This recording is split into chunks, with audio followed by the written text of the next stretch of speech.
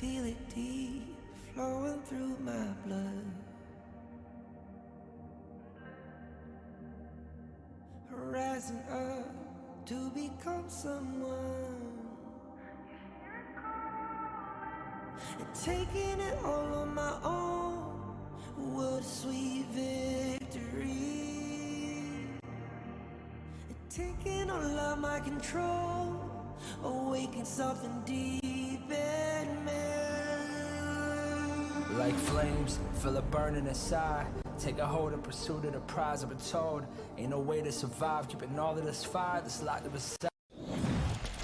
Is that really your best?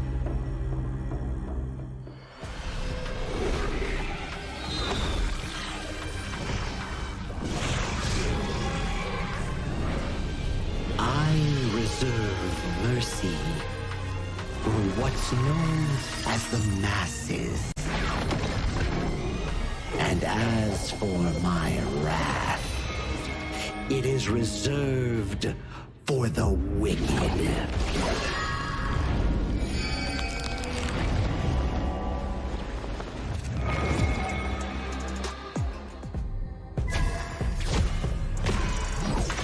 Only after enduring all 81 trials did I see how this world's hardships never end.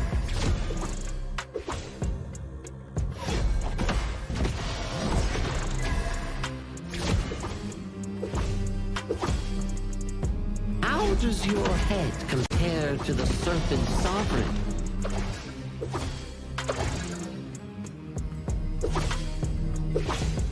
Yeah! Huh?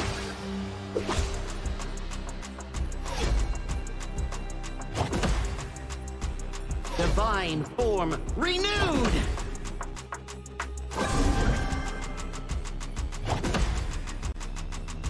Evil, be gone!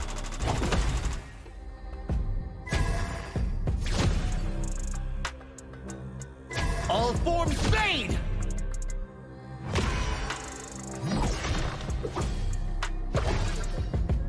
Before the Lotus Podium, all suffering ends!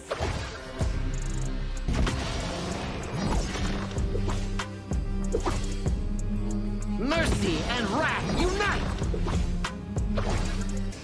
I return from the West to dive back into this chaotic world.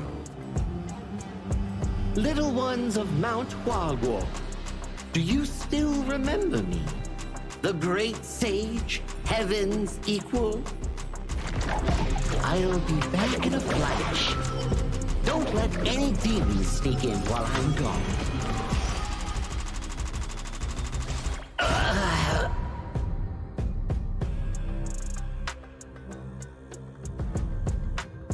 Time to leave the stone behind and see where fate takes me.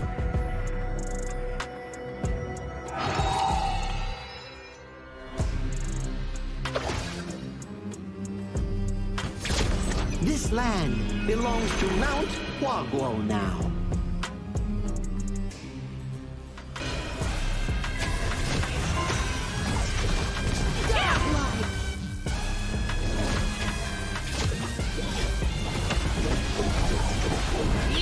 Legendary!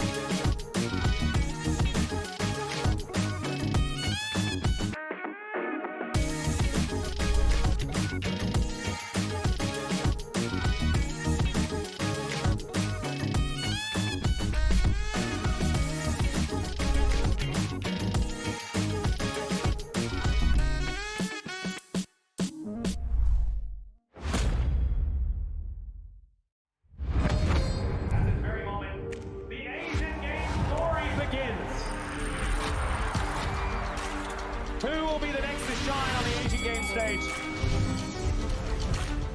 Contestants fight for the honor of their regions while we cheer them on from the stands. Double kill.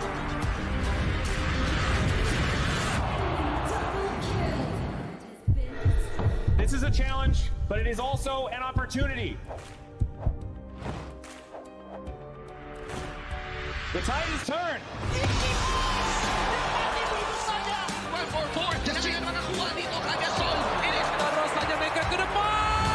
Aspas in front. They're going to use it. Golden Tide close out Anthony. Victory.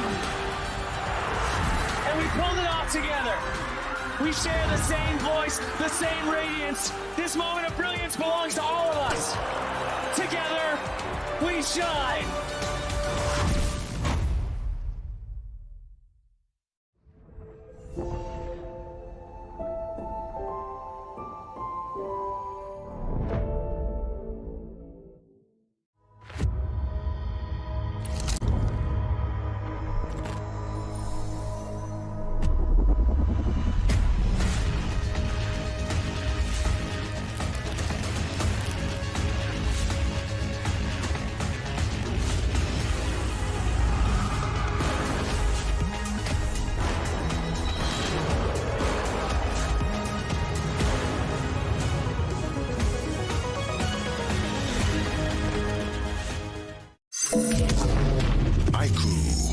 The new Honor of Kings version is here. Let's take a look at the two major areas of updates: hero control adjustments and battlefield balancing improvements. Basic attack targeting rules have been updated. If a player is crowd controlled for too long while using a basic attack, the attack command will now automatically be cancelled, preventing heroes from continuing to chase enemies after the crowd control ends. The movement wheel's dead zone has also been adjusted. After the improvements, there's no longer a dead zone in the center, helping prevent input interruption issues.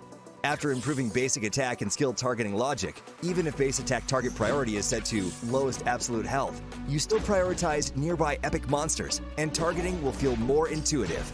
Next up is an overview of the battlefield balance updates. In the new version, the true damage value of the Crimson Golem buff has been adjusted, with the minimum value slightly reduced. The tower destruction slow effect has also been improved. When a tower is destroyed, nearby enemies will now be slowed. The teleportation portal cooldown has been reduced from 45 seconds to 30 seconds, allowing for more flexible tactical choices. A new lizard platform return mechanic has also been added. When a lizard leaves the platform's area, it will automatically climb back onto the platform. There are even more battlefield improvements waiting for you to experience in-game. See you in the Gorge.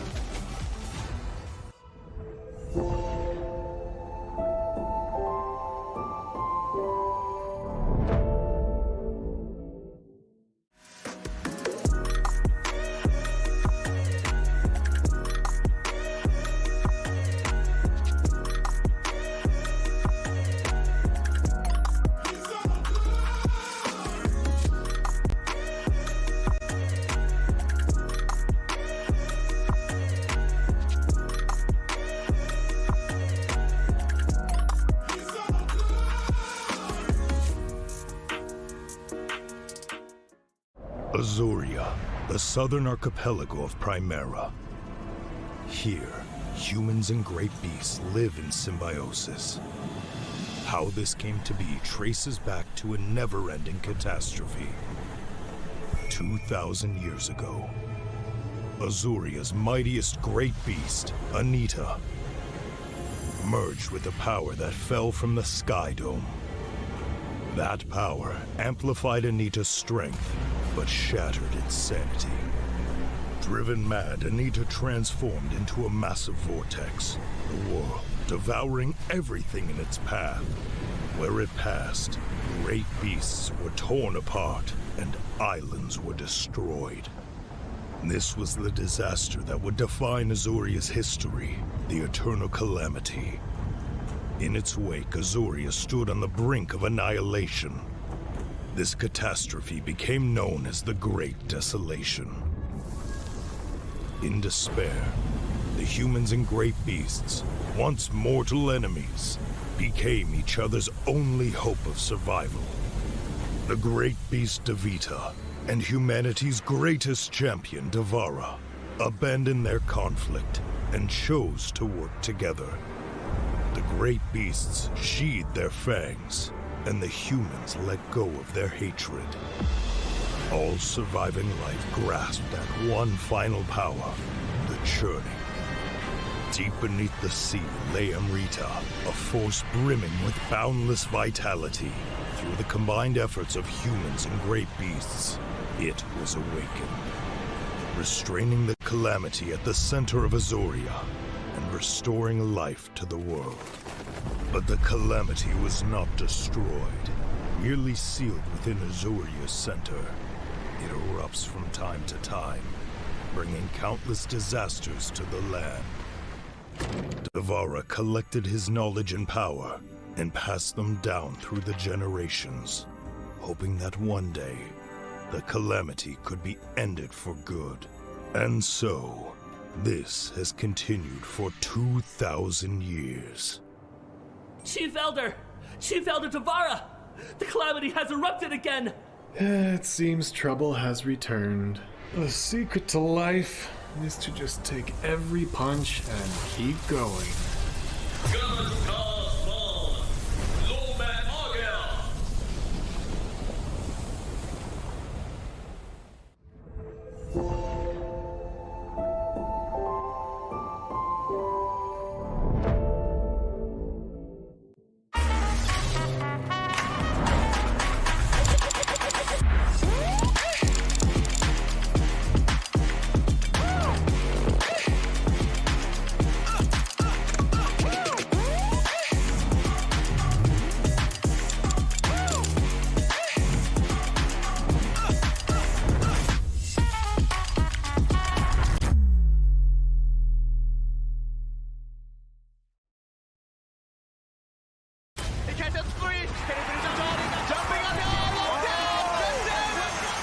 Welcome to the 2026 Asian Games Esports Qualifiers, Honor of Kings.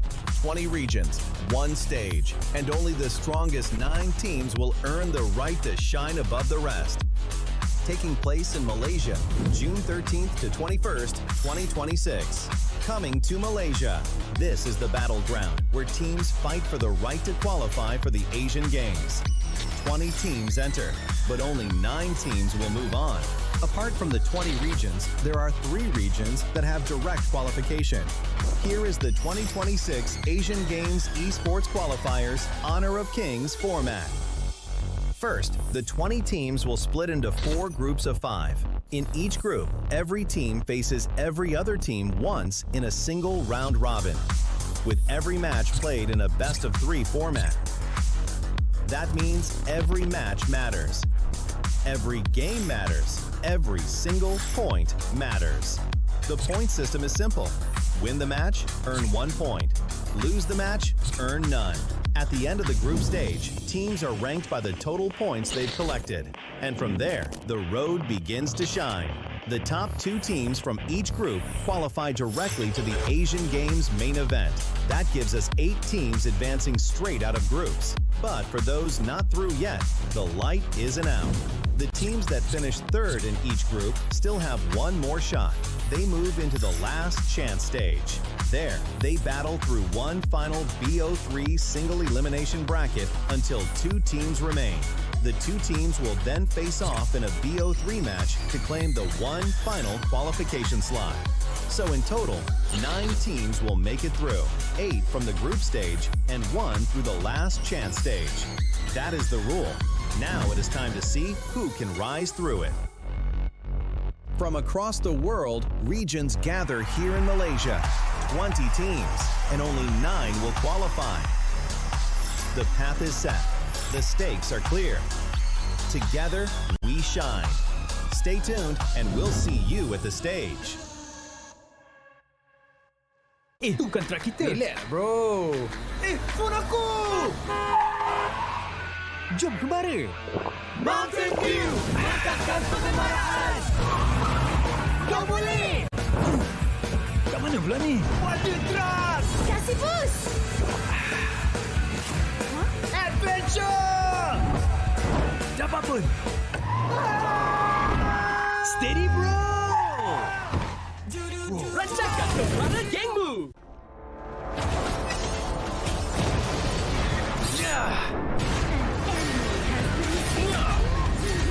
Double kill!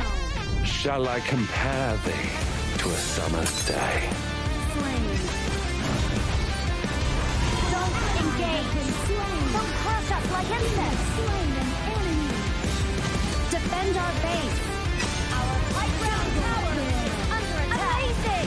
Unbelievable! Ah, the fragrance of romance.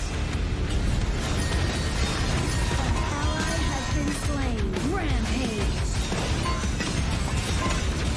Double kill! Triple kill! Spectacular!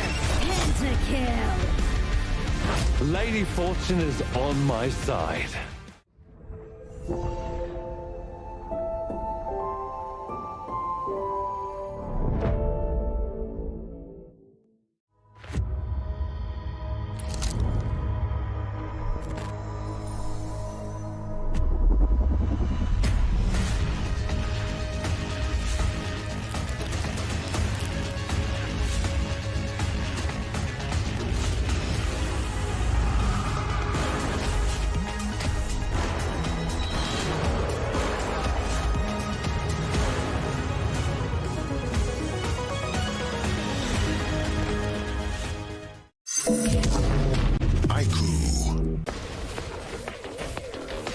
You have been slain.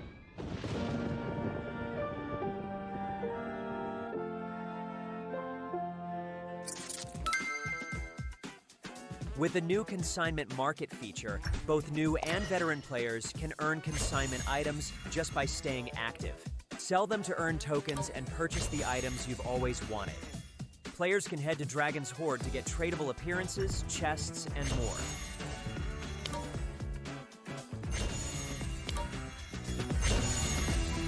Players can list tradable items on the consignment market to earn curio tokens. During the initial launch period of this feature, all item listings will have their listing charge waived. Use your curio tokens to trade on the consignment market, or purchase skins that were available before June 17th directly from the shop. With the new consignment items, players can complete events to earn tradable chests. Choose to open them yourself or list them on the consignment market for sale. Tradable skins can be obtained by opening tradable chests or by redeeming them in Dragon's Hoard. Tradable spritelings can be obtained by opening tradable chests. Tradable cards can be obtained by opening tradable card chests. If you bought an item but did not use it yet, you can still relist it on the consignment market. Unstoppable.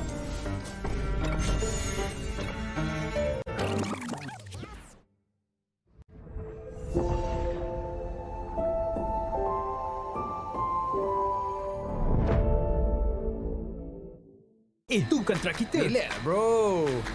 Phone aku! Jom kembara. Mountain Dew! Angkatkan pengembaraan! Kau boleh! Kat mana pula ni? Water Trust! Kasih boost! Adventure! Dapat pun! Steady, bro!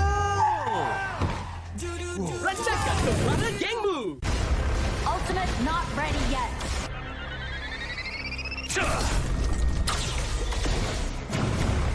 have slain an enemy. My magic murmurs in ecstasy.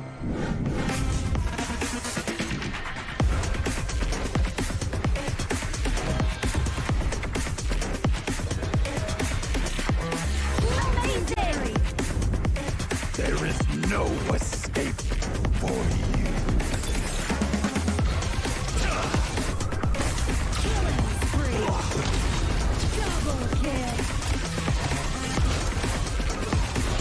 Triple kill. Spectacular kill. Don't worry. I'll be back for your life soon.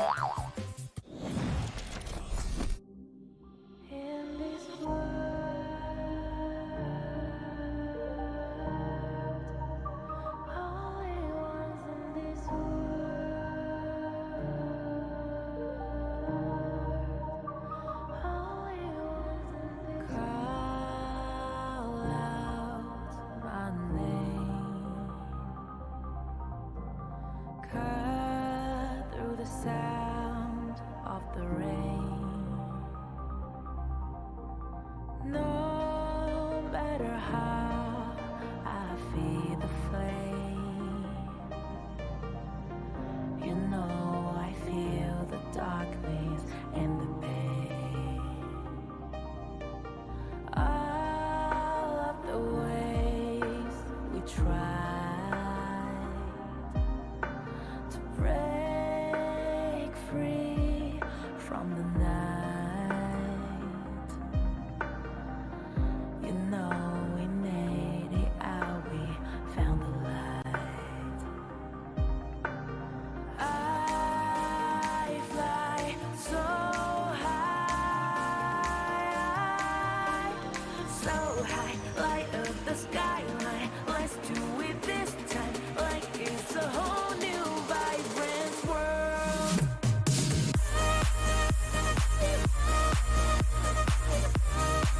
Like we're the only ones in this world. Like we're the only ones in this world. Now I see that I got everything I need. It's alright, I'm on fire, I'm alive, 'cause now I fly so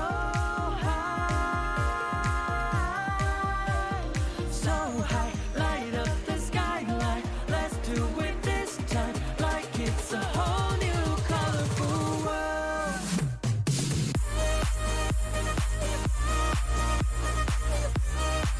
Like we're the only ones in this world.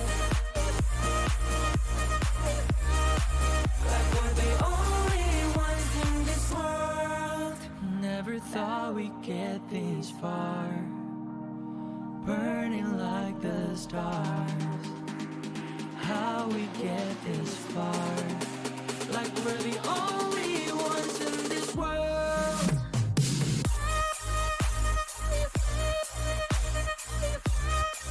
Like we're the only ones in this world. Like we're the only ones in this world.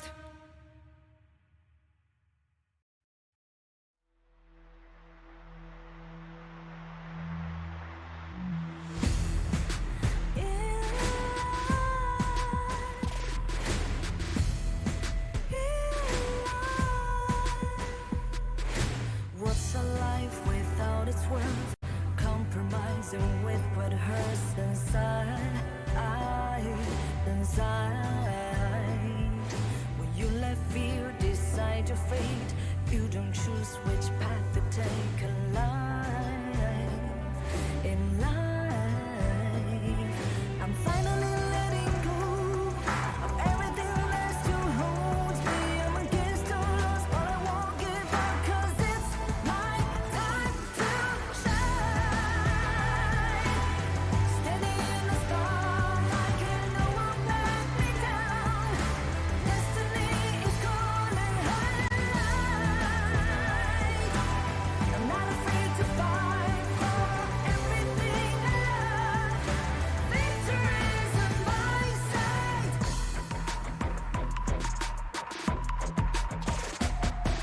The more we lose, the more we gain. The more that nothing stays the same. In time,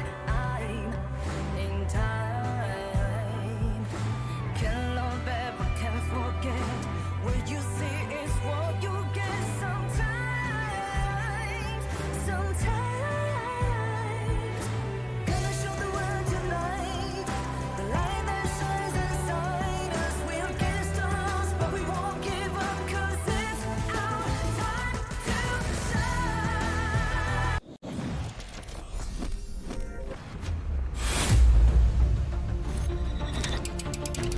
Day 6 of the Asian Games Esports Qualifiers. Honor of Kings saw another round of teams looking to strengthen their position in the race for qualification. Indonesia opened the day against Pakistan and delivered exactly the kind of performance many have come to expect from one of the tournament's strongest contenders, securing a convincing 2-0 victory to continue their impressive campaign.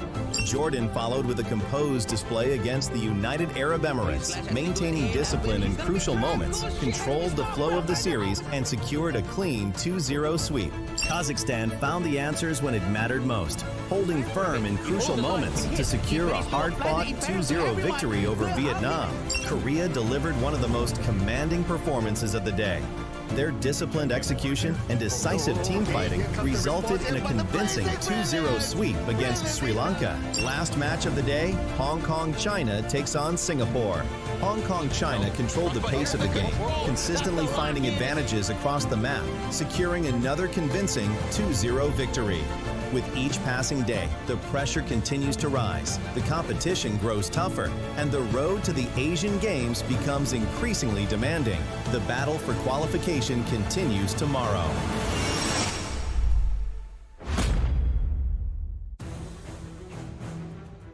Good day to all the esports fans around the world, and welcome to the 7th day of the Asian Games Esports Qualifiers Honor of Kings. Direct qualification to the Asian Games await the top 2 teams in each region, and those outside the top spot may find themselves battling for the second chance clash. Now, we open today with Uzbekistan going up against Mongolia. For Uzbekistan, this is a must-win fight, as a victory will ensure their 3rd place spot. And coming in Group B, Myanmar enters the stage as the only team that have yet to lose a single match. But standing in their way is Kyrgyzstan, a region that has steadily climbed the standings. And getting a win today will ensure a top 2 finish. Now in Group C, Vietnam comes in hungry, just 1 step behind Laos. They want to overtake and change their course. And then there's Republic of Korea. Bold words have been spoken. We will win and we will end it fast. Syria has heard every word, and today they respond. Now we finish the day with Sri Lanka and Singapore still looking for their first match win, and one of them will be victorious at the end of the day. Some teams are protecting their position. Others are looking to extend their journey. This is Day 7 of the Asian Games Esports Qualifiers Honor of Kings. Casters, lead the gorge.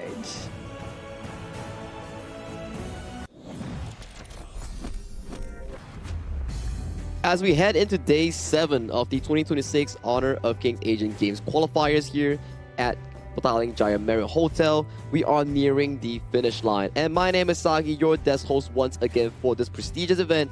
With me are our casters of the Gorge, Holler and Sir Cloud. Welcome back to the English broadcast. Man, okay, so yeah, I lost that, so I have to start off bad. Anyway, welcome, ladies and gentlemen. Wow, it's been many grueling days for these players, and the matches are heating up because the groups are really starting to take shape.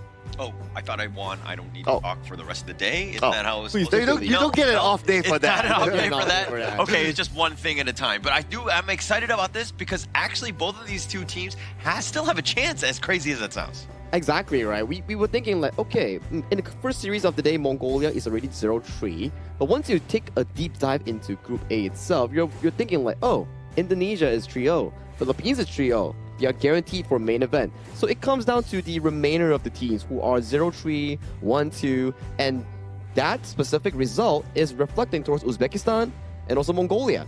If Mongolia pulls an upset and wins a game, we're going to have a 3-way tie for 3rd place last chance stage coming in for Group A. Oh man, and the 3-way tiebreaker will be really tight as well, right? Man, it's crazy. But yeah, that's what makes this tournament exciting at this stage, right? Yeah, but let's check out the standings real quick here, because Sir Cloud, when you mention exciting here, there's plenty more room of games here before we venture into our final day. As we talk about Group A just now, that's the exact situation.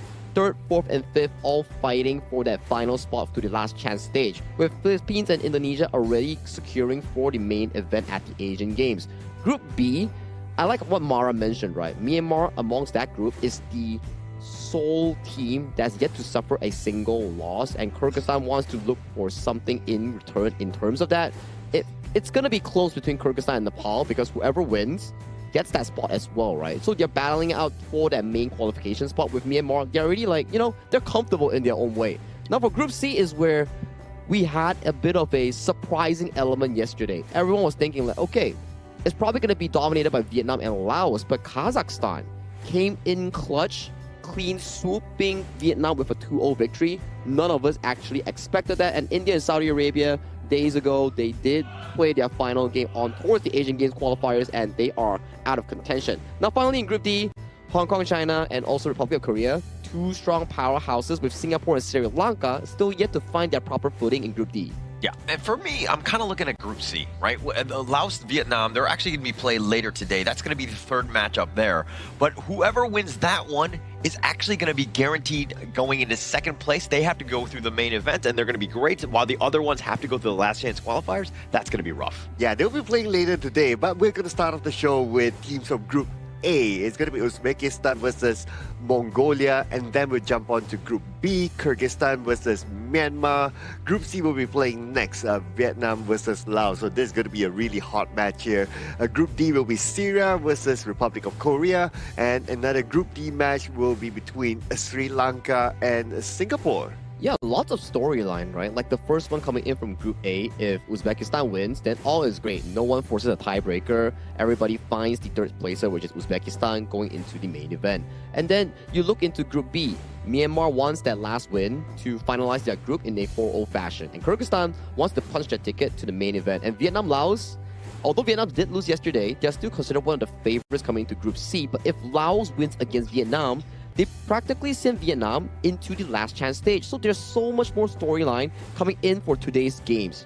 Actually, there could be even more drama as they're coming in, right? I think that's the craziest part, where like even that series, the Group C, that could kind of get into a little bit of a tie as well. So there's like anything can happen at this moment, and I think that these final 3 days are going to be super exciting. Yeah, I'm pulling out my crystal ball right now, and I think we will see some form of tiebreaker somewhere. Okay, Yeah. I thought you were actually going to pull out a crystal ball, but it was just your hands. But okay. Imagine. Okay. Imagination. Sorry, I have a terrible imagination. But if you want something realistic, you can always check out Honor of Kings official app itself to get the new Hanchi Playground Hunter skin for free. Just do some missions, do some daily milestone requests, and then you can get this skin for essentially free. Remember to claim those points and claim it when you reach the full bar. Have you got it already? I have not. I've not. Still need a little bit of time, right? I haven't been able to play them all, but this is definitely on my list of things to do here. Oh yes, I've already collected it already. Oh, yeah, so how's the skin? Yeah, it's a nice skin. It's a nice skin. Of course, I'm not a Baichi main, to be fair, so I get it just because it's free. And yeah, I mean, who doesn't like free stuff, right? I mean, everybody around us likes free stuff, right? And especially yesterday, we also saw Hong Kong China's Kahin. He played Baichi jungle. I think back-to-back days he played that, and he had a pretty good setup on the late waves. I think it could be like pretty good study material coming in for players who want to pick up Baichi as a Clash or jungle based on that gameplay. Yeah, he's definitely inspired me, at least to try it out. I've never really played Baichi. I like the Clash, but Baichi is one where, again, you saw the impact that he had yesterday, and I think I just want to kind of lay waste to my opponents as well, and hopefully I can get to that level, but let's be very honest, I'm not going to get that point. I see what you did there. I see what you did there with the wordplay. Yeah. But yeah, I guess we're going to be looking at who's going to be playing after this. Yeah, our first series of the day will feature both teams coming in from Mongolia and also Uzbekistan. A very important one coming in from Group A, as this is important. Let's invite them to the stage with this teaser video.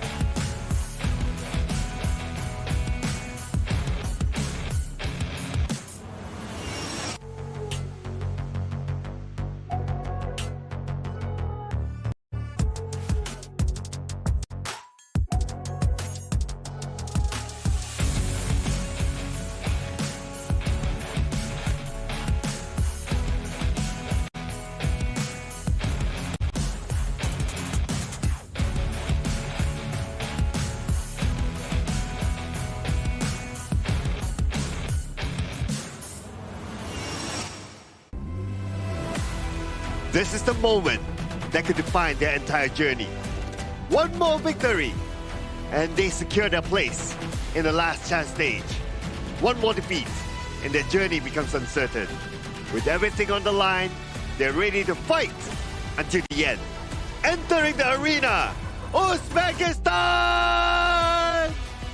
With nothing left to hold back, they're ready to give everything. Today, they fight for pride, for their fans, and to claim their first victory. Determined to prove they belong among the best in their region, give it for Mongolia! It's a do-or-die situation coming in for both of these squads. Just like you guys mentioned here, a win will separate them from either the last chance or a ticket back to their respective regions here. For this upcoming series here, everything is on the line. Yeah, absolutely right. This is a very, very important match. You want to get every opportunity that you can get to qualify onto the next round. So these are your players representing Uzbekistan. We have Mahmoud, Farouk, Ummitjon, Usmabek, and also Akbar. Yeah, this is a squad that, I mean, we've seen glimpses of brilliance, right? There are moments where we're like, okay, this is why they're here. Ismailbek has been that type. Farouk is when he's able to get his farm and able to kind of carry from that core role. This is a squad, again, they're looking at those two to really make some sort of value plays and to take over the games. And their general playstyle revolves around comfort picks like the Kaiser, Dolia, and also Futsu that they really like to force out the draft itself. But I'm not sure whether it will actually work out against Mongolia as a whole. Yeah, Mongolia here made up of Yavolan, Dagvadic, Yandu, Batuzis, and Bakarel. And Batuzis has kind of been the guy, right? Whenever they have a good game, it's usually because he's kind of finding his place. He's finding his farm on the map. Oh yeah, and this team, well, they haven't had the best of time based on performance-wise, but then again, those were experiences, right, that they gather here. And today that they will be playing, I'm pretty sure they will put their best footing forward. And games were not as generally easy coming in towards Group A. You have Philippines and Indonesia, two of the giants coming in towards Group A that has already qualified to the main event. But Mongolia, we've seen from day 1 up until day 7 currently, they have been improving at a drastic rate. I wouldn't say fast, but there are signs of them improving as a team and as individual players as a whole. Yeah, and actually going into this, I mean, when you knew Indonesia and the Philippines were in your group, you're kind of looking at all the other teams, right? Those are the ones where you're trying to get the wins. But talking about this head-to-head, I mean, Mongolia just has not, again, really had as great of a time as Uzbekistan, especially since you've only gotten 17 kills in 6 games. Hey, but you got to admire the fact that they are willing to experiment, right? Just look at their hero pool here. Oh, yeah. 26 compared to 22. And if I'm not mistaken, so far, based on the stats that we have seen, 26 in hero pool is one of the highest. It is one of the highest one. It just shows that Mongolia, even though they are losing most of their games thus far, they are still willing to experiment such picks to find a way to break just a slightly through in their milestones here. You know, that first win is going to be really important if they can actually find it against Uzbekistan. But talk about Uzbekistan though. Their game against the side of Pakistan where they got that reverse sweep is something to be mentioned about, because we haven't got a single reverse sweep nor a 3-game series aside from the one that Uzbekistan played. Is that literally the only one? The only one. The only one. Okay, so I mean, it proves that they had the resilience, right? When you're ever able to, you're down 0-1 and things are looking really bad, how do you bounce back? And it looks like Uzbekistan were the only team to do so. Wow, and that's a really good story to tell, right, on the fight, the grit here in this tournament here. Besides that, they have a slightly more advantage when it comes to taking first strikes, right? So that's also a signal to me that, okay, Uzbekistan might be the team that plays a little bit faster and they're looking for those early opportunities. So that's something that the Team Mongolia needs to be aware of. Yeah, they need to definitely be aware of that early game potential coming in from Uzbekistan here, especially for Mongolia. We know for a fact they do revolve more around their jungle and farm lane for those main carry and damage output. So coming in for the first draft of the game, Mongolia will be heading over to the red side. As we talk about red side, it's more on the counter side. You want to be able to draft things like the leftover OPs and also the last pick counter to better top up with comp. Like what we saw yesterday, where I remember Vietnam going up against Kazakhstan. Kazakhstan had a beautiful Zia last pick to actually counter out against the full composition. Yeah, and actually Mongolia have shifted, right? I think the first couple of days when we saw them, they were trying to go for blue. They were looking to secure some of their heroes. But now that they've kind of shown that actually we have pretty deep hero pool ahead of us, we can kind of go with the red. We can use and counter pick the blue side here, and it looks like it's going to look to be aiming for Uzbekistan. hey, if they have such a deep hero pool, I look forward to seeing whether they will bring something new to the Gorge, right? Maybe another new hero that has yet to be played yet so far. So that's something that I look forward to seeing from Team Mongolia here. But let's see if that happens as we get on to the draft. Let's get towards it. This is going to be Game 1 draft between Uzbekistan going up against Mongolia here. The stakes are on the line here. If Uzbekistan wins, all is great. They make it to the last chance stage. But if Mongolia wins, we will have to go through some numbers to see how the tiebreaker works out between Pakistan, Uzbekistan, and Mongolia. If they win, that is. Look at this. I mean, look at the bands. Let's start with there. Yukio and the Ata on the side of Uzbekistan. Mongolia going against the Mai and the Guan Yu. All meta picks at this stage. Probably the only big opening, of course, the Dolia, which is going to be picked up here. But the Chano, again, top 3 pick here, is potentially available. Yes, it's not being picked up yet by Mongolia. And looks like they're going to go for the Direnje. So no channel pick for their side. It's still open for Uzbekistan. But they can still go for something that they're comfortable with, right? Like the Dolia Kaiser combo can be something that they can consider right now. If they don't pick this one by this point of the game on the draft, it could potentially be banned. Yeah, it could potentially get banned here. They do lock in the Fatih first. Not going to be the foods that they had relevant success with in the previous series against Pakistan. And they do come up with a Consort U. I guess it goes back to our discussion there, where they like to give the priority over to the direct matchup between Ismoilbek and also Patulzi, which is also a good consideration here. But coming in for this side of Uzbekistan's draft, quite little tanks to actually form up that tank line for the farm lane to actually move in for those damage output. Yeah, and also the Dolia, I mean, the Fatih and the Consort U are probably like not the top picks you're looking for to go with the Dolia for that Celestial Melody. So this is more of maybe they're looking to just steal it away. And of course, come the second phase, probably picking up some sort of alt that will really utilize that spell later. The Ghanemo pick makes sense, right? Going up against the Consort U, because Consort U is anti-physical. Correct. But the Ghanemo is full magical, high burst damage. So one shot with a couple blades potentially can take down the Consort U depending on how many stacks that he gets.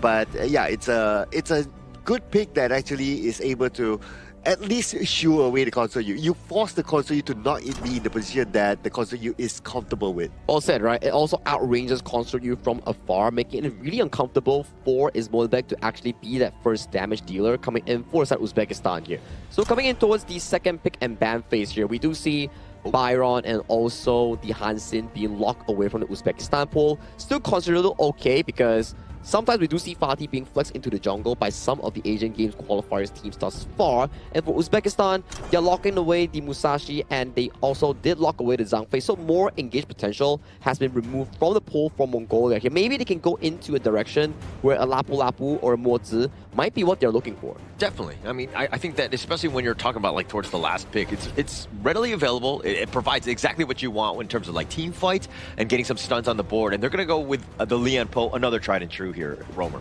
Well, somehow the Kaiser is still open. I thought that it would be banned.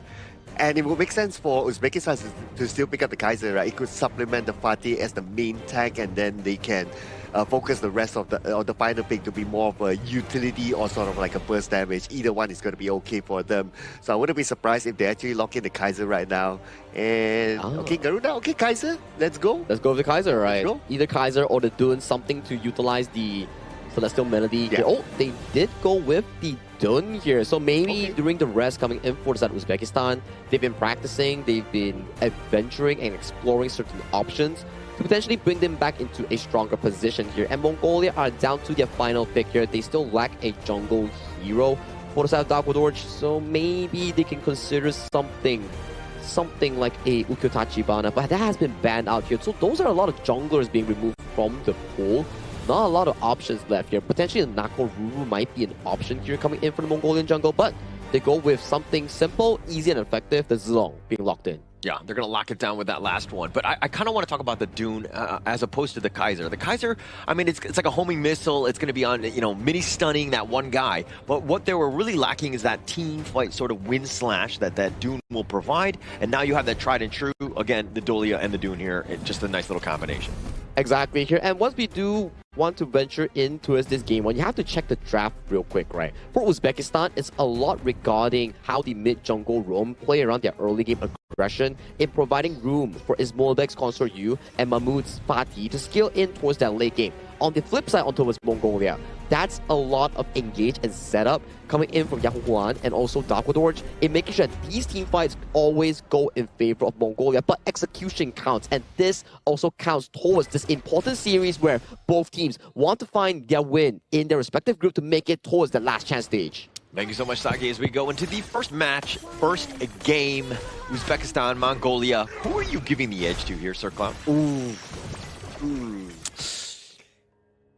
Okay, it's kind of like a tough one. I feel that both sides have their own advantages. Like, I really like the Dynamo pick here to try to zone out the Consort U. I think that's really nice, and that will render the Consort U not able to give free damages. And you kind of think about it, Uzbekistan, they're very reliant on the Consort U for those continuous damage, right? So that's one thing. But I do like the teamfight potential from Uzbekistan because they have like the two big boys that can stay in front and allow Consort U to have that free hit. Yeah, you really like them big boys, right? Yeah, I like the big boys. Yeah, the meaty. Yeah. Okay, yeah, but if we're talking about the mid lane here, I mean, you mentioned this Garuda going up against Yandus, Gan, and Mo. I think for me, it's about like who's got that long range, who's going to be going in with the poke, and to kind of really initiate some of the team fights, because that's like the initial starter of like really getting into it. Because if you're too low, nobody really wants to fight. All right, yeah. Speaking about fights, right? So to specifically answer your question, I know I didn't really answer your question earlier on. I was giving you a 50-50, right? Yeah, but I'm not going to be that guy who sits on the fence, just saying, right? So if Mongolia gets like first strikes and then they follow up with the second, third, like if they win the early game, basically, right? I would say they have a chance. They have a better chance here. Okay. But Uzbekistan is able to stop that from happening and allow things to get in play during the mid-stage of the game, then they will have the chance. Yeah, and it looks like there was a little bit of a chance here. Now on the backside, actually, the flash away. Darkwadorj is going to be going down. Baccaral running for his life. He has the shields, but at what cost? Oh, but to set things up, Akbar going down. Baccaral's getting a little bit low. He needs to be on the careful side. Mahmoud looks like Mahmoud will walk away, though. Okay, it almost feels like after Uzbekistan, they got that first strike, they kind of let go of that concentration there. They grouped up together not knowing that the Dharma was still around, and the Dharma got a good mantra there from the side, just pushing them towards the wall, and we'll get to see that again on this replay. Okay, so Uzbekistan goes in, yes, they get the first strike, and then they start to let go of the ball here. Okay, they chase, but while they were chasing, they grouped up together, and when they grouped up together, Team Mongolia took advantage of it. Yeah, they thought they could have him on the run, and they were chasing, right? And Yavalam was like, actually, I still have my flash truth. I'm able to just get in the right spot. I mean, it set things up where things were looking bad for Mongolia, let's be honest. I mean, they lost one member. They were looking to just run away, get out of that team fight. But Yavalan, okay, making them pay, got something in return. Yeah, but the best part about this is that for Team Uzbekistan, they did not give away any form of assist or takedown to the Ganemo because you don't want him to get those stacks to quickly scale. Now, the Ganemo needs to find that. Yeah, and now Yavalan, who made that amazing truth play, he's going to be stuck in this corner, and now it looks like Baby going down in that corner. Okay, would it have changed if he just walked straight back? Maybe, because his teammate was on the way though, so I thought that, now that I can't think about it, it would have been better if he just walked straight back, because he would have had backup. If he puts himself in the corner, then they can't help him. Yeah, there's no exit plan out of that one. And now the Tremor Smash, Batgirl just barely surviving, thought about taking the healing dew, he's just like, oh yeah, I'm a roamer, I don't really have that much value yet. Oh, come on, roamers life matters, man. Yeah. Please show us some love. But anyway, it was good. The fact that he's still able to get away means that he knows what sort of threshold of damage that he's able to absorb, right? So that is a typical tank roamer playing a tank roamer style. You really need to know what sort of damage that you can take in. But because Uzbekistan, they've been playing this rather actively in the past 1-2 minutes, so they have created that space for them to get this Tyrant unchallenged. Now, talking about the winning conditions for Team Mongolia, right, is that they have to be able to win the early game. But so far, it's not about them not able to win it, but Uzbekistan has been responding well. Yeah, responding well, and actually, you're threatening. I mean, you saw that Baccaral got low. He had to actually just walk on back and then get on back to the fight. And he's so far away, that creates that space for the Tyrant to be easily picked up. Uzbekistan just kind of, again, playing the lanes properly here. Yeah, but I'm giving it to Mongolia as well, like how they're still trying to rotate. But here we go. For Mahmoud, trying to go in for this, but now the Tremor Smash used defensively. The wind slash will connect. Baccarat nowhere a way to get on out. He does get taken down, and now the jungle invade begins by Uzbekistan. Slight overextension there at the top by Team Mongolia.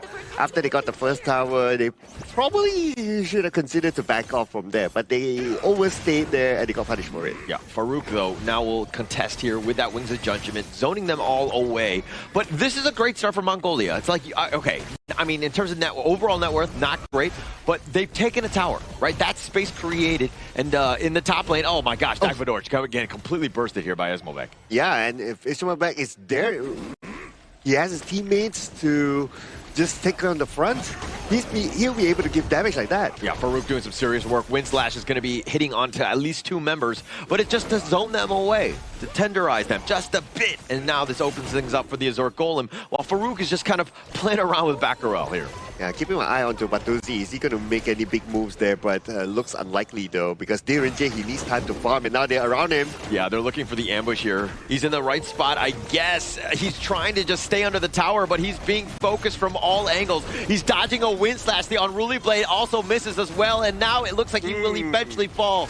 But Farouk has done some serious work on the back line. Dagvadorj now running for his life. Just running into Farouk the Dune, if you will. He's been an absolute beast. Oh, it was just unfortunate for Batuzi, right? Like, he went back to his first tower. If only he turned the other way to walk towards his own base side, then he might have survived that one. He wouldn't have put himself in that kind of awkward situation where he's sandwiched by Uzbekistan. So it was just unfortunate that he took that route. I think long term, if he was able to go all the way back to his base, that would have been best case scenario. But you were coming in from all front. Like, you have to be a little bit of a ballerina in the sense of just like trying to dodge some of the attacks and to get under the tower so it does a little bit of work. And Farouk did a good job of just making sure that the tower aggro wasn't on him, and now the Overlord being picked up by Umejan. Oh, okay. No steal there with a couple of blades by the middle. Oh, Kanemo!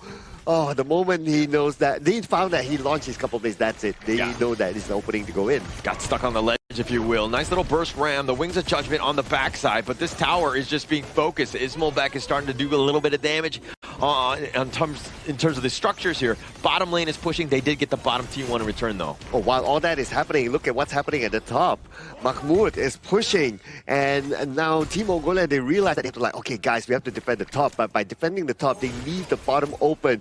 The blue buff especially stolen away by Uzbekistan. Oh, right on the backside, the Unruly Blade with that Wind Slash, the nice little combination, but Tuesday, he's getting focused, and Mahmoud taking him down. Akbar on the run, the blades were not enough damage. Mahmoud is still going ham. Farouk as well. They're looking to dive T3s. I think they're trying to make a little bit of a statement as they get the Wind Slash. Dagvadorj will be picked off, and they will continue with this siege. Mid T3 going down as well. The team by Team Mongolia was very scattered. Yeah, Farouk, he is, again, no mercy, no hold, but the truth on back, and there's no backup. But Yavalon gets focused now. He's going to be taking down the hot streak going the way of Farouk, as he has, again, just been this monster up front. You have to fight as a team. You have to ready all 5 plays before they can go in. Oh, now, nice little burst ramp. Baccarat, a little bit of focus on that one, but Batuzi getting picked off. Farouk doing some work. The crystal is open, but they don't have the minions. So if there's any sort of reprieve, Mongolia will survive at least for the next minion wave. Okay, that's a lifeline for them, right, Holler? So with that lifeline, they have to reflect on what happened in that last fight. In that last fight, they were scattered. They didn't go in as a team. When the Rover engages, like, nobody comes in. Yeah, Farouk, a backside yet again, finding 3. Just doing some serious work, and they all have to scamper off. Uzbekistan just doing they're like such a great job of just controlling this game and finding the right angles to just get on top of their opponents. Okay, they will have another chance though, because all 5 of them are still in the game. Now it's a matter of Bagheera finding that opening to start. Yeah, Unruly Blade starting it up. They find Batuzi yet again. He's going to limp away, gets back to the fountain. Baccarat is not going to be as lucky. The truth hitting him onto the crystal, but they're all going down. There's only 2 more members left. Mongolia is just trying to deal with the minions as Farouk is on the back line, continuing to threaten, but Farouk goes down, but they take the crystal, and Uzbekistan up a game. Good wake-up call here coming in from Team Uzbekistan after their loss going in towards Group A against both Philippines and Indonesia. And right now, With one win on the board in this series, they're one step closer to be hitting that finish mark of that last chance stage. Oh yeah, they are very close right now to giving themselves a chance to move forward in this tournament. But in overall, I see the draft, the gameplay by Mongolia is like, okay, what might play out, much so on and so forth. It's not that they didn't try, right? Like during the early game, yeah, they made those rotations, they made those attempts, which was great. I admire what Mongolia did. But towards the end, when they were pushed back into their own base, when they're forced to like, okay, guys, let's make the counter engage now, right? It feels like everybody was not on sync in that sort of fight. I think it's more on towards the experience that Mongolia actually has with a young squad, where some situations they couldn't find the answers or the plays to actually react towards them. Hence, they just couldn't find any answers for the plays that Uzbekistan was putting up against them. I was kind of looking at Farouk. I mean, they really didn't have any answers because they're like, okay, they're trying to defend, but then that supply line essentially gets cut off as they go for that. You know, Farouk is just there, right? And so he's always prowling around the back line. And when you're grouped up like that, it's just like amazing for Dune. Like that's like best case scenario because you can hit that wind slash. So he just made life incredibly tough for Mongolia to find any sort of footing, any sort of defensive hold here. Yeah, and while all that is happening, Consort U, nobody dealt with the Consort U, right? Nobody went to the back line to try to deal with the Consort U. But to be fair, I kind of understand as well. If your goal gap, your experience, your level is that far by that stage of the game, right? You can't even reach the Consort U. By the time you attempt to even reach the Consort U, your life would have been like half gone, or you would have been gone. Yeah, exactly. And there was signs of good plays coming in for the side of Mongolia, where Yao Husang got like the three-man troop in towards the bottom lane, trying to equalize the play where we saw Batuzi getting picked off. But those sort of plays weren't recreated coming in from Davidovich, Yao Husang, or Bagarel, who were the three primary damage dealer coming in from the Mongolian squad. Whereas from the Uzbekistan side, after they got that pickoff in that bottom lane, they immediately convert that pickoff into an Azir Golem attempt for the side of Farouk. That's where he started to snowball over his jungle opponent. What a clean game by Uzbekistan, right? I mean, Akbar only dying a single time. Everybody else just understood their assignment.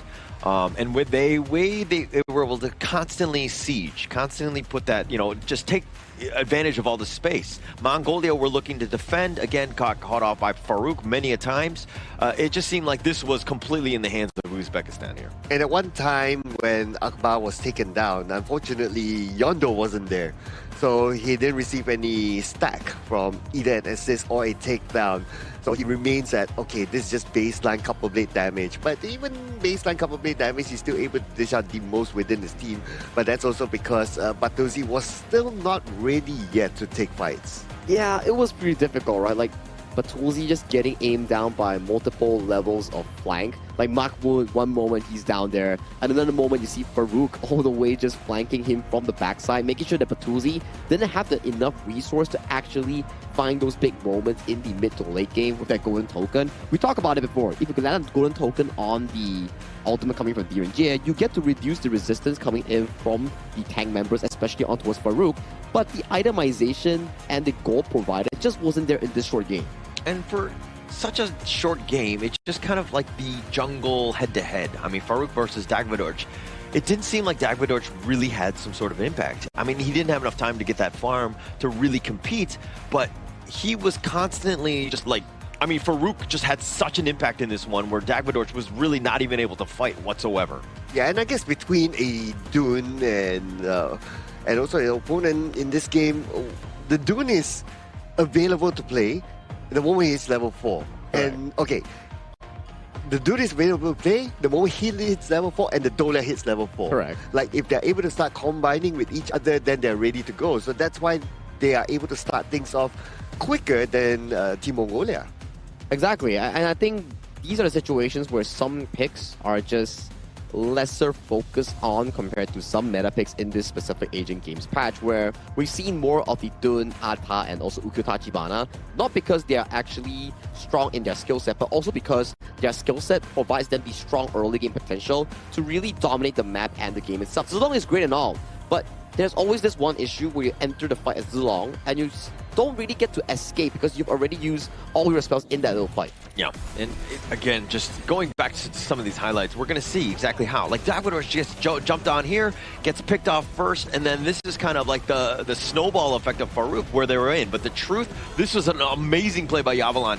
Unfortunately, I mean, they get a little bit of a return kill on this one, but then he kind of locks himself in a corner here. Not the greatest spots for him. Yeah, I guess if he had that communication that, Davidoff was on his way and he just walked straight back, Davidoff would have been able to back him up. But yeah, unfortunately, that wasn't the case there. But because of those kind of like small communication mistakes, then things start to snowball from there. Yeah, it wasn't easy nonetheless coming in from the side of Mongolia here. There were signs of success, but once the pain train coming in from the Dun Dolia starts moving around, that's where you start to see how strong this combo is, and that's where you were pointing to, right?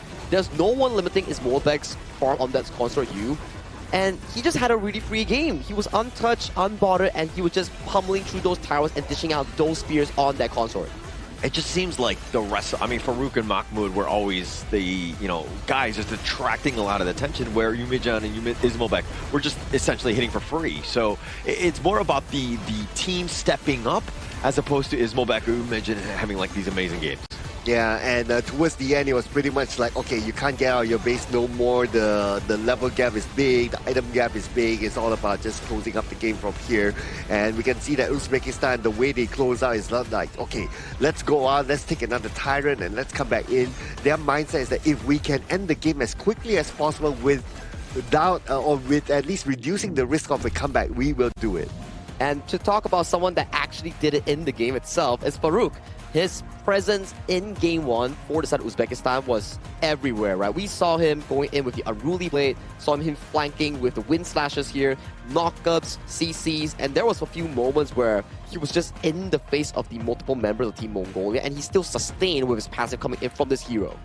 Absolute limit to that hero, right? I mean, taking 36% of the damage as well as just dishing quite a bit. I kind of wish there was a counter for the stun lock timer, because he was just constantly just knocking him up, right? Just holding him down for the rest of, Ismolbek to just take him down, so to speak. Yeah, and thanks to the Dolia as well, that refreshes him, right? Allows him to be confident to move forward, and he can just move back if needed to, or even move even further forward, depending on the situation. But still, very, very good play here by Farouk. He is showing that he's a very versatile sort of jungler that can, well, not only depend only like a Kaiser type of gameplay, but also a Dun works very well for him as well.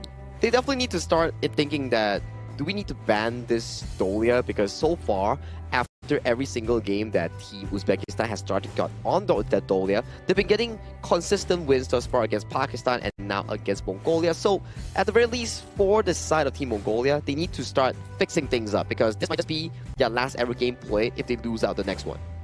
We gotta just like pray and hope, send energy to Mongolia to figure things out, right? I think that even going into Game 2, is Dolia like the difference maker? I mean, so far the data says yes for Uzbekistan, right? Ride that one out. Don't change things up. I mean, if you're able to win with it, regardless of the other heroes that you might have in terms of like Kaiser or Dune, just run with it. Yeah, and why Dolia is the difference maker here is because, okay, if you only have a Kaiser or only have a Doom without the Dolia, then the effectiveness is not really there, right? Yeah, it's effective in its own way, but not as effective as with the Dolia. But if you take out one Dolia, you just need to use one ban on the Dolia, right? Basically, you render like these two heroes like 50% capacity. Yeah, lesser effectiveness, right? Because at the very least, if you have a solo Dun, one Unruly Blade going in, it doesn't mean you can potentially come out after soaking all the damage. When you have a Dolia, you have so much more options where you can just continue on with another one towards the backline, where you're like, okay, poke's done, job's done, let's head out, let's throw another one back home. That works too. And talk about Kaiser as well.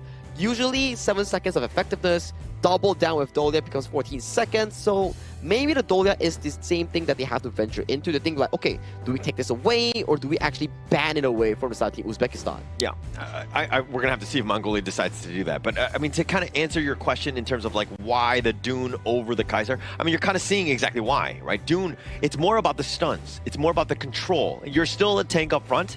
He's still able to play his playstyle as Farouk, but he can do it in a different way. And I think that they had a lot more success with the Dune as opposed to the Kaiser in this one. And you know what makes them successful?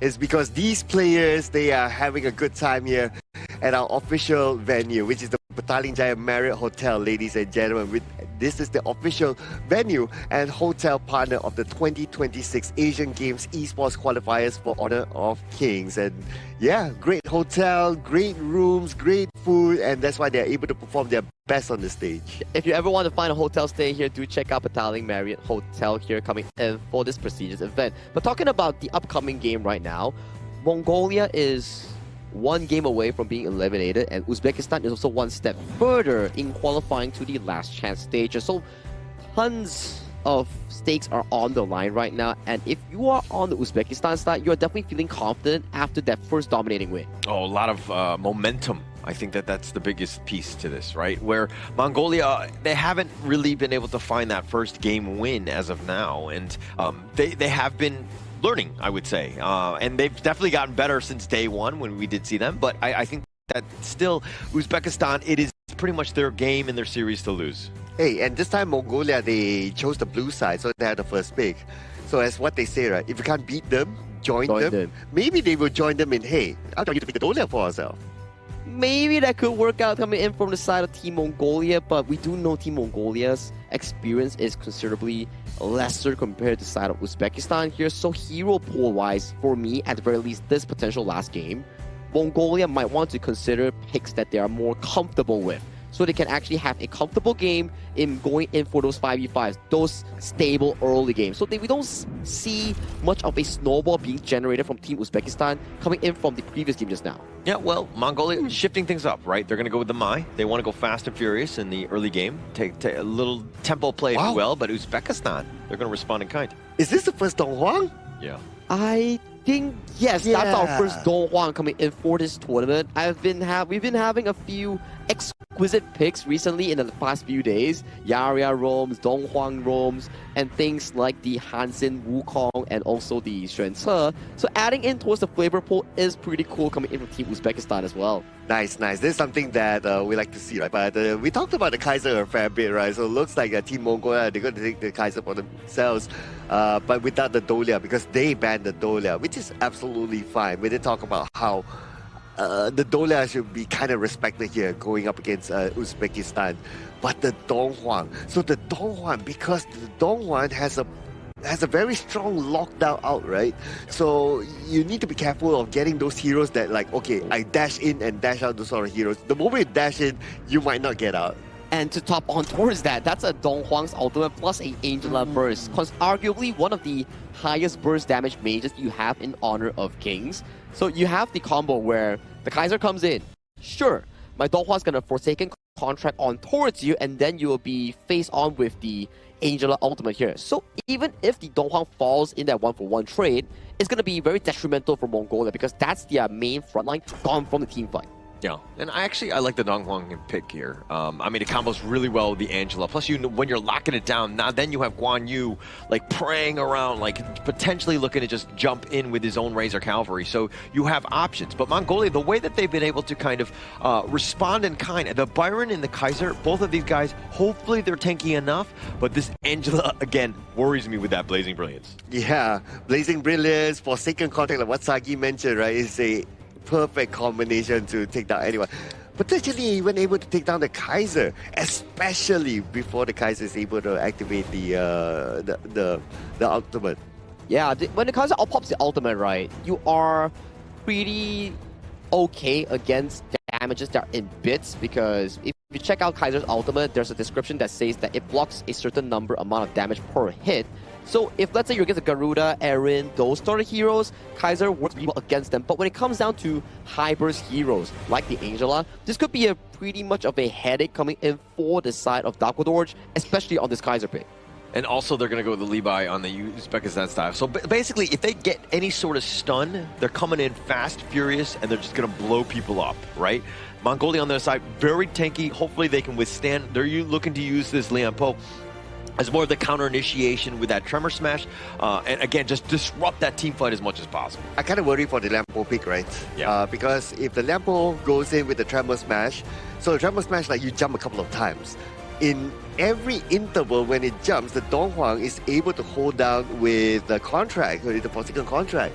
So that will like stop Lampo mid-air and he will get countered immediately. So honestly speaking, Donghuang is one of those kind of like a direct counter to the Lampo. Oh yeah, a very good counter against all those heroes that are more towards the, I would say, melee side, right? Because when we have Liang and Dong Huang, Liang is more efficient in catching those immobile targets, but when Dong Huang is like, hey, you want to fight me in a close quarter? Sure, just be careful of my ultimate because I'm going to lock you down and you can see the firepower coming in from Team Uzbekistan, especially Umit, John, and Akbar. These two players are going to be essential in locking down the primary front line on towards Dakwadorj, Yao Husan, or Bagaro coming in from Team Mongolia. All right, here we go. Looks like it's going to be game number 2. Thank you so much, Sagi, for the analysis as we go into this one. Cloud, I mean, is this squad from Mongolia, is this the real deal? Is it able to kind of overcome? Because seeing what you've seen, it seems like they want to go, I mean, they're tanky enough, but the Donghuan pick could really put a little bit of a wrinkle in terms of what they want to do. Yeah, I put a wrench in, right, with the Donghuan pick there. The moment, and the thing here is that the Donghuan came first. And then after that, the Lampo came. So when the Lampo came, I was like, kind of like, I wasn't too sure about that. I personally have this PTSD, right, where I once played a Lampo in one of my ranked games, and my opponent was a Dong Huang, and I have not yet discovered like the Forsaken contract. Can he hold my Tremor Smash? And when I went in and I Tremor Smash, and every time I failed because of the Forsaken contract. Yeah. So I know that, okay, Badger is not going to have a good time here. He has to find a way to like, okay, use his skills after the Forsaken contract, or use it when Akbar's not there. But high chance is going to be difficult. Yeah, we value your sacrifice in terms of testing it out for the sake of science to see exactly what sort of play it has. Because the interactions, there are many, but Akbar here getting focused in, all 3 of them, but the flash away, and now the turnaround. They do a little bit of damage on all, but the Blades are doing a little bit of work as well. Dagmador just stuck on the ledge. He will fall first. Ooh, just to try to get that side jungle creep. I'm not too sure if that's worth it though. And even during the process, they actually lost the jungle. One of the highest value roles that you need to keep alive at this early stage. Yeah, and he was not the invincible warrior. Again, just trying to be early, trying to be aggressive, but these burst ramps, and now the bombs are going down as Baccarat gets taken down. Okay, all right. And especially, like, we have to remember, right? Like the Dong Huang's Eclipse, you can just spam it. This is a very spammable skill. Well, oh, a little bit of control here. Yandu, bad side. He's going to be taken down as well. And now Uzbekistan looking to invade their jungle, taking things away from you. Oh, man, they're not going to put a handbrake here. Yeah, not at all. He's going to actually have to just go golden. Farouk, though, is a little bit low. Yavalon making him pay. Says, hey, you want to stick around? Stick around for this. Okay, they respond back, and Team Mongolia is still able to take back the buff for themselves. So, okay, that's pretty decent, I must say. Team Mongolia, at least they're still showing grit here, but they have to find a way to catch up in terms of goal. Right now, the goal difference is close to 2K, and Batuzi has not been having a good time farming at the bottom. If he's left to fight against the console, you and also the Dong Huang, it's really, really difficult. Yeah, it's going to be tough. And you were talking about grit, right? Mongolia, this is it. It's all or nothing, right? Do you want to make yourself, do you want to go home, or do you want to go fight for 3rd place, right? It comes back to this game. Again, they have to win 2 here, but let's just go 1 game at a time for Mongolia. Okay, but for Uzbekistan, it kind of feels like they want to end the game quickly, right? They are very active across the map. They're doing those jungle invasions.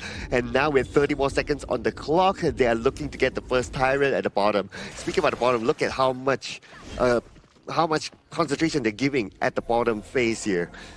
They want to try to suppress the 2 players at the bottom, because if they're even though, that's what they do. Contract, boom, with that blazing brilliance, and it's just enough. Baccarat getting picked off. That is the combination that we were worried about in Uzbekistan. Use it with great success here. Yeah, we talked about that, right? The Forsaken contract, the press comes in, follow up with the Blazing Brilliance. It's an instant boom, and that's an easy takedown for them. And because of them getting that takedown, this Tyrant is going to be theirs for free. Yeah, it's going to be for free. And Farouk, not scared whatsoever, almost gets a pickoff. He does, because cool people don't watch explosions as he walks away. Oh, cool people? Yeah, cool people. Only cool people, not human. Oh, okay, yeah. Clearly can't relate. Terrafeed taken up here. Uzbekistan using that advantage, but Farouk gets run over. Yandu says, okay, you want that one? All right, take that for free. Okay, he did that with style. Got to give it to him. Like, jump over the wall, get the takedown, come back here. It was just something that, in a way, we can call it like an exit frag there. They're done with the Tyrants, they're probably like their health is kind of down, and you just take advantage of that. It's pretty straightforward.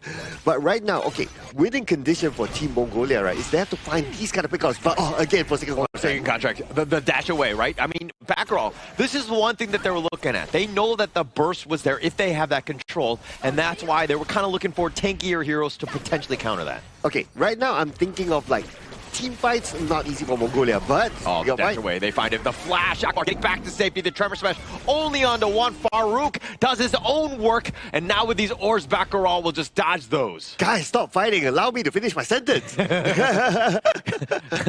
Let's be considerate here. Cloud is talking. Yeah, don't cut me off with your fights. But anyway, yeah. So, Team Mongolia right now, when it comes to team fights, it's not good for them, right? Yes, they have the Tremor Smash, but the Tremor Smash immediately easily countered by the Forsaken contract. So what they need to do right now is try to find a way to do split pushing. So the Byron has to switch his role a little bit here. We don't typically see the Byron doing split pushes, but in this scenario, he has to do something different as a Clash laner. And look at how Farouk is just using that Stupor Slash to the maximum, right? You're doing a lot of work, and now these orbs, Dagvador's dodging most of this. Akbar, though, he's going to dodge his own Resplendent Revolver, and he gets on back. But again, every single time that ult is available, you want to be looking for some sort of gank. Oh, but speaking about a gank, it could happen in the middle here. I'm looking at their movement. Look who's going to initiate. Oh, now the more Forsaken contract, but the Fever Barrage, Akbar! It looks like he will go down, Baltuzi, with the play. Oh, not enough follow-up there. The Forsaken contract was great, but again, not enough burst damage. And Ismail back, he's not ready yet to deal that level of damage to finish off his opponent that quickly. So he still needs to kind of move around with Umid-John. That will be the best case scenario. Hold hands, go around the gorge, and try to find targets. That is the best. Play it like a LAO Princess Frost combo. Yeah, actually, I feel like that's what's lacking in my ranked games. I need somebody to hold hands with me as I play, because sometimes I go into like those places without any vision, and then I get just jumped, and I'm just like, oh, if I just had somebody. Tip number 1, wash your hands. No. Maybe that's why I don't have anybody to hold hands with. Yeah, but anyway, now we can see Uzbekistan, they're starting to gather together again, especially the two players that we mentioned, right? Akbar and Umid-John. But now they break off again. Okay, all right. Hopefully they get together, because they have a very strong early game advantage with that sort of combination, with the fact that both players have their ults. Yeah, and Dark Impact, now with that burst ramp, a little bit of control onto it. Baccarat coming out worse for this one, but the minion wave had been cleared. Let's talk a little bit about Mongolia here, because this game, I mean, yes, they're down about 3K, but they've got some towers up, and now the assault is on with that Forsaken contract, and they push him back. He's not going anywhere. Invincible Warrior, you are not. And now Baccarat, he will fall. The Fever Barrage going in! Doing a little bit of work, but he gets run over by Mahmoud. Right, we are talking so much about Umid-John and Akbar, we almost forgot to talk about Mahmoud and his dispositioning skills, and they're probably going to get another one. Yeah, a little bit of damage onto Yavalon, but that's the toughest one, right? He's probably the tankiest of them all. So, but a great Fever Barrage to really kind of salvage some of this, because things were looking rough here. Yeah, we have to break this down again, right? Look at this. Forsaken contract comes in, just textbook gameplay combined together with the Eclipse and also the Blazing Brilliance, and that's where they got their big target. Yes, good attempt to come in by Batuzi, but yeah, not enough damage overall, because he has had a good time farming at the bottom. Well, he did take down 3. Okay, yeah, Batuzi, I would say that's been his highlight of at the Asian Games qualifier thus far. The way that he was able to do that, and now this Tyrant looks like it's going to be taken here, and Farouk does get that take. Mongolia are left wanting yet again. Okay, and Tyrant through the hands of Uzbekistan. That means that's a signal for them to continue on their aggression. Yeah, and Akbar, again, he's been super annoying on this Dongwon, right? Any sort of time that you're kind of nearby, he's got those, now a little dash in forward, he gets stuck under the tower, and they're going to walk away. Dude, look at Mahmoud at the top. He's just waiting for the opportunity, right? He's just waiting in the brush. If there's an opportunity, he comes from behind like what he's doing right now. Yeah, I mean, Baccarat will just stay alive. They're grouping up Uzbekistan. This is a problem for Mongolia now. They need to push. They need to kind of, again, cut the wave, if anything, buy themselves time But Uzbekistan are starting to roll and making things tough, and Yandu getting picked off. He was looking to split. Yeah, and I was about to say that he's the best person to do that because of mobility, right? But Farouk was there to stop him. And once he's taken out, who else is able to split push? Yes, I did talk about maybe Yavula needs to adapt to doing split pushing, but the Byron is not the best hero to do that. And even if we were to talk about itemization, right? He went for the Blood Rage first as his first item. It's a tanky item. That means he's meant to be there with the team, not to play split pushing. So right now they have to find another answer to how they want to try to open up the map a little bit more by doing the split push. Who would it be? Frankly speaking, it's hard for me to answer, but if I were to pick one name, maybe Yondu has to do it.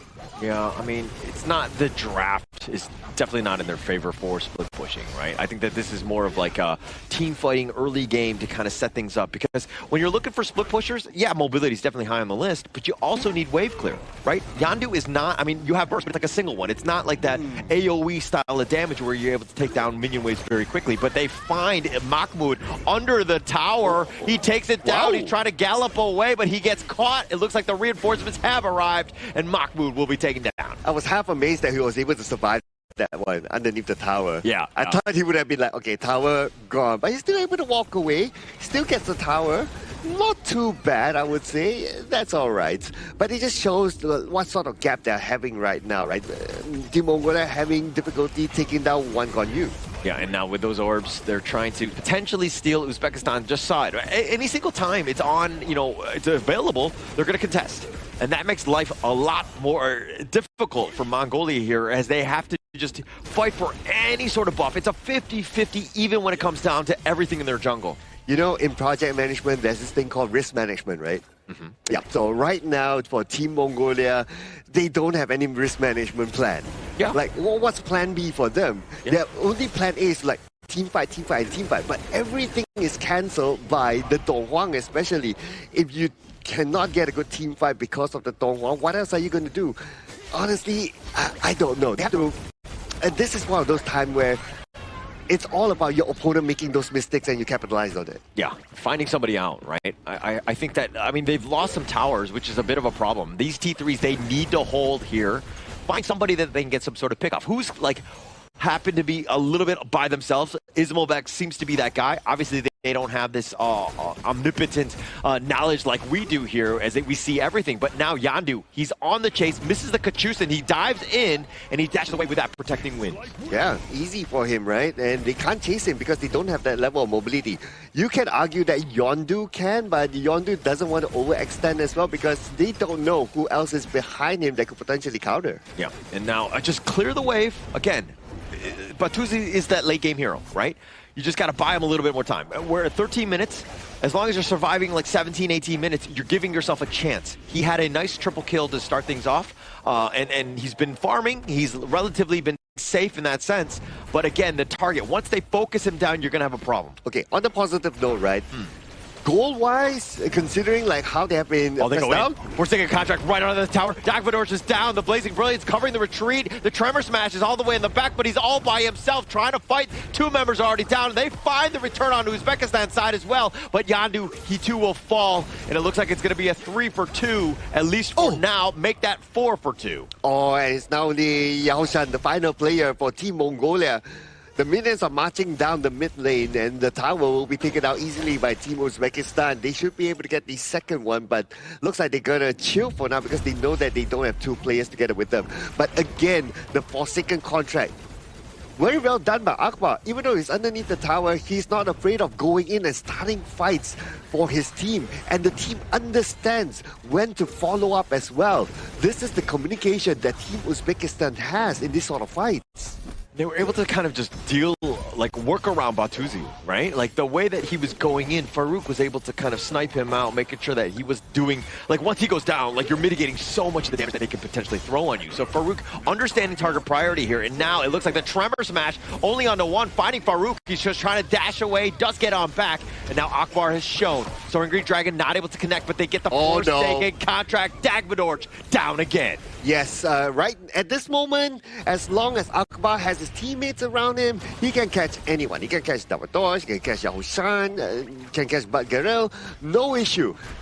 as tanky as they are, they cannot hold this amount of damage output by Uzbekistan. So they need to be like even, I don't know, they need to wait for that to be used somehow onto a target, and then they try to counter engage. That's the best that Team Mongolia can do. Yeah, and Mongolia, I mean, they need, if they find Imagine and Ismobek, those are the two guys, right? Finding them across the map somehow, getting some sort of angle. Best case scenario, Baccarol if he's able to get that Tremor Smash, and then you have like Yavalon on top of that with those Storm Strikes where you're doing a little wombo combo.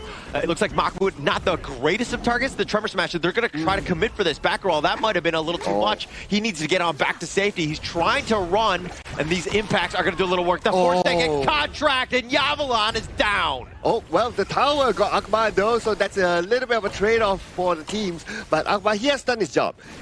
Forsaken Contract goes in, gets one player, that's it. That's all he needs to do. And now the rest will be done by his teammates, and they will focus onto the top instead. Yeah, do a little bit of work here. I mean, Akbar, you'll be happy with that, right? Because now with 4-on-4, you have even more space to potentially kind of take some of these towers down. So you're kind of opening up the map a bit. And, I mean, you're going to be happy trading away your roam for a clash here. And this time, Uzbekistan, okay, they could be in a hurry, but they have to be careful there, not to overexpend themselves. But look at the damage absorbed by Baccarel while the tower was down. Yeah, so Baccarel was trying to go for the players, but the biggest piece was the Vanguard, right? You got to just clear the Vanguard as quickly as possible. It didn't seem like Mongolia were on the same page there. Yeah, it feels like, okay, do you want to clear it? Do we want to focus on taking down someone? Not too sure, but I can totally understand what they're going through here, right? It's that if you're pressed, if you are pushed to the corner like how they were, then it gets kind of difficult to decide on one decision. Decisions need to be made like split second, and they can change just like that. Yeah, and now Uzbekistan on the prowl, looking to end. They decide to just go in, a little bit of work here. Akbar searching for his prey. You could see him looking to go. Who does he go for? Not able to find a right target at this point. Plus, they don't have minions to continue this push. Oh, everybody's just afraid of Akbar right now. Like, the moment they know that they step out, Akbar will go in for Forsaken Contract. One person gets taken down, the rest will follow up from there. And that's why they cannot engage onto Akbar right now. Yeah, and you know that, oh, now they're going to use it. They find Baccarel. That's going to open things up. And the Fever Mirage on the back, but he's going to be picked off. They have enough to take him down. Yandu was fall as well. They've got the Razor Cavalry with these heroic charges, just bashing them around. They will take him down left and right, and Jack Vidorch will go down as well. And it looks like Uzbekistan, off of the ace, will take game number 2, and they will sweep Mongolia out of the Asian Games qualifier here.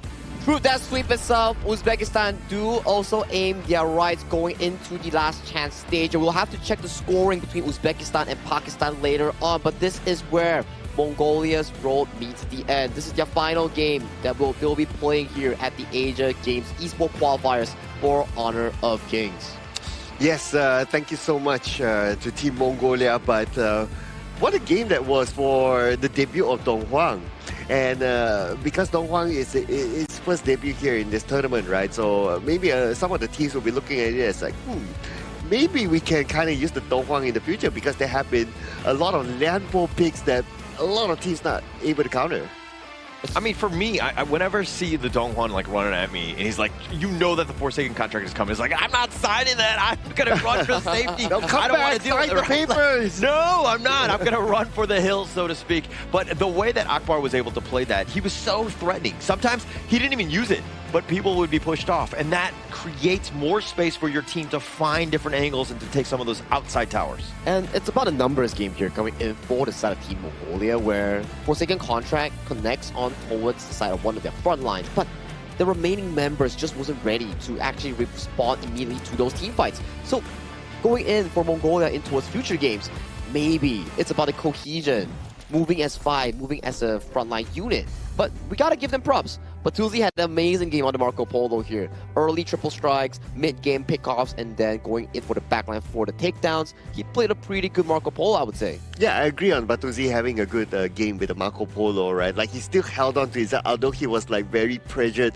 at the bottom lane and all that, right? But imagine if you remove the Dong Huang from the equation. Yeah. Batuzi would have been like, let's go, Immediately, right? let's go, yeah. Yeah, because he would have the support from his team, and then he can goes in and does his thing, right? But yeah, the Donghua was the bane. Yeah, and also like in terms of just execution though, I mean like you're thinking Baccarat with that tremor smash. If he is able to time that properly right when the Fever Barrage is coming in, you have like such a disastrous way to just take over that team fight. Right? And then it seemed like they were a little out of sync. Like one was going at once and then the Fever Barrage would be late and then they would focus in and take down Baccarat. Like it wasn't like perfect on this one. I want to be fair to them, right? Because if you're the Marco Polo, right, and you've seen the Donghua does what the Donghua did a couple of times, right? You also self-doubt, like, okay, if you go in with the Tremor Stash, can you Tremor Smash, right? Yeah. And then like, would it be worthwhile for me to follow up, or should I wait for that to end before I come in? So that's why there was some disparity there. Also because of what the opponents could do. It's about timing, right? If everybody went in at the same time, one of the front lines coming in for the side of Team Mongolia took the Forsaken contract, then maybe there's going to be more targets for Mongolia to actually be venturing into those team fights, giving Batuzi more of an aggressive approach on that aggressive Fever Barrage. But it's just like what Holler mentioned, right? The discrepancy on the follow-up is like left one like early 5 seconds, right one late 5 seconds, so on and so off. Yeah, and if we're looking at Dagvador's KDA, I mean, he's 0.69. Other than that being a nice number, I think that he was constantly focused. You know, like every single time, like the Forsaken contract, the Angela, the Chaos Cinder, that burst, that 1-2 combination really made him mortal. He was not able to kind of find those backlines and to get on top of some of those squishies. Yeah, item-wise, yeah, it's pretty decent, but then again, the gap is just too far for him to really tag. That's why we didn't really see him being that effective of a tank inside of this game, right? But there's also the Blazing Brilliance that cut through all the tankiness of either the Kaiser or even the Byron as well. So it was a very difficult game for them to tank. It's a very good 1-2 combo, right? I would say that every single one of the Forsaken contract coming in from Akbar minimally forces a common skill flash coming in from Team Mongolia. If not, it will always break through one of the key targets. And this is the post-game damage output. Nearing through the end of the game, Farouk was doing a lot of damage on that Levi. He was constantly stacking that passive to unlock the ultimate and going in for those aggressive pokes. And you can also see coming into Team Mongolia, it's at what we saw. But Tuzi was trying to hold the team together, trying to find those miracle moments in those team fights. Yeah, and actually, I mean, you're going and looking at the stats here. I mean, Batuzi doing almost everything that he could on this Marco Polo, and that and like Yandu trying to find some sort of pickoffs left and right, while Baccarat was, again, being that frontliner, which you need. So that's like the core set. Yavalon, again, not finding the right angles, Dagvador's getting picked off. It just seems like some things were a little out of their hands because Uzbekistan, the way that, again, they were able to initiate, start those team fights, they always usually had a man advantage. Can I just say that Team Mongolia, in my opinion, I think they did well. Yeah, I think they did well in this game, right? Like they had the draft, they had the idea, they had the game plan, but the gap was Uzbekistan, that Donghua combined with the Angela and so on and so forth kind of counted them. So that's one. But what could be improved from Team Mongolia in this draft is that having a plan B. Yeah. Like their only plan was like, okay, we are a team fight combination, right? But if the team fight doesn't work, like do you have a plan B, like split push or something like that, right? They don't.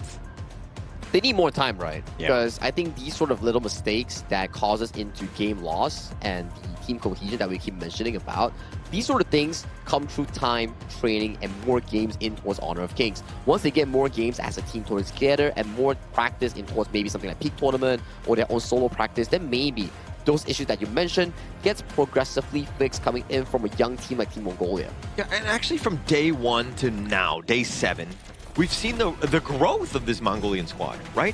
You talk about the lack of experience, 100%. Like, they get that, they're going to be formidable because they just got so much better in a short amount of time. And we're seeing some of the highlights here as they were really able to take the fight to Uzbekistan in Game 2. Yeah, I mean, a lot of these highlights will be the Donghua highlights, right? Just look at this. Again, Forsaken contract, sometimes you get the takedown, sometimes you don't, but that depends on who's there to follow up. It is quite clear that Umid John, if he's there, they will surely get the takedown. There's going to be another example here on screen. That's just painful, right? Forsaken contract into the highest burst mage coming in towards Honor of Kings, but this is a beautiful one coming in from Batuzi, finding the key moments in towards the backline, showing signs of success of that Marco Polo pick that they drafted in the final phase.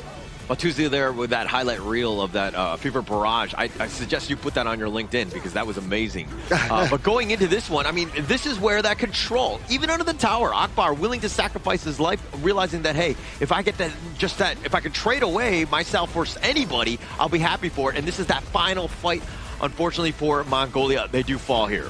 I think for Batusi, if he was just a bit more patient, allow Dark Fedorich and Yahoo Sang to be that frontline meat shield, absorb some spells, then he goes in with the Fever Barrage and double stun combination, then maybe it could have been much better here. But those are just guesses and predictions that may happen here. But Farouk, coming back once again with a 4-2 and 10 KDA and a 30.7% damage there on that Levi. I think this is back-to-back MVP coming in for him, right? It is. It is. And yeah, I mean, being able to just, he did so much damage and constantly poking and doing it from afar and never really putting himself at risk, especially with that 15.8 damage taken. But he did quite a bit as well, 30%, pretty high on the team. You know what? If I had the choice of picking my MVP, right, it goes to the Donghua, man. Yeah, it goes to the Donghua. Oh, yeah. Yep. I gotta show Rome some love, man. I agree. I feel like in that game itself, where the roamer coming in for the side of Uzbekistan, which is the player known as Akbar, he was having a lot of engages on towards that Donghua, finding key targets and finding big moments in setting up the pacing here, coming in for the entire team of Uzbekistan to push forward that lead against the side of Mongolia. And I think that with the actual stats and the numbers calculated, Uzbekistan have punched their way into that third slot here. So congratulations to them as they go into the last chance qualifier. Yeah. Yes, it will be interesting to see how they continue on from there with their learnings. But yeah, based on the games that we have seen, like from their first game until this game, right? The fact that they could bring on the Donghua is like, oh, okay, it's not only... I don't feel like it's an experimentation, right? I feel like they know their game plan. They know how to combine that with the Angela and all that, so they have a lot more cards underneath their sleeves. And we were saying that Uzbekistan relies on their tried and true, which is the Kaiser, Fuzi plus the Dolia combination. But not a single game today that we actually get to see that. They brought up something different, and they still managed to win convincingly against Team Mongolia, putting Team Uzbekistan right now in towards the last chance stage. Sadly to say, Mongolia and also Pakistan has been eliminated coming in from Group A. Yeah, it's the evolution of the draft as well, right? Their showcasing thing might not be the greatest thing because obviously they were looking to punch their ticket into the third slot. They finally got there, but now you're kind of showing your cards, as you were talking about, now to all the other teams that are going to be maybe going into that last chance qualifier as well. I mean, what better time to show your cards, right? It's like, okay, this game is important for us. It means a lot whether we qualify to the next round or not, and they put it in.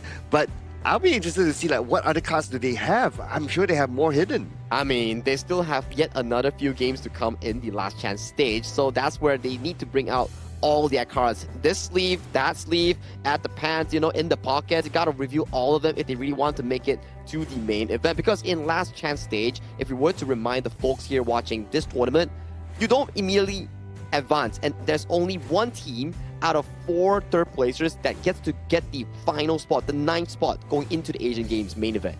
So I'm excited, right? I think that if you're talking about Group A, who would be that champion? Because it's like a representative in each of the groups, right? And all of them going in, I think that Uzbekistan being able to stand in there is going to be, you know, Group A are going to be very proud of having that champion there. Oh yeah, definitely, no doubt, right? I mean, when we saw the groupings after the draw, right, it's like we can kind of like tell a little bit here and there, but there are some that it's like beyond our expectations too. I think Uzbekistan has been one of those teams that defies expectation and made it towards last chance stage. And another team, I think it has been Kazakhstan coming in from Group C. They beat Vietnam yesterday, and it shocked us and the whole internet. Everyone was thinking like Vietnam was going to take it easily, or at the very least 2-1 against Kazakhstan. But the way that they did it, convincingly and in their own playstyle of team fights and jungle assassins way, these are the things that we want to see moving forward in the final few days of our Asian Games qualifiers. And that's why it's been exciting, right? Seeing some of these teams, they're a little bit of an upset. Like some of these teams we don't know as much, but now that we've seen them on the stage, it's been impressive, and they've been able to kind of control things and to take over, right? I want to see some great games, and that some of these teams have really stepped up to kind of answer that call. Yeah, Uzbekistan, that message is for you, okay? Yeah. Honestly, before we started this tournament, I see Uzbekistan, the lineup is like, okay, I don't know where will they end up, but yeah, they're making me impressed right now with their draft and how they execute their gameplay. They had a lot of storyline, right? They are the only team to play a BO3 with Pakistan fully. Our first 3-game series ever. And it came into, what, Tempest Dragon games, into back-to-back reverse sweeps, and then coming in with niche picks like the Kaiser Jungle, Fuzi Clash Lane, and then just now with the Donghuang Roam. So I don't think we get to see much of this often, but yes, you can say that it's not the best of the meta picks, nor have they played a perfect game. But when you talk about how they're able to find their comfort and converting their comfort into game series wins in such a difficult group, that is something that I think is really nice to see. Yeah, and actually thinking about back on that, I mean, they were down 0-1. They lose that one. Pakistan takes their slot. They would have been eliminated, right? So, like, all of the little baby steps, all the good decisions, all of the little wins, just to give themselves a chance was just enough to get them into that third slot. Hey, I want to ride on the point that you mentioned about, it's not meta picks and all that, right? Well, I guess if you win games, it doesn't matter whether you go for a meta pick or not, right? As long as it's effective enough to use in the game, based on the game plan, based on what they have already practiced, they win. All good. All good. I mean, as long as you win, that's the clean slate answer. You can be picking 100 meta heroes, and if you don't deliver a win, it doesn't matter here. But congratulations once again for Uzbekistan for making it to the last chance stage here. Their road doesn't end as they will be facing off against Group B's third place and then going into the final moments to find whether they can actually make it to the official event of the main qualifiers. All right, going into this one though, who had it on their bingo card where Uzbekistan was going to be third place in this group? Not me. Not me. Definitely not me. Not me. Right, well, okay, would you think it was Pakistan or Mongolia? Like, what were your, like, between the three? I mean, we know what we know now, but, like, going in, I don't think I had, I think I would have probably put Pakistan there. Yeah, likewise. Likewise, I think, yeah. I think I only predicted the first and second one because it was kind of obvious coming in from the day.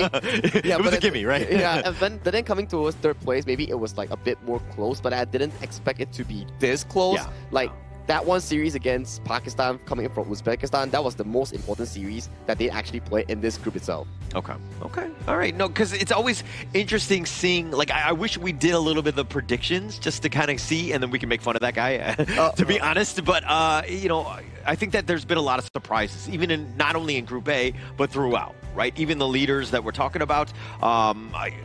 Look, I'm happy to see some of these other regions really get some of that spotlight, if you will. Yeah, likewise as well. Likewise. I mean, not only in Group A, right? Like in other groups as well, there were a lot of surprises for us. Like, even I was talking backstage with some of the guys here as they were following the game, right? And they're like, oh, you know, this team or that team, they didn't expect this. They didn't expect it. They thought that this team would have been up there, but no, they're actually down there. Yeah, that's why this tournament is so fun to watch. You can't decide things before it actually plays out. So that's the beauty of mobile games or esports in general, because everybody has a shot. Because when you pick like 5 heroes each, it's always going to be depending on how you execute them as a team and how you control that mentality going in towards that play itself. But the interview is ready coming in for Team Uzbekistan, and we do want to congratulate them after that win. So let's check out with Mara, with Team Uzbekistan representative on the stage. So Mara, if you may, please lead the interview. We're here with a jungler from Team Uzbekistan. Congratulations for Rook MVP Game 1 and Game 2. Though when I told you you were also MVP in Game 2, you were surprised. How come? Birinchi o'yinda damage qilib berdim. Unda shu MVP olishim aniq. Ikkinchi o'yinda shu Libo olganimda olishimni bilmadim, chunki ko'pchilik yaxshi o'ynashdi. Masalan, XP Guanyuda yoki Donghuang Romda yaxshi o'ynab berdi. Ular oladi deb o'ylaganim, ikkinchisi haqiqatan menga surpriz bo'ldi. So in the first pick, he was confident that he gonna take MVP, but in the second pick, in the second match, he wasn't like he wasn't weighted that he gonna be MVP, you know, because of the pick. Yeah, he picked another hero, and so that's why he thought that another players from our team was ready to take that MVP. But regardless what your thoughts were, everybody was impressed with your performance, hence why you were MVP. And congratulations, because with this win, it means that Team Uzbekistan now has their dream alive for the Asian Games. You get to battle in the last chance stage. So how did this dominant win contribute to the confidence, and what does this do to the confidence of Team Uzbekistan? Xo'p, demak, mana shu ishonchli g'alaba sizlarda qanaqadir demak yana qo'shimcha ishonch paydo qilyaptimi yoki qanaqa hissiyotlar beradi oldindagi demak Last Chance o'yindan oldin? Albatta bizga ancha bir motivatsiya beradi bu narsa, chunki biz O'zbekistondan kelayotganda shu hech bo'lmasa shu 1, 2 yoki eng kamida 3-o'rinni olib, shu Last Chance'da o'z imkoniyatimizni ko'rsatib, xudo xolasa shu Yaponiyaga slot olishga harakat qilib ko'ramiz. Bolalar ishonch juda yuqori. Xudo xolasa O'zbekistonning yuzini yorug' qilamiz. Winning in this match, it means a lot for us because when we were arriving to Kuala Lumpur, we were thinking our goal was at least third place in our group because we know that Philippines and other teams in our group are really strong and wish good luck for Mongolia, Pakistan and other teams as well. Yeah, like this. You had your eyes on third. You got it, but you know, there's 3 other regions in the other groups that have been watching today's match, specifically studying Team Uzbekistan. What would you like to say to your future opponents? Qolgan keyingi demak raqiblarimizga, bizni o'rganayotgan raqiblarga qanaqa fikrlar bor? Kutib tursin, xudo xolasa surpriz qilamiz ularga. Wait us, you will be surprised. And what would you like to say to everybody that's watching from Uzbekistan? Invite them to support you for that last chance. O'zbekistondan kuzatib borayotgan muxlislarga qanaqa fikrlaringiz bor? Ularni demak jonli efirlarni ko'rishga taklif qilsangiz bo'ladi. O'zbekistonda bizani haqiqatan ko'pchilik kuzatyapti. Rahmat deb qolamiz bizni qo'llab-quvvatlaganinglarga. Mag'lubiyatda ham, yutganimizda ham xudo xolasa Last Chance ham yutib, Yaponiyaga slot olishga harakat qilamiz. Rahmat agato'pam. We hope that we're gonna get that last slot for Aichi Nagoya Games, Asian Games main stage, and for sure, thank you for everyone who's watching via live stream and supporting us. Keep doing it. I hope today gave you the confidence. Anything is possible. You guys did amazing today, and you heard it from Team Uzbekistan. For the opponents, watch out; they might just surprise you. We'll be back and go to our casters. Lead the gorge. I don't think we have to wait for Farouk to surprise us because we have already seen the surprise coming in towards that series itself and how they're able to qualify in towards the Last Chance stage. But that confidence is what I want to be seeing coming in from our players. Not really confidence. I'm thinking almost like the trash talk level. Everybody's been so humble. It's nice to kind of have a different angle on these things where you're kind of calling out some of their teams like, all right, let's go. Be prepared for us. Hey, but he's just speaking facts, right? Like when he says about like, you'll be surprised, right? I mean, the Donghwan pick. Nobody expected that. Yeah. And I personally am a fan of like, every time we call out, I want to see a new hero. I want to see how it's played out. And it's not only just a new hero just because, right? It's a new hero that works. Correct. And they have a game plan around it. And that's what I love to see. So Uzbekistan continue to put out more surprises because I love them. Yeah, we've been having a lot of tournament niche picks thus far, like the Yaria, like the Donghwan. And those had sufficient success, I would say. And the Donghwan today, definitely an eye-opener here when it was paired up with the Angela here. But talking about yet another interview, we have to invite the side of Team Mongolia to the stage to do their exit interview, as that was the last game that they will be playing in the Asian Games Qualifiers. So Mara, please take it away. From Team Mongolia, we're here with Dark Vidorj. In this type of competition, we bring the best of the regions around Asia. Now, Mongolia didn't get the results that was desired, but what do you think Mongolia needs to do to close the gap so you can come back stronger for the next international tournament? Сая одоо энэ Азийн хүчтэй багууд ерөнхийдөө оролцлоо энэ тэмцээнд. Тэгээ одоо танаа баг эргэж ирэхдээ ерөнхийдөө ямар бэлтгэлтэй байна гэж бодож байгаа вэ? Ерөнхийдөө Монголын HOK сценд бол Монгол баг үзөөхөн. Тэгээд нэг 2-3хан баг үүдэг. Тэгээд тэднэр нь хоорондоо тоглоо ерөөсөө дэшгээ ахиц гардггүй гэж боддог. Нэмээд тоглож байгаа болохоор анхаарал хандуулалтан баг гэж боддог тоглоомны үед. Харин бидний хувьд дараа нь ирэхдээ илүү сайн бэлтгээд илүү өөр олон улсын багуудтай тоглоод урьдчилан солилцож ингээ дараа ирье гэж бодож байгаа. In Mongolia, there are not many teams, so we are considering to play more of international games with the other experienced teams, and then get more experience, and then we come back strong.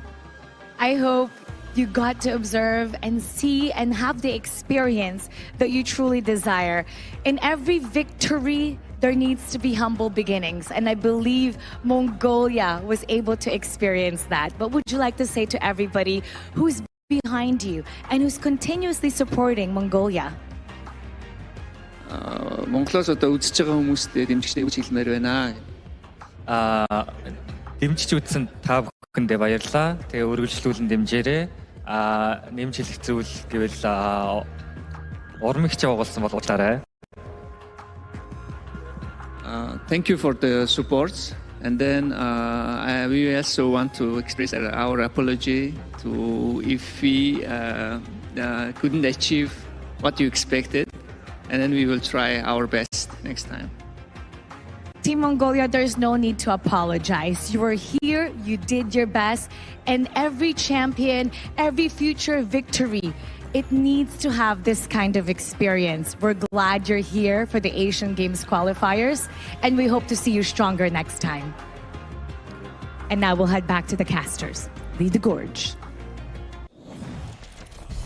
Indeed, well said, Mara. There's no need to apologize here. We are proud of Team Mongolia and Dogwadors in how far they were able to come as a team. You know for a fact that they lack the experience, but throughout the 4 series that they played, every single one of them progressively started getting better and better and better. And undoubtedly, I think the last game that they played was one of their best.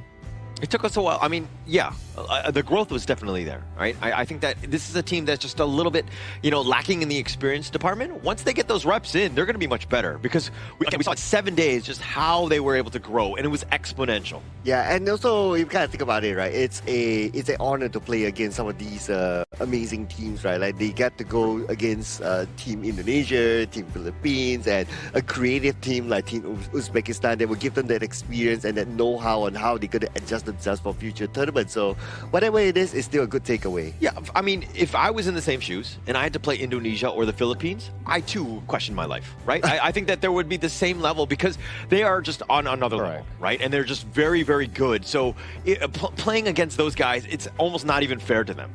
But I still think it's like a good setup, right? It's a good starting for them. It's like, okay, I want to be at that level. So they're like, okay, this is how Indonesia and Philippines play. It's a strong level that potentially in the near future, Mongolia is able to aim on towards that. But thank you once again, Mongolia, for participating in the Asian Games qualifier this time around. Hope you come back stronger next time along with Pakistan coming in from Group A. But the next upcoming series is the battle of first place and qualifier spot towards the main event. It'll be Kyrgyzstan going up against Myanmar, coming in for Group B.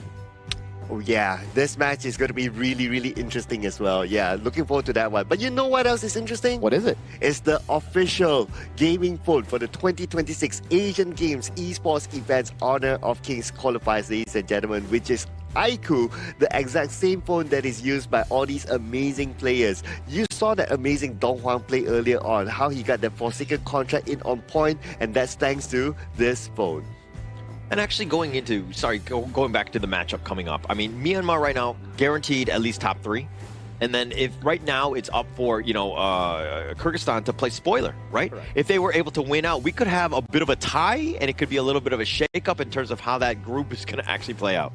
Things are going to get messy when tiebreaker starts coming in because as we pace on towards day 7 and day 8, lesser and lesser days for teams to actually lock in their spot towards the main event. And so far, we only have like 2 confirmed teams coming in from Group A, which is Indonesia and Philippines. But coming in for the next series, we'll definitely have to go to a short break before we bring you more Honor of Kings action. Whether or not Kyrgyzstan can stop Myanmar's dominance in Group B is what we want to find out. So see you after this break.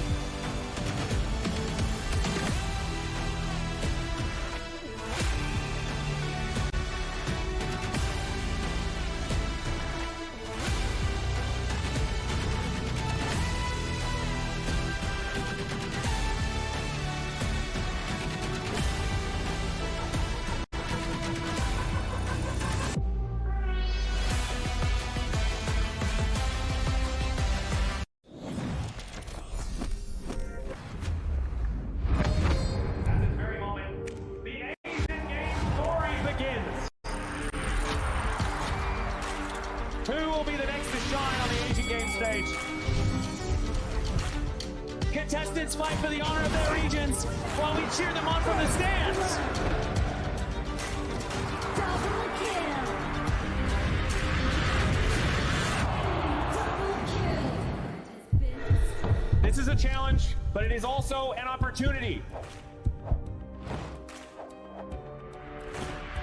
The tide is turned.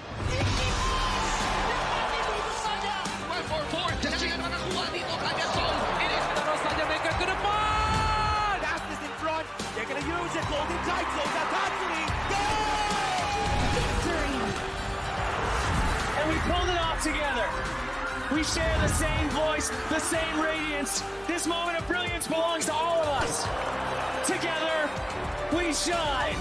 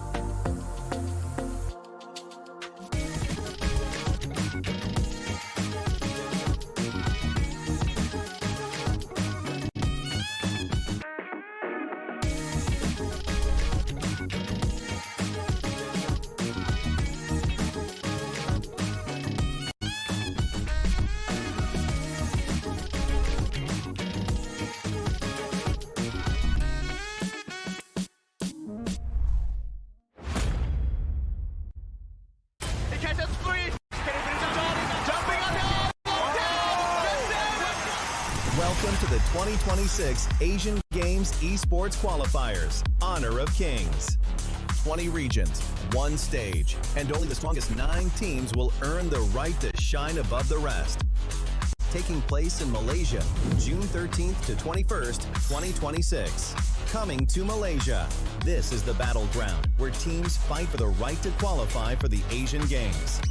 20 teams enter, but only 9 teams will move on. Apart from the 20 regions, there are 3 regions that have direct qualification. Here is the 2026 Asian Games Esports Qualifiers Honor of Kings format. First, the 20 teams will split into 4 groups of 5. In each group, every team faces every other team once in a single round robin, with every match played in a best-of-3 format. That means every match matters. Every game matters. Every single point matters. The point system is simple. Win the match, earn 1 point. Lose the match, earn none. At the end of the group stage, teams are ranked by the total points they've collected. And from there, the road begins to shine. The top 2 teams from each group qualify directly to the Asian Games main event. That gives us 8 teams advancing straight out of groups. But for those not through yet, the light isn't out. The teams that finish 3rd in each group still have 1 more shot. They move into the last chance stage. There, they battle through one final BO3 single elimination bracket until 2 teams remain. The 2 teams will then face off in a BO3 match to claim the one final qualification slot. So in total, 9 teams will make it through, 8 from the group stage and 1 through the last chance stage. That is the rule. Now it is time to see who can rise through it. From across the world, regions gather here in Malaysia. 20 teams, and only 9 will qualify. The path is set. The stakes are clear. Together, we shine. Stay tuned, and we'll see you at the stage.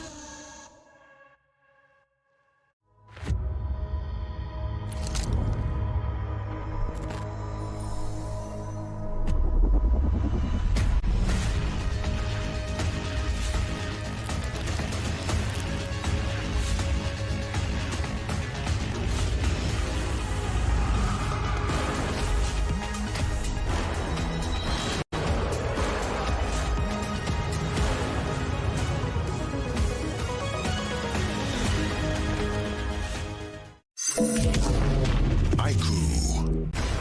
Ultimate not ready yet.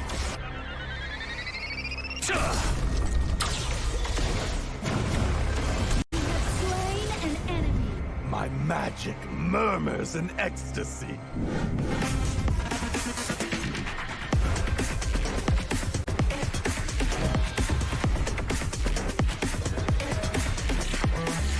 Legendary. There is no escape for you. Killing spree. Double kill. Triple kill. Spectacular. Kill. Don't worry. I'll be back for your life soon.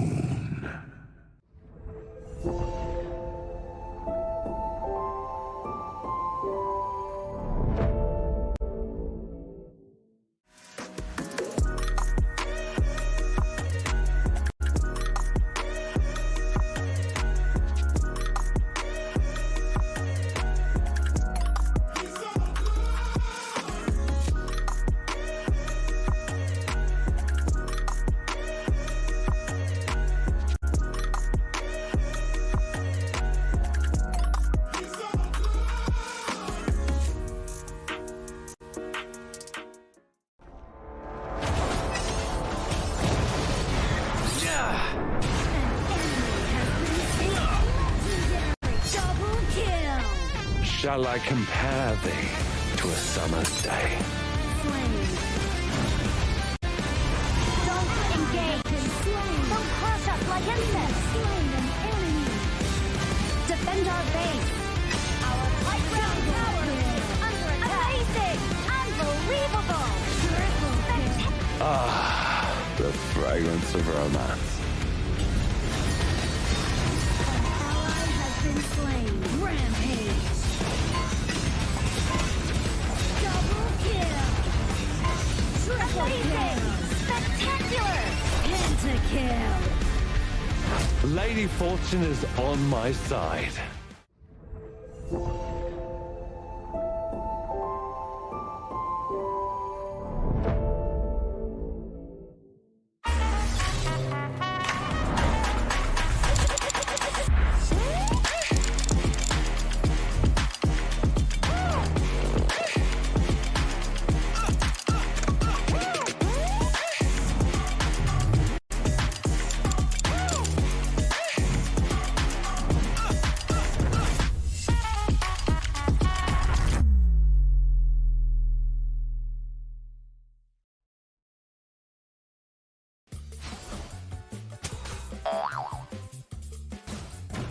They tried.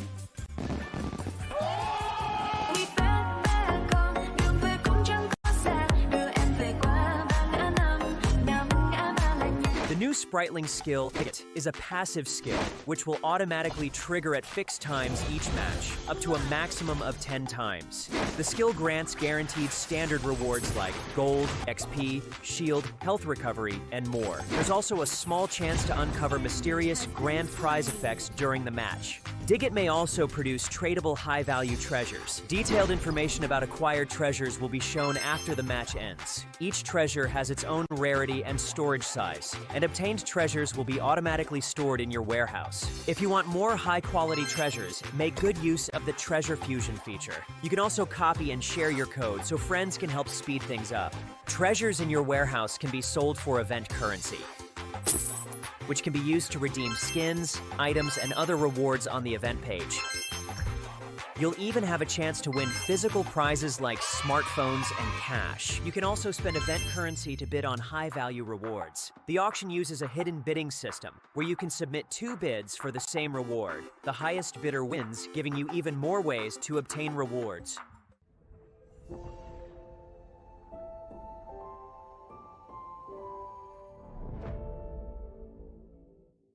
Itu kontra kita. Relax, bro. Phone aku! Jom kembara. Mountain View!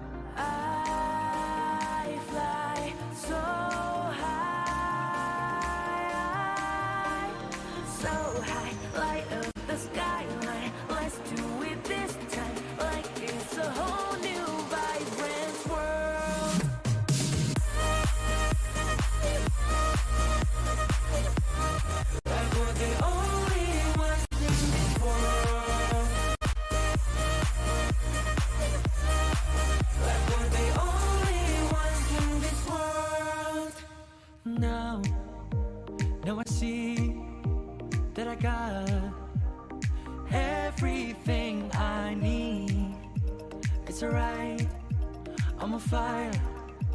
I'm alive 'cause now I fly so high, so high. Light up the skyline. Let's do it this time, like it's a whole new colorful world.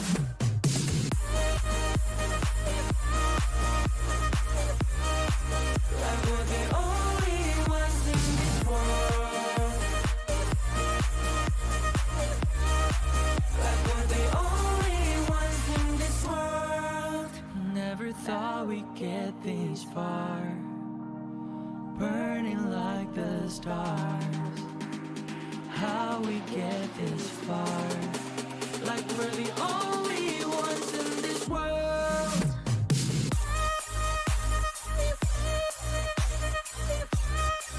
Like we're the only ones in this world. Like we're the only ones in this world.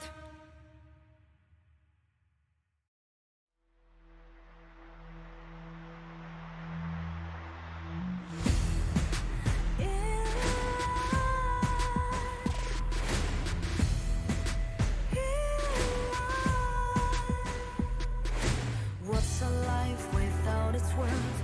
Compromising with what hurts inside, inside. When you let fear decide your fate, you don't choose which path to take in life. In life, I'm finally letting go of everything that still holds me. I'm against the odds, but I won't give up 'cause it's my time to shine. Standing in the spotlight, can no one let me down.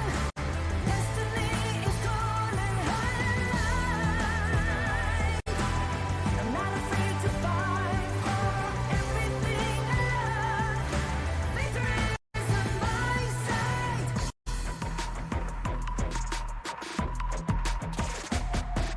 The more we lose, the more we gain. The more that nothing stays the same. In time, in time. Can't love ever, can't forget. What you see is what you get. Sometimes, sometimes. Gonna show the world tonight. The light that shines inside us. We're against the odds, but we won't give up 'cause it's our time to shine.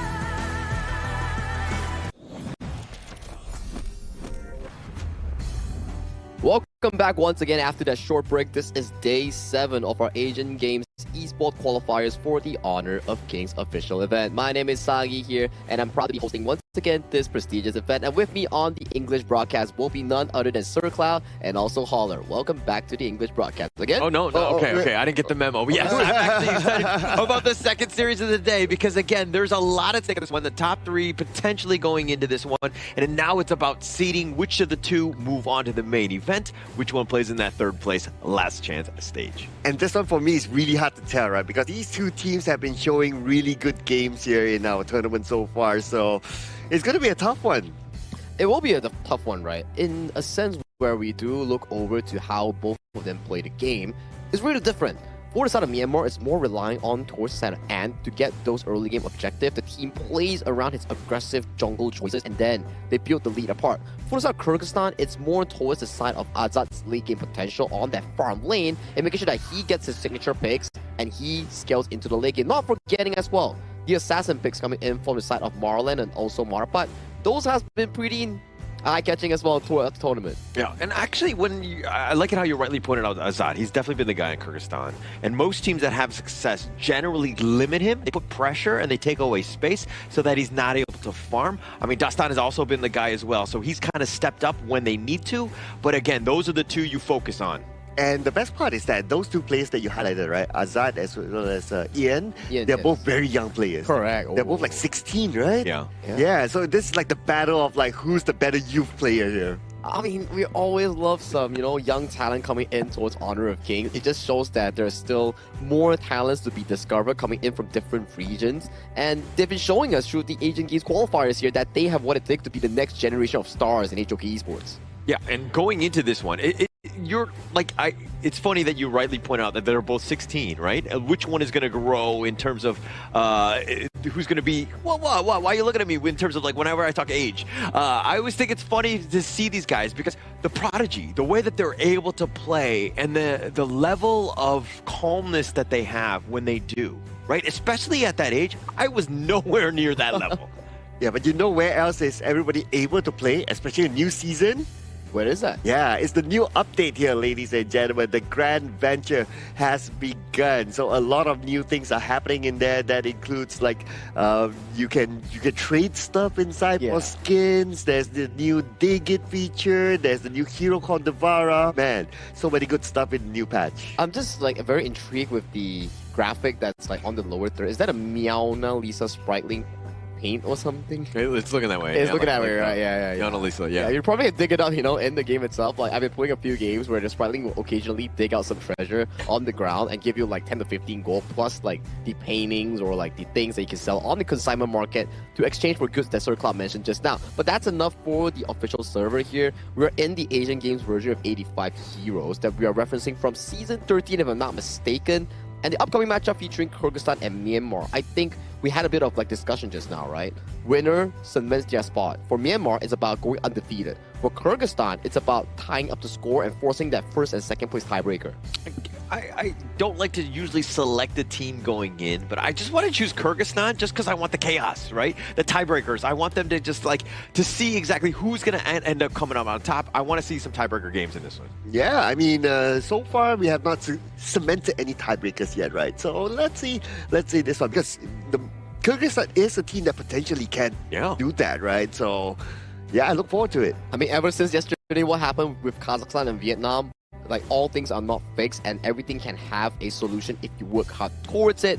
But if we want to welcome this exact matchup between Myanmar and also Kyrgyzstan, let's hop into a teaser video introducing the team roster coming in for both teams for this expected matchup here. So let's go.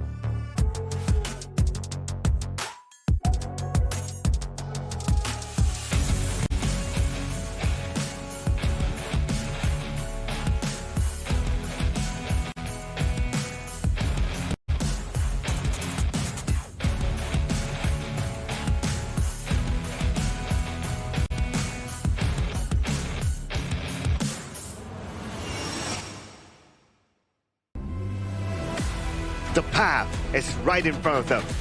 One more win is all they need to secure their place and take the next step forward to the main event. Focused, confident, and ready for the challenge. Please welcome Kyrgyzstan! Nobody has been able to stop them so far. Another victory today would cement their dominance over Group B, sending a powerful message to every team in the tournament. Looking stronger with every match. Make some way for Myanmar! This is history itself. Both sides suffered early exits in the quarterfinals of the 2022 Asian Games, and now they meet once again on this big stage. But this time, it's for Myanmar's unbreakable streak, and for Kyrgyzstan, it's their step towards that main event. We're going into this one. I mean, walk me through Kyrgyzstan here first. Yeah, we have some Malbek, Dastan, Koric, Azad as well as Marlin. So Azad, not only his photo is very unique and interesting, right? Refreshing, so to speak, right? But his gameplay as well. So we know that he's able to be this kind of player that's very aggressive, right? But remember when he played the Ho Yi, his Ho Yi wasn't that Ho Yi aggressive, chase down somebody and just tap away, right? But his Burning Sun arrows made the play. So he has his versatility on how he plays his farm lane role as well. Yeah, he's always been able to step up when the team needs him, right? And Dastan has also been that guy. I think that these two have really kind of supported one another, made sure that they're in a position to win because of each other's play. And to top off this entire roster, right, the way that they're able to split the duty of carry is really fascinating. But do walk me through as well, Holler. What is Myanmar proposing in their roster? Well, this is going to be Min, Ant, Sai P, Zin, and Sai H. This is a squad that, again, we're kind of on the map of just being like impressing everybody, right? And in the top of the group, undefeated at this stage, they are the team to beat. Oh yeah, absolutely, right? I mean, they've been showing very good gameplay, good dominance as well, especially with Ian giving us a lot of highlights too. So this team is definitely the one to watch. And even before coming into this tournament, a lot of fans out there were saying that, okay, Team Myanmar in their group, they are one of the top challengers for the top 2 slots. And they're proving it, right, Sir Cloud? So far undefeated yet in any single match or single game win-loss. And they've been practically the champions of their group for as far as they know after playing 3 games now. Now, for the final series that they're going to be playing here against Kyrgyzstan, they need to do whatever it takes to lock in their spot and to show off that they are truly the GOATs of their respective group. And looking at this one, I mean, the hero pool's a bit of a wash, 20-18, not too different there. Even the kills, 78-68. I mean, you're seeing the number of games that they won. I mean, 6 of 6 from Myanmar, but the kills are actually in favor of Kyrgyzstan. What is that telling me? Well, Kyrgyzstan likes to fight. They want to take the fight to the opponent. How does Myanmar respond in this one? Well, Myanmar, they like to respond by playing a little bit faster, right? Just based off of the stats, right? Their first strike rate is significantly higher at 67% as compared to 17%. So they like to play this fast and early. If they're able to get this advantage early on by the first strike onwards, they will snowball. And to top it off as well, if we were to check out the KDA, although the eliminations coming in from the K for the side of Kyrgyzstan is 78 and for the side of Myanmar 68, but take a look at the deaths differential here. Kyrgyzstan games are more chaotic, where Myanmar's games are more tame, is what I'm trying to allude to. Because in terms of the KDA, so far that has been the story here, and the first strike rate having a 17% coming in from Kyrgyzstan, it means that they are able to play in a comeback sort of situation in bringing the game back to an even. Yeah, my favorite part about all of this is that Myanmar has got a 6-7. I knew it. Is it too early in the day to do this? I don't know, but we're there now. We've gone to that level. But Myanmar, the way, again, I like the fact that they've been able to stay alive. The 11 deaths, that speaks volumes about the team and their positioning. The way that they're able to, again, just survive and to just take over games. You know, it's lucky enough that they actually got one more kill on towards the KDA side from Myanmar, because that's 68. If not, you're going to be having to do it twice towards us. Well, we're going to zoom in onto the stats even further, right? We're going to compare the individuals before we continue our debate here, right? So Jamalback and Min is compared with each other. So, of course, some of these stats are dictated by the fact that, okay, one team has more wins, right? There's average KDA, it does favor towards Min 7.5 as compared to 4.1. Average damage taken per minute, DTPM. That's a lot of the Jamalback. So this exact matchup coming in says a lot about the two Clash Laner style, where Min is more of a traditional carry style Clash Laner. Yes, he takes lesser damage, but he returns more in the GPM part where it converts to damage here. It's a different selection coming in from Jamalback, where he likes to be able to contribute that gold into players like Azad or Dastan, and he becomes that meat shield for the team in being able to scatter off that vision value. So both of them, again, I love the fact that they're both head-to-head on this one, because this is pretty much the eyes of what role and lane you should be looking to get into, because they're the ones that set things up for everyone else. If Zamalbek is able to get to the back line, if he's able to create all that chaos and that damage that you're seeing, they're going to have a pretty good time. On the other side, Min, if he's able to mitigate, again, be that farm carry, if you will. Yeah, very different play styles, right? And when it comes to hero pool, yes, they're equal, 4 and 4, but I believe if we were to dissect that 4 hero pools that they have shown, it could probably be very different just because of the play style and the stats that they show here. We've seen different variety of the Dharma pick as well. Some likes to go the full tank build, some likes to go the full damage build here, so it depends on how the player actually plays out that specific same hero with a different spell. I can see and definitely feeling good, you know, thumbs up towards the cameras here, showing that he is confident coming in towards this series. But coming in for this specific game number 1, Myanmar has side selection. They have chosen the blue side with Kyrgyzstan going towards the red side. What does this say about this specific startup here, Holler?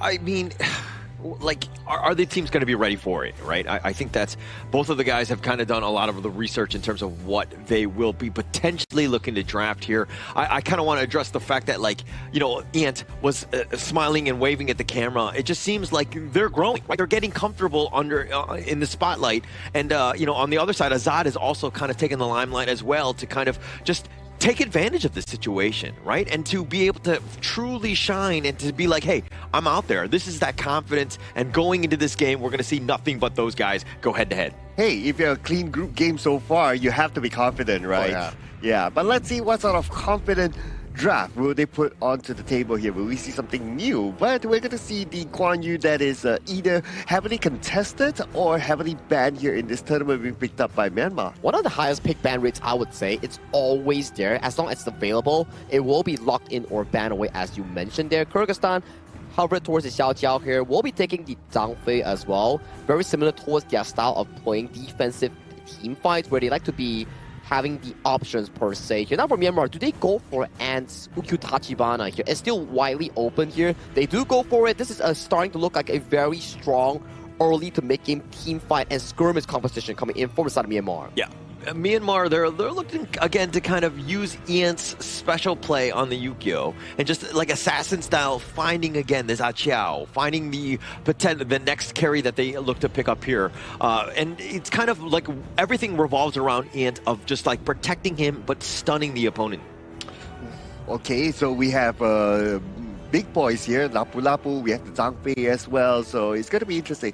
The Zhang Fei, of course, as compared to the Lapu Lapu, is the ult especially is it costs a lot more, right, as compared to the Lapu Lapu, but the range or the width of Lapu Lapu's Raging Sea is not as big, so both has its own pros and cons. But what is more important is that how and what kind of timing they're going to be used. Now, I do like the fact that we are seeing a Guan Yu and the Lapu Lapu together for now, because these two type of heroes are able to set things up. One can come from the back and one can come from the front, so they make a really good combination together. Many more options, right, coming in for the side of Team Myanmar, and Kyrgyzstan locking in the Xiang Yu pick here, coming in for the side of Jamal back in that clash lane. We don't really get to see this a lot. I think this is our second pick of the tournament here with a 0% win rate, and for now, we'll have to see whether Jamal back can actually bring this pick to life. And that's going to be an Aaron pick being locked in by Kyrgyzstan here, as we see towards the bans, Arlie, Direnjie, and also the likes of the channel are removed from the pool. Giving over to the side of Zin H, not a lot of options aside from the Lady Sun or things like the Shou Yue, for example. So, Xiang Yu, I think that we've kind of not had the greatest impression of it because we saw it earlier and it was more in the roam, and we always joke about how the Hegemon Slash being very slow.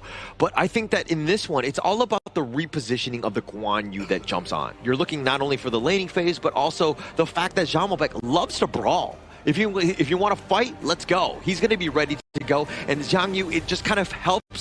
It will just be able to that and the Umbrella Outburst. You're looking at a nice little combination, plus the Honey Sweet Breeze, just a little cherry on top, if you will. But this is what I worry about the Zhang Yu pick, is that it's not a good hero to track down where the Guan Yu is. Guan Yu is way faster. The moment he leaves his lane, it's like, oh, Zhang Yu won't be able to catch. And if you don't know the position of the Guan Yu, when it comes to team fights, right, then you won't have that where is it going to come from, the awareness, and you're prepared for it. So I'm kind of worried about the Zhang Yu pick, though. I am worried as well here, Sir Cloud, especially like you rightfully mentioned out. Heroes like the Aaron and Xiao Jiao, they don't really have lots of crowd control nor mobility to actually counteract against the side of the Guan Yu that has been locked in by Min here. So the roamer and clash laners duty coming in from Kyrgyzstan will be so detrimentally important in making sure that these two carries coming from Kyrgyzstan has the room to actually do damage. But let's hop on into game 1 of this important series between Myanmar, the undefeated in Group B, and Kyrgyzstan, looking to find their spot in towards the main event. And this is going to be it, right? I think that, Kyrgyzstan, are they able to kind of find a way to stop the undefeated beasts that have been Myanmar, where they've been 6-0 and literally taking over the group?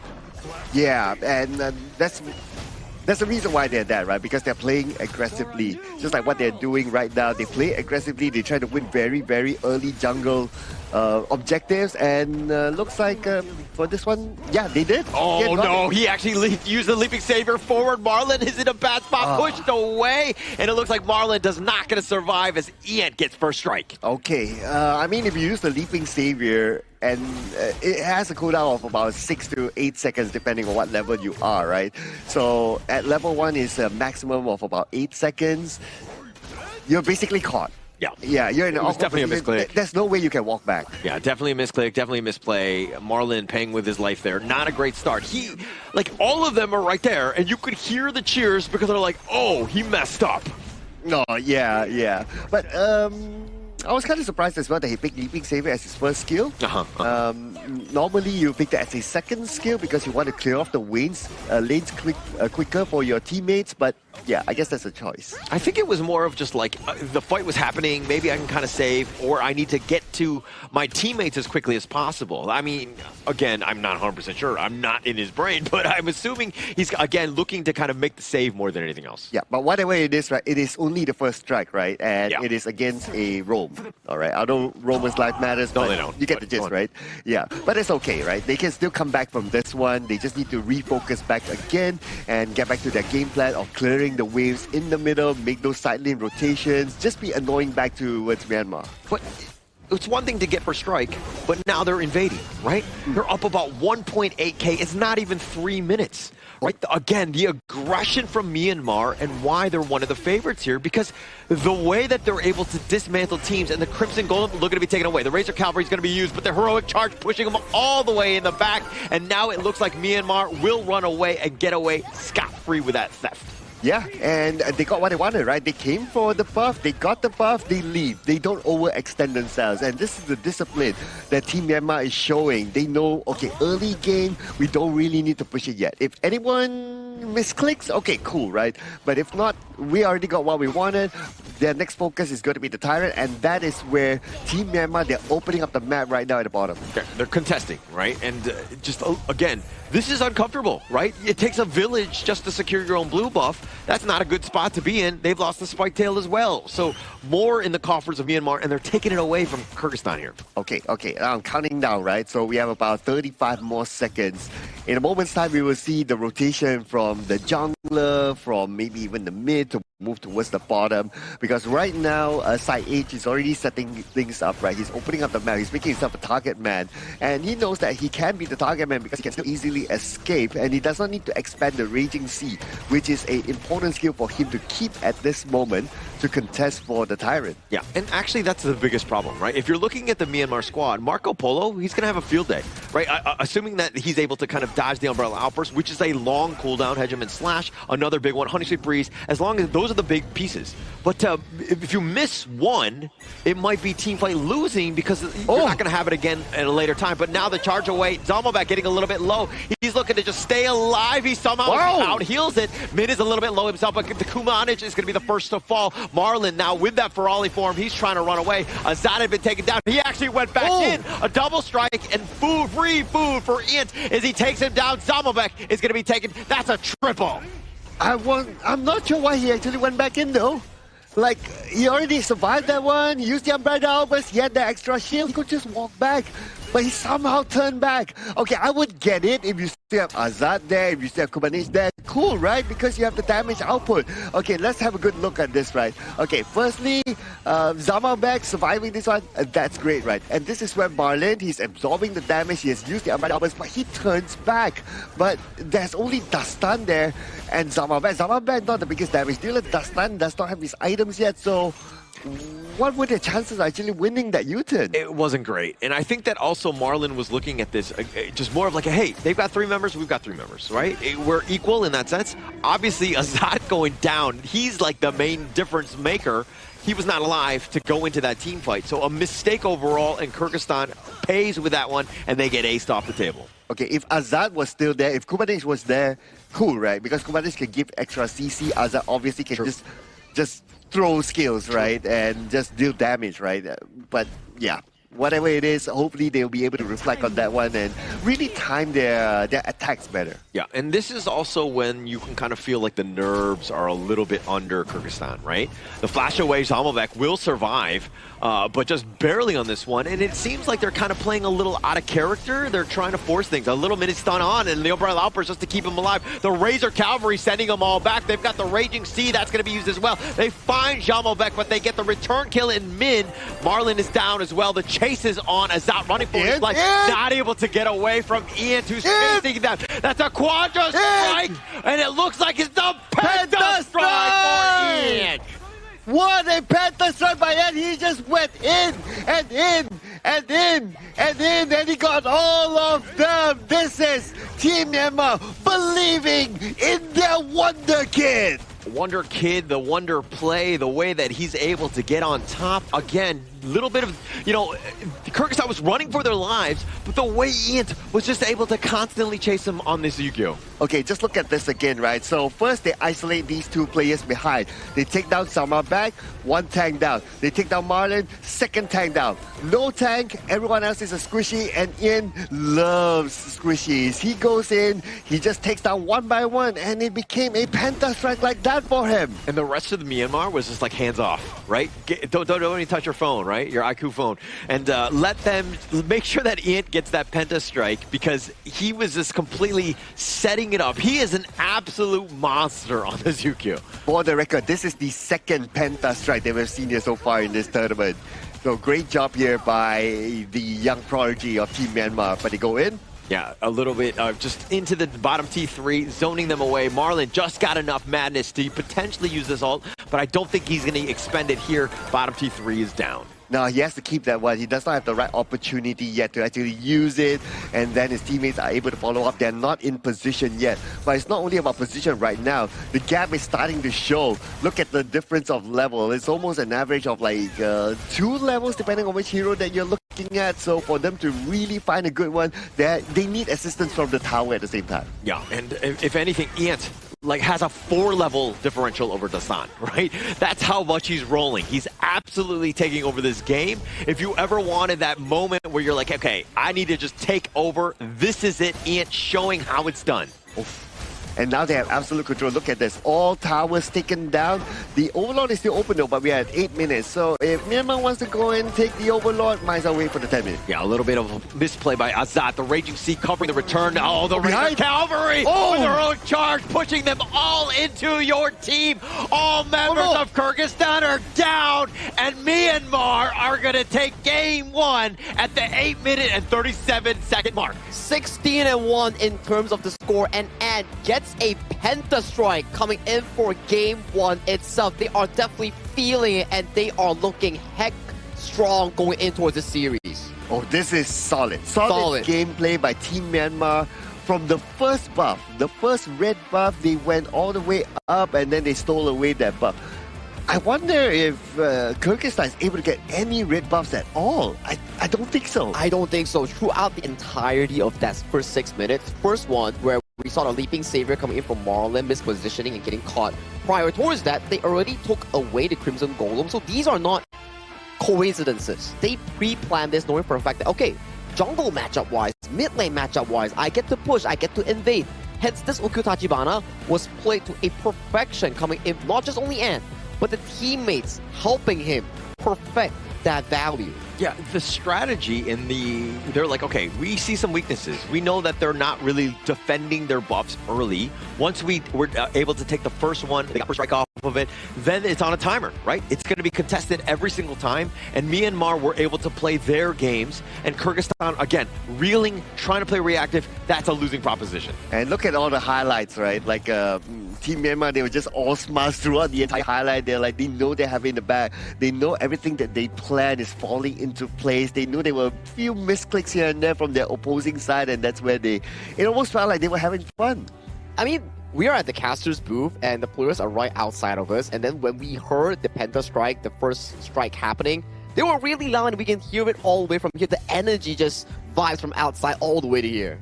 Yeah, it's almost like they were giving away what was, you know what I mean? Like when you saw Marlon jumping in, all the players are like, oh, like you can tell. And we're like, okay, yeah, he's definitely caught. There's no way he's getting on out. I mean, we're seeing that as well. But again, very reactive, emotional team. And they're on an absolute high here, this Myanmar squad.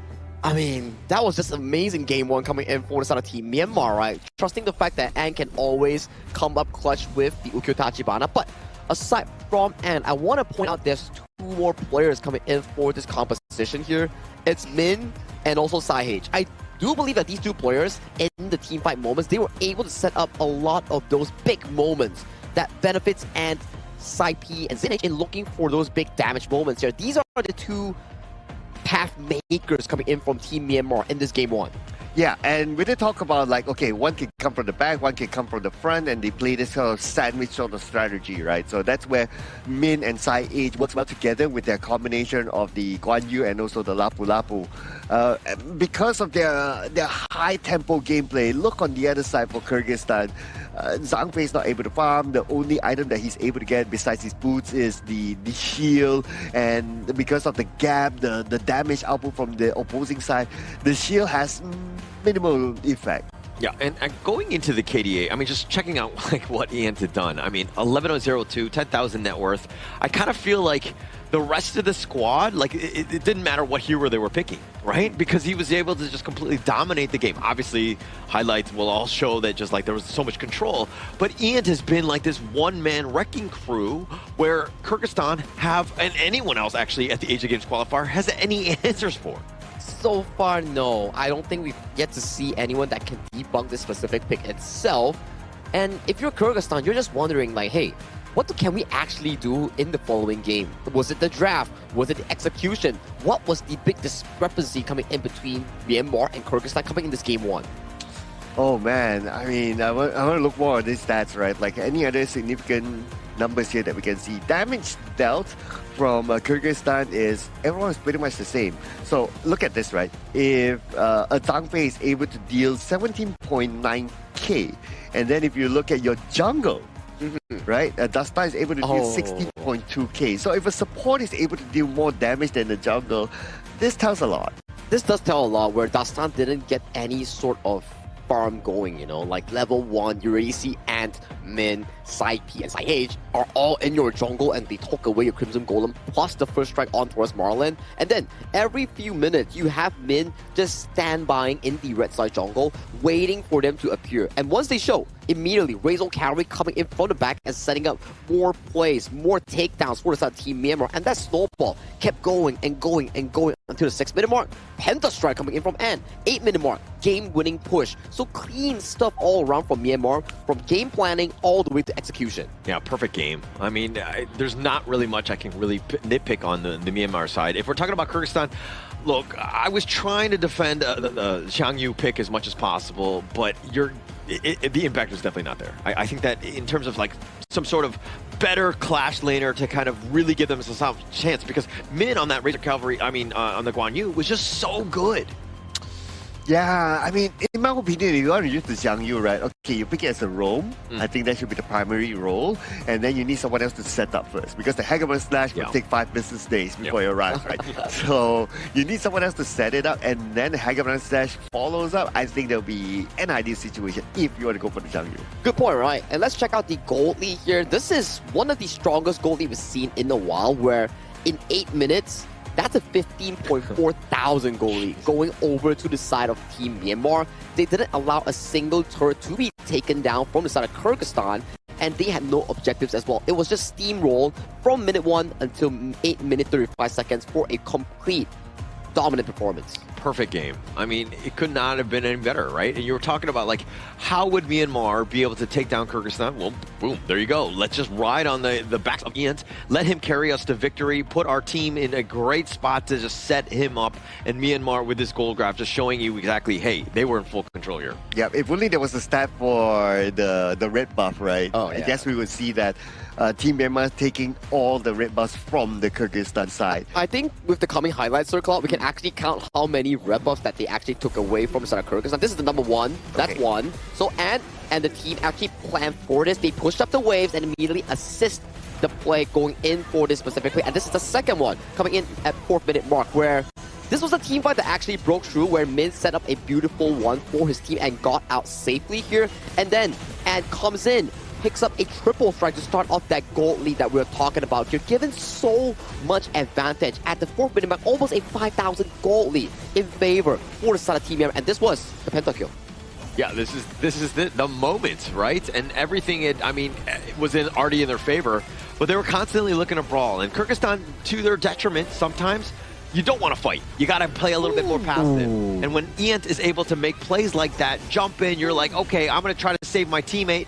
You're just going to get rolled like there. And congratulations again to Iant on that penta. Oh, that was so beautiful to watch again. Thanks so much for the slow-mo as well. And this was the final moment. Wow. If you have a Guan Yu behind you, you're bound to get pushed like that. Yeah, that's the problem that we talk about, right? When the Zhang Fei uses the Unbridled Outburst and Jamal back on this Xiang Yu isn't able to defend the team, it allows for so much room for Min to set up for the MVP performance coming in from Ant on this Ukyo Tachibana here. 11-0-2. That was just an 8 minutes game. Holler, like what you say, right? If you want to be the MVP, you have to do the number one pose. Yeah, number one, Yeah. or I've noticed the shush. The shush. The shush. Because Those two are technically like... that's a 1-2.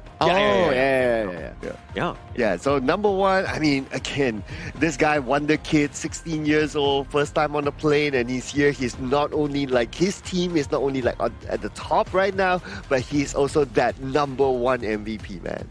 A number one MVP, and like just being able to shine on the stage, like, hey, I don't know if he's on a team, but maybe you want to reach out to him as well, because he clearly carry you to victory, and this is exactly what you're wanting from the jungle role, right? Somebody who's able to take over games, completely take the pressure off everybody else. As long as people are there and able to do the number one, I think that he's definitely the guy for you. And also, we have a number one sponsor coming in for this specific event. It's actually the Petaling Jaya Marriott Hotel, our official venue and hotel sponsor coming in for the 2026 Asian Games Esports Qualifiers for Honor of Kings. Thank you so much to Petaling Jaya Marriott Hotel for sponsoring our event.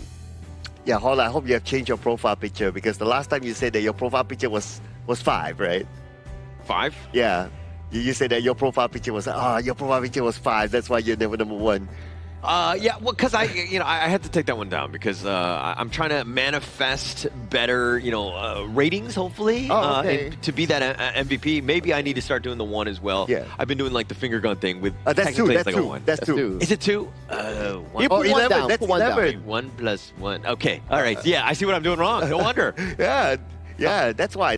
You need to do this, then you get your MVP poster. And talking about 1 as well, right? That 1 win coming in for the side of Team Myanmar solidifies their space in towards the side of Group B, where they are like qualified for the main event, and there will be no tiebreaker coming in for the side of Kyrgyzstan to be able to force that first place spot. So now for Kyrgyzstan, it's about trying to smooth out this series here. If they can win, that's the best case scenario. But if they do lose, they still have to figure out how they can make it towards last chance or the second main stage event slot. Yeah. So it's only 1 of 2. Obviously, you want to be second place. You don't want to have to play in those last games because it's just more games. It's a lot more stress. But going into this one, I think that Kyrgyzstan, they need to just forget about that game 1, right? If anything, they need to be like, okay, let's find out where Iant is. Let's try to invade, maybe take away some of his farm, because you got to stop the snowball somehow. Yeah, that game 1 never happened, right? All those misclicks never happened and all that.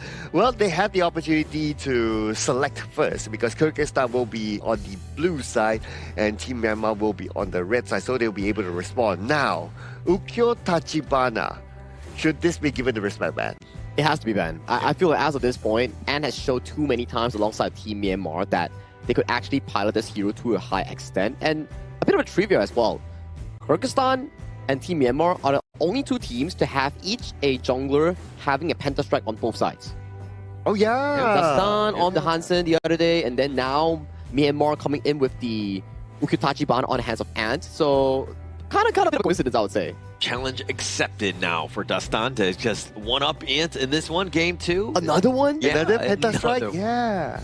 Well, first thing they have to actually figure out is how they can stop the Myanmar pain train, where they have been really, I would say, dominant in their early game. Those jungle invasions, those Crimson Golem invades, that's something that Kyrgyzstan needs to figure out if they actually want to figure out the Game 2 draft. Now, let's go into the Game 2 draft with Kyrgyzstan on towards the blue side as they do lock in that D-Ranger while banning out things like the Guan Yu and the Maestro. Some heavy setups have been removed away, but if you pan over to the right side, that Ukyutachibana is that freely into the hands of Ant.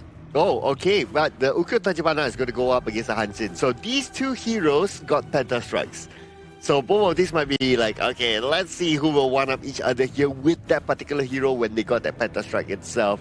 But Aaron this time will be moved over to Myanmar though. I would say that it's still pretty okay. You just need a good tank in front to kind of soak things up for Aaron. All right, I really don't like the fact that Kyrgyzstan didn't ban out the Yukio. I think that, I mean, the Mai has impact, but let somebody else carry, right? Target Ant as much as possible. Take away clearly his comfort hero. He'll pick it into anything. So if you're able to kind of target that one out, maybe play something that he's not S tier on, and he's like S minus tier on these other heroes, but at least you're giving yourself a little bit of a chance.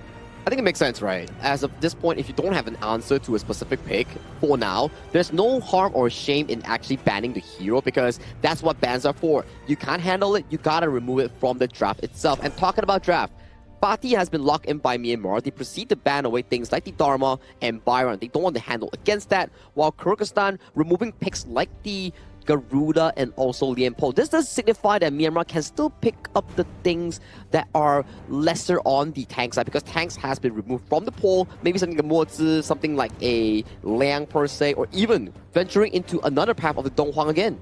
Ooh, okay, yeah, the Donghuang. Would that be interesting though? Yeah, the Hansin likes to get into your face, right? So having the Donghuang does make sense. So that could be one. Any other options? The options are actually very thin here. But what if they go a bit creative? Like, what if they go for like a Mozi, for example? You have a Mozi and a Haino, just a lot of projectiles. Yeah, just throwing projectiles in front. And there's no way that Kyrgyzstan is going to go for Ali no more. Yeah, that seems to be the case, right? As of now, we can see there are a few picks left coming in for Kyrgyzstan. Need a clash lane, something to equalize out that top side. That's going to be the Xiao Xiao locked in, and also a Charlotte here. Comfortable picks thus far coming in from Kyrgyzstan. This is exactly what allowed them to win several games thus far in Group B.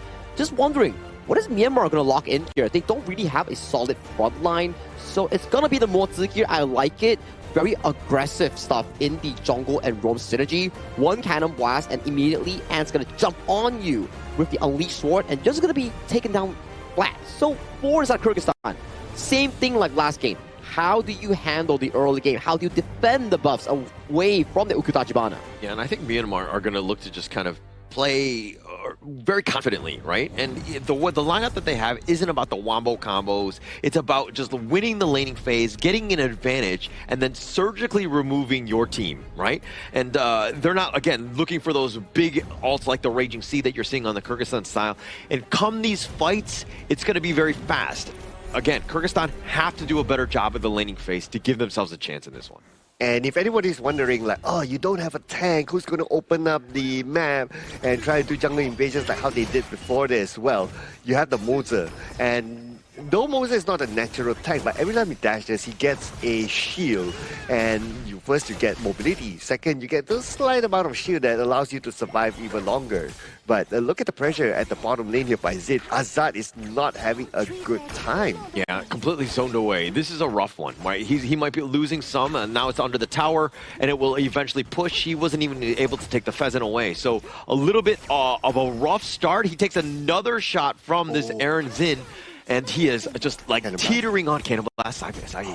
He's looking around. Fishing. Azat was like, haha, I'm not there, but now he's going to be spotted here. And joke's on you. Yeah, but here comes Marlin. But yeah, it's more of like a distraction, right? But still the Cannon Blast is really, really annoying towards Azad. And Azad now with this level of health, he cannot move forward. He has no choice, but he needs to reset. Yeah, needs to reset or do the Walk of Shame, depending on how you look at it here, because that's going to get him out of the lane. He's only level 2. Xin H, this is a huge win. Now he's taking the Firehawk Phoenix for free. He's taking that away, and this bottom lane has just completely crumbled for Kyrgyzstan. Yeah, Azad needs more protection, and that's why the mid lane, Kobanic actually rotated towards the bottom to give him that extra boost there. Dastan still clearing. They need to play this a little bit faster, in my opinion, right? Because if you play it late, then we know that the late game potential from Team Myanmar is kind of big. So Kyrgyzstan, with the fact that they have managed to still maintain this as a 50-50. A bore, right? And Myanmar had kind of counter-moved based on what Dastan was doing, which was stealing their board. So they got their the opposing teams. These are good calls, right? When you're not in position, Dastan was farming, Sai saw it, and he let Ian know that, hey, you got to go to their side. So the rotations setting themselves up for this 4-minute tyrant that's coming up. Okay, they were setting up. Looks like they were setting up at the bottom, but Sai H, not the easiest target to take down, especially when he dashes. He does have the extra shield, so he will be safe for now. Yeah, you got to protect that Hell Brush. If Moat's Sai H is able to just camp there, but now they're looking to dive in. They do a little bit of work, not able enough damage to take down Xin H. The dash away, Dastan playing with fire, and he is on the very edge. Oh, that was a really close one for Dastan. He was taking damage from the tower, and with only one more shot, the tower would have taken him down, but he was very lucky there. Yeah, Jumblebek, though, he's having to just watch his own jungle just get decimated and taken away from him. He's all by himself, and this is the clash lane at times. Sometimes it's you're completely outnumbered. Oh, okay, so looks like Kyrgyzstan, they're going for the blue buff. The range you see. Azad, a little bit low. He eats a scepter. He's getting careful, but Dastan running for his life, and he gets picked off. He's going to give him a first strike. Marlin trying to stay alive too, but he too will fall. It's a disaster for Kyrgyzstan. Okay, the one that started the buff was Marlin, so I wasn't sure it was that the best choice, but Ian now in chase. Oh, Ian, you can't get away from him. But look at Sai H. He's got both of the buffs. He's just like, haha, I'm the jungler now. Oh, that Cannon Blast. That Cannon Blast was blocked by the minions. If the minions weren't there, they would have gotten another takedown. So it was Kubernetes was very, very lucky there. Lucky in that sense. Definitely just being able to stay alive. And Azad just showing up. He's going to pop the legal immunity just to kind of get to those waves before they get taken down by that tower. But now this Tyrant being started by Myanmar, full control here. Oh, and now Tyrant taken. This means that Myanmar, they will continue to jungle invade right now. Look at this. They're not going to let go of the buff. Yeah, not able to. Marlin decided to go with the Raging Sea. That's a nice one on the backside, but what can they do? The Crimson Golem already stolen away. And this almost feels like deja vu, right? They start stealing the Crimson Golem one after another, and then Team Myanmar will just steamroll from there. But Team Myanmar, the difference between the game before this and now is that they don't have like a dedicated front line tank. So without that, they cannot like, okay, open up the map inside the jungle side. Yeah, they can kind of do it with the Moses, but it won't be as effective or as frequent as like having a dedicated tank. But Sir Cloud, have you ever experienced deja vu? I guess so. But Sir Cloud, have you ever experienced deja vu? See what I did there? You see what I did there? Oh, okay. As we're going into the top lane, this is a bit of a problem. It looks like Min will get back to safety. 3 members on here that might get that jump, but Xin H taking the tower down, just munching him down. Okay. Right now they're looking at the bottom. Here you go. Stan, he's stuck around. The box had been used just in case, but the bottom T1 will be traded away for Dastan's life. Oof. A bit of an overextension there at the bottom. The comms should have came like, okay, the rotation's happening because they kind of had information that there was movement from the middle to the bottom, but I'm not sure. I kind of feel that there's a bit of a disconnection there. Yeah, a little bit of a disconnect here, but Myanmar, again, using those minions to the last. Jamalbek taking a lot. He's trying to dash away, mid T1 down. Myanmar in control of this game as well. All right, now with the tower down in the middle, again, access into the jungle wide open for Team Myanmar, and they will take back another buff. Okay. Again, textbook gameplay by Team Myanmar. just like how they did in the last game. They take down all the red buffs and they focus onto the lanes and they eat up the jungle space. They're just doing it again. Yeah, taking over not only the buffs away, but this is just opening up the avenues of attack, right? Bottom team one, taken for free. Nice two-man cannon blast. Right now, Kyrgyzstan reeling, not able to find a way to get back in. Azat going up against Zin is actually 1.3k behind. He's struggled just because of how much pressure Zin has taken upon himself to put onto Azat here. Yeah, and also Sai H as well, right? With the cannon blast putting pressure onto him at the bottom. And it doesn't need to show up all the time. Like, Sai doesn't need to show up all the time. He needs to put in, okay, 1, 2 cannon blasters. Okay, that's good.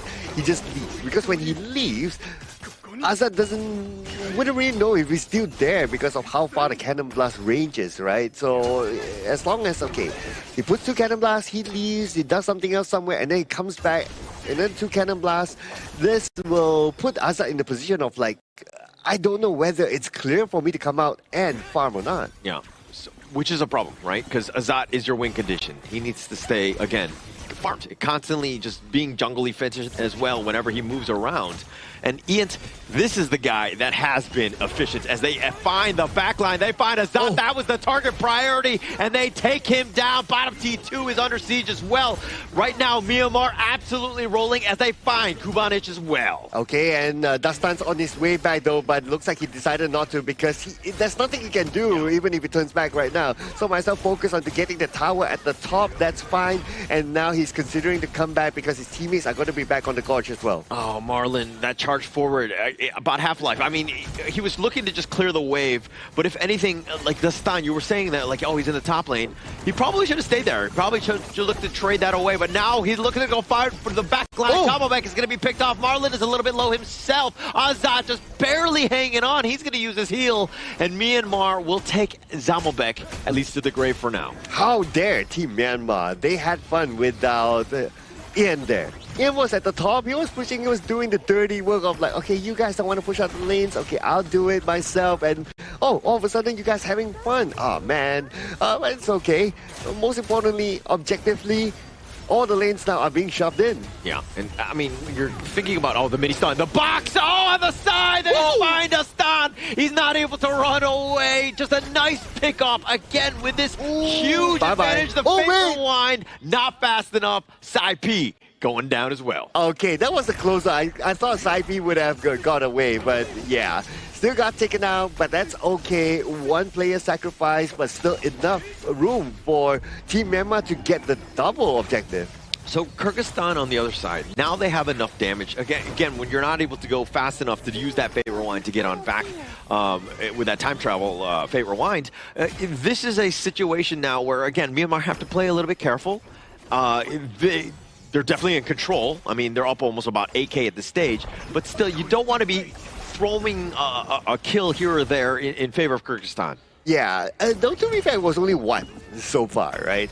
Yeah, but I get where you're coming from, right? You don't let that one snowball to the other and so on and so forth. Yeah, and now the dash away, the Honey Sweet Freeze covering it, but now Min M doing a little bit of work, finding Marlon. The Fox is going to look to lock down Dastan and Azat on the run.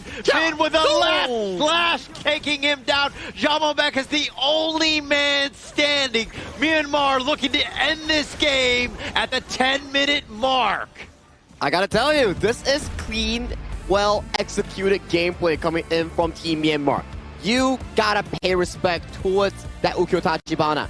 It's just such a destructive early game pick that, yes, we saw signs of Dastan trying to go for the aggressive invade, but he got punished for it. Went into deep, got taken down, got the bottom tower, got taken down again, and then if you're on such a resource-heavy pick like the Hansen and you're unable to get that snowball running, you're going to be paying a lot of price back towards your opponent because they're not going to let you breathe. And this time around, Myanmar utilizing the Ukyo Tachibana plus multi-combo, it really made Dastan suffer in that jungle department. So Dastan, I think that in terms of just gameplay, like not just with the Hanshin, it was more of like a basic or a different jungler. I think that he would have had a little bit more impact. And the reason for that is that he was aggressive. He was looking to take fights, right? But Hanshin is so greedy. He needs that farm to really take him over the top, where if you're not finding that farm through kills, then you're kind of wasting time and you're not putting yourself in a position to win.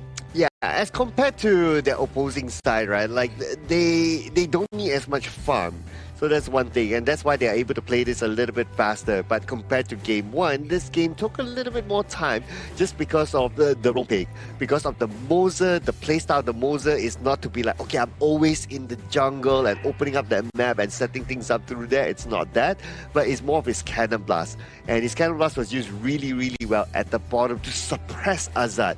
And like what we talked during the cast, right? Like Azad is the main winning condition here for Kyrgyzstan, and if he's not able to farm, if he doesn't have a good lane, then it doesn't fall through. Myanmar successfully shut down Azad and also Dastan, the two main performers coming in for the side of Kyrgyzstan, and we saw how they were able to perform in their previous series, but coming today, Myanmar shut down all doors, even the windows. There was just no chance at all for Kyrgyzstan to make a potential comeback. Yeah, doors, windows, they put the curtains down, they just did everything. They were like, okay, you're just gonna be locked in here forever. You're in my world, right? And Myanmar able to play, again, the game that they wanted, shutting down all those cores, just completely controlling the map, giving zero space whatsoever.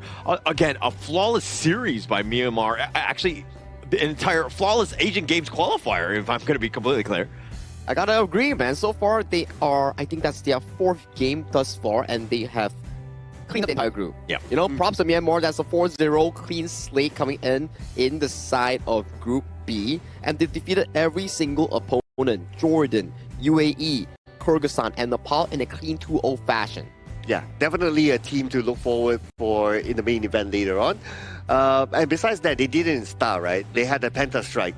With the Uko Tachibana. So Penta Strike also to introduce that, hey, this is our prodigy, right? Our 16-year-old prodigy pulling off a Penta Strike with the Uko Tachibana.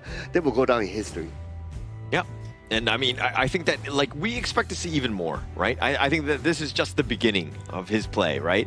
And his ability to just shine on stage, nothing is phasing him. And he's playing way beyond his years. I think it's also a progressive thing where the first few days, he's like slowly, you know, waking up as a player. And when he gets more attention, more growth, the scrims are coming in, it's applying towards the game. I do think the Ant and the side of Team Myanmar has been progressively improving as days go on. And this is the entire itemization chart here coming in for Team Myanmar in Game 2 against Kyrgyzstan, where you can see Dastan really tried to go for those early game aggression invades and ganks. There was one that was really close that he jumped onto a Zinhage, and he barely got that takedown on towards him, but Zinhage managed to limp away towards safety, and ever since then, jungle invades just didn't work out for Dastan. Yeah, it was very difficult for him, right, if he cannot snowball from the beginning, because like what we discussed, right, he's a hero that requires a lot of items. He's a greedy hero, and if you don't start off good early, then it's hard to reach that peak moment towards the later stages of the game quicker than your opponent. Because let's also remember that Team Myanmar, yes, they start off a little bit slower just because of how their draft is, but the core still remains. They will jungle invade you when it's the time. Yeah, and also, I mean, the biggest thing to me is the deaths, right? Sai P, that one time he got caught out where he wasn't able to get the Fate Rewind off in time. That was his only death. That was the only team's death, right? They played a flawless game, completely controlling. And again, the way that they do things where Kyrgyzstan are trying to respond. They're trying to find, you know, ants, but they can't get on top of them because they can't find them. It almost sounds like you're saying it's Sai P's fault now. I am. I mean, previously there was also a suffer death coming in for the side of Min as well, right? If I'm not mistaken. And I mean, back-to-back games, they only suffer one takedown coming in for their team. And for this game, for the side of Myanmar, the stats are really similar, even in terms of damage output. Everyone is really neck and neck. But only Zinhage has a bit of an edge over his teammates. Yeah, just a small one, but everybody contributing, right? Even Sai H with those cannon blasts. We were talking about this last pick mode. You know, how would it do? Do they need more of like a Lian Po or a Zhang Fei? It's like, no, actually, Sai H, as long as you just kind of control him from afar, everybody else will be able to take him down. It's really destructive, right? Compared to the side of like Lian Po, Zhang Fei, or Lapu Lapu, you need to be kind of like a level 4 kind of status with your flash up. But for Mozi, it's more of a, I hit the cannon blast, you go in. If I don't hit it, we try another time. It's like you are fishing for fishes with your cannon blast. If you hit the cannon blast, great. If you don't, let's try again later. But this is how exactly Myanmar played the composition. They were able to rely on Side H accuracy in generating those pickoffs with the damage coming in from Ian and also Side P, gaining them the advantage to really push forward, just similar to game 1. Yeah, big projectile gameplays by Side H and also Side P, I must say. Combined together, and because there wasn't any early there on the Kyrgyzstan side, so it allowed them to just spam those projectiles. But looking at this graph, yes, there's one. It was a big control game here by Team Myanmar, and that's when it's shown by the graph. It goes towards them all the way down. What do you think that they could have done better as Kyrgyzstan? Was it like a draft, or was it like execution? Like, what could they have done to give themselves a chance in this one? I think it's more in draft, because if you were to look into some of the jungle picks here coming in for the side of Kyrgyzstan, it's more towards the jungle assassin. Yes, okay. But if you break it down towards the level 1 to 4 sort of status of these two picks, of Nakoruru and Hansin, they sort of don't do too well into the early game skirmishes that the Ukyu Tachibana actually excels in. So maybe next time, if you want to play a jungle assassin, you will need a strong mid lane that can guarantee push. Your roamer needs to be able to stand that vision ground, because in these moments here, you can see Dastan going in for the aggressive invade, but he got caught out and he got taken down. It's okay if you miss the smite on the camp, but if you get taken down as a jungler, it's really bad going into the late game, because look at this. Back-to-back takedowns leading into a jungle invasion. Dastan has to go for the split push, and when the team has no real jungler nearby, Kyrgyzstan was just getting picked off one after another, and it was so difficult for them to actually venture into those late game power spikes.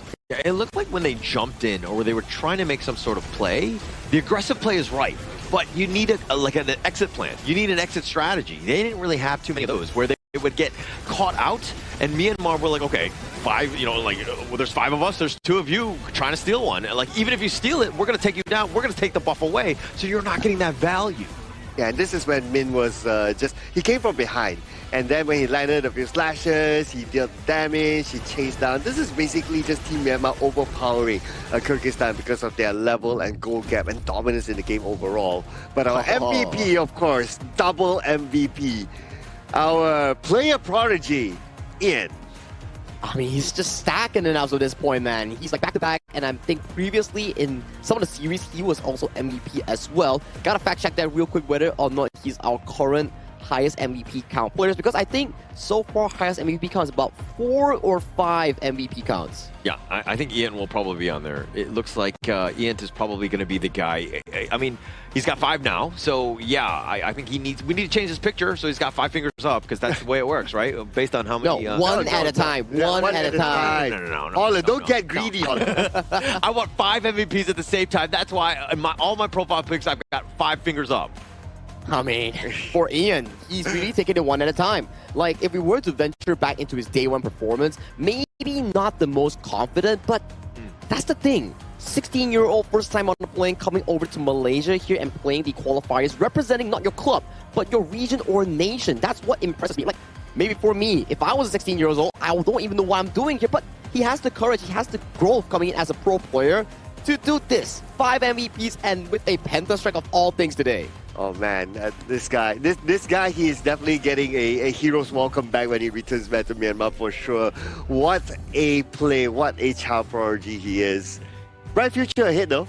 Yeah, I mean, if ever we do see a Myanmar team in the pro scene itself, I definitely want to be hoping to see Ant in that pro scene or in that pro league. But for now, we have to congratulate Myanmar, because that is a clean slate coming in for their Group B run. They won every single opponent, lost 0 games, and they are on their way to the main event of the Asian Games. So congratulations, Myanmar. Yeah, and I'm actually going to keep this finger up until they create an MVP photo for me as well, so that I too can have one, just one. That's all I want, just one MVP picture right there. Are you good with the Ukyu Tachibana? I'm terrible with Ukyu. Okay, then that's one too many. Yep. Sorry, I'm sorry, man. It just doesn't work like that. You can't ask for something you got to game for, just like Ant. Wow, look at you, look at you. All right, I'm going to go back into the drawing board. I will play some flow games in terms of just flow ball, and just spam that hero so that I will get to the same level of Ant. Good call. And you got to be wondering for the side of Kyrgyzstan, right? I think this is a good wake-up call. Whether or not they make it to the main event or they make it to the last chance stage, this is a defeat that will wake them up. If they take this in a positive note, they can start to dissect down like what happened in that draft, what exactly they need to be improving in moving on to the main event if that's their ultimate goal, right? Because that loss wasn't any single one's fault in the side of Team Kyrgyzstan. It's a collaborative mistake that they did that caused the jungle to falter, that caused the draft to not function in their favor, whereas previously Dastan had a fantastic Penta Strike on the Hansen, but today it's just on a different note. Yeah, and all that bundled together with the fact that they had to go up against Team Myanmar that was on their top game. Going up against Ian was at his top game with the Penta Strike as well. So all together, it was difficult for them. Yeah, definitely difficult. I mean, if we're looking at the standings, I mean, Kyrgyzstan, they're going to be 2-2. Probably does not look like they're going to get into the top two. They're going to have to go the more arduous path, if you will. But they still have a chance. I think that, hey, use what you learned in that series to kind of get better, grow. You still have time and you still have an opportunity. Now, if we were to venture into Group B's result, right? Okay, Nepal is currently 2-1. Yes. They have one more game going up against Jordan, if I'm not mistaken. Yep. So if, and only if, Jordan beats the side of, hang on a moment. Nepal. Yeah. Then we might have a three-way tie between Kyrgyzstan, and Jordan and also Nepal. So they have to duke it out to see who goes on towards the main event on second place and who between the last two teams makes it towards the last chance stage. So it's a bit complicated if Jordan takes down Nepal in a 2-0 fashion. Yeah. We wanted to see some tiebreakers, and this could be a little bit of a shift. I was only looking at the top three. I was not really looking at Jordan. My apologies, Jordan. But you still have a chance. Getting yourself to 2-2, right? And you could definitely play spoiler, so that will be an interesting series. More pressure on now Nepal, huh? Correct. If Nepal wins it, they guarantee their spot into the main event, and Jordan will be sent away. And then the side of the team known as Kyrgyzstan will be going into last chance stage. So it really depends on the following stage, on how Jordan takes on against their series, against that later on. But that was a good one so far, coming in for the side of Team Myanmar. And of course, we want to be hearing more from Mara to see who she's going to be interviewing next on the broadcast. So Mara, if you may, please show us who you are at that stage. Team Myanmar remains undefeated. Gong Yu Bade, and job well done. You know, there's one thing I have to say. Penta Strike. Congratulations with that one. You got it. Game number 1, 6-minute mark. Tell us what was going through your mind as soon as you got it, and what was the reaction right after it was done and with your teammates as well.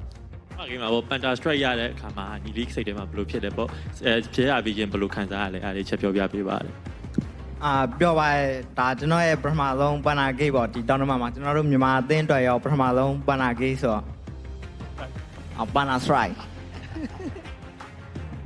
He said he's very happy about it. It's the first Penta Strike he ever get on the stage, and it's also first Penta game for the team, so he's very happy about it. You know, you're really making a mark. A lot of people are starting to notice you with your Ukyo Tachibana. What do you want the rest of the world to know about Team Myanmar? ညီလေးပေါ့ဒီ Ukyo Tachibana နဲ့ကင်တာကိုတခြားလူတွေကလည်းသိပါပြီညီလေးရဲ့ skill ကိုလည်းတော်တော်ကြိုက်ကြရပေါ့အဲ့ဒါနဲ့တကဘာလုံးသိအောင်ညီလေးကဗာပြောချင်တယ်ပေါ့ဒီညီလေးပေါ့ကျွန်တော်တို့မြန်မာအသင်းကအန်တာတော့အသင်းလည်းမဟုတ်လို့ short တော့အမယ်အသင်းလည်းမဟုတ်ပါဘူးအဲ့ဒါကိုကဘာကြီးကိုသိစေချင်တယ် He said don't underestimate Myanmar and it's not an underdog team like he wants to know the world about it I don't think anybody will ever underestimate Team Myanmar after what your team has shown in this tournament.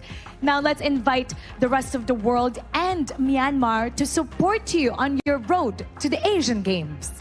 Asia Games တော့တခြားမြန်မာနိုင်ငံကလူတွေနဲ့တကမ္ဘာလုံးကလူတွေကိုကြည့်ဖို့တောင်းလိုက်ပါဦးကျွန်တော်တို့လည်းနောက်က Asian Games မှာဆက်ပြီးတော့အားပေးပါအောင် He said keep rooting for Myanmar team in Nagora Asian Games. Thank you. Once again, congratulations. Job well done. Always with your Ukyo Tachibana. You heard it from Aunt. Now we're going to head back to our casters. Penta Strike, lead the gorge. Penta Strike indeed. Thank you, Mara, and also Ant for that interview. You can see him progressively getting more confident, not only in game, but also in interview segments with Mara as well, as he's more expressive now as an individual. when you keep getting MVPs and you keep getting winner interviews, you're only going to get better and better, right? I think that just he's able to dominate in the way he's doing it. He's dominating the interviews now, huh? I'm pretty sure his TikTok dance with Mara as well is getting better. Yeah. They've been getting a lot of those. And there's also something better that actually improved his gameplay is also the IQ 15R, the tournament official phone coming in for the 2026 Asian Games Esports Qualifiers for Honor of Kings. If you're into a new device or a good device that can handle Honor of Kings at the ultra graphic quality or 120 FPS, do check out IQ 15R. I mean, I think that we've all kind of seen some of the all-star highlight plays off of that IQ phone, and they will only continue. But we've got Vietnam, Laos coming up. This series is going to be a banger. Oh yeah, absolutely, right? And I know who's casting this one. And you know when that person casts this one, you always get like Tempest games. Yes, sir. Yeah. And it's going to be interesting coming in for this specific series between Vietnam and also Laos here, because Laos is currently, if I'm not mistaken, clean in their respective group, yet to suffer a single loss, and Vietnam is 2-1. There will be a situation if Vietnam wins against Laos, we will be having 3 sets of 3-1 teams between Kazakhstan, Laos, and also Vietnam. So that is going to be another 3-way tiebreaker for first and second slot to main event, and also the third slot going into the last chance stage. Yeah, guarantee those 3 are going to be top 3. Correct. Right? So to some level, they have a little bit of a lifeline in that sense, but it comes back to winning this game because it's about seeding. You want to be top 2. You don't want to be third place. Let me tell you, it's just too stressful. You want to just get in when you can. Oh yeah, absolutely. You don't want to play the last chance qualifiers, especially when it is a single elimination. Like if you get eliminated because of the draw and it doesn't favor you, you don't have a second chance, so you don't want to go through that. Yeah, for now, as we can see, if Laos wins against Vietnam, there's not going to be a tiebreaker. It's only going to be Laos having a clean slate 4-0 going into the main event. But if Vietnam wins against Laos, that's where it gets complicated, and the tiebreaker that we mentioned might be coming up if the numbers just don't match between some of the teams here. So Laos also has to have one more match, but judging from paper strength itself, they have a higher chance. But that's just guessing, that's just like predictions that I have in here. But it's going to be a very important match coming in from Vietnam because they don't want to be giving over to the side of Laos the rights to decide their fate going into second, first, or third place. Yeah, Vietnam is probably looking at this one as more of like a bounce back series, especially against Kazakhstan, which got the one up on them. And I think that for this piece, how are they going to respond against Laos? I think we're going to see fireworks in this next one. Yeah, the next one will be coming up real quick after this short break that we'll be actually having here. So grab some snacks, grab some drinks. We'll be coming back real quick after this short break, and we will be bringing you more Honor of Kings action between Vietnam and also Laos. See you later.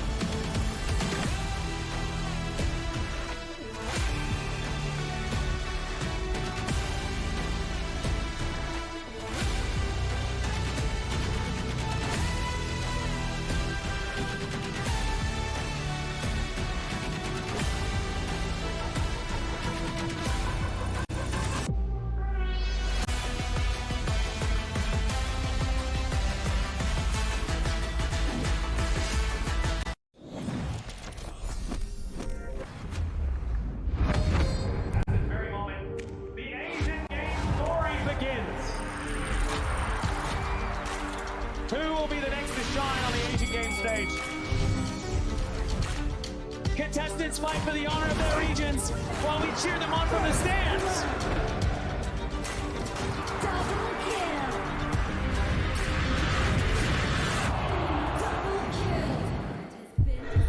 This is a challenge, but it is also an opportunity. The tide is turned.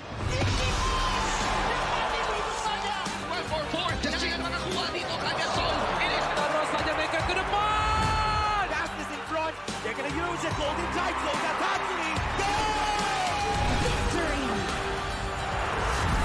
pulled it off together. We share the same voice, the same radiance. This moment of brilliance belongs to all of us. Together, we shine.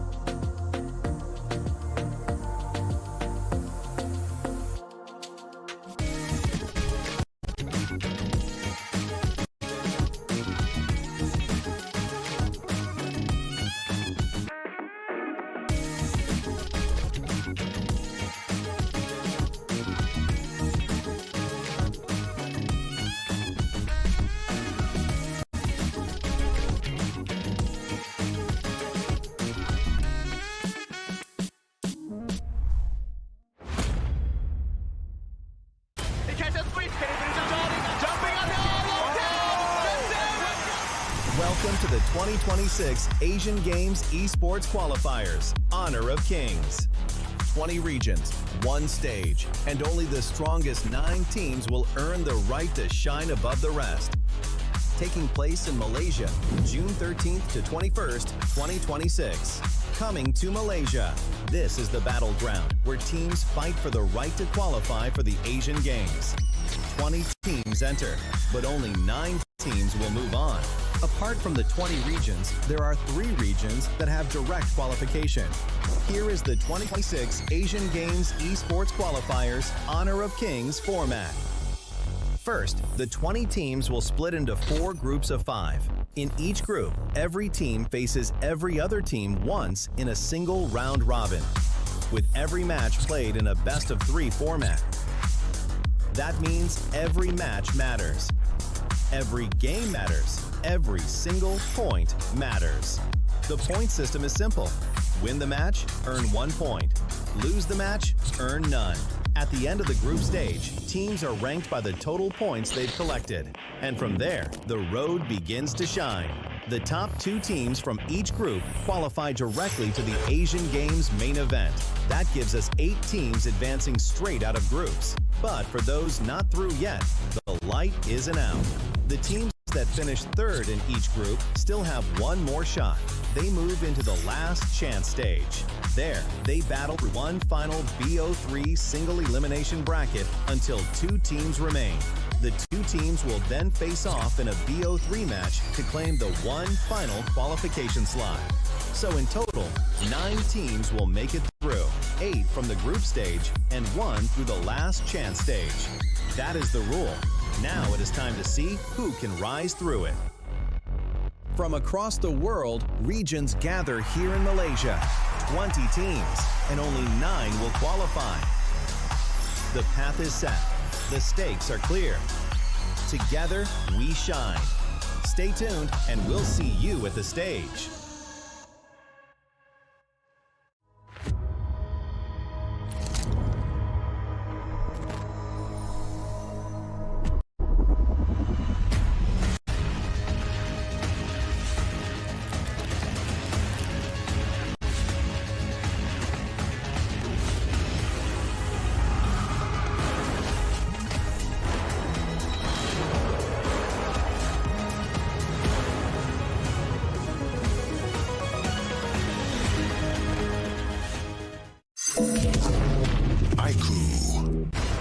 Ultimate not ready yet.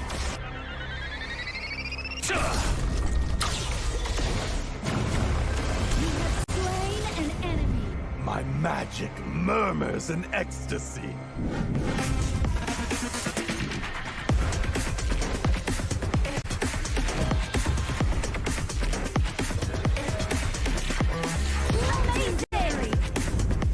There is no escape for you.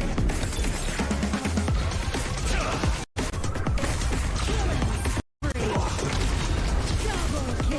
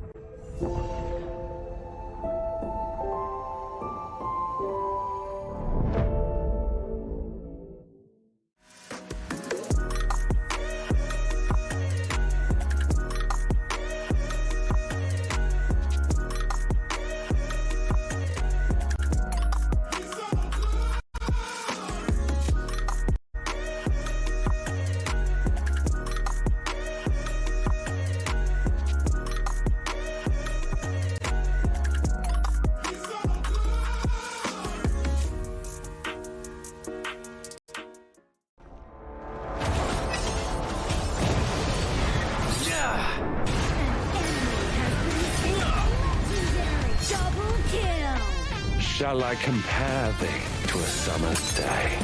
Slain. Don't engage. Don't crush us like insects. Slain an enemy. Defend our base. Our playground tower is under attack. Amazing. Unbelievable. Ah, the fragrance of romance. Ally has been slain. Rampage. Double kill. Triple kill. Spectacular. Pentakill. Lady Fortune is on my side.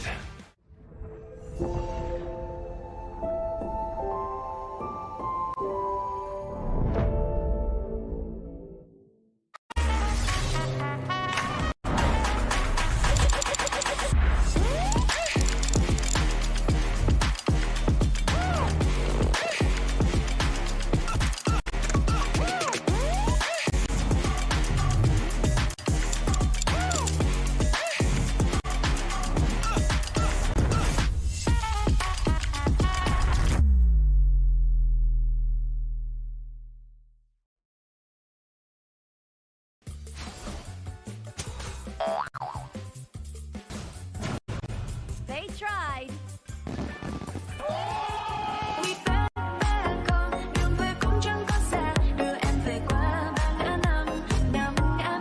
The new Spriteling skill, Dig It, is a passive skill, which will automatically trigger at fixed times each match, up to a maximum of 10 times. The skill grants guaranteed standard rewards like gold, XP, shield, health recovery, and more. There's also a small chance to uncover mysterious grand prize effects during the match. Dig It may also produce tradable high-value treasures. Detailed information about acquired treasures will be shown after the match ends. Each treasure has its own rarity and storage size, and obtained treasures will be automatically stored in your warehouse. If you want more high-quality treasures, make good use of the Treasure Fusion feature. You can also copy and share your code so friends can help speed things up. Treasures in your warehouse can be sold for event currency, which can be used to redeem skins, items, and other rewards on the event page. You'll even have a chance to win physical prizes like smartphones and cash. You can also spend event currency to bid on high-value rewards. The auction uses a hidden bidding system, where you can submit 2 bids for the same reward. The highest bidder wins, giving you even more ways to obtain rewards.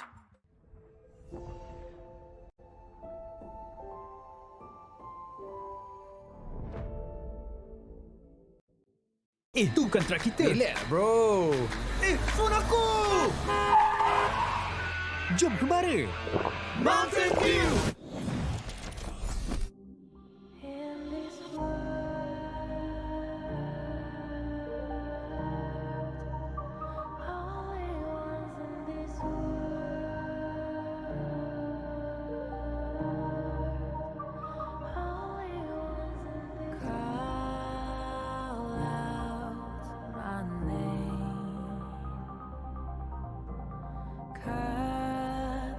Sound of the rain.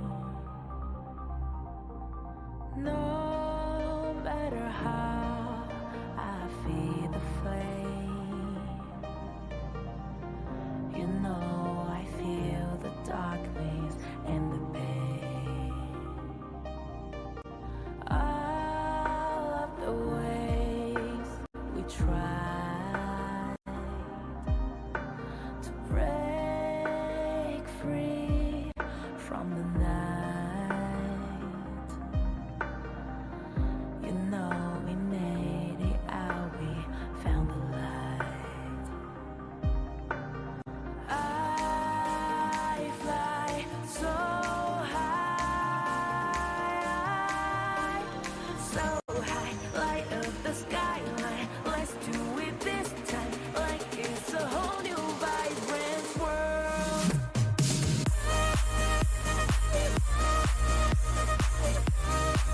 Like we're the only ones in this world. Like we're the only ones in this world.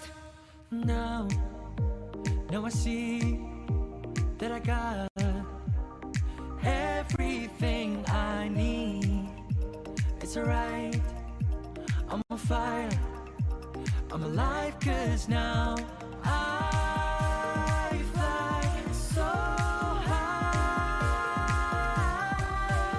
so high, light up the skyline. Let's do it this time, like it's a whole new colorful world.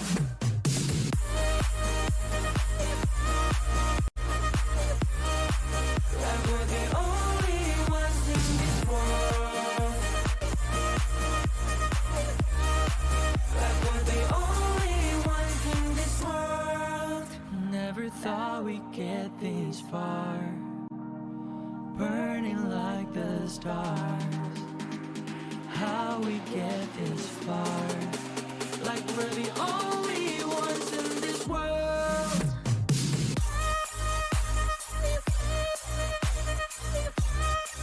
Like we're the only ones in this world. Like we're the only ones in this world.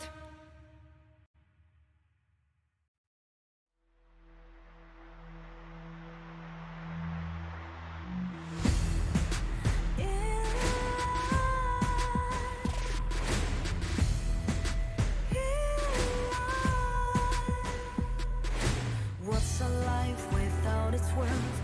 Compromising with what hurts inside.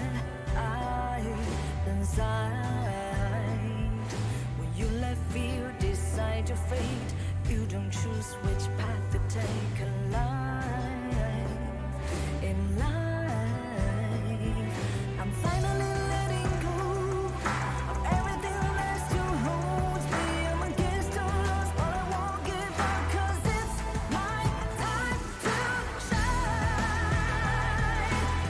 Standing in the spotlight, and no one let me down. Destiny is calling high. I'm not afraid to fight for everything I love. Victory is on my side.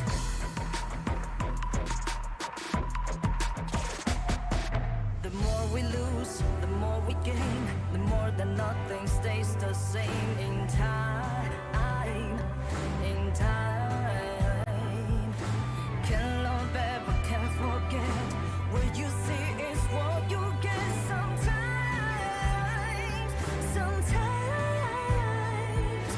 gonna show the world tonight. The light that shines inside us. We're against the odds, but we won't give up, 'cause it's our time to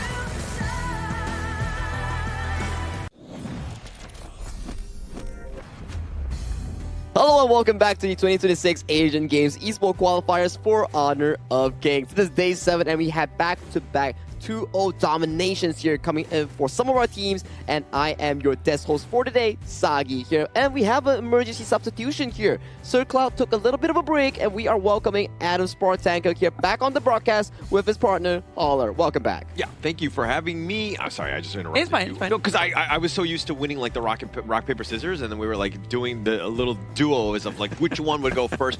But I'm very happy to have you on board, Adam, here. Yeah, I'm very happy to be here as well, again with you, Holler, and we will be seeing a lot more matches today.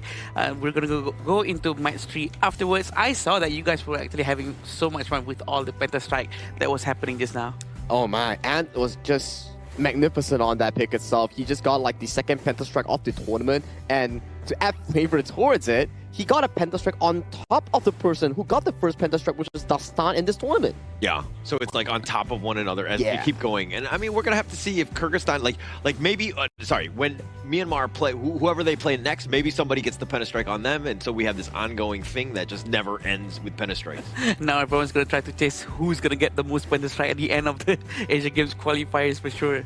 I think having Pentastrike is actually really, really difficult. But you know what you can be getting for free and easy? You can get a 1688 token, no minimum spend voucher here. As you can see, this is the new Kaiser skin that we have in the shop. That's going to be coming on June 27 here. So you just make sure you participate in the Dig It event, and you need to trade the Dig It event commemorative coins to get this voucher for the redemption later on.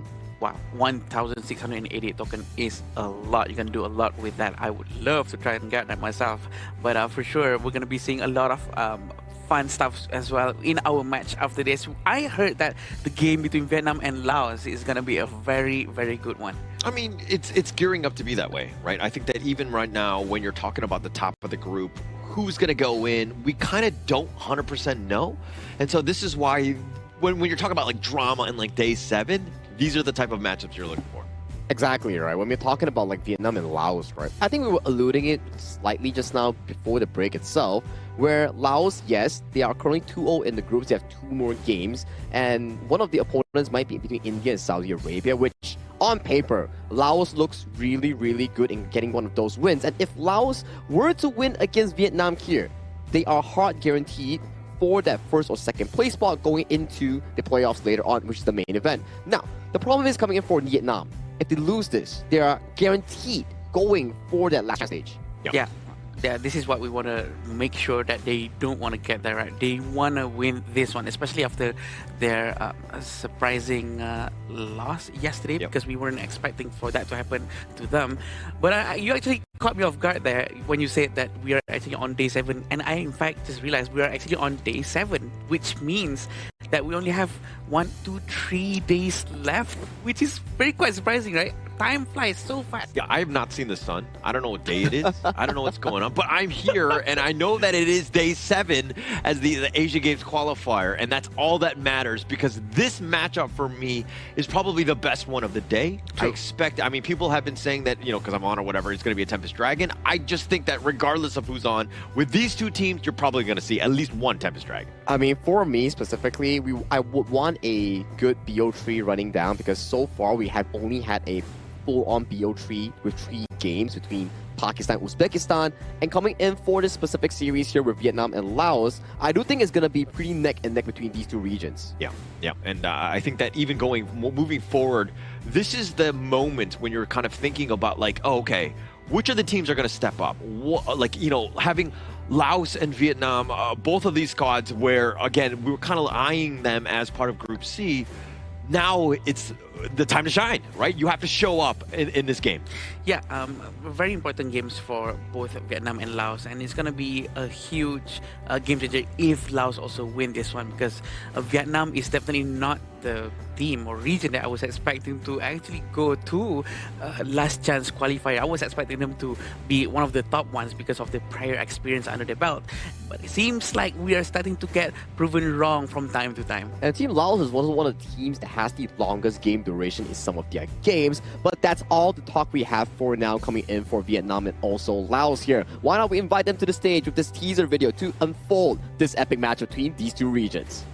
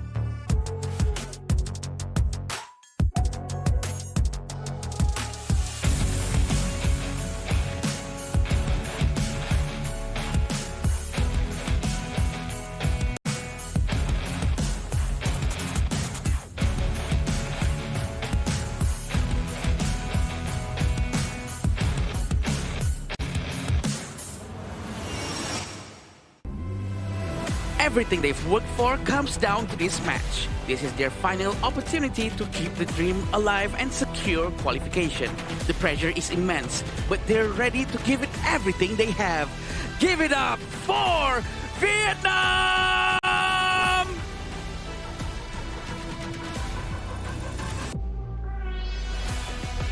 Match after match, they continue to deliver. Still unbeaten, still standing strong, and still proving they are a force to be reckoned with. With momentum on their side, they're looking to take another step to qualification. Please welcome Laos! These 2 teams are such squads that have so much experience coming in towards Honor of Kings and the MOBA scene in general here. And the stakes are on the hand right now. For Laos, it's about one step closer in locking that spot into top 2. For Vietnam, it's reclaiming that loss from yesterday and turning it into an experience for today. It's going to take immense amount of effort to reclaim for sure. For this lineup, Huy Duc, Bao Huang, Lin Van, Huy Tan, and Nam Phuong is going to be a very hard match for them as well. We know that they might have been a little bit demoralized from yesterday's games, but can they manage to reset their mentality as soon as they can? Because today's game is very important. Like Sagi said, if they lose today's game, they're going to go down towards position 3 and going to go through the last chance qualifier. Expectations were definitely there for the squad. I think that, you know, when you were like, who's going to come out on top? Vietnam were definitely at the top of the list. They had a little bit of a disappointing series yesterday, but I do expect them to bounce back. And you know that they were eyeing Laos as well. So if anything, they're going to be ready and prepared going against this Laos squad, which is going to be Kampeng, Vilacon, Sudasai, Volcom, and of course, Salav. And Salav definitely reminds me of a lot of things, right? Like how he's like outgoing in terms of that energy, those little dances that he does pre and post game. And for this specific team, I'd have to say they have one of the longest game durations coming in for this entire tournament. Yeah. I think under their belt, their longest game was 26 minutes and 19 seconds. This is when stamina comes into play, right? So also with the mental stamina that they really have to train to try to maintain their composure inside the game. Laos would probably be considered as one of the team that actually has the most experience in that one. Now, this is going to be interesting.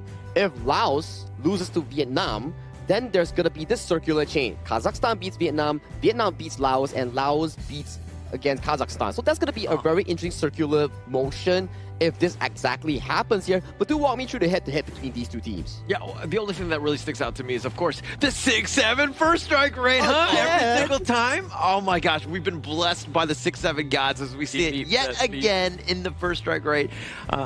Guys, why are you just telling me to go? Wait, can I stay over there? No, I want to stay here. Don't kick me out. Well, that's a very high first strike rate for sure coming in from Laos, and we do have this total game wins which is coming in from Laos. They have been winning all of their games.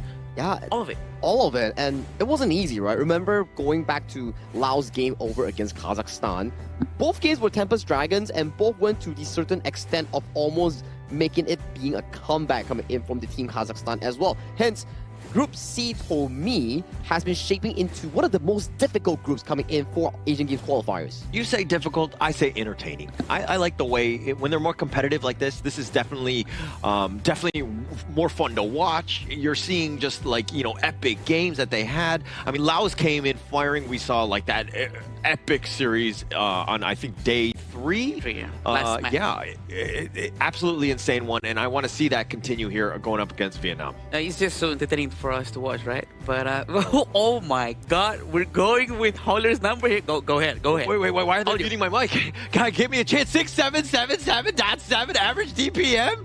Lingva, living the dream. Just stop playing because you got to keep that number, my friend. 3 average KDA, which is very high. Going with an average goal per minute, which is 726, almost close to the top tier, which is 800. I think aside from the 6-7 that we are spamming right now, I think if we were to analyze the head-to-head match between these two players, you can definitely see that Ling Vang is given more of the resource in general to become the secondary or primary carry coming in for the side team Vietnam. And for Sudasai, he's more towards the side of being the setup and also the main provider, at, let's say, for the side of their jungle or farming Volcom to get those resources under his belt. Yeah, it seems like Sudasai is much more comfortable playing with more towards a supporting mid lane as well, because he, well, definitely not doing the most damage out of his entire team. Even his average KDA is not the highest, but he's definitely going alongside with the utility mid lanes. But I have one question actually, Holler. Do you actually tell the production to actually change this 6.7 just so that it fits your narrative?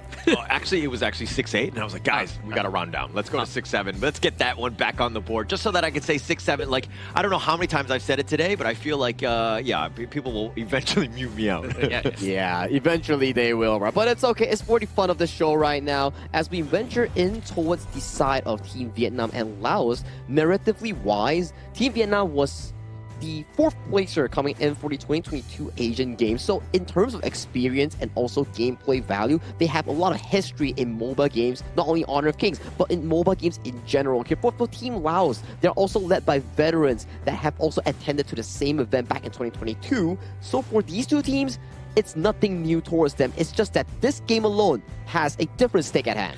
Which is probably why there's so much more pressure on top of these two teams, right? For them to actually settle it all out in this match to make sure and to see the standing, to see who is better in this group before they move on into the main event coming up in a couple of months. But do you think that, like, Vietnam or Laos, which of these two teams do you think has more pressure on their shoulders? I think it's Vietnam, Holler. I personally feel it's Vietnam. What do you think, Saki? I think it's Vietnam too, considering the fact that they lost a series yesterday, and then they are definitely looking at a 2-1 standing right now. And they want to recover that win so that they still have a shot of going into the main event without going through the gauntlet, which is the last chance stage. For the side of Laos, however, they are currently 2-0. They are potentially having a easier series compared to the later on stages for the side of Vietnam. So for them, this is something that they need to win as well, but on the side of their qualifications, there's less stress in general. They'll definitely be feeling much better, right? When you're 2-0, losing that first time, that one hurts. And being able to bounce back, that takes a lot more work, if you will. Yep, definitely. With the first couple of picks coming in from Laos, with the Mai Shiranui, for surely he's going to be doing a lot of crowd control and having Erin and Nakoruru, even before they see any tanks whatsoever from Laos, is an interesting pick for sure. Yeah, I'm starting to wonder what's the idea coming in from the Erin Nakoruru here, but there you go. That's the Dun Dolia here being locked in for the side of Team Laos on the side of Vila Cohen in that jungle here, which the Nakoruru has a lot of success against these certain pickups here. Now for Team Vietnam, do they go for the mid lane here or the side of the roamer pool here, potentially like a Zhang Fei, Lapu Lapu? Those seem to work pretty well in towards this draft. Yeah, and I do think that these kind of picks would be good for the lineup, but they're going with Lianpo instead, probably because Zhang Fei has a lot of prerequisites before he can actually use his ultimate. And at the same time, also it's to at least balance out the amount of lacking of crowd control coming in from Vietnam. I do think that they need more crowd control afterwards. Yeah, and also Lian Po kind of negates some of it. The Mai, as you rightly pointed out, will definitely be a problem. Plus, you have your own tanky frontliner, who is, again, you need somebody. Because that Dune, when it's coming in, if you don't have somebody to crowd control the Dune, he's going to have a field day on that backline. Yeah, and coming to the second phase here, since the farm laner has been selected coming in for the side of Team Vietnam, they do ban away the early here. But yet again, there's still the picks like the Chano and DRNG available for the side of Full Hum to actually pick it up, and also his Marco Polo that he had success with in that crazy Tempest game where he actually managed to use a double Fever Barrage to defend the base here. And it's a decent matchup going into the side of Vietnam, considering the fact that they don't really have that much solid crowd control. So for Fulham, it's definitely down to him. Does he want to play the DRNG, the solid pickup here? Can be defending against knockups coming in from Vietnam, or the Marco Polo. More agile, but lesser on the aggressive end. Yeah, that's all the questions that we have right now. And Bai Chi has been taken by Laos. It's going to be giving a lot more tankiness for the team. It all depends on their farm lane afterwards. If they're going to go with something that scales much better or starts earlier on. And DRNG, exactly like what Sagi said, is going to be picked by Laos, trying to melt down all the HP-based heroes such as Lianpo and Dharma down to the ground afterwards. A pretty balanced draft. I mean, you've got the Dune Dolia, that's always great. You've got the Mai, the Bai Chi in the top lane with the helping secure that clash lane. Plus, you have a many different ways to deal with the CCs that are being thrown on you, as with the repositioning, late waste.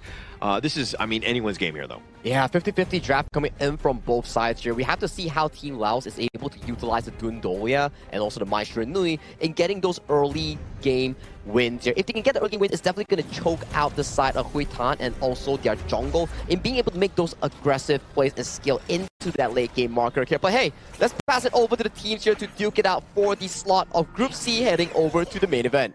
This will be the first game between the two teams. Everyone must be watching at home, trying to see who is the better region trying to win this one out, because there has been a lot of experience coming in from both sides of Laos and Vietnam. And look at how Laos right now looking to take fours, just taking that way. Ling Van, I mean, might be able to steal that, make sure that he actually is securing this. But the way that Sudzai is able to just clear the way, move his way to the top, now you've got a man advantage. Bao Heng on the top needs to be a little bit more on the safer side, but they're going to look to take this spike tail. Very interesting on how Sudzai actually helping the clash lane to get as much as resources as possible, as if this will be the key for them to win their winning condition. But it seems also like on how Pokam was actually a bit struggling at the bottom lane, because Hui Duck was quite aggressive just now, and he does need a bit of help down there.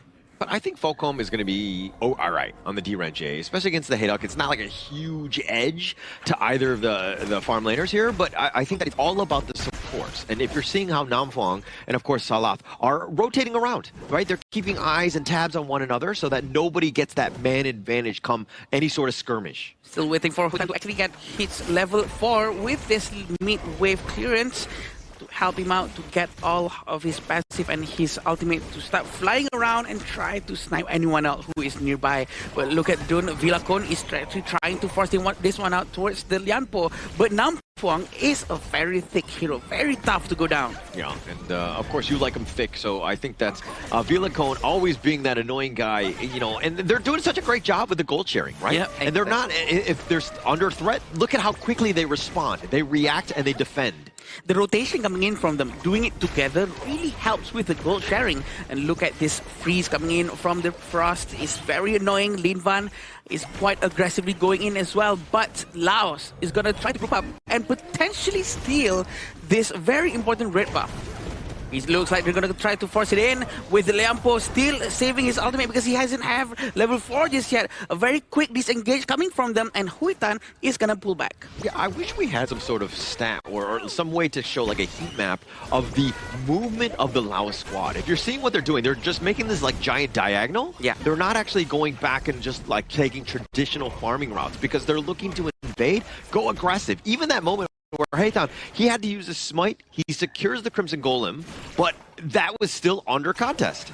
Very efficient rotation for sure coming in from Laos, and we know that Vietnam is going to be struggling a little bit. They're not doing exactly the same as well as Laos for sure.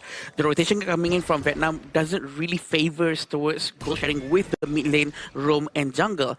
And if they want to really get closer to the amount of economy coming in from the team, they have to try something almost similar to that at least. Yeah, and if we're talking about this like what, 300, 200 goal lead right now that's like slowly dipping, it's because it's Villacon and Hui Tan, right? Those two guys, you see the gap and it's right there. And the ultimate actually comes out from the Hui Duck, but he did not manage to hit all of them because of the quick disengagement coming in from Sahala. Probably a good waste of resources coming in from Vietnam, but Villacon quick to Unruly Blade coming in from him, because Sahala with the Celestial Melody really putting it to work. Yeah, but a lot of ults were used. I mean, I know the Unruly Blade is generally fast, but the Celestial Melody a little bit slower. The 4-minute mark is about to happen, plus the cleanse was used by Shalat. Laura Bloom has been used again, but did not manage to get him. Procam actually still managed to run away with the flash. Look at this Tyrant, they're going to try to lock it down, but the Tremor Smash coming in. Nam Phuong actually stole it with his ultimate.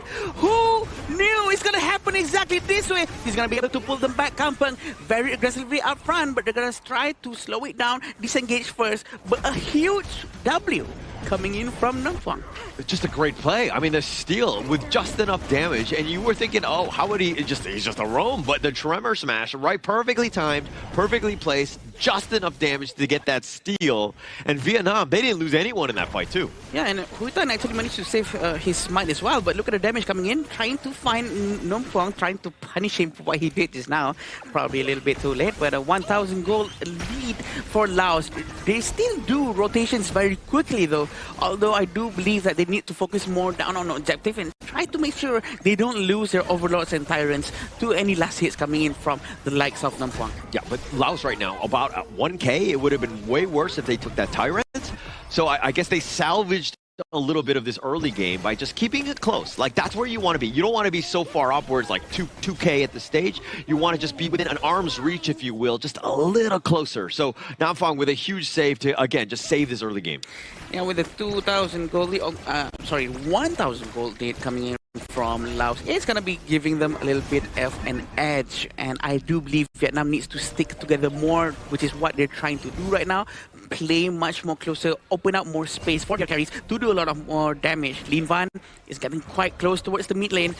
He's trying to be ready with the winter is here. Yeah, if anything, they're just mirroring your movements. Heitan and Villacone are just been like kind of on the same side, but on the opposite sides of the river. They're just like eyeing each other as of like where they're looking to go so that they don't miss out on anything. The jungle invasion doesn't take it away. Tremor Smash is forced to be used because he was actually quite low. He needed the extra dashes coming in. Kampang was actually tried to be surrounded by the Dharma and the Nakoruru of Hui Tan at the bottom lane, which is quite aggressively coming in from Vietnam. They need to focus down to try to defend top, or they need to try to trade at the bottom. But with Kampang being there, defending the tower, it's not going to be easy for Vietnam. So they knew that Namfang had used his Tremor Smash, right? And that's a huge opening. It's like, okay, you don't actually have that ult. Let's just walk it down. They take the top T2, realizing that they will never really be able to fight. Yeah, having the Frost here always ready to use his ultimate, but look at this. Liampo still doesn't have his ultimate though. Kampang actually tried to dive in using the lay waste. It seems like he is the one who wasted down under the tower. I don't think that's a pretty good move if the team is not really fully committing into that when the minion is already gone. Yeah, very aggressive positioning, and especially under the tower, because he got targeted by that one as well. I mean, at some point, Baichi is going to be a problem. He's not there yet. But the thought process is like, okay, we're going to be able to tank it, we're going to have enough, but with those minions being cleared out, he was target number one by the tower itself as well. Yeah, and we see Focam is being sent towards the bottom lane. They might want to be more ready for the Tyrant coming in 50 seconds. Hoitan is going to try to pull back just a little bit. A very good use of his mobility, by the way, because it's very important for them to let the Nakoruru roam free for him to do what he needs to, especially to get a lot of resources. But it seems like it's going to be a little bit of a fight at the top lane. Yeah, and actually this is the way you want to play as Heitan, right? On that Nakoruru. You want to be just flying around, farming efficiently, and then when the opportunity is there, that's when you strike. Yeah, there's no one better to do it because of the mobility. The only mobility that they have from Vietnam is from Hui Tan. But look behind the Nampuang, seems very ready. Tremor Smash has been used, but it's not a good one. It only hits a Dune, which is sort of a jungle tank. Such a waste coming in from them. But right now, Laos do know that Vietnam doesn't have any Tremor Smash anymore. Yeah, and they'll just take the enemy jungle here. I mean, the only problem about the Laos push is that they haven't taken the mid T1. They will now, but if they had that open, it would have turned it probably into T2. Not able to do so at this point. And again, just taking those buffs away right now.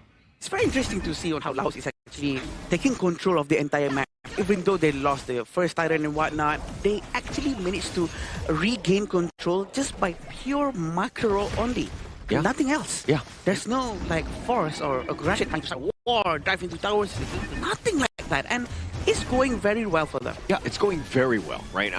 I like the fact that you're talking about like, hey, they're not really doing any wars. But I mean, they're not actually, they don't have any kills, right? They're just playing objective base, and it might be like you're like watching, you're like, okay, what's gonna happen? But here we go, they're trying to force it out, but it seems like they're gonna pull back just a little bit. But yeah, back to your point. Yeah, no, because they're just, again, they're not really looking to take any sort of team fight. Everything is about spacing. Everything is about just enough damage so they get out of here. Maybe they use their Tremor Smash, and then they're not in the fight, and they're able to take towers. And so, again, objective-based gaming here by Laos. Right, if we see on the top of our screen, there's 5 towers that have been destroyed by Laos, which is a huge amount, just by pure macro. Because it seems like in Honor of Kings, one of the most important things are macro, aside by, of course, your mechanical skills with particular heroes, but it seems like they're trying to force it out here. Having Princess Frost really helps with the high ground, defending all any minions coming in with ease. Yeah.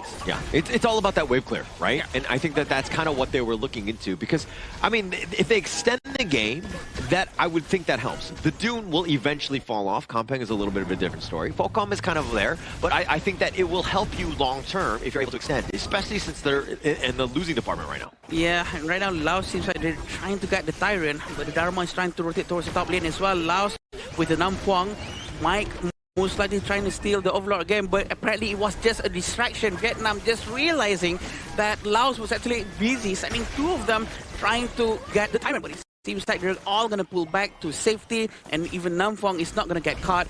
A new Untitled Blade has been refreshed, and Laos going to try to force it out on this one. Actually, it's a really smart play, because it looked like they were going to go for the Overlord, and that's kind of where Vietnam had been shifting, but actually it was the solo. They just wanted the Tyrant, and they were definitely not going to take the Overlord, especially when you have that Primal Bond, that debuff, if you will. So, it's just a really smart play of creating space. Very smart move coming in from them. Also, having the Tyrant buff sort of make it easier for them to zone the Overlord area as well. So very smart coming in from Laos. Huy Tan actually trying his very best to get the blue buff, but also he's actually in a very good position to try to flank out anyone from the back, which is exactly what's going to happen very soon. They have to communicate, they have to tell Nam Phuong to try to use his Trimer Smash right now, but it seems like he's going to try to go in alone without any communications. The team actually managed to destroy one high ground tower. The force is coming in from them to try to clear the bottom lane, but it seems like Laos is not going to force it out and be more disciplined. I mean, he could have gone for the flank, but the way that Laos are moving, it's a death ball. It's very difficult to crack into this nut, if you will, because Dune is there, then you have Comfang. It's like, okay, somebody jumps in, like, those guys are going to be completely controlled. You have big bruisers that make it very scary for Huy Tan to really make any sort of ambush play. That's true. I was actually hoping for Nam Phuong or someone to actually start something so that it distracts them away from Huy Tan, but unfortunately that is not the case. Villacon actually manages to get the Overlord, and the Shadow Vanguard is being held by Villacon. For sure, it's going to be sending towards the middle or the bottom lane for them to actually have an advantage to distract them away from wherever they're pushing with a 4,000 gold lead. I mean, Vietnam have a number of good team fight winning ults available to them. But if they're able to find the right time to do it, Laos, look at how they're spread around, even with a death ball, but they're within arm's reach of one another. If somebody gets jumped and the squishy guys on the back are there, then you know that the guys are, you know, like Villacon can just come and help clean up his little brother, if you will. Yeah, and right now Huy Tan is being sent towards the bottom lane. Very odd from Laos sending the Shadow Vanguard towards the top instead of the bottom lane. But Huy Tan doesn't want to commit to pushing that tower. He's going to be trying to focus down to help his teammate at the base. Still saving the Tremor Smash, and the high ground tower in the mid lane is going to go down. There's no such overcommit coming in from Laos, but also Vietnam. They're keeping all of their skill sets. Yeah, but I do think it's better in the top. This is the eventual last one. It seems like Nam Phuong is going to go in. A very good Tremor Smash coming in from him, but look at Villacon. He's very angry at the back. With Slash, a very good knockup, hitting 3 people at the same time, and Bao Hao is going to be next. He still managed to run away, but it's right now 3v3. A very even fight coming in from both sides. Can they start to defend this better with 3 different Vanguards right in front of them? But look at Bao Hao. He's not done yet. He wants to go in, but they have to run away. They have to go back. This buys them a little bit more time. I mean, they bought themselves a lifeline. They hold for now. But Vietnam, everything, they threw everything into that fight. And now they're down without any towers. Base, again, wide open. The biggest piece to this is that Falcom not dying. If they were able to get him, that completely changes things. And now they're going to take the Tyrant here. But breaking this one down, you could see that the fight, they were fighting in that Winter is here. Everything right on top of that. It's going to do quite a bit. Lingvin doing a lot of damage on that side and staying alive. Right, that was the biggest piece, and they find Sudazai, who's again very squishy, and Villacon playing a little bit with fire here, just kind of potentially going in, and it looked like Bao Hao was trying to get on, but the Unruly Blade, that is his get-out-of-jail-free card. They're really trying their very best to push out of their base right now, which is very difficult to do, especially when all 3 of your high ground tower has been destroyed, which means the minions coming in are all mega minions. It's all big, and it will naturally be pushing towards Vietnam. So Laos do have the upper hand because they can push wherever, get any objectives with ease without having to worry about their landing phase anymore. So this is a huge advantage coming from them. But look at the back! He almost actually managed to get one, but Huy Tan, a little bit of overextension coming in from him. Southeastside tried to bait that out and managed to be recovered by his team. Yeah, but I mean, if you're looking at this, but now the flash on 4, they find him. The nice little taunt with that lay waste. The 2-man stun. They're doing some serious work as Bao Hang is going to be taken down, and Laos are going to take game number 1. Slow and steady, but Laos brings in the game with a clean victory. I would say that they played around Bo Hum's Duringen really, really well. Didn't provide any single opportunity coming in from Team Vietnam to actually find and engage on this pesky little farm laner here. All the towers taken down. No respawns coming in for the side of Vietnam. Just couldn't be reactive with this. They need to be proactive, but the proactive attempts has been shut down coming in by Laos. Yeah, it's very, very hard, it seems, for Vietnam to try to counter-rotate from what has been doing by the Laos team, because Laos was actually really controlling the entire map just by pure rotation, rotating together, clearing waves together and jungle resources together, which helps them a lot. First of all, in terms of gold sharing, but also in terms of trying to have an overpowered amount of number of people in the same area. Yeah, Laos is so clean, right? I think that the way that they were able to just dismantle everything that Vietnam was throwing at them. And Hui Tan, we were talking about, oh, the flank. He tried to go for it, but probably the worst time because it was so far from the rest of their squad, and it was into like 4 of the members of Laos. So probably not the right time to go in. I think there were other better opportune moments. Unfortunately for him, he chose the wrong one. And I feel that although, yes, for the side of Team Laos, they play it slow and steady, but Team Vietnam, they were just following the pacing coming in for the side of Team Laos. They didn't take any risk. They were afraid of doing something wrong, which is really different compared to the first 2 series that Team Vietnam actually played. Prior to that Kazakhstan series, I understand that they lost, but it's really different compared to those games. Yeah, we get to wonder why the difference is coming in here. It's most likely because of the pressure, but also because of what Laos have been proving from the previous match, because on how resilient they were in trying to win a very long matches, right? So right now, having this considered as quite a long game as well, right? So I do believe the mental capacity and mental stamina starts coming into play and starts to affect Vietnam as well. And Laos is very much used to a very long game. Yeah, I think you need to start playing to win instead of playing to not lose. Correct. Yeah. Right? And I think that the way that they've been kind of pushed back and forced to play a game where they're like, you could tell they're not comfortable. They don't like this, but you're not playing to the strengths of the Vietnamese squad. Which is a bit worrying, I would say. And you do see a form of a lane swap coming in for the side of Team Vietnam, where you have Bao Huang, original jungle, going into the Clash lane role, Hui Da being the original Clash lane playing the farm lane role, and Hui Tan being the original farm lane playing the jungle role. So there seems to be a bit of a experimentation here coming in from Team Vietnam after their loss yesterday against Team Kazakhstan. But I would say, coming in for Team Laos, they played around the DRNG composition really well. And quick shout out towards Kampeng 034. But later on in towards the replay, I want you to look towards what he exactly did in those team fights. Yeah, he has been very, very silent, invisible hero because he was not knowingly, he just jumped in right. I do believe that in the Vietnam team as well, they were actually managing to try to defend as long as they can, especially having the one with the winter is here. He does make it a lot more difficult for Laos to actually push in. So many times they tried, but has been cancelled just because of the invite. Yeah, and the net worth spread by Laos was much more even across the cores than the Vietnamese squad. It was all in on this, the Nakaruru, the Hui Tan, and he was never really able to kind of really shine, right? Ling Van is the type, we talked about KDA and all that, about how he's like more utility type of mid. He's actually setting things up. The winner is here, all these good things that you want in terms of control, but he doesn't need the net worth. The other guys do, right? Yeah. And that's where they needed to have stepped up. Hayduk, especially him, and Heitan, when they're looking to kind of find the right cores to, again, just do enough damage to take over a team fight.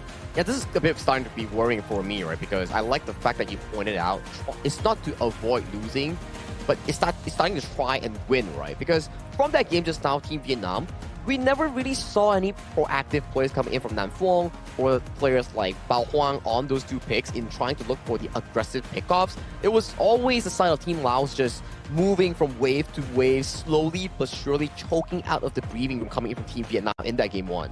I think the micro gameplay coming in from Laos is just so good.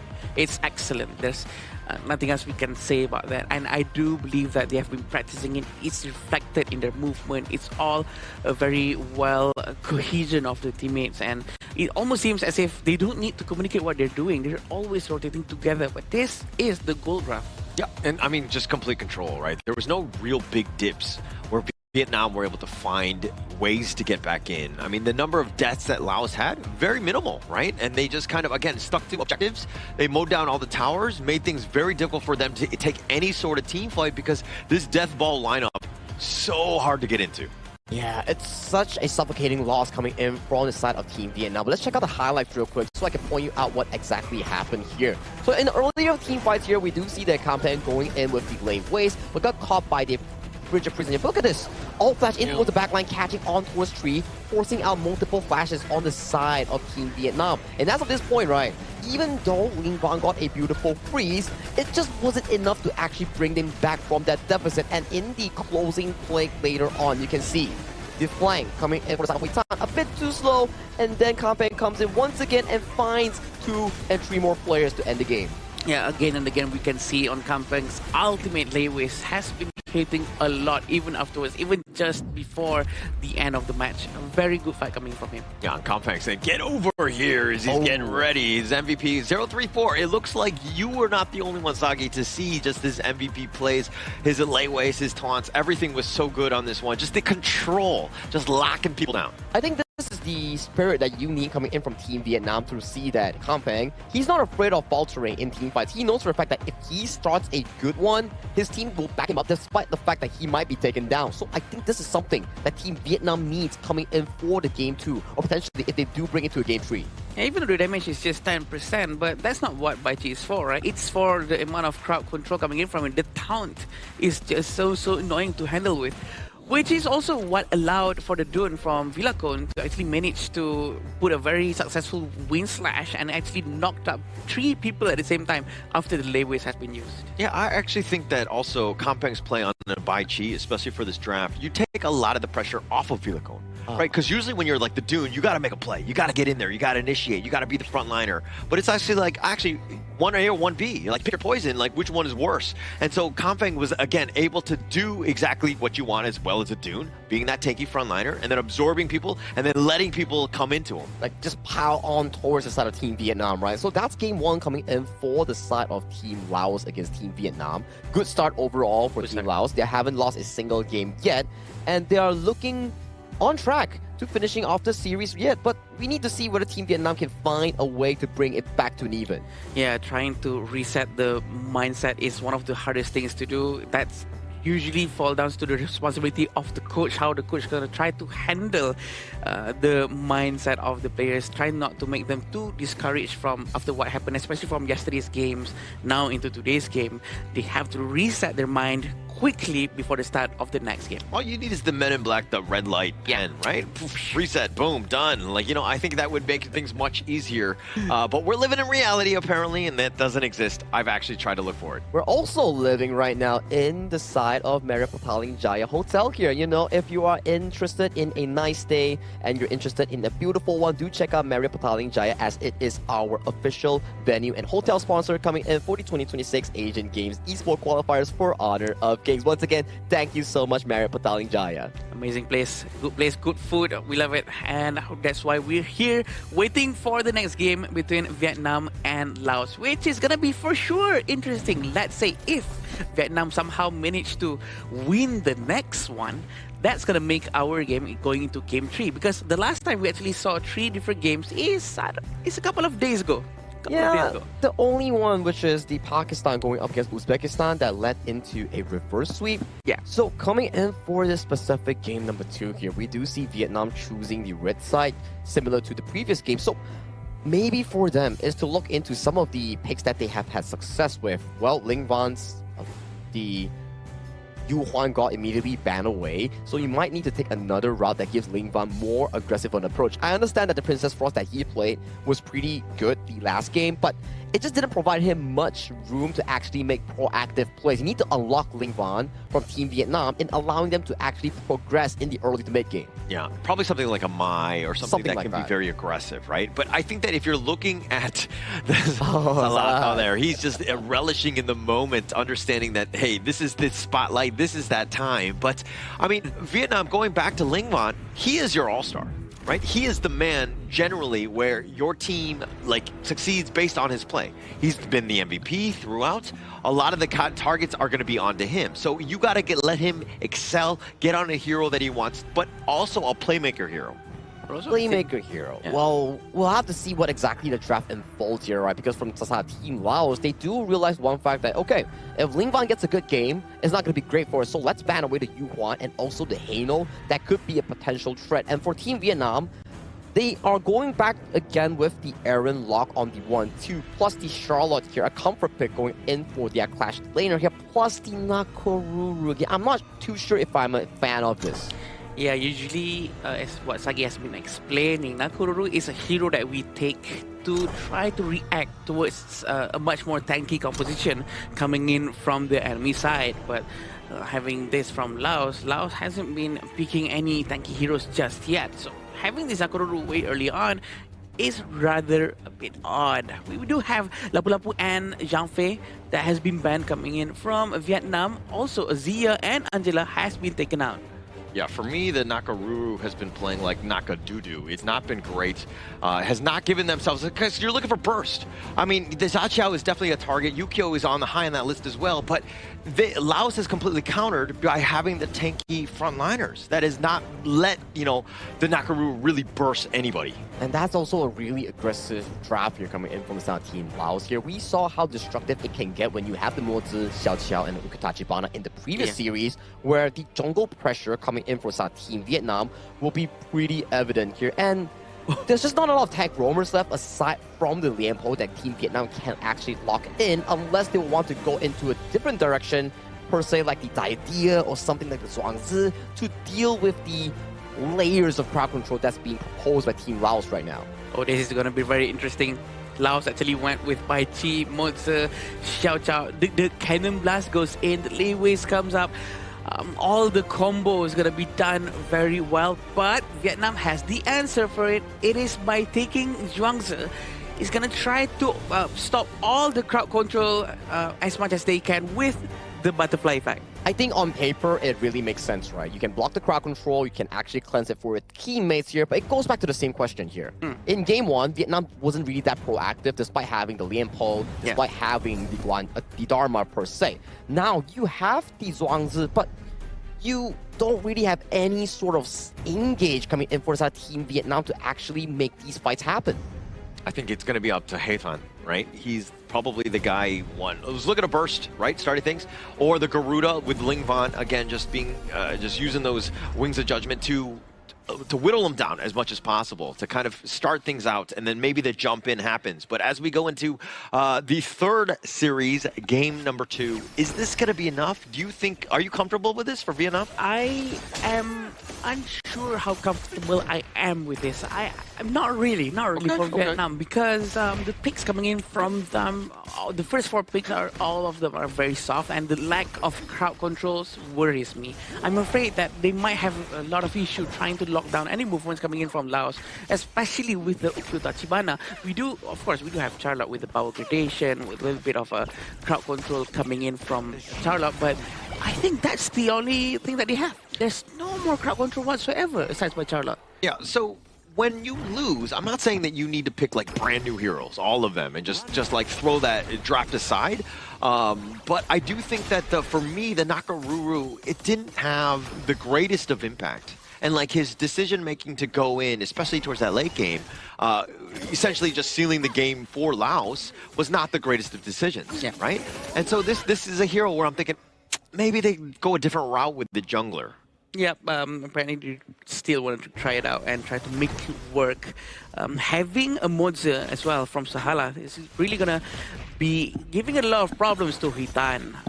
We know the Cannon Blast is accurate, it's strong, it's a first start of any chain reaction, chain CC coming in from Laos. I'm afraid they're going to have a pretty hard time, but it all depends on the rotation coming in from Laos and Vietnam at the same time. But you saw what they did last in game 1, where Laos were looking to invade, right? They were looking to contest. And in this one, it doesn't seem like they're going as deep. right now they've been kind of thwarted. Bao Hong actually made a giant rotation to help seal off that entrance so that nobody's getting in. And now Laos, you're forced to play on your side. Even the fact that Pokam actually made his rotation towards the mid lane, trying to prepare for any potential early team fights, that shows something that Laos was already over there and already ahead of them, trying to be ready for anything possible. But it seems like a very weird coming in from the Garuda with the Wings of Judgment. I think it's a bit of a waste.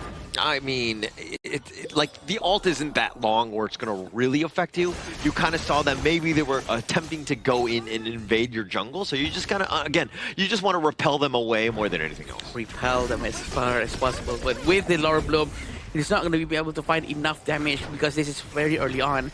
But having Pokam, Huitan is still behind. They were trying to wait for this particular moment. Southeast side almost got trapped by Huitan, very patient coming in from the jungle of Vietnam. Yeah, but Sudazai actually just able to flash away. That was actually kind of close. If he didn't, he probably would have died. Got fast fingers, make sure that he stays alive. But a good gank attempt. These are all things that you put on the board. Now Vietnam a little bit scared as they move around this map. Yeah, they need that confidence back. They cannot let any previous games to discourage them right now. Having Bao Hang as well, who hasn't done any rotation just yet, by the way. So they need to play around with all of their teammates. Try not to wait for too long for things to happen, for gold to come up. They have to force something out. They have to force Laos to be thrown out of their feet so that they have to follow Vietnam's pacing instead. And look at how Laos, right? Okay, look, actually in the top lane. We'll see on how he's trying to run to the back. Kampeng is gonna be okay, it seems, because he is a very tanky hero for sure. Bao Huang and Huitan doesn't have enough damage for now. I mean, everything was committed, though. Flash as well. He's going to be low. The 4-minute Tyrant had already started, but I guess it's space created for Laos. And just like that, on the other side of Vietnam, understanding that, hey, we're probably not going to take the Tyrant. Let's take the Overlord at the same time. Very smart coming in from Laos to react to the attack as well. They started by going through Tyrant, but we have to see on how they're going to try to get the buff. No problem whatsoever. Sahalas is still in front. Cannon Blast tried to connect to Bao Huang, but it did not hit. Still waiting for Vietnam. Lingering around the mid lane. I love the way Laos are playing. And they took the Tyrant and they didn't use the Smite then, right? And then they rotated at the top. The Overlord had been taken. They know exactly where he's going to be, where you're going to funnel back into. It was going to be towards that Crimson Golem. They met him there. Vilacone had the Smite ready, was able to take it away. Now they got 2 red buffs. The awareness coming in from Laos is just so good.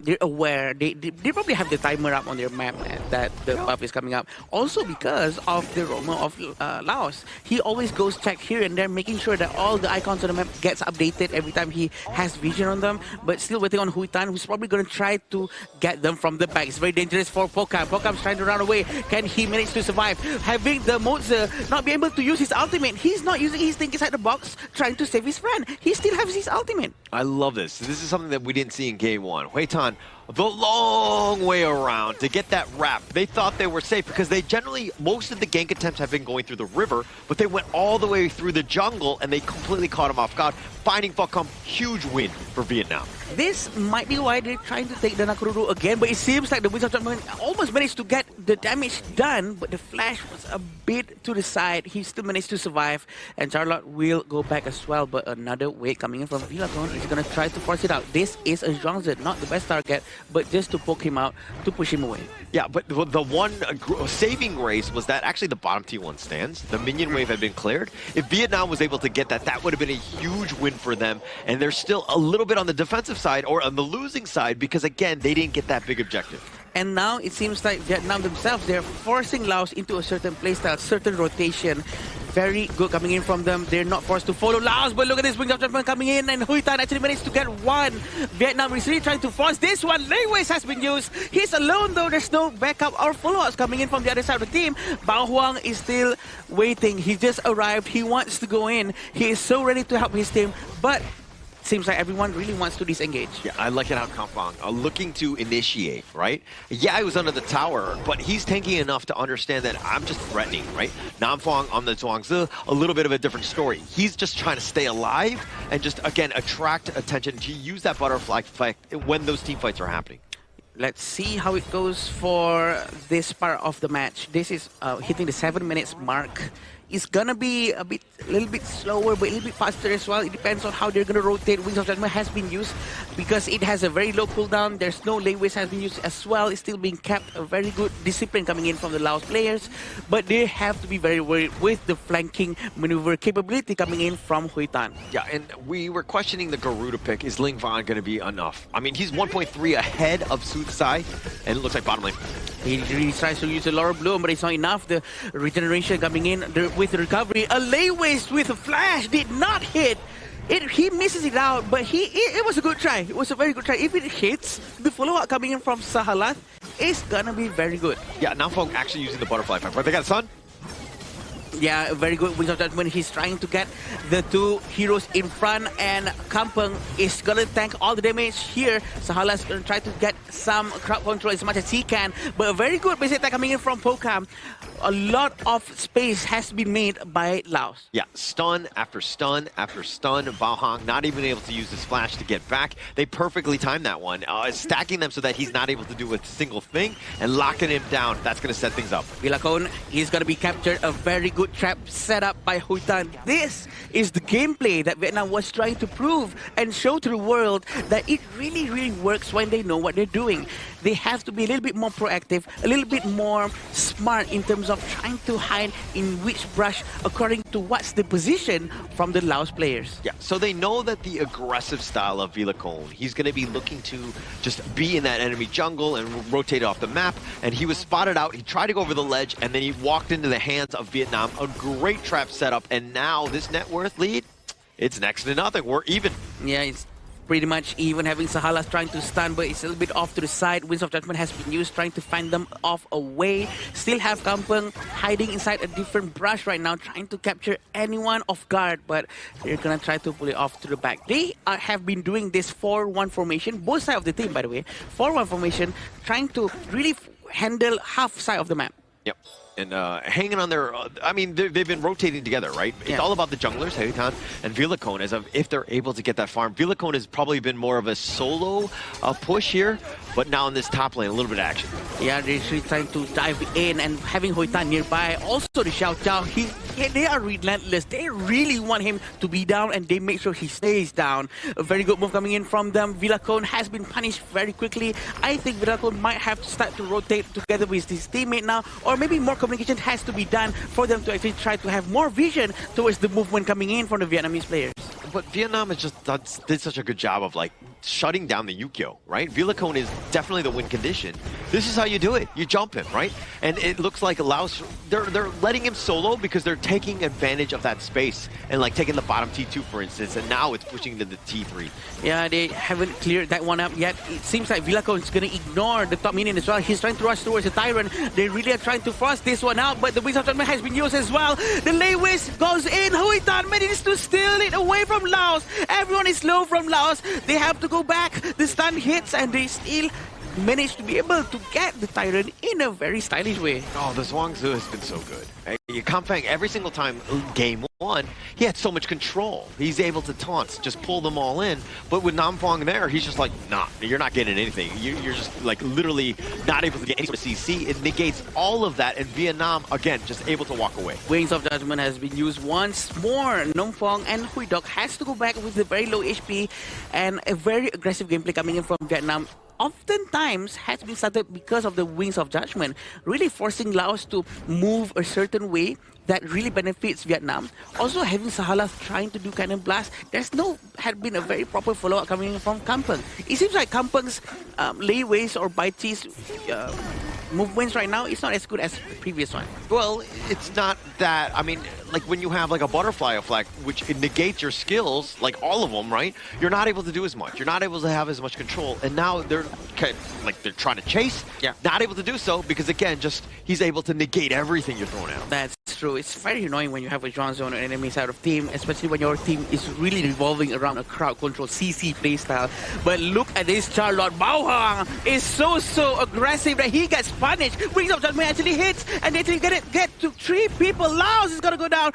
Now it all left with Vilacon. Can he manage to defend? He cannot get the Overlord for sure. They really have to try to step up with their gameplay. Yeah, no chance on this one. And the Wings of Judgment every single time. Ling Von, to me, has been an outstanding mid laner here. He's been having so much control. They've had no answers for when those team fights are happening. They've been pushed back. Vilacon somehow has to hold at least for 7 more seconds here. The top T3 under siege. I mean, it completely zoned away. This Wings of Judgment just doing some serious work here. And this is a very good fight coming in from Vietnam, and they have been very, very aggressive, which what we like. We want to see more of that aggression coming in from Vietnam. And Laos has been also quite confused with what they want to do. But we do want to see that cohesion coming in from the team again, because that's what they've been demonstrating just now. But also, the Overlord has been taken by Vietnam. Having the Shadow Vanguard being held by Hutan will be able to make sure that they have a good part of the next 3 minutes. Yeah, Vietnam, I love the way that they've bounced back in this game, right? It's been a very strategic game. The way that they're able to outmove, outmaneuver, outdraft in some situations, like this has been great for Vietnam. And the way that they're doing it, I mean, it's only a 4K net worth lead. They have not won this game. They are far from that. But they're in the driver's seat, which we have not seen a team be against Laos here. Here's the good thing about this, right? Because we don't know which one's going to win. Even though there's only 3,000 to 4,000 gold difference, still, the amount of showmanship and sportsmanship coming in from Laos and Vietnam is just so high that they are still trying to be composed with this. Lei Waste is still trying to find his target, but it seems like the Ukyo cannot manage to find a good ultimate. All ultimate has been used quite a bit, leaving Sahalath and Kampung with their last few ultimates. Yeah, I mean, taking down this mid T3, just walking away. You can't go into the team fight. Laos right now, they're grasping, they're reaching for straws, not able to find anything because of the positioning of this Vietnamese squad. Again, look at this. Wings of Judgment really tries to get as much target as possible. Lin Van always with the responsibility of trying to zone the enemies out, but look at how Vietnam's trying to go in. Can they do this without having Lin Van's Wings of Judgment? Are they going to try to force it out once more? Waiting for a proper cannon blast and a Lei Waste. He still has his splash. He's still trying to force it out. He dives right in from Charlotte, and Bao Huang is still okay. Wings of Judgment is trying to force them to the back with that last dragon. The Shadow Vanguard coming in. Can they try to get Kampung? Kampung's going to duel down as well. Hoi Duk gets the target, and Crystal has been destroyed by Vietnam. And we're going to a Game 3, our second one coming in for the 2026 Asian Games Esports Qualifiers here. Vietnam found their mistake in Game 1 and they adapted quickly in Game 2, and right now we are at 1-1 even between these Group C giants. Just a great bounce back game by Vietnam. That's exactly how you want to dismantle Laos, especially that's how you dismantle Ukyo. We've been looking for answers. That's exactly it. You just get on top of them, you take it away. And again, just the Vietnamese squad, the way that they do things, they move across the map. Ling Von's play, and Shala probably not dancing as much right now. He's really trying out his best, and we do know that the Vietnamese players actually did differently this time. The way they rotate, the way they aggressively go and hide inside brushes behind the farm lanes of Laos. I think that's what we want to see more from them. This is what probably is lacking from the yesterday's game as well. And the way they dismantle coming in, the aggression of the side of Team Laos with the Zhuangzi is actually a very smart move. Like, we did say, like, yes, there's not a lot of proactive takes coming in for the side of the Vietnamese team, but the way that they baited out Team Laos' aggression is like, Campaign continuously jumped in, wants to find those catches that he got in Game 1, but when he goes overly deep with the Lei Waste, Zhuangzi cleanses it, and then everyone focus fires on the first member that's like out of position here. So the hard engaged side from Team Laos got dismantled coming in for the side of Team Vietnam. Going to Game 3, the draft will be more interesting for both teams because each one of their tried and true drafts has been dismantled each one time by both sides. Yeah, and I think it's the chess match, not only from the draft, also in terms of execution. The way that they were able to go, they're like, okay, Kampang, he was the MVP, right? Yeah. On the Bai Chi, he had a tremendous amount of value in that game, almost controlling it, and that was why he was MVP. But now the Zhuangzi negates everything, right? Yeah. And now you got to go back to the drawing board. Now we got a Game 3. Well, we were all sort of questioning if the Zhuangzi is going to be working or not, but they have proven that it works very well in the right hands. It's all about the timing. It's all about mirroring the movement coming in from Kampung, and this is the itemization coming out from them. Clean, right? Clean game coming in from Team Vietnam, right? They played over to the side of Team Laos' aggression and punished them for being overly zealous in some of these plays. We saw a few moments where Campaign just jumped in without the assistance of his team, and then he mispositioned heavily, while Namfo just casually dropped the butterfly effect, and all of the players coming in from Team Vietnam just focused fire down on that one single player here. And Foham, yes, he had his high moments in this game itself, but when you're outranged severely coming in by the Wings of Judgment, before the fight even happens, you are suffering so much damage loss because Foham gets continuously poked out by the ultimate coming in from Ling Van. And their target priority from Vietnam was very good. Bao Hang, when he needs to go in, he is 0-2-5, you're thinking very pedestrian, but his initiations started all of the team fights. That was how they were able to win and overcome. Everybody else didn't pretty much die except because he was sacrificing to make those sorts of plays. Yeah, I was actually worried that no one's going to start to initiate the fight, but it usually starts with Lin Van's ultimate, with the Wings of Judgment, and then Bao Huang's diving in with all of his skill sets, trying to make sure that at least they get one.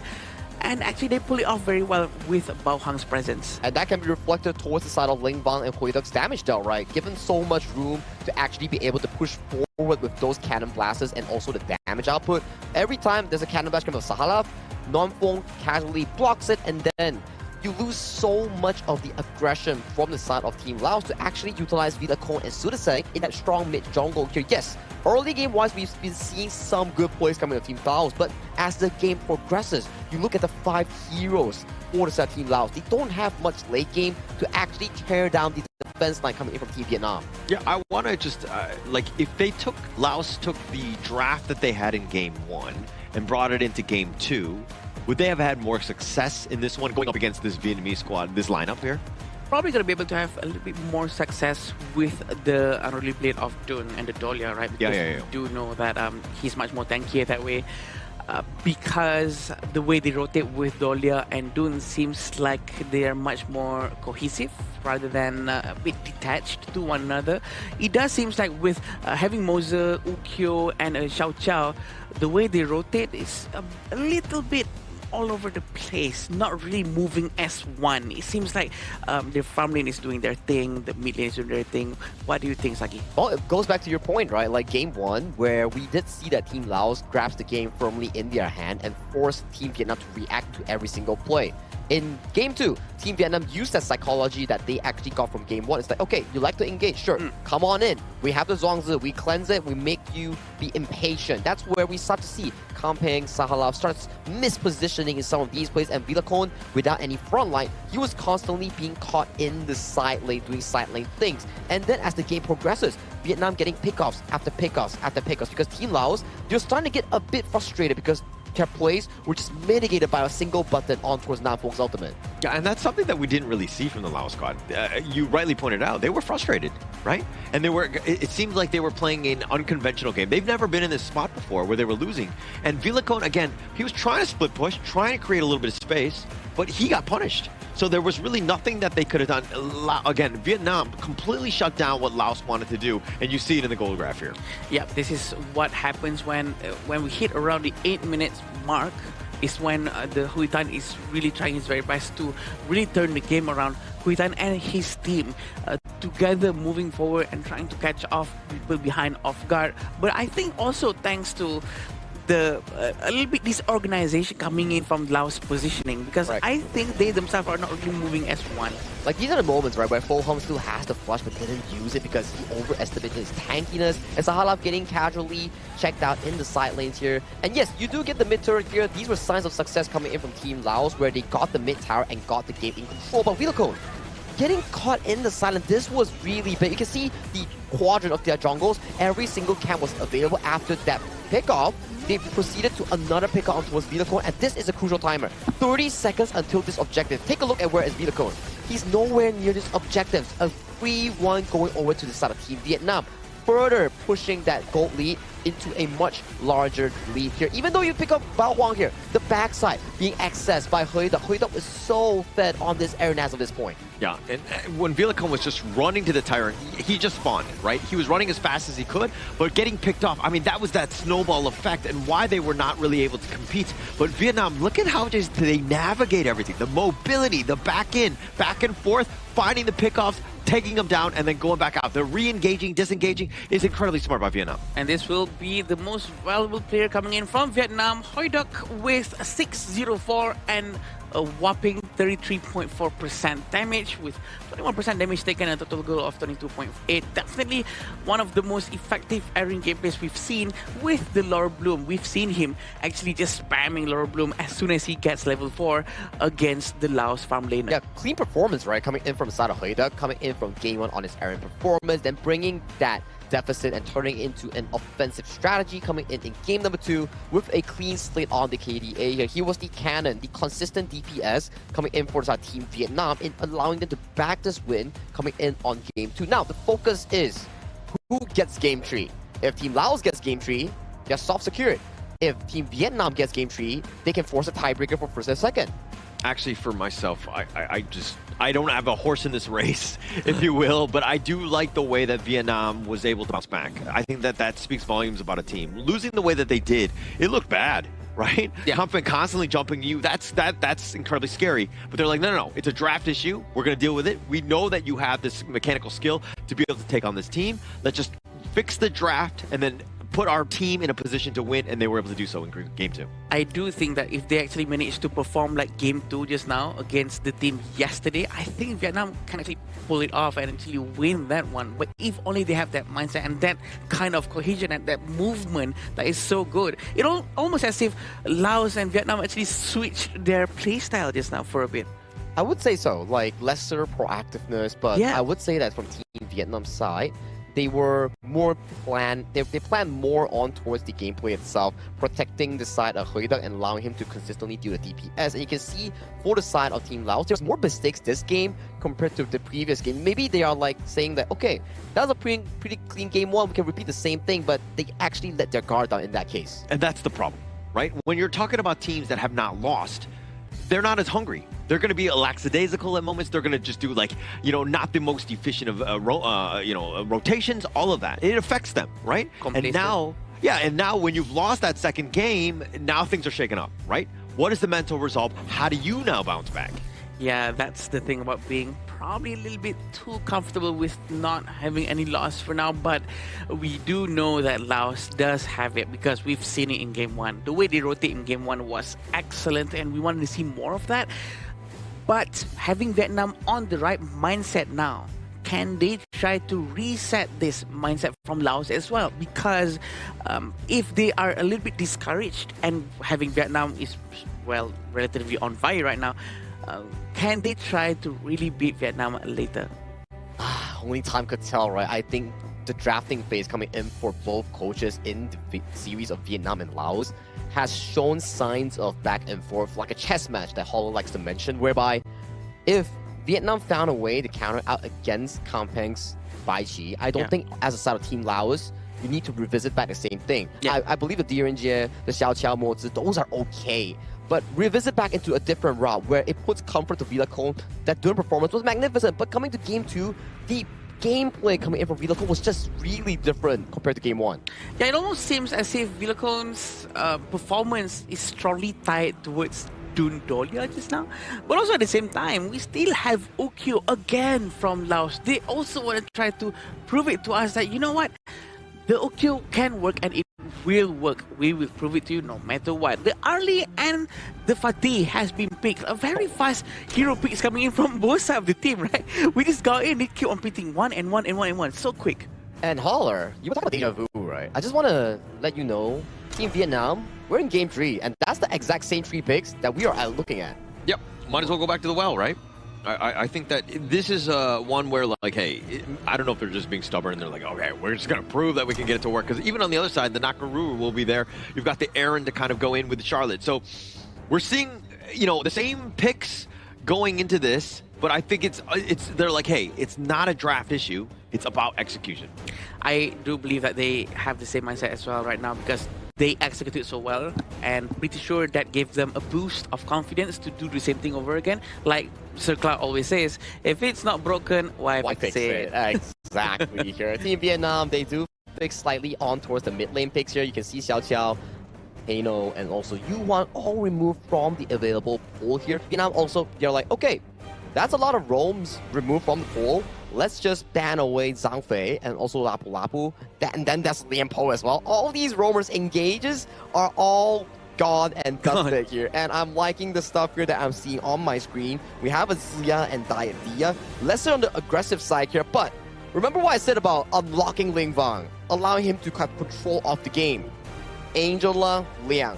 And there's not a lot of frontliners here coming in for the Team Laos that's available in breaking the Liang ultimate here. Maybe this is the trump card that Vietnam is looking for in breaking this game from reverse sweep.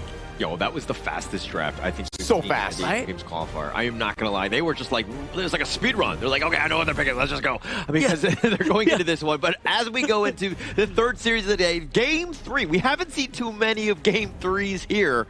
But is this enough? Who are you giving the edge to, Sagi? I gotta say, Team Vietnam's drop looks so comfortable here, and if they can allow the Liang to find more of these pickoffs in the early game, maybe they can build their lead, but not all hope is lost for Team Laos, because on the aggressive end, it relies down on the clash in jungle here, because I can't tell you who's gonna win. I can't tell you, because this is proven by them, and I'll let you choose one. That's not fair. We're going to be seeing the battle between Laos and Vietnam is 1-1. We want to see who's going to get the last game, because this is very important for them to prove to the world who will be better in this group. So having all of these hero picks coming in from both sides of Laos and Vietnam, both of them do not have any tanks whatsoever. They have to depend on comfort with the Fatih, and they also have to depend on the Charlotte coming in from Bao Huang. So I don't think that they both are going to go with a full tank build for sure. I think they still will go with like a semi-tank build. And this is going to be a very interesting one. An explosive match. Yeah. There's no tank, there's no front line. Yeah. The best word you use for that, explaining this, is the explosive part, right? When the teamfights are happening, you get caught out one time, right? And Nam Phuong is able to lock it down with that control. This is going to be a problem, if you're, especially with the Angela from Ling Van. This is a nice little 1-2 combination. I mean, it's not like obviously, but having that control barrier and then the Chaos Cinder from Ling Van with that Blazing Brilliance, you're basically just burn everybody down. Yeah, the power word coming in from Nam Phuong, it's gonna be devastating, not because of the power word itself, it's because of what's coming next. And having Ling Van behind him is gonna be helping a lot. Blazing Brilliance has been used so early on, but where's the backup from his team? There's no backup whatsoever, and he lives to see the day. We still have Hoi Tan quite nearby, but look at Villacon. He's not going back. He's very brave, and they're still going to try to get the Hoi Tan. And the farm lane actually jumps in and tries to help the team.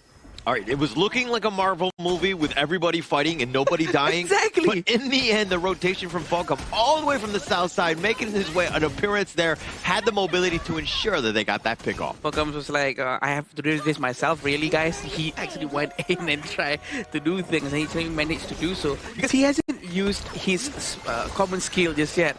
And eventually, with the Frenzy, he managed to get a very high amount of damage. That's the thing about Arlie, right? The damage coming in from her is so much, especially when you have the Frenzy from beginning. It really gives you a lot of edge in the first 3 minutes. Yeah, and actually first strike on, of course, Heitan.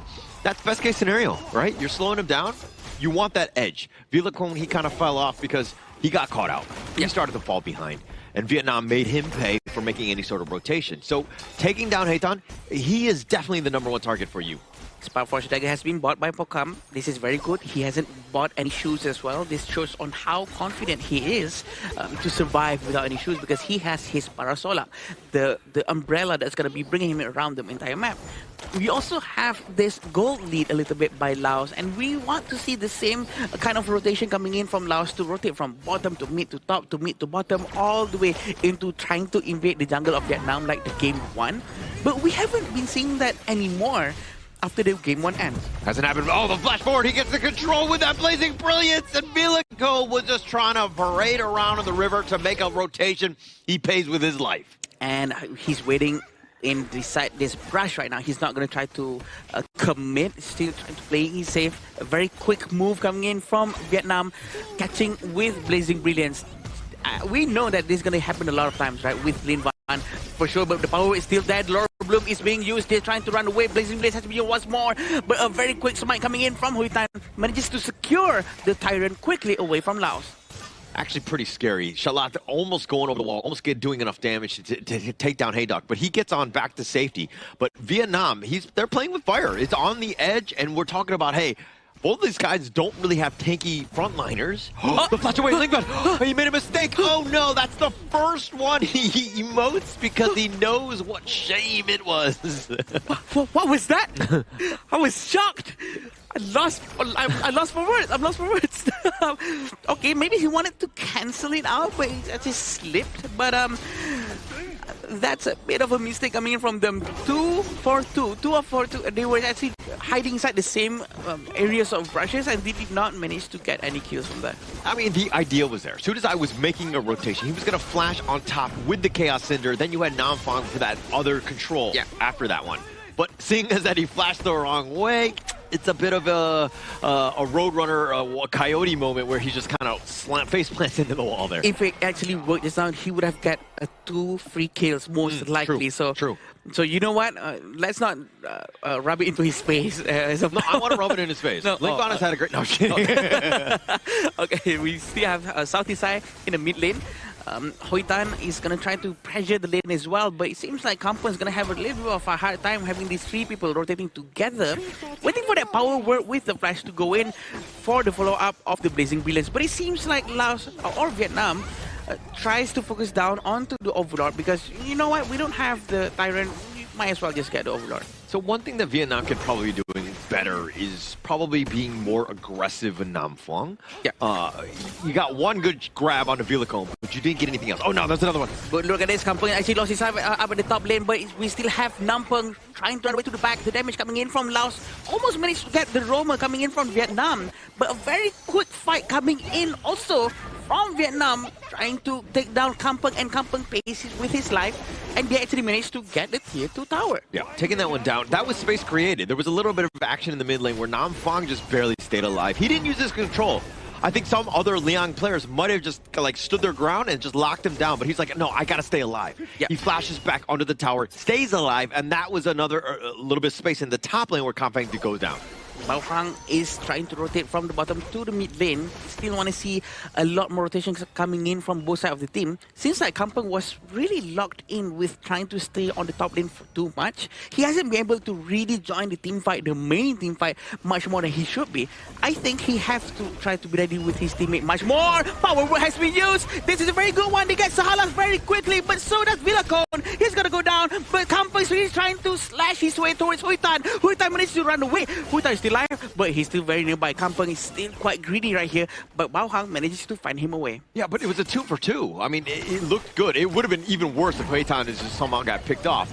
He was very low, and that was kind of close, but it was a nice little burst attempt. But Shalath, he's the guy, right? If you don't lock him down like they did with that control, he's got the bitter farewell. He'll stop that. And as we check out this replay here, the control instantly used. You see that Huitan tries to jump in, but the fight on the top side is the problem. They find Villacone, which is a great win, but they lose their farm later. A very good fight coming in from both sides of the team. The goal difference is barely 1,000. It's just so small, proving to us on how close the fight is between these two teams. And Huitan is trying to fly in. Power word Blazing Brilliance and smash to the ground. Coming in from Huitan, a very good start, but Kampung is gonna force it out. Secretary Blessing trying to slash his way through everyone. 2 of them goes down, and Vietnam's gonna lose their turn after very soon. But they managed to turn this one around towards Laos. A very quick reaction coming in from Bao Huang. 3 for 2 trade in favor of Vietnam, though. I mean, it looked incredibly good, but then Kampang coming from the flank, they got caught out guard, and Vietnam had to fight for their lives just to get out of there. But they turned this one into a bit of an advantage for them. They've taken the mid T1, and as we check out this replay, they go in, right? Like, Kampang trying to make that play, but there's just this choke point. It's so difficult to traverse through, and Vietnam somehow with this nice 2-man stun, I mean, yeah, they lose Huitan, but they got the advantage. Kampang actually managed to try to do his very best for sure, jumping in, but he was deep and alone just now. He needed the help much earlier on, but a very quick reaction force coming in from them, a very quick smite coming in too. But look at this power word, the Laura Bloom is trying to find the damage, but look at Angela's trying to find his way running to the back, but the damage coming in from Laos was too big. A very first move coming in from the Sahalas goes down, still waiting for Villacon, but he's gonna try to run away, but the early Pokam, he is in danger. He tries to run away with his umbrella, but can he do anything at this point? He cannot. He will go down so quickly, having Huitan being so close to him. Yeah, they perfectly play that one, even under the tower. I mean, Villacon, it seemed like one of the members, I lost sight of who, Vietnam, they let Villacon survive because they wanted Shalath to take him down. I mean, they still turned out with a numbers advantage, but I do think that Villacon should be high on the target priority list. You got to stop him as much as possible, but then the fact that they found Falcom under the T1, he was like a dead man walking, if you will. No chance for him to escape that one. Yeah, there's no way he can run away out of that situation for sure. 2,000 gold in front for the Vietnam, and I think they're going to be quite comfortable. Also, Laos has to be quite aware of where the positioning is coming in from the Charlotte. He's going to be quite a bit of a problem afterwards. Yeah, easily take into the Shadow Tyrant. Laos all again just caught watching, not able to go in. The tables have turned. Vietnam are definitely in the advantage here. Yeah, that's true. Now Focam has already done his Daybreaker. This is going to be very interesting. Blazing Brilliance also has been used to try to secure the blue buff as soon as possible.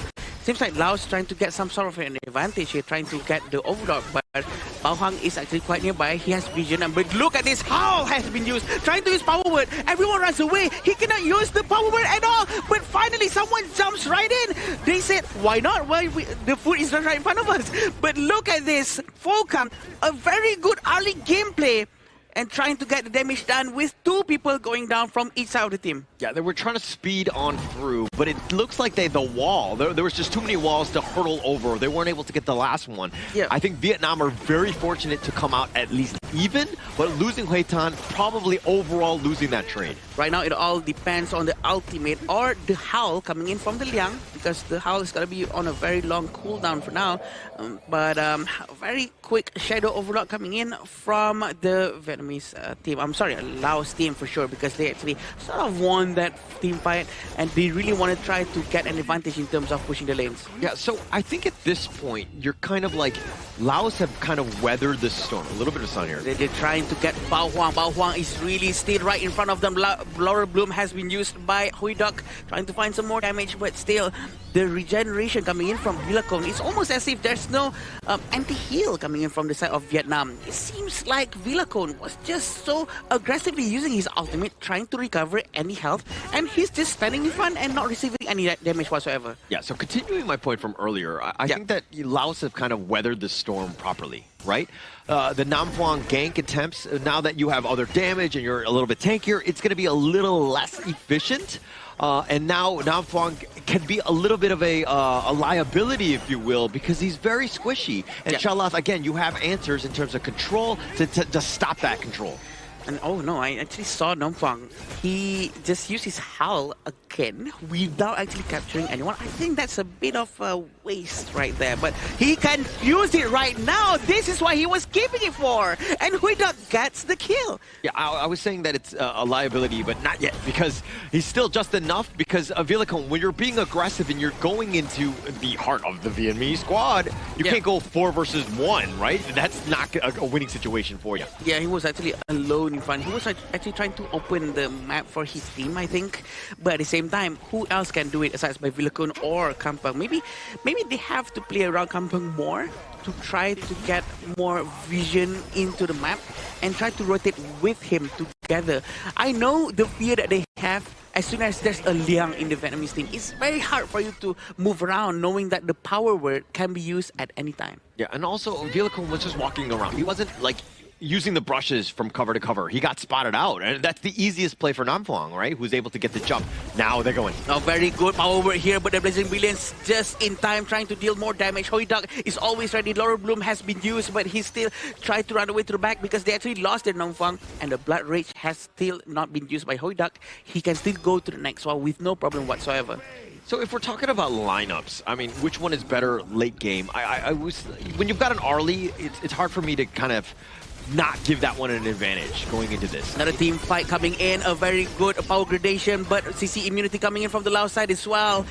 They actually managed to get the Tyrant buff so quickly. And I'm not surprised if we're actually going into Tempest. I mean, we might get there. We're still a ways away, about 6 minutes or so, but it's looking that way. I mean, both of these two teams, Game 3, this is what you want, right?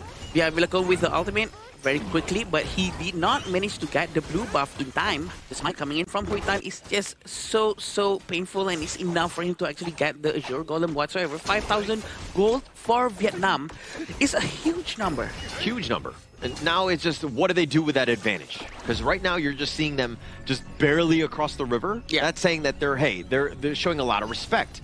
Yes, they're in control, but they're not taking over the map, and this is allowing Laos to get back into this game. This is the magic of Liang, right? Because he can always try to rotate together with his teammate. Going into the mid game towards the late game, he will always try to move from brush to brush.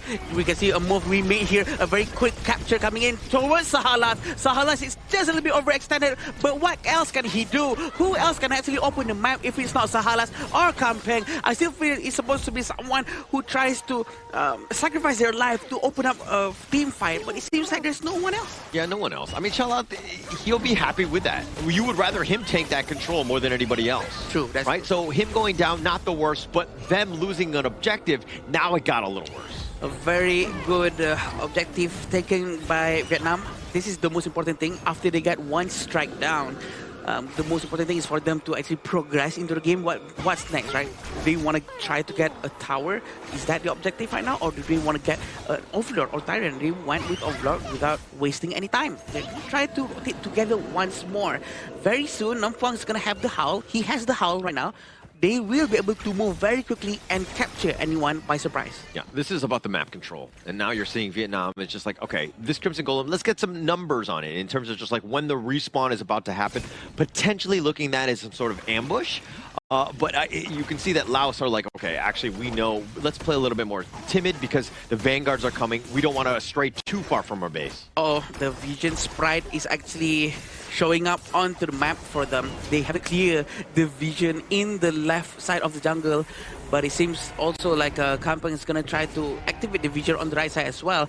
I wish the roam actually goes in and check if there's any eye icon inside the map, but they're not doing that just yet. Yeah, they're not going to do it. I mean, again, it's about the Vanguards. It's all hands on deck right now in terms of this defense. But Howl has been used once more, but it's sort of wasted one more time. No power is going to be used, but at least they get a high ground tower. Are they going to try to force it out into the mid lane? The Vanguard is still here, but it's going to be clear with the high ground capability coming in from the Zia of Laos. They still have one Vanguard, small one in the top lane. Shadow Vanguard is still at the bottom. I don't think they're going to force it out this one. Yeah, they're not going to. The Shadow Vanguard will push in this bottom lane, and the top lane had been completely wide open, right? So this is where they go slow and steady. Vietnam can kind of just deal with it from afar. Vanguard has arrived. They're trying to get a lot of damage, but he manages to survive. A very quick flash coming in from the Zia, but it seems like Vilacon is going to go down as well. He cannot withstand the amount of damage coming in from Vietnam, but look at Kampeng with the secondary blessing. Double strike coming in from Pokam, and Huitan is what's left. Can Laos try to win something over this team fight? Can they try to get an objective? Can they destroy at least one high ground tower? I mean, that was absolutely amazing by Kampeng. He saved that game. It looked rough for them. I mean, they were down a member, and then all of a sudden, Kampeng completely catching everybody off guard. They were all lining up properly for him to get those AoE strikes down, and now they're looking to turn things. They might be going high ground. Yeah, Huitan's going to be trying to stop the minion. Very smart from him, going to the back and smite the minion, but there's still one left. They decide not to push the tower holder. Yeah, because the respawn timers are so quick. I don't think that it had enough. Plus, it was very slowed down. I mean, there was only one siege catapult, maybe take a couple shots or so. It's not enough time. And now Laos taking the Tyrant here, finding ways to come back, especially when we're talking about net worth. But towers, they speak a whole different story. Gosh, I honestly thought that they have enough time to at least destroy one high ground tower. But it's a very good choice for them to actually pull back, to be disciplined, and to not overextend. Yeah. I think in our ranked games, we would have gone for it. Yeah. We would probably have died. In ranked games, yeah, for but sure. Yeah, it was under 10 seconds for the respawn. It would have been very risky. True, extremely risky, especially having Huitan still available from the back. Managing to do a flank is going to be a big problem for Laos. But look at this reward coming in from the discipline that they're doing. They're trying to take over control of the map again, but they really need this Overlord as soon as they can. They do have Ramubon though. This is going to be a problem because the bottom lane of Laos is being pushed by the big minions. Oh, this seems like a power word has been used one more time with the Zia at the back, trying to help with the huge damage. Villaco's gonna go in, but Villaco's gonna go down as well. But he's down to 6 Century. He's trying to regenerate his HP. Recovery from the Saber-Tooth Sword. And they actually managed to get all of them. Aced. 5-4-0. What a fight coming in from Laos. And we were talking, like Namfong, right? He completely falls off late game. This is that time. Laos with all 5 members looking to just march and end this game in the middle. They are screaming right now. They're trying to end the game, screaming up on the stage. So happy with their win. Focus is down on the crystal. And Laos will be able to take the win. And that's an absolute cinema here. One of our highest takedown games involved between 2 teams. Things were looking so good coming in from Vietnam. Power control into Angela Ultimates here. Pickoffs left, right, center. But the late game potential coming in from Kampeng, coming in from Pho Ham.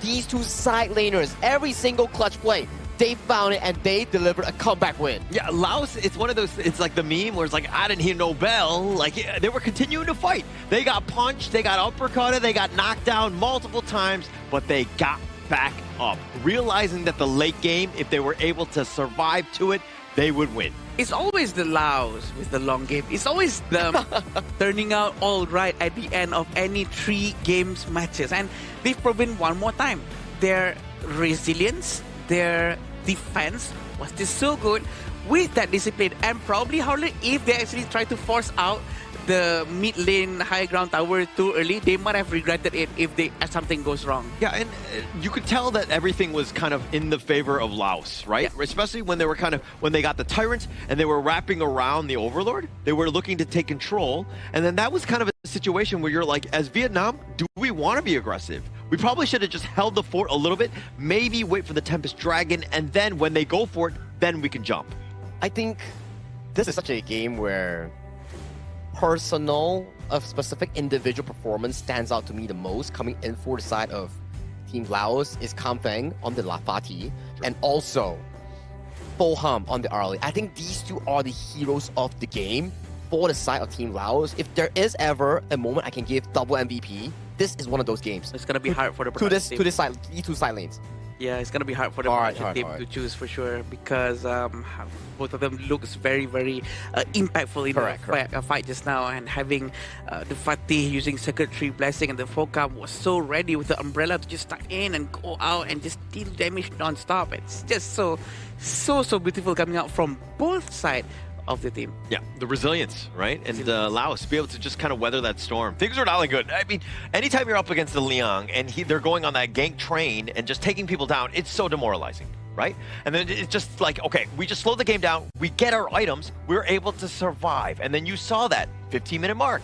Everything changed. Namfong, he was basically like a melee creep, if anything, just very non-factor. I mean, yeah, he had that control, but it wasn't really as much as what he was doing in like the 5-minute mark. I mean, the first few minutes, the side of the Charlotte as well, he was finding a lot of plays coming in for Team Vietnam. The Team First were very explosive in both sides of the jungle, but in the end, the late game factor here, yes, we did see the Liang Angela come into fruition, but the problem is, if you can't close the game convincingly, you open up the game for your opponent to do so. Like we saw in the blue side Laos base, Team Vietnam was finding that chance. They traded 1-for-1. Liang for a frontline coming in for the side of Team Laos, but they weren't composed enough to end the game. Yeah, it's very hard for them to close the game, right? I think they tried their very best to really go in, but again, the discipline from Laos still, trying to put the right person in front, trying to tank as much damage, trying to have their mid lane at the back, trying to put out all the skill set that they have, trying to stop all the waves coming in. The discipline is just so good. I'm lost for words, to be honest. Yeah. And I think that we'll see a little bit more. We'll get a little bit of a deeper dive in terms of the items of just how they were able to withstand. But for the wave clear, again, you had that Arlie and you had that Fatih, both late game monsters. Plus they had the Zia, right? Yeah. Really underestimated, if you will. But those universal laws constantly would stop the approach every single time. It would just clear out the waves. He was also the one to pump up all the levels here in Sudisai. Although he doesn't have those big moments, he had a clean KDA. The impact that he was given, he's also the silent hero in this game itself with 4-0 and 11 KDA and only 11,000 gold in the game because he's just feeding all the resource into the strong 2 side laners here, which is Kampang and also Fulham. Yeah, and if I'm not mistaken, he actually sanctified Arlie now, right? And so that also gave Arlie a lot of advantage and potentially get up to level 25, but for sure, it was just so effective coming in from this Zia, even though on the early game, it doesn't really seem like he's doing any impact whatsoever. But in the end, when all the waves are coming in towards him, that's what he wants. All you have to do is just put one universal law and all the waves are gone. Yeah, and again, this was kind of built on, we don't need tanky heroes, we just need that late game. We need wave clear, we need damage, let Kampong and Fulcom really just carry us to victory, and you kind of saw exactly just how this one played out, because even Vilacone and Sudasai, they were more support style, but they were just enough to get them over the hump. And this is one of the few moments where comebacks like this gives you so much confidence because this is the last game for the side of Team Vietnam, and unfortunately they are 2-2. They're guaranteed for the last chance stage. But for Team Laos, this win pushed them up and they are now on track to the main event already. Yes, they still have one game, but based on the standings right now, is Team Laos and Kazakhstan going to the main event? Yeah, that's the thing, right? They really want to go to the main event and they get it, and right now they managed to do it, and congratulations to them. I'm pretty sure they're very happy. This means that Vietnam is for sure gonna be in the slot number 3. Correct. Where they will have to go through the last chance qualifier, which will also be giving them a lot more games, which is gonna happen in game number day number 9. Yeah, and actually, I mean, so Vietnam, they still have, I mean, the job's not done, right? They're 3rd place, and now they have to go through the other hurdle, the other stage, if you will. But checking out this gold graph, I mean, we were really back and forth. I mean, the way that Vietnam took advantage, they were in the lead. They were in the driver's seat. Everything was looking good for them, but Laos able to hold on, and that's that resilience of the team. Wave clear, slowing the game down. Let us get to the almost 20-minute mark because we know we'll be at the finish line first. It's a heartbreaking moment if you're on a Team Vietnam side because they were so close in ending the game. They got like, what, 2 high grounds already, and they had like a Overlord just marching through the bottom side, but they were too overly hasty. If they were just patient for a little bit, maybe they could have forced it in, because once you falter there, you're giving back the losing team, the disadvantaged team, the Tyrant and Overlord, which is not what you exactly want. And in the early game we are seeing right now, it's really back and forth coming in for both teams here. You can see pickoffs left, right, and the Liang giving so much of an edge, and you see Fulham just going to the back line here, challenging it and trading 2v2. And this has happened not just once, but multiple times in this game. And you just love to see on how Liang kept on using Howl, which is a very good roaming item, by the way, to give a lot of movement speed to your team, to make sure that they can capture someone and surprise them. But sometimes we do see it's been used and not be able to capture anyone, like Howler mentioned just now. There's walls all around, they cannot traverse. They have to traverse around it to get someone, and a very good use of the terrain by Laos. Yeah, that fight was almost like the tipping point, where things were just looking disastrous, but then, they stumbled that one time, and then that kind of opened the door. Laos able to slow it down. This looked rough, right? But that mid T3, as long as you still got that, you're fine. And this turtle round, again, Compact, he was making MVP plays throughout this entire game, set it up, and they survive off of that one. And again, just being able to close it out into this one. Yeah, Compact here just utilizing the Sage Sanctuary, taking in the Liang ultimate here, and then, as of this point, when you lose your front line here, you just have no one to sustain the heavy DPS coming in from Fulham's Arlie. He's just pacing himself for that game-winning fight. And we're wondering, who's going to be MVP of this game-winning series here? So it's going to be Fulham on that Arlie here. Magnificent performance here. I would say it's a strong individual showcase coming in from this Laos farm lane player. 33.6%, and the Sanctify coming in from Zia is definitely going to be helping him a lot in terms of dealing more damage. 828. That is a huge amount of KDA. I'm pretty sure he's very happy with his own performance. I mean, not to take anything away from Fulcom, obviously the KDA, the damage and all that, the stats are great. It's just staying alive, very difficult in a long game like that. But Kampeng to me was my MVP. I mean, you were talking about choosing which of your favorite kids, you know, in the sense of like Kampeng or Falcom on this one, but it looks like production has gone the Falcom way. I'm going to give credit to Kampeng because his impact, that survival of when they were able to just barely hang on, that base defense, and then that final push, all of that was based on Kampeng's play. Exactly right. Kampeng went for the aggression, the jump in, and Fulham came in as the solid cleanup crew in picking up those takedowns here. And these two side laners really put on a great showcasing here in such a pivotal game, because if they lose this, they're potentially forcing a three-way tie between Kazakhstan, Vietnam, and also themselves from Team Laos here. But winning this, they're guaranteed to the main event, and welcome to the main event of the Asian Games, Laos. Yeah, and I was really thinking about what you just said just now about Kampeng and our MVP just now. I do think that if Arlie does it all by herself, can he do it? I don't think so. No, but if Kampeng goes and do it by himself, can he do it? I think yes. Yeah. No, I mean, if we just analyze it again, we're not. We're not undermining him. But he could have been on any hero. Yeah. He could have been like doing, as long as he's doing a little bit of damage. But Kampeng, the way that he was able to group them up, the timing and the way that he was able to initiate, that was the game changer. That was indeed the game changer here. And the Vietnam snowball was so evident here. Yeah, the final play, they took down the Ukitachibana on the side of Team Laos. But then they just went too overboard in allowing the side of Team Laos to find that comeback moment. Yeah, and also what is going to be coming back to us again one more time is going to be Diamond Draw, Dragon's Heart skin pool, and Limited Time Token skin pool, which has been updated. So don't forget to update your game, and this is going to be the Time Token skin pool update, which is going to be very interesting. Everyone wants it.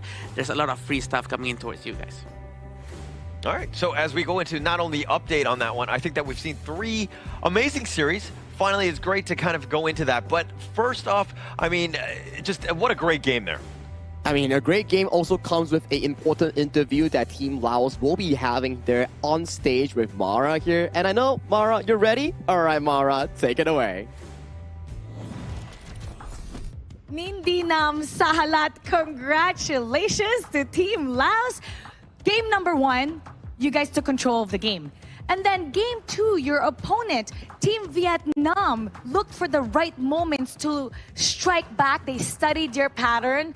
And ultimately, game number 3, you've won. So tell us what happened in between game 2 and 3 to make sure that you guys got this win. What happened back there? What did this team discuss behind the scenes? จากเกมแรกนั้นพวกเขาเล่นได้สบายเพราะว่าค่อนข้างที่จะสนาดับและก็เป็นตามที่วางแผนไว้แต่ว่าตัดมาที่เกมที่2เป็นการที่แบบว่าพวกเขาบ่คาดคิดว่าจะเจอตัวสามารถล้างซีได้ก็คือสางสีมันเป็นเซอร์ไพรส์พลิกจากทางเวียดนามแบบเฮ็ดให้เขาเล่นค่อนข้างที่จะยากเลย For the first game they won as the character is take over the other team. However, in the second game they got surprise pick by Vietnam. The Vietnam team, they choose Shang-Chi, which is against his character. So it's hard for him to fight back in game 2. That's why they lose a bit. And then game 3, they come back.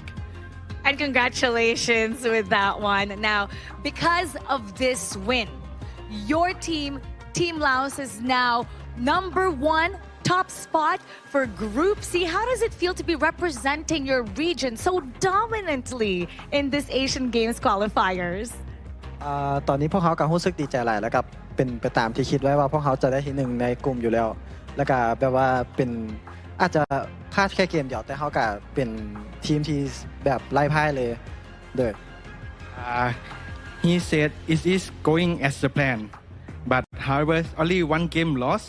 And then all win at the moment, no loss yet, and he is very proud at the moment and is securing the place to go to Japan. Very, very dominant fashion. You know, a lot of people from Laos for sure are watching, clapping as you've made it. What would you like to say to them? Because you have one more fight for tomorrow against Saudi Arabia. Let them know to support you for your next match. สำหรับซาอุดิอาระเบียแม่นก็เจอกับทีมหมู่ของพวกเขาเองเนาะแต่พวกเขาก็คิดว่าพวกเขาจะชนะภายในมื้ออื่นเลยเกมมื้ออื่นก็น่าจะเป็นเกมที่แบบว่าพวกเขาอาจจะเล่นชิวๆก่อนเลยก่อนสิเป็นชิวกว่ามื้อนี้หลาย对。As tomorrow games, they has practiced with Saudi Arabia before, and then as they said, they are very confident to defeat the team tomorrow. And for the message to Lao people, please enjoy and watch them to go to Japan. There's one more for tomorrow. Good luck on your next match. Now we'll head back to the casters. Lead the gorge. I can feel the happiness and the sign of relief coming in from the screen over there. Thank you so much, Sahalaf, and also Mara for actually having that interview there. But well-deserved coming in from Team Laos because they fought through a very, very difficult opponent coming in from their Group C here. Yeah, it's not the easiest team to go up against, and so to really prove yourself, you really need to beat Team Vietnam in that group, and they actually managed to do so because Vietnam has one of the most, a lot of experience out of the entire group, right? So whoever goes up against them, they really want to try to prove to the world, and Vietnam also has. Don't be too discouraged for Vietnam. Yeah, and I think for Laos, it was like, this is the main goal, right? Yeah. Just, you know, making it to the main event. I think that you could almost say mission accomplished on this one. But the way that they were able to do it, you know, all of the teams throwing their best. We saw some of the best games when Laos was on stage. And being able to weather through that and to come out undefeated, that speaks volumes about this team. Now, as they go up against the other squads, we're going to see some serious fireworks, I would say. I mean, as of this point, right, although they are like soft guaranteed towards, like hard guaranteed towards the main event, mission is still not over, right? You want to have a clean slate coming in for your Group C venture. Like Group C, undoubtedly one of the hardest group thus far, and every single game that we've seen Laos play, back-to-back Tempest game against Kazakhstan. 3-game series and also a big comeback against Vietnam. And their last opponent coming in, the mission is still not done. So for Team Laos and your region itself, you are on your way to a clean finish in Group C. Yeah, definitely on the right path. And also, do you want to know what else is on the right path? It's going to be the iQOO official gaming phone for 2026 Asian Games Esports Events Honor of Kings Qualifier. It is the iQOO 15R with 120 Hz and also a very good cooling for the phone to make sure that you don't have any stuttering problems inside your games. So that is your tactical device to make sure that you can win. Yeah, and it's, I mean, it's definitely one of the best phones to have on stage, but I kind of want to talk a little bit more about that series where we had expectations. We knew it was going to go probably the distance. Yeah. But the only disappointing factor was that we didn't see a Tempest Dragon. Yeah. Right? Ooh. Usually that happens when me and Holler is at the death. Yeah. It's like 30 seconds away, you know? Yeah.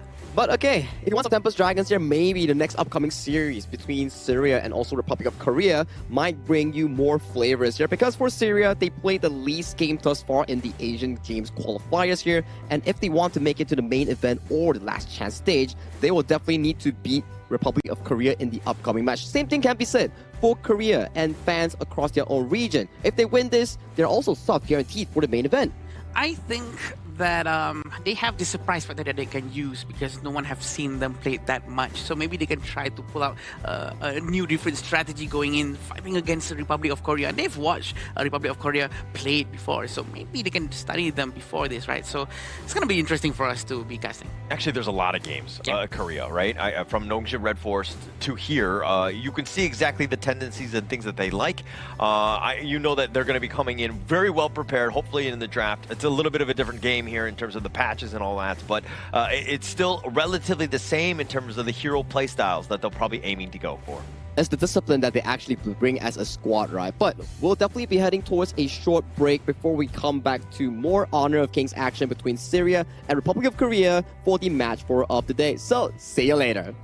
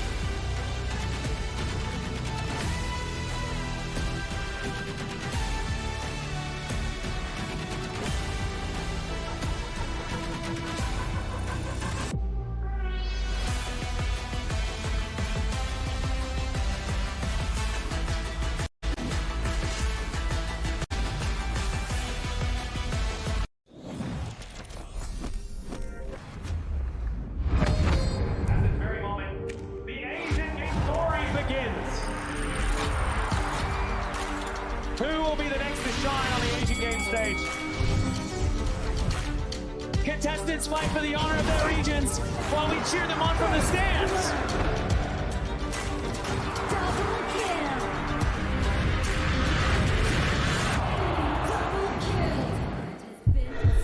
This is a challenge, but it is also an opportunity. The tide is turned.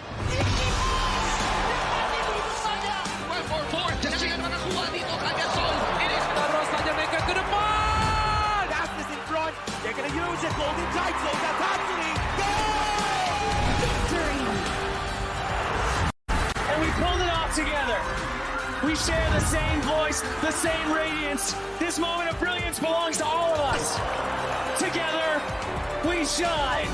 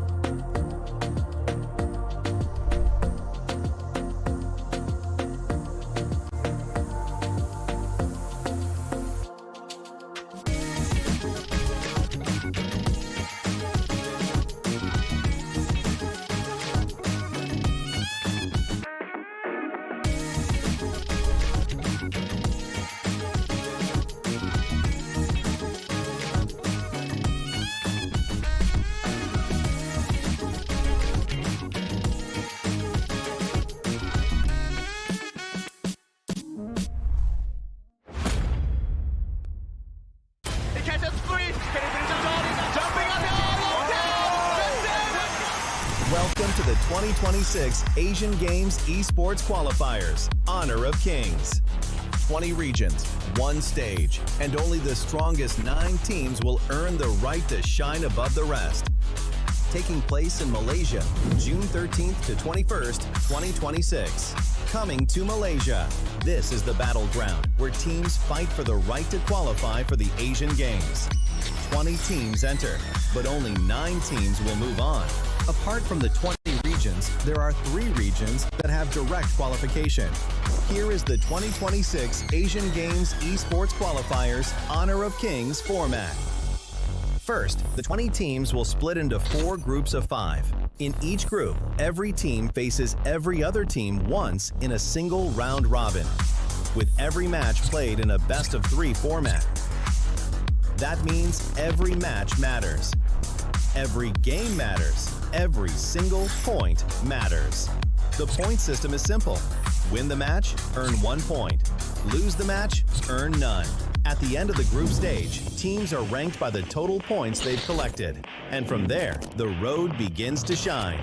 The top 2 teams from each group qualify directly to the Asian Games main event. That gives us 8 teams advancing straight out of groups. But for those not through yet, the light isn't out. The teams that finish 3rd in each group still have 1 more shot. They move into the last chance stage. There, they battle through one final BO3 single elimination bracket until 2 teams remain. The 2 teams will then face off in a BO3 match to claim the one final qualification slot.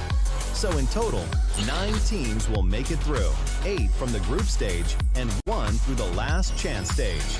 That is the rule. Now it is time to see who can rise through it.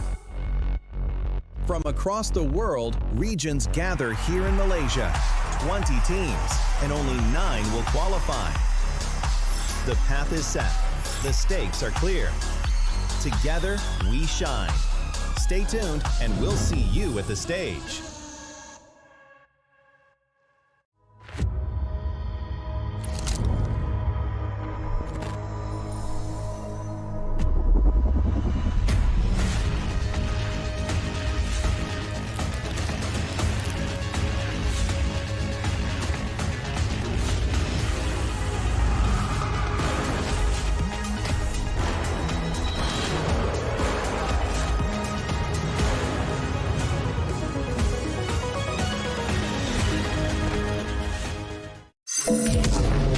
Haiku.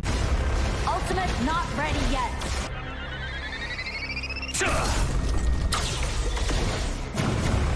You have slain an enemy. My magic murmurs in ecstasy.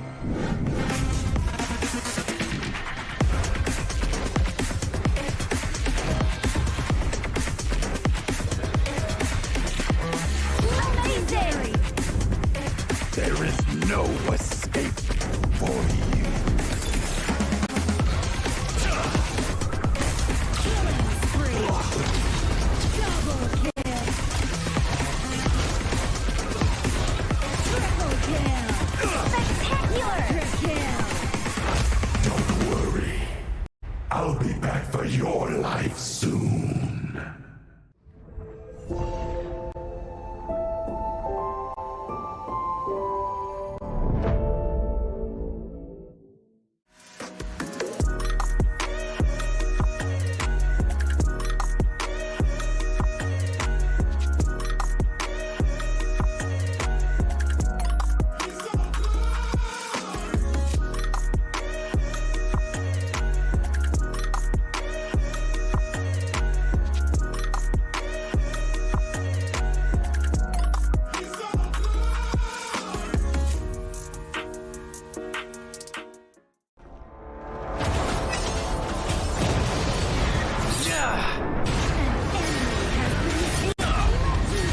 Double kill. Shall I compare thee to a summer's day? Slain. Don't engage. Slain. Don't crush us like insects. Slain an enemy. Defend our base. Our playground tower is under attack. Amazing. Unbelievable. Triple kill. Ah, the fragrance of romance. Ally has been slain. Rampage. Double kill. Triple kill. Spectacular. Pentakill. Lady Fortune is on my side.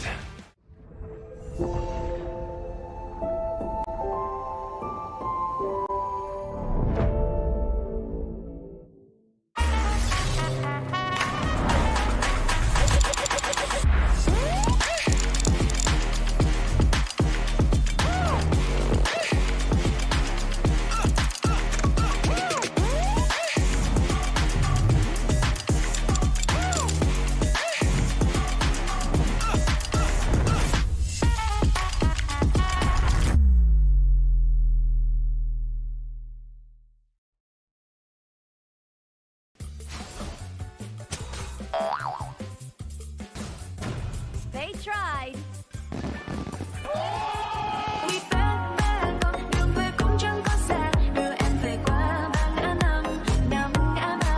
The new Spritling skill, Dig It, is a passive skill which will automatically trigger at fixed times each match, up to a maximum of 10 times. The skill grants guaranteed standard rewards like gold, XP, shield, health recovery, and more. There's also a small chance to uncover mysterious grand prize effects during the match. Dig It may also produce tradable high-value treasures. Detailed information about acquired treasures will be shown after the match ends. Each treasure has its own rarity and storage size, and obtained treasures will be automatically stored in your warehouse. If you want more high-quality treasures, make good use of the Treasure Fusion feature. You can also copy and share your code so friends can help speed things up.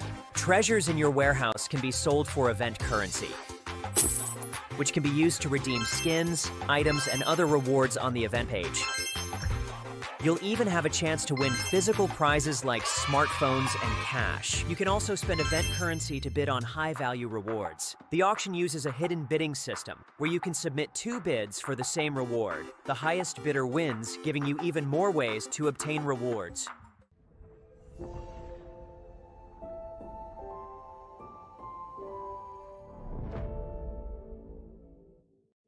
Itu kontrak kita. Relax, bro.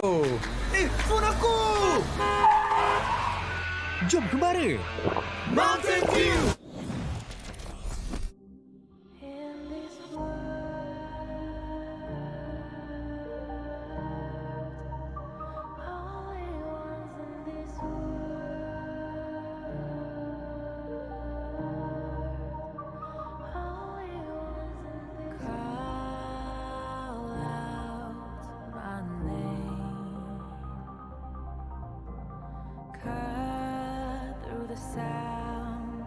the rain.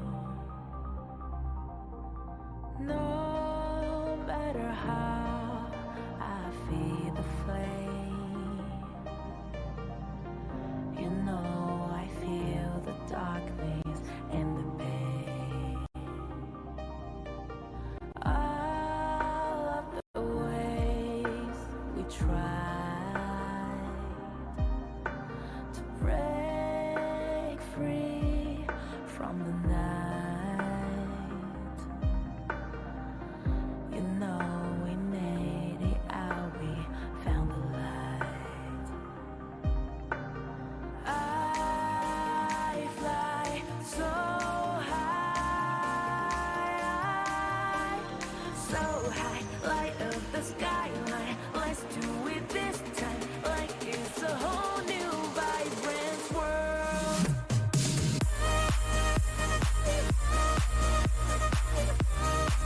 Like we're the only ones in this world. Like we're the only ones in this world. Now I see that I got everything I need. It's alright, I'm on fire, I'm alive, 'cause now I fly so high, so high, light up the skyline. Let's do it this time, like it's a whole new colorful world.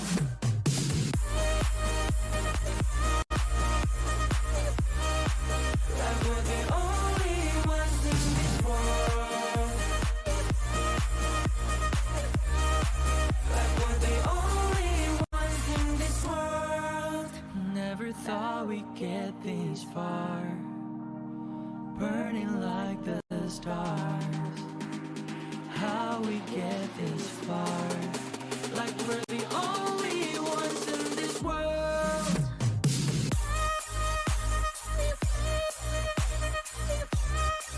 Like we're the only ones in this world. Like we're the only ones in this world.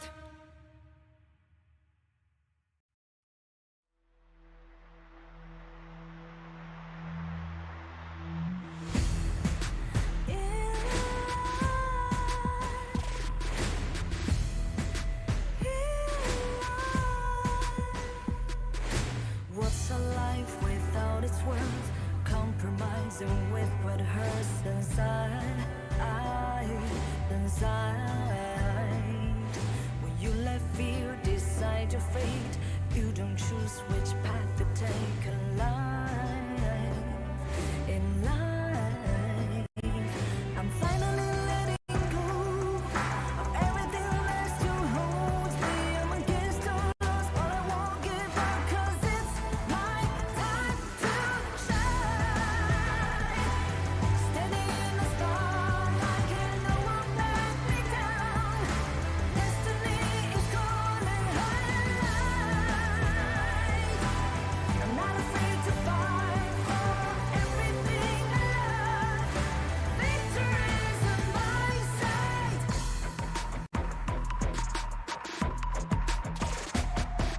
The more we lose, the more we gain.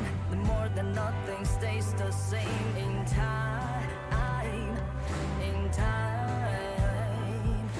Can't love ever, can't forget. What you see is what you get. Sometimes, sometimes. Gonna show the world tonight. The light that shines inside us. We're against the odds, but we won't give up, 'cause it's our time to shine.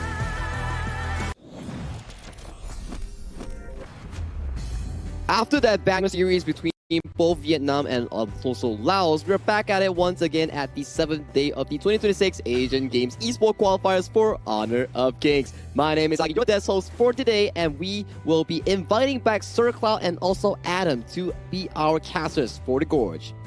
Are we playing this? One, no. Mana, Yeah. I'm sorry. But yes, we are back, and I'm with Cloud right now. So usually when I'm with Cloud, the game is gonna be very short. I don't know why, but usually when I'm with Mr. Holler, it's gonna be very, very long. Yeah, Mr. Holler, yeah. Mr. Holler. Yeah. I was at the backstage watching that game, and that was a banger of a series. It was. I'm Man. telling you, when I'm like just watching it at the backstage there, I heard like when they won the team fight as Team Laos, they were cheering so loud. Like they were shouting, the energy was just there, and then they knew for a fact that that comeback was sweet. Oh yeah, absolute big comeback there, right? I was like watching the games. Can they come back here? Oh, they have a Zia. They can still clear, but clearing is not enough. But yeah. Yeah, they proved me wrong for sure, because I wasn't expecting that Zia's link clearance is gonna be really useful, especially according to Lao's gameplay, because they really love to defend a lot, and their stamina, the mental stamina, is really, really high up there. One of the few things that other teams should be able to try to learn from. And you know what else you can try? The new hero coming into Honor of Kings that has been live since June 17. There's 3 AoV heroes coming in for this exact server, being Lorian, Annette, and Florentino, and a new hero introduced to the Gorge, Davara. Make sure to try it out and let me know what you think. Yeah, what do you think about Davara? Davara is a hero that can go to the Clash lane, but also has been said by one of the OG players to be able to be played on farm lane as well. I think Sagi can agree, because he has a lot of ranged attacks, but I'm still not understanding him just yet, because I'm busy trying out Florentino. Obviously, right? We know Florentino is yours. He's quite close to Charlotte's gameplay, so... Okay, do you foresee yourself... No, it's hard, sorry. Like main... Very hard. No, I cannot main Florentino. It's just too difficult. It takes a lot of time, right? It reminds us of one of the highest mastery heroes coming into Honor of Kings, where you rely so much on the reset, but that's for the official server that we will be focusing on later on in the next tournament. But for this upcoming tournament, for the Asian Games Qualifiers, we will be inviting 2 new teams coming in for Group D. It's going to be both Republic of Korea going up against Syria. Syria arguably has the least games played in the whole tournament up until day 7. Oh yeah, now that you mention it, right, we are almost like at the end of the group stages, right? And it almost feels like, a lot of teams have completed their games and all that, and Team Syria has played the least. That means they have the least information out there for teams to read. Yeah, I just actually realized it just now as well, that tomorrow is going to be the last day for group stage. Correct. So this is going to be quite sad for us, because it's nearing to the end of this qualifier, but just the qualifier. But yeah, day 9, we're going to be seeing the last chance qualifier as well. Oh yeah, that's going to be pacing into a different way, because teams right now, a lot of them have locked for the main event, but most of them, when they still have a shot, they want to be aiming for that last chance stage. But to introduce our matchup of the day coming in between Syria and also Republic of Korea, we have prepared a short teaser video to invite them to the stage.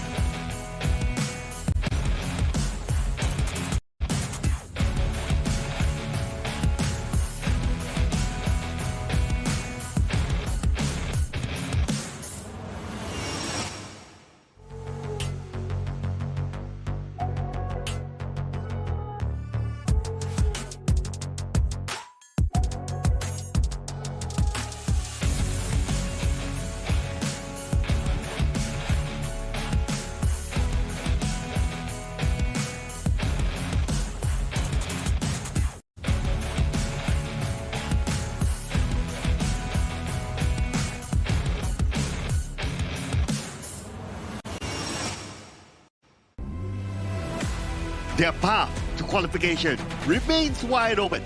Every game matters. Every fight counts. And they must battle until the very end to secure direct qualification.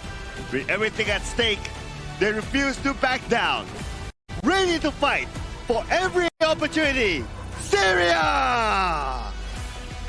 Every time they step onto the stage, they make a statement. With flawless record and commanding performances, they have become one of the standout teams of the tournament, determined to keep their winning streak intact. Please welcome Republic of Korea! The unstoppable force coming in from Korea, challenging up against the underdogs, which is Syria here. If Syria is able to pull off a undersweep here, which is like, if they're able to find that momentum here against Korea, maybe, just maybe, they can topple the rankings here coming from Group D. It's going to be nice to see an upset, because we do know that Korea has a lot of experience, but walking down through Syria's team right here. Yes, represented by Bashar, Ammar, Abdul Aziz, Ali, and Ibrahim. So as what we mentioned before they walked in, right? This team has played the least games. That means their data is not as much as many other teams out there. So who knows? A surprise might happen. It's a double-edged sword, right? Whereby you don't really have much games in the official tournament, but you also don't have enough data for the opponent to actually have information on towards you. The best information that we have on this squad is that they played a very long game double Tempest back then, and it came down to Abdul Aziz stealing the Tempest Dragon with his Angela. Not Angela steal with the Blazing Brilliance. It's just so good. And we remember that Ammar was the one who was supposed to be there, but he wasn't. There's a lot of things happening with Syria, but at least they have the idea what is supposed to happen. But this is the lineup coming in from Republic of Korea with Yuno, Jihoon, Sungbin, Hunmin, and Songgon. These are the players coming in from, we know them from Nongshim Red Force and a lot of experience under their belt.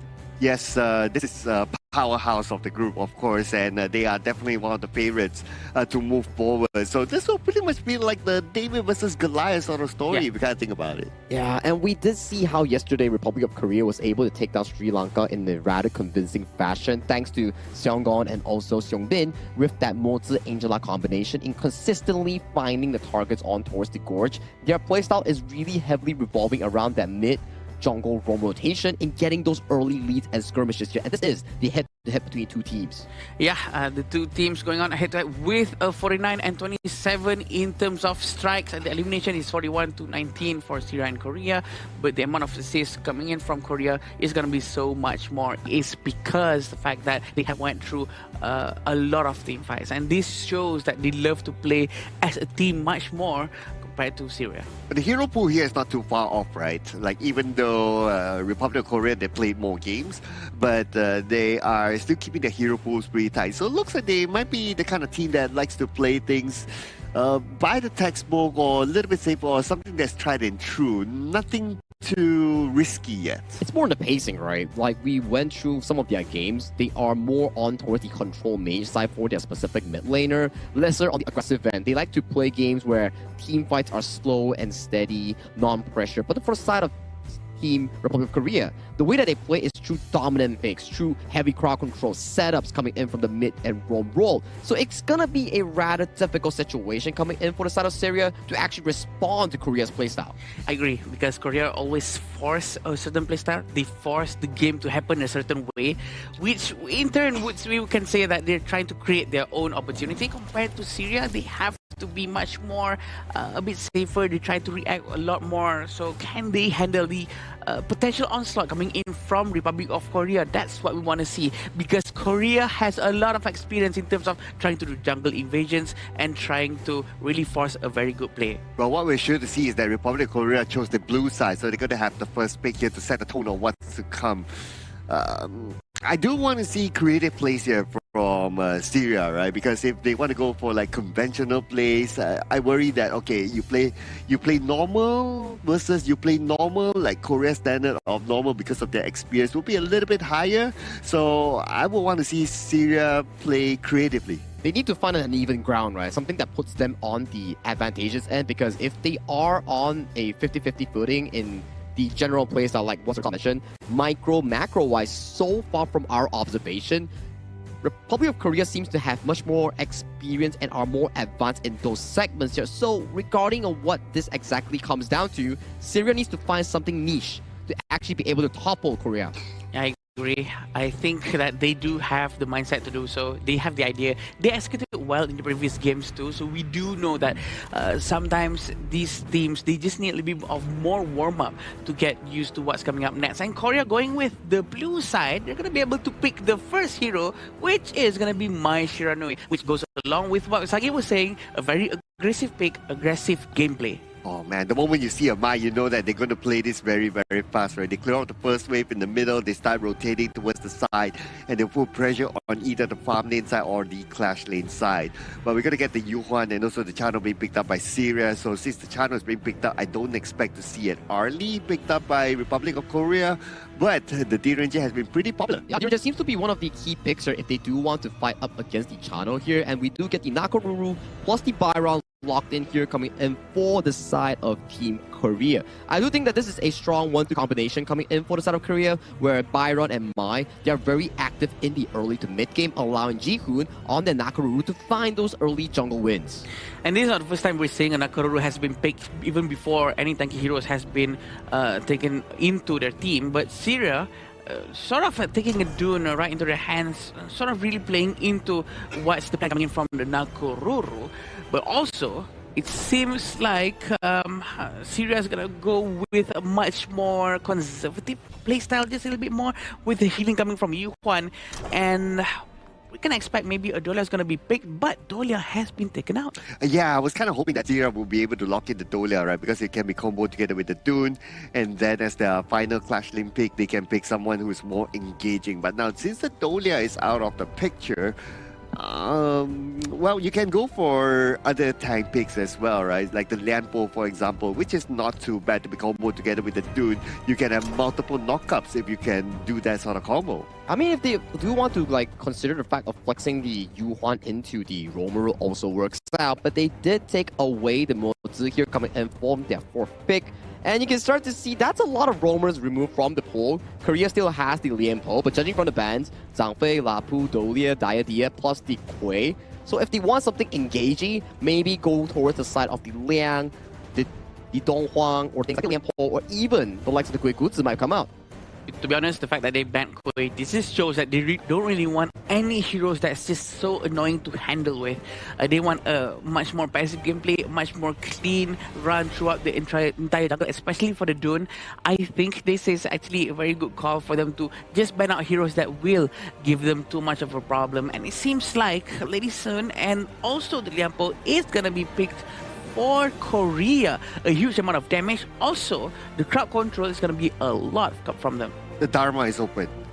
You have the Dharma, you can engage, you can try to find opportunities with the Lady Sun because there will be a lot of protection needed for the Lady Sun. But it looks like they went for the party instead, which is not too bad because the party can play from a front to back and try to just shoo away the Lady Sun. Don't allow Lady Sun to get free hits from behind. That is only if they can actually scale towards the late game, right? My worry coming in for the side of Team Syria, yes, the late game scenario is really beautiful, but under the circumstances that they actually scale into that late game, because we know for a fact, Fatih, Chano, these two heroes, they need a lot of farm to start coming online. However, take a look at the lane matchups here coming in from the side of Team Korea.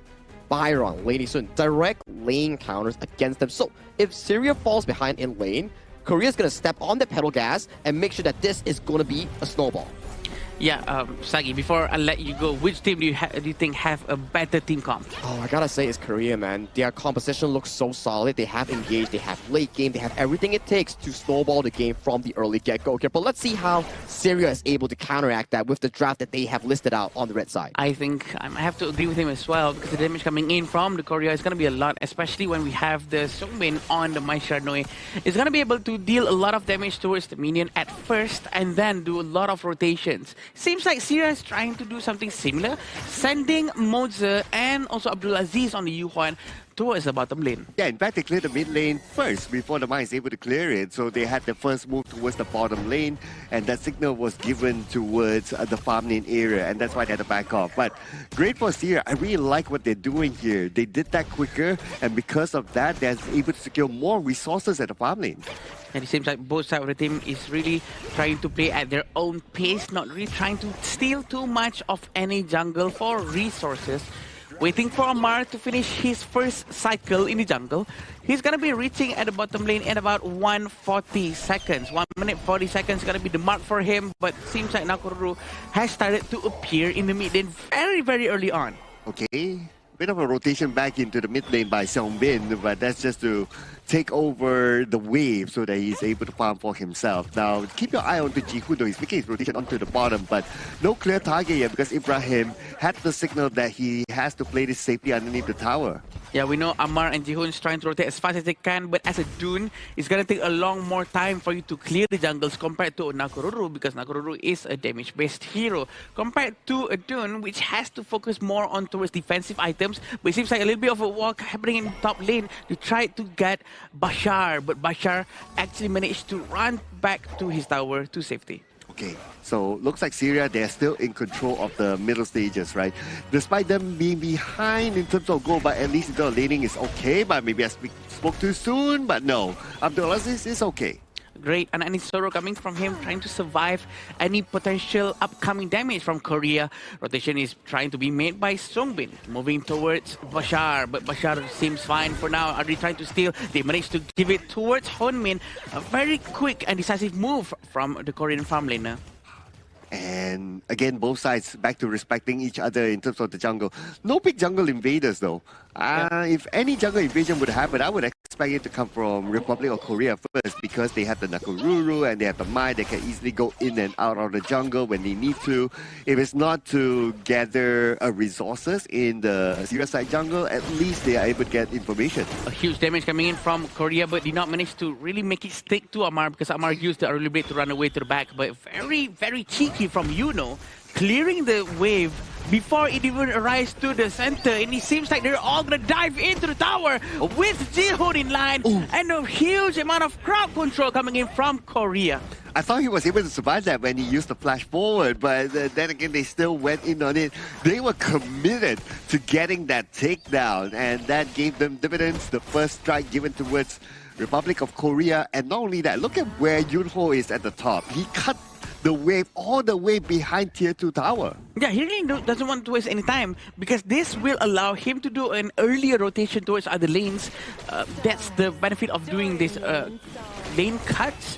But it seems like they really want to try to get Amar once more. Amar has his passive activated. The Unyielding Might is already switched on. So they have about 25 seconds cooldown before it comes back again. Korea has to do something right now. Well, Korea, what they're going to do right now is to lock in the Tyrant. And it's going to be easily taken by them. But the Overlord is open. Okay, Korea making the rotation towards the Overlord. Oh no, the Overlord right now. It's up for grabs. Who's going to get it at the end of the day? And from behind as well, Syria coming in to give backup. The Overlord still stands though. Very good team fight coming in. A disengage that is forced by Korea. They do know that Syria wants to go in, but look at that unruly blade. He really wants to try to get him, but he did not manage to do so. But look at this! Ibrahim is going to go down so quickly, coming in with Korea, diving into the tower. 3-man treble smash, and they're able to get one out of that attack. Beautifully executed by Republic of Korea. And now it seems like even though the Overlord was kind of open for them, they weren't really interested in that. Wow, a huge fight coming in. They really want to force down towards Ali. There's nothing Ali can do. They dive into the tower, really benefiting from Lianpo's tankiness.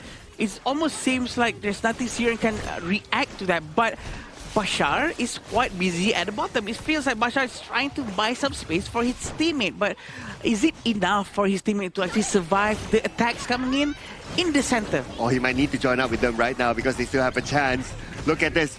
Behind, going in, it's going to be one, and it's going to be Ibrahim taken down just like that. Yeah, Ibrahim has always been one of the first to fall down first, but it seems like it's very different for Korea and Syria, right? The winning condition for Korea is to actually funnel as much goal as possible towards Honmin and also Jihoon. But for Syria, instead of their farm lane, but wait, let's see. This is what's about to happen. Bashar is going to go down. And also the top lane, they have to pull back just a little bit. Yeah. But going back a bit to my point, they have to give a lot of goals towards Bashar. Bashar is one of the most important heroes coming from Syria. He is the winning condition for Syria. And maybe that's why he was left at the lane to kind of like farm and also push at the same time, but he didn't really have time because of the aggression coming in by Republic of Korea, pressing the other 4 players, and he's forced to join back with the team fight together with the team. Yeah, 7,000 gold is a huge amount for sure. We have Yuno is trying to find a proper knock-up. We're still waiting for the skill sets coming in from the Yuhuan, trying to use more full tempo, hopefully to hit multiple targets at the same time, opening a space for his teammate to go in, especially Bashar. And now all the towers are almost down. Looking at this situation, it's going to be pretty hard for Syria. They are pinned back inside of their own base, but Amar at the top got a solo takedown. Very quick takedown there. Jihoon actually probably most likely overextended in their area, still trying to destroy the high ground tower in the bottom lane with Honmin, but Honmin has to go back just a little bit. Marvel Temple connects, but they did not want to force this one out because the presence of Jihoon is very important, right? So Jihoon is not around anymore. They have to go back. Yeah, and Jihoon is the one that you can play at the top lane by yourself and then quickly transition to join together with your teammates because of the level of mobility that the Nakaruru has. So without Jihoon, this gives a little bit more space for Syria to come out and farm, and that is what they need. Like what you said, Adam, they need to funnel the farm towards Bashar, hence they need to create that space. True. Right now, June being played by Amar, he has one strike, but still with 0 eliminations, which is very nice for him. So they still have a good chance to try to fight things out properly. Even though the 7,000 gold lead is going to be extended way more towards 8,000 now, thanks to Jihoon getting the Tyrant. The fact that they got another objective right now is a signal towards Syria that they need to play this very carefully. But now Korea, they're going to force the fight onto them, and Songjin gets Ibrahim, and they're looking for Bashar, but Bashar backs out immediately. 3 players from Syria, can they defend this one? That's the question. They have to hold on as strong as they could. Bashar, he's going to lose the high ground tower in the bottom lane. Look at now Koruru coming in from Jihoon. He's forcing in the backline. Managed to get them one huge explosive damage. They're going to try to force it out, trying to push them all the way to the back, and the crystal will be destroyed. 8 minutes 30 seconds on the dot, and Team Korea established dominance in this game 1 of this BO3. And I gotta say, it's not looking good for Syria. Oh man, but it's looking really good for Team Republic of Korea though. I mean, look at the kind of performance that they put in. Okay, at the first 1, 2, 3 minutes, I thought that, okay, it looks kind of balanced. But after that 2, 3 minutes, it just goes Republic of Korea all the way. Yep, definitely. I think Republic of Korea just know exactly how to win against Syria because they used to watch Syria's gameplay as well, but Syria has been a little bit too passive. I think if they try to be more proactive, to try to force something out, they can at least even out the energy level between these two different teams. I think it's difficult, right? Where Team Korea, the way that they move is far more efficient compared to Team Syria. They waste no time in trying to go for the side lane plays, which allows Team Korea to capitalize on side lane members for the side of Syria much more faster. Like we saw, the first gang on towards the Fatih coming in on the side of Team Syria, it was smooth as butter coming in for the side of Seongbin. Yep, definitely. And I think Seongbin was playing very well. Also, the fact that they had a lot of space being given out by his entire team also allowed him to actually really perform very well throughout the entire match. Oh yeah, absolutely, right? I mean, this is a total domination kind of gameplay, right, from Republic of Korea. And it is also something that we see during the draft, right? Like what you mentioned, Sagi. For serious draft, they are set up for late game. If it goes late game, okay, maybe we might see something like how we saw the Laos game earlier on, right? But because the draft is set up for late game, Republic of Korea sees that opportunity. They know that we have to end the game fast, and that's exactly what they did. And they snowballed so crazily, right, coming in for the side of Team Korea, where we saw Jihoon's Nakoruru went all the way to the back of the crystal, popped one member coming in on the side of Abdulaziz, and then he backed off fully, which allowed the game to be smoothly ended by the side of Korea. And as you can see towards the KDA, only Jihoon suffered a casual death coming in for the side of Team Korea, while others were crystal clean in this game alone. Yeah, definitely. And these are the itemization coming in from everyone. We do see a Blazing Cape coming in from Amar, who's going to be stopping a little bit of the damage coming in from Korea. Also, the healing from them. But probably not the best thing to do as well, because there's not too much of a health recovery coming in from Korea. And Korea's soul trying to really rotate throughout the entire map. The way they really rotate throughout the entire map is just so successfully done. Oh yeah, super smooth, especially when you have like a Nakukururu and a Mai, right? These two heroes are able to rotate across the map very, very quickly, and they utilize it very well. As compared to Syria, right? If you look at like the level of mobility that they have, actually it's not much. It's slower, right, compared to what Korea is actually able to provide. Hence, you need to be moving faster as a whole. The mid lane control needs to be better coming from Syria, because if you can control mid lane, Yuan and Moses can definitely match the 3v3 to whichever lane that they're bringing people towards to. So this is something maybe Syria needs to be venturing into and try to fix going into Game 2. Yeah, and this will be the stats shown to us from the side of Korea. The amount of damage contribution coming from them, all of them are quite evenly spread out. This shows that everyone really contributes the same amount of damage output, while Byron not only dealing damage, but he is the initiator, right? Alongside with Lianpo, really helping for Hunmin to have a lot of space to go in. And looking at the stats here, well, it's obviously quite heavily towards Republic of Korea. The damage output, I would say it didn't really go that far because this game ended rather fast and they were very objective of how they play this game.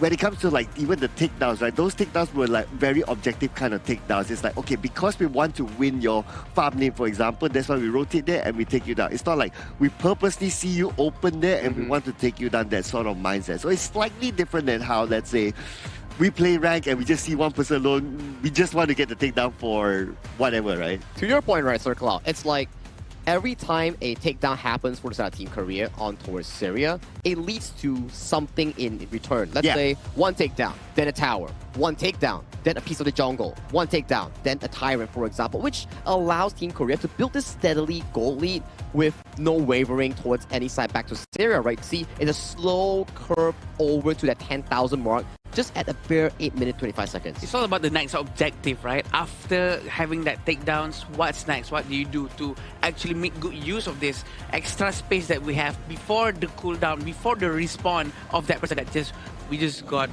down just now? Yeah, you know what? This is almost like watching, like how we say, right? The Hong Kong China gameplay, they're very textbook, very dictionary. Yeah. Just follow and then they will eventually win. This is like, okay, similar to that, it's just faster. Faster and more aggressive, right? You can see, like, when we see through the Hong Kong China games, it's like they don't take any unnecessary fights, but when Korea finds your location and they're like, this guy's alone, let me just dive in right now and take him down and make sure that it's a 4v5 in favor for my team, which allows the lead to be explosively faster in a sense. Yeah, they don't wait for opportunity. They definitely create their own opportunity to really try to get any heroes in front of them. This is what makes them a bit much more scarier, a bit fearless coming in from Korea. I do feel that they're on the right track. One of the most aggressive gameplays that we've seen here.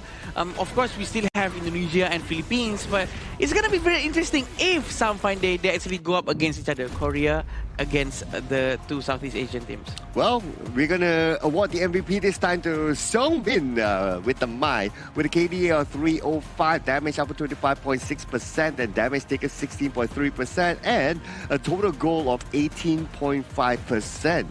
He utilized it fully, right? You can see, although he's not the main benefactor of the gold lead here, but he's definitely able to convert his map presence on this strong pick into pickoffs, into setups coming in for the team, in allowing for a smooth and seamless transaction into that late game marker here. It wasn't really much of a late game, but it's a smooth and fast game where, thanks to this player right here, they were able to accelerate that game. All the Kachosen that has been thrown by Songbin, all of them connect so well. With the Cho Hisato Shinobi Bachi ultimate trying to push everyone into one direction, that buys a tremendous amount of time for his teams to do a lot of damage, right? So I think they're just going to be playing consistently with these kind of heroes that really complements their playstyle. And maybe that slight bit, right, was during the first wave when the game started, is that Mai didn't really win or clear off that wave as quickly as the Mai would have liked. In fact, it was Syria that actually cleared first. But after that, it's like, okay, I learned what they're capable of doing. Now I'm going to take this seriously, and it just went all the way from there. Mid control is really important, right? That's why it actually affects the two side lanes there. But if anyone is wondering where are we having our current event for the 2026 Asian Games Esports Qualifiers for Honor, Honor of Kings, you can definitely check out Pataling Jaya Marriott Hotel. It's our official venue and hotel partner for this prestigious event. Once again, thank you so much. Yeah, thank you, Pataling Jaya Marriott Hotel. We love it here. And going back to the game after this, we're going to be seeing the second game between Syria and Republic of Korea. It's going to be very interesting to watch if Syria would be able to maybe find a secret sauce to beat this team from Korea. Well, a bit of a change this time. Republic of Korea, they will be on the blue side. And this is the choice of Team Syria that they want to be on the red side. So they will have the second pick. They get to see what sort of first pick will Republic of Korea will be taking and try to play with their pace. I think blue side opens up a lot of potential, right? Like we saw how Seongbin prioritized the first pick Maestro coming in for their team, and then most of the teams have had a lot of success with the Ukyu Tachibana or things like the Guan Yu. These are the available options coming in for the side of Republic of Korea if they want to look for those first picks. It seems like the Korean teams are being very comfortable on the stage. We can see they're smiling, they are still discussing amongst each other, trying to make sure that there's no mistake whatsoever. That's the best kind of sportsmanship that we want. We want them to play as best as they can, no matter who they're up against. And I think Syria, who knows, they might have another moment just like what Vietnam did just now. Suddenly Vietnam was able to, start a turnaround and win the entire series. Yeah, you never know, right? So you have to play your best. But what I really want to see from Team Syria is that try to draft something that you can still control the early to mid game. Because their previous draft was heavily focused onto the late game. So, and we obviously didn't get there, right? So they have to draft something that they can get better at the early stages. Now, starting off with the Lapu Lapu for Republic of Korea. So this is quite a, it's a standard pick, but not normally a first standard pick. It's a safe one, right? Nonetheless, that you can actually build your composition throughout this specific pick itself. And with the Arlie and Byron being locked in, chances are Team Korea might be heavily going into picks like the Eren or the Chano, for example, depending on how fast they actually want to play this game. And maybe a Jongo pick here before going into the second phase, or even a Xiao Qiao, which has been statistically one of the better counters towards the Arlie. Exactly what you said. Xiao Qiao's going to be taken, and also the Renji inside the hands of Korea. It's going to be a very good hero to go up against Byron, who's going to be tanking damage from the Korean teams. And with the Angela at hand, this is going to be used for sure by Abdul Aziz. We have a lot of history with this guy, stealing tempers and whatnot. So maybe there will be another Tempest here. Yeah. Whoa, okay. I mean, maybe. Holland's not here though, just saying. Right? Yeah. But anything can happen, right? So the Angela can combo very well with the Mozer as well. We've seen like a gameplay where there's like multiple projectiles, and with the fact that they took Arlie for themselves, so you don't have the Arlie to try to negate all those projectiles for Republic of Korea. So having a Mozer makes sense, but if they were to go for that, they have to consider a tank jungle for Syria. Yeah, there's still a lot of options, right, available coming in for the side of Syria, and that's the tank jungle option you talk about here, Dun being removed from the pool. Roamer options coming in from Syria, likely something like the Mozi, Diadia, or even the Liang to better combo with Abdul Aziz and making sure that he gets the perfect full damage output on whoever it is that they get on in the first place. Yeah, and I think it's going to be extremely fun to watch. All the heroes that has been taken out. Kui has been one more time taken out by Korean team themselves, because previously it was Syrian team who took out Kui. But taking Atta when there's a DRNG on the Korean side of the team, I think that's quite risky, because we all know that DRNG is going to be buying Doomsday and Sparkforge for sure and the Force Siege. So I think Atta is going to be melted too quickly. What would be better if he goes with a hero that has maybe much more armor rather than HP based scale? But now because they've already locked in the Atta, right, so they have to roll with it. I'm still thinking if the Mozer still makes sense. I do think so though. If the Atta is able to get a good go ship, then the Mozer flashes in forward and uses the thing inside the box, will be kind of nice, and obviously follow up by the Angela. Yeah, that seems to be some proper combination that may be coming in for Team Syria. I like the Fatih here in the Nakoruru. Extremely good in handling the backline and also the strong front line. We talk about Nakoruru, right? Capable of assassinating backlines and also has percentage health damage and handling some of the key HP tanks like the Byron, the Atta, for example. And you supplement that with a Fatih that somehow counters the Arlie towards the late game. You can jump on towards the Arlie and go for that full combo. And the Diadia being locked in by Team Syria, they want to play a strong mid mid-roam synergy in making sure that they find a first target and they burst him down. So whoever gets locked by the idea is gonna get that blazing brilliance right into their face. It's not gonna be cool when that happens. The damage coming in from Syria is a lot as well. So they really have to be careful. Korea cannot be too complacent with their previous match victory. Yep. So before we let go of Sagi, last thoughts from you. Last thoughts from me, Syria will definitely have to be able to find those early game advantage with that 1-2 combination coming in from the Angel Lot and also the Diathea if they want to be able to see that Shadow Drag, Shadow Vanguard and Tyrant come into play here. If they can maintain the game into a 50-50 up until 10th minute mark, that is definitely will be a main goal for them going into this game. Yeah. And we can see, thank you, Sagi. I'm sorry about that. I forgot to say that. Thank you, Sagi. Don't need to thank him. No. Yeah. He's fine. Abdul Aziz is going to be going to the mid lane with the 2,000 gold. For now, it's a bit too early for us to see any changes throughout the itemization, but a very early rotation coming in from the Xiao Qiao. Songbin really wants to try to punish as much as he can, trying to steal this jungle. Honestly, I kind of like this draft from Syria a little bit better than the first game because at least this draft will give them a bit more control from the early to mid game, right? And the rest is about execution.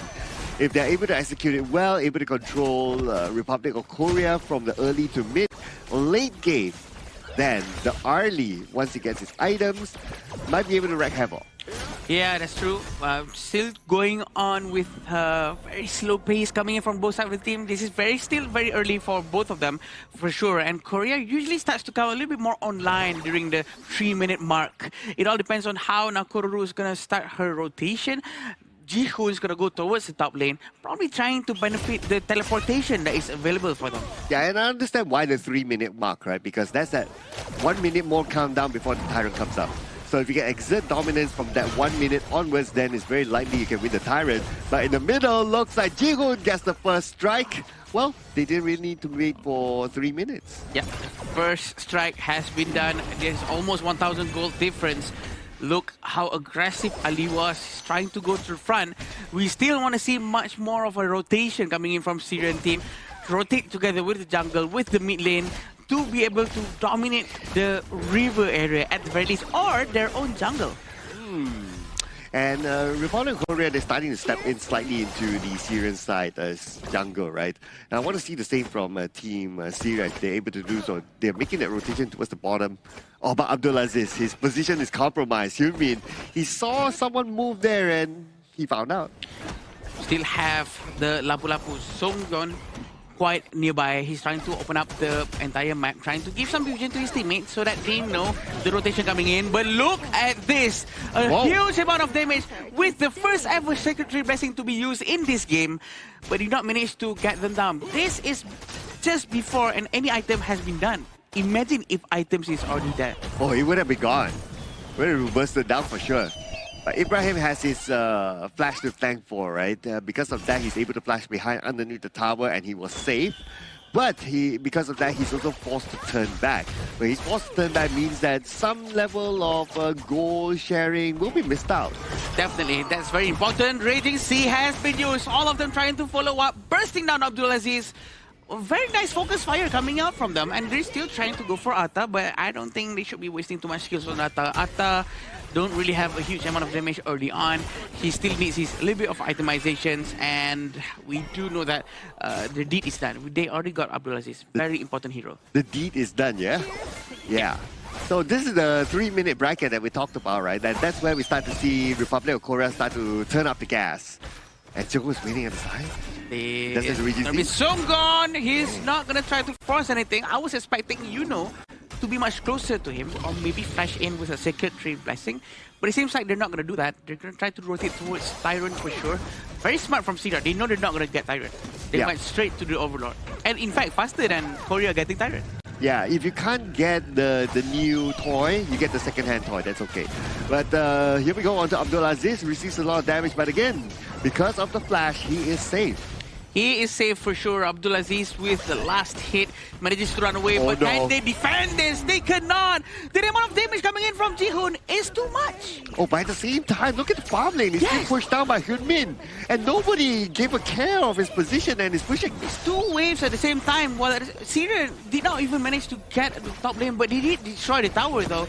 Teleportation coming in from the Atta. Can he do something? They tried to dive in with the 2 minions left. They can destroy another tower at the bottom lane. Wow, in about 5 minutes they've destroyed 3 towers. Okay, this is Republic of Korea, like what we talked about, right? Like you mentioned, 3 minutes onwards, they start to turn up the gas and now they are not letting go of the pedal. Sacred Trail Blessing has been used not for the heroes, but really focusing down on objective, using it on towers. It might be a waste right now, but getting 1 tower equals to more gold. So this is actually good for the economy. Oh yeah, but okay, they have to give a little bit of attention to what's happening at the top there, but that's a slight push. The bigger push is happening from Republic of Korea towards Syria, from the mid to the bottom. Right now, they're just playing like in these 2 lanes, and Syria is having a hard time. Very good Raging Sea. He knows where the umbrella was, but look at this. They really go all the way in with the Sacred Tree Blessing, cutting down everyone in front of them. And Jihoon just arrived just to have a little bit of the taste of the last few seconds of the team fight. And they got ace. Syria got ace, unfortunately, and because of this ace, okay, we don't have enough time though to end the game. The minions are marching in. Minions, okay, coming. Is there the time? They're trying to destroy the crystal as soon as they can. They go. They focus down onto the minions, but will they get a huge war comeback? That might be it. Ali managed to get 1 at the very least, and now they try to disengage as soon as they can. I thought they're gonna end within 6 minutes. I thought they wouldn't be able to make it, but because of the respawn time was too short, because the lower level you are, the faster you respawn. That just helps them in a way. Yeah, and also what helps Syria is that after you just exploded the tower, right? Yeah. The minions will move slow. Yes. Yeah, for a moment. If the minions didn't move slow, this game would have ended. So that's why some teams out there, what they would try to do, they would try to destroy the tower before the minion comes close. But this is what happened in the previous war. They literally just dive all the way in, but this is a new one. Okay. This is a very good blazing minions coming in. This might be a huge comeback coming in from Syria. A very good fight coming out from them.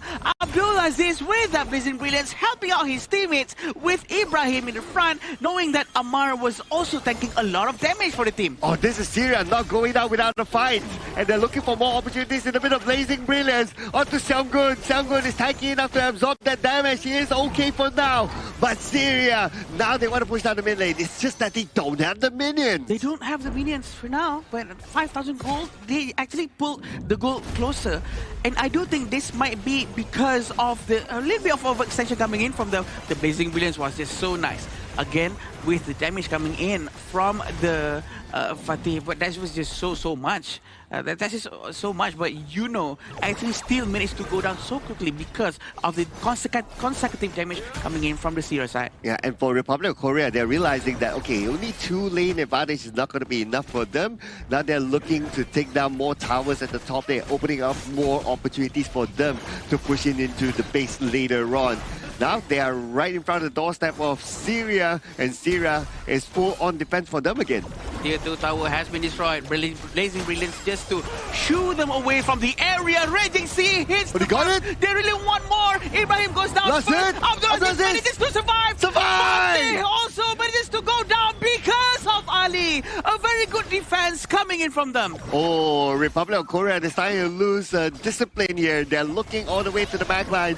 Well, it would have been a different story if they actually got their target, but the fact that it did not happen. But that's also thanks to the Blazing Brilliance that bought a little bit more time to take down those small minions. And because of no minions, the tower is free hitting. Will free hit onto those heroes. 6,000 gold in front, and they still cannot try to finish the game. But this is because of Atta. Ammar is gonna go down. The damage is just too high. Thanks to the presence of Hyunmin, they're gonna try to find a lot more damage here. But see how Jihu has been stuck behind, and the Byron manages to survive. Bashar is always prepared to try to stop the movements of Jihoon. You know what? The Blazing Brilliance right now is almost like the Fire Brigade, right? It's trying to put off the fires here whenever they come into the base. But now all the towers are down. And with the towers down, it's all in here for Republic of Korea. Juno will get Basha, and the Crystal will be their focus. And they will end the game 2-0.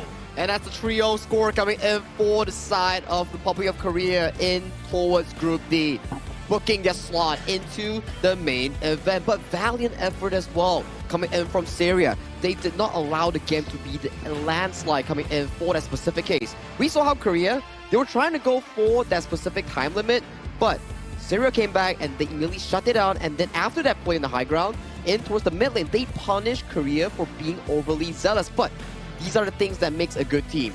Korea, when they face a play that has been failed, they find another way to make it come back towards that. They pace themselves well. They make a comeback well. They improvised and adapted within a short period of time. I think assessing the situation, okay, you know what happened just now, I think we can manage this and we can change the way we try to engage into the next team fight, and they actually proved them very well. But of course, I think the fact that they were a little bit overextending because they really want to end the game quick. Sort of punish themselves, right? I was just looking at the reaction of the coach and the management of Syria, right? It's like they were, they look pretty happy with like, oh, it almost looked like they had the opportunity to like, we can fight back, we can maybe do a comeback here. But yeah, I do agree with you both gentlemen, right? Is that I am impressed with how Syria played this game. Normally, if you got beaten down in game 1 so badly, game 2 you'll be like, you know what, let's just go through the motions. But Syria is like, game 1 they were beaten down, game 2 they tried to rise back up again, and this is something that I applaud. I agree, and I think that they actually did it so well just now. Syria, even though they actually lost the match just now, I think they were on the right track. They know what they were doing. They tried their very best. Abdulaziz with his Angela, he knows that he has a good track record with a hero. Pretty good, but well, he did not manage to do it once more because they are going up against a giant who has been playing together for years. And that's the worrying part, right? Considering the fact that they still managed to find some hole coming in for the hastiness of the side of Republic of Korea. Maybe in the next few matches coming in from Syria, they still have, like, if I'm not mistaken, one more match. Potentially against Singapore, if I'm not mistaken here. So currently, in the top part, you have Hong Kong, China, and Republic of Korea sitting comfortably in the top 1 and top 2. So the bottom side is where it gets really messy, I would say. Yeah. If one team wins another team and that team loses to another team, we might have a three-way tie at the bottom there. But that's for later on, because another Group D game that we'll be covering later on is definitely Singapore and also Sri Lanka. So this is a lot of Group D scoring that's going to be entirely messing up the entire standings here coming in for this respective group. Yeah, for sure. And I think Group D has a lot of dynamic and extremely saturated in terms of performance, but that's what makes it very interesting to see how these potential underdogs are going to try to really maul onto the big giants. And I think it's very interesting to see how they start to progress and adapt into the next stages of their gameplay. Wow, Group D is starting to shape out to be a very exciting group. I really can't wait to see how things will turn out. Of course, we have one more match from Group D after this, like what you mentioned, and then we have a clearer idea. But for Team Syria, even though they lost, I didn't feel that it was a loss. And I feel that it was a good improvement by Syria, and it was a good showing of a fight by them, and it shows that they want to keep their hopes and dreams up to at least qualify to the last chance qualifiers. Which is why the positive growth coming in from Syria from Game 1 and Game 2 is really well cherished, because if you put this momentum that Syria actually generated for themselves and move on towards the later stages of the tournament, then maybe they can punch a ticket towards the last chance. Yeah, definitely, and I think they would still be able to do so if they keep up with their performance like this, because they are on the right track. Korea with a 2-0, their itemization is, you know what, rather straightforward. Nothing too odd coming in from both sides. Just that. What do you mean? Spa Force Dagger DNJ, that's unusual. That's not unusual. Oh, come on, venomous stuff, you know. No, it's not. Except maybe Shungun with Lapu-Lapu on the Star Spring? Star Spring. I think Star Spring is okay, considering like usually you'll want to use Star Spring when you want to force an early game pressure where you don't need your teammates to consistently go visit the fountain or pick up those honeydew to heal up. So I think that's okay because every 5 minutes you can swap around a roamer item for free. True, that's true. You can still swap it. You can get the redemption if you want to change to something else. It's also fine. And yeah, I think it's a very interesting gameplay for sure. Yeah, absolutely, right? But these stats, okay, they kind of tell the story if you think about it, right? Like, especially with Abdul Aziz and also with Ali able to come out with a decent amount of damage between the two of them. It shows that your main damage dealers are still able to do stuff. It's not like in some games where we see that, oh, you're supposed to be the main damage dealer, but your damage dealt is like very, very low. This shows that they fought. Correct. And for Syria, right? All hope is not lost. If they can go back immediately and check on the footage, what they can do better, how they can draft better, and if they can challenge Singapore into a grand BO3 and win against them, they go into last chance stage. But if they lose to Singapore, that's where it gets kind of messy. I agree. I think they have to keep up with their momentum to make sure that they have the advantage. But sure, we are seeing the stats right here. Again, from Korea, it's all even out from the first place all the way to the last one. There's no one really hyper carrying the entire team. With Yuno on the Fatih, he's very successful with that. It's just too successful, too good. Well, speaking about success, right, just to illustrate even further of the success of Syria, able to slightly fight back there is by this goal graph here. That was when they were able to win that fight in the middle, and it starts to look like, wow, they win this one fight. Are they going to win the second one? Are they going to win the third one? Are they going to win the fourth one? Are they going to snowball from there, right, basically? So I kind of got a little bit excited there, right? Yeah. But obviously, Republic of Korea, they are very experienced. They know how to bounce back very quickly from one small drop. But hey, it's the proactiveness coming in from Team Syria that counts, right? You want these sort of plays when you're on the losing end to be able to find opportunities in coming back towards the game. So applause towards them, but we need to celebrate the victors as well. With this win, Korea and also Hong Kong, China are guaranteed to go towards the main event. Now, it comes down to Group D. Who will be getting towards that third place spot? Because right now, for those two teams, it's going to be like an Indonesia versus Philippines situation where it doesn't matter anymore, even if they win or lose against each other, but it's for regional pride. Yeah, that's the most important one. Regional pride is on the line, but this is what happened in the previous one. Because the damage coming in from Korea from the beginning of the game is a lot. But again, what made it so exciting on how Syria actually managed to pull up their pants and really try their best to make a comeback. They almost did a comeback. They actually destroyed a couple of heroes at the same time during the mid-game. You're saying that they weren't wearing pants? They were. Oh, okay. Another second one. Oh, okay. They have a second layer. Oh, yeah, probably, yeah. Because they need to keep themselves warm, right? Yeah. But, okay, this is towards the end. And not yet. Let's be real, right? This is a bit of overextension by Republic of Korea because there were no minions there. Yeah. But I guess they were kind of feeling the groove, right? That's why they just went for it. Oh, you can see Bashar just going in with the Storm Strike Flash and finding Seongbin and Ji-hoon.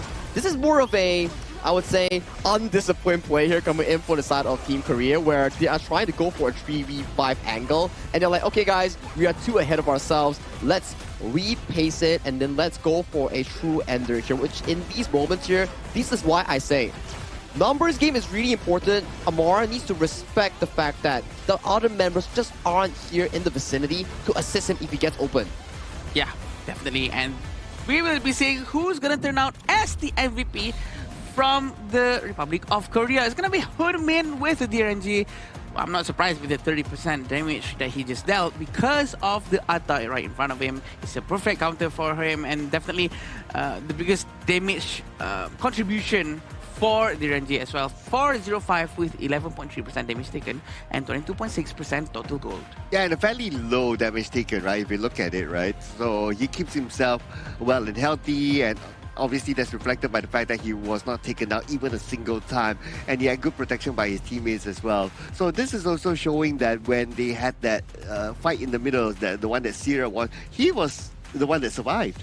And yeah, and when you think about it back towards the game itself, right, when there's like accidental stuff happening left and right, he was the main guy coming in from the side of Republic of Korea to be consistent enough to not falter any single time, making sure that, hey guys, I know you guys are a bit hasty, but remember, we can pace ourselves back and still send a good and clean win coming in from Republic of Korea. So that's a 2-0 coming in from Korea, and they are comfortable right now. Very comfortable for sure. And Korea, they're on the right path, even though we would say that their gameplay is also rather textbook.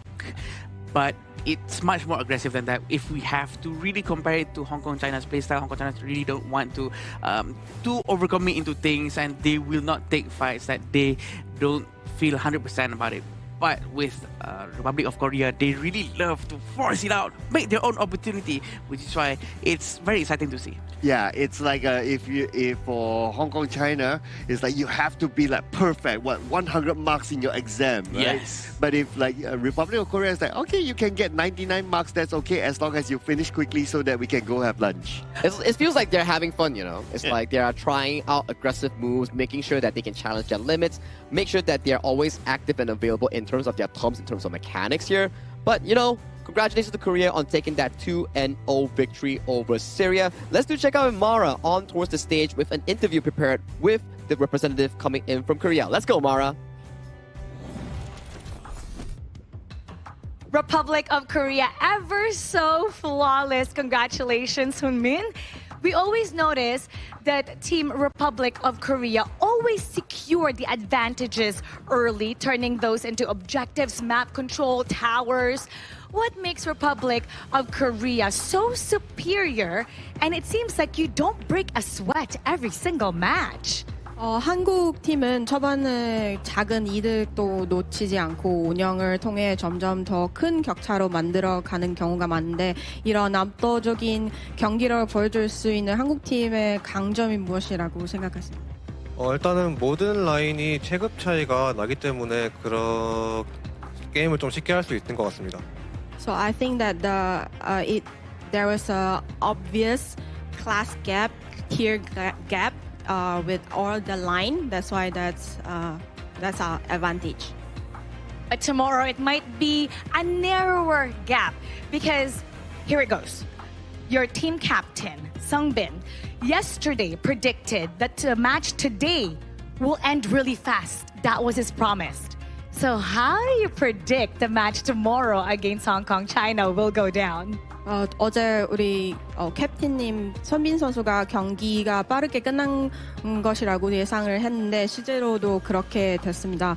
그렇다면 내일 홍콩과의 경기에 대해서는 어떤 예상이나 각오를 가지고 계신가요? 내일 홍콩 상대 같은 경우는 굉장히 조금 이제 강한 팀이라고 생각을 해서 빨리 끝내기 쉽지 않을 것 같은데 최대한 빨리 끝내려고 노력을 한번 해보겠습니다. So we understand that tomorrow opponent Hong Kong is very strong team. So we know that it's not easy to finish the game very fast, and so but still we will try our best to finish it quickly. It's gonna be one of the most anticipated matchups here in the Asian Games qualifiers. Let's invite everybody to tune in tomorrow. It's gonna be very exciting. 응원한 팬한테 말씀. 일단은 응원해주시는 팬분들 되게 감사드리고요.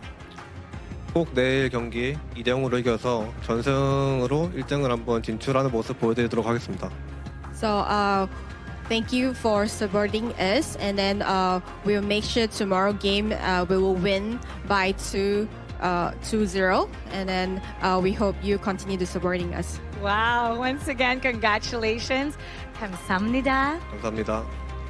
2-0 for tomorrow. Bold prediction. What do you have to say about that, casters? Lead the gorge. Well, Mara, what do I have to say about that? That's definitely a very confident statement coming in from Hyun-min, the farm laner of the side of Korea. But like Mara said, right, it's the most anticipated matches, one of the matches coming in for tomorrow, because we have some things pretty much lined up, right? Yeah. Philippines versus Indonesia, Korea going up against Hong Kong, China. Yeah. You know it's gonna be spicy tomorrow. And I'm not sure if it's gonna be a quick game, but it's gonna be very interesting between South Korea and Hong Kong, China, because we can say that it's between the unstoppable force versus the immovable force, right? It's very, very hard because Hong Kong China it's very hard for them to move. It's very hard for them to react or to actually commit to something. But Korea, they are already very relentless. They want to go in and force everything into the fight. Yeah, but Hong Kong, China, we have seen their gameplay. They're so disciplined. They won't be easily baited for sure. So I would say that I don't think it will be a fast game. Definitely not. Definitely not. Based on the play style coming in for both Hong Kong, China, and also Korea, I feel that it's going to be quite a while for them to actually settle the score. But talking about settling the score, our upcoming match will feature Sri Lanka and also Singapore taking the final match of the day. For Sri Lanka, it's definitely for them, their final match. They need to win this if they want to stay alive in their respective group itself. For Singapore, it's the same thing. If they want to make sure that they can break it out and have a higher chance towards the last chance stage, it's a must-win for both teams. Yeah, most likely people are really gonna try to expect that it's gonna be a smooth run coming out from Singapore after this. But you know what else is smooth? It's gonna be our iQOO 15R, the official gaming phone for 2026 Asian Games Esports Events Honor of Kings qualifier. So thank you iQOO for becoming our tactical gaming devices sponsor. I like the term tactical gaming devices. Wow, that's pretty nice. That's pretty nice. Yeah, it's the same phone used by our players up on stage as well. And because of this smooth 120 FPS phone, they're able to end the games as fast as what you saw. I mean, if I have a good phone like that, I mean, thank you, please, iQOO, please sponsor me. We would love to sponsor as well as casters, you know, like, you know, this iQOO right in front of me. But, you know, having a good device is really important as well. But coming in for the upcoming series, we'll have to go to a short break later. But before we go to short break, right, what are your expectations for Singapore versus the Sri Lanka squad?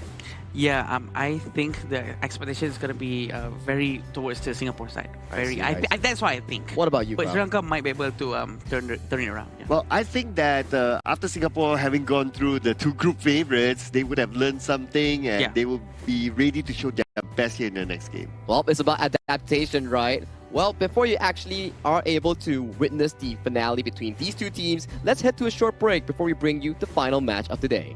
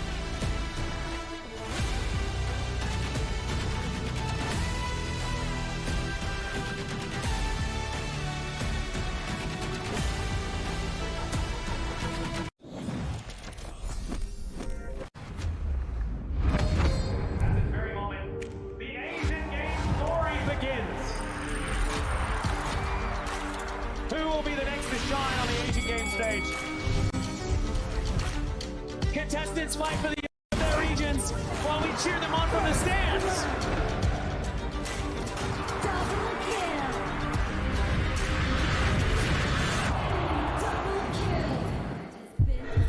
This is a challenge, but it is also an opportunity. The tide is turned.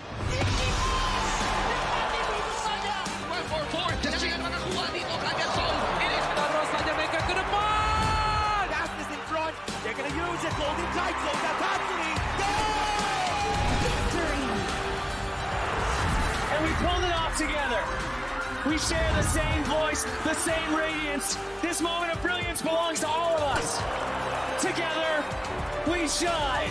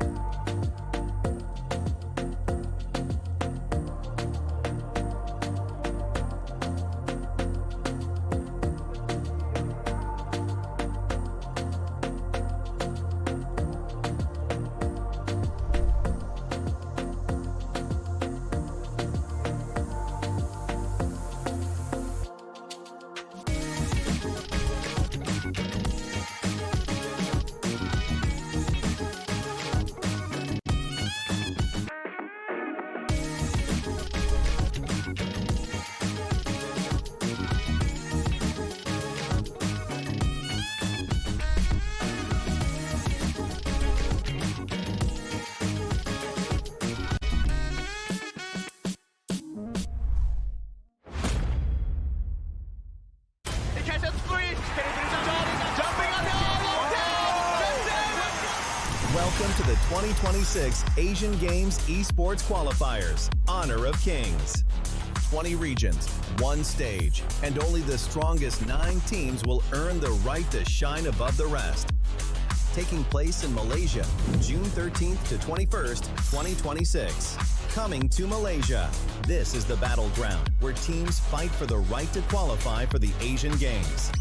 20 teams enter, but only 9 teams will move on. Apart from the 20 regions, there are 3 regions that have direct qualification. Here is the 2026 Asian Games Esports Qualifiers Honor of Kings format.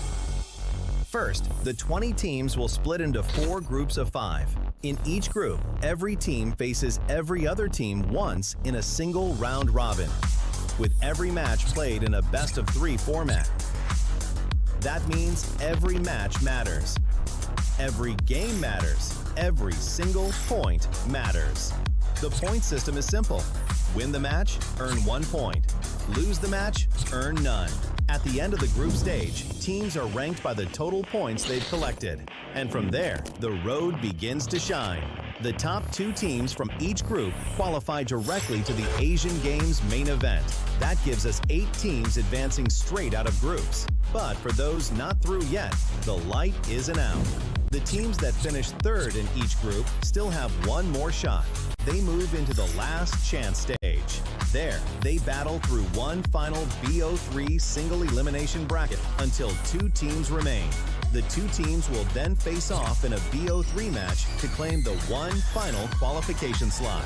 So in total, 9 teams will make it through, 8 from the group stage and 1 through the last chance stage. That is the rule.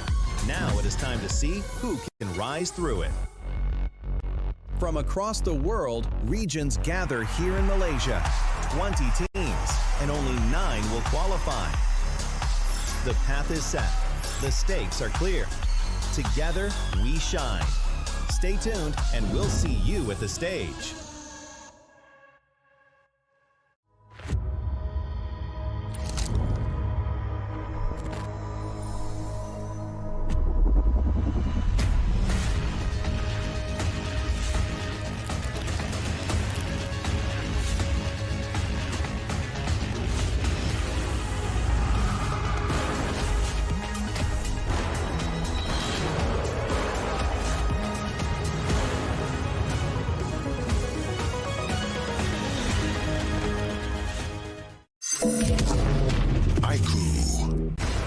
Ultimate not ready yet.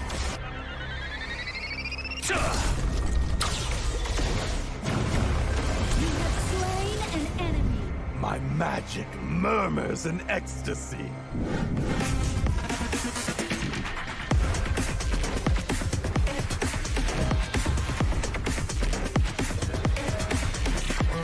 Amazing! There is no escape for you. Killing spree.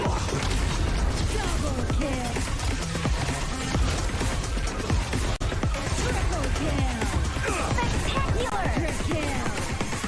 Don't worry. I'll be back for your life soon.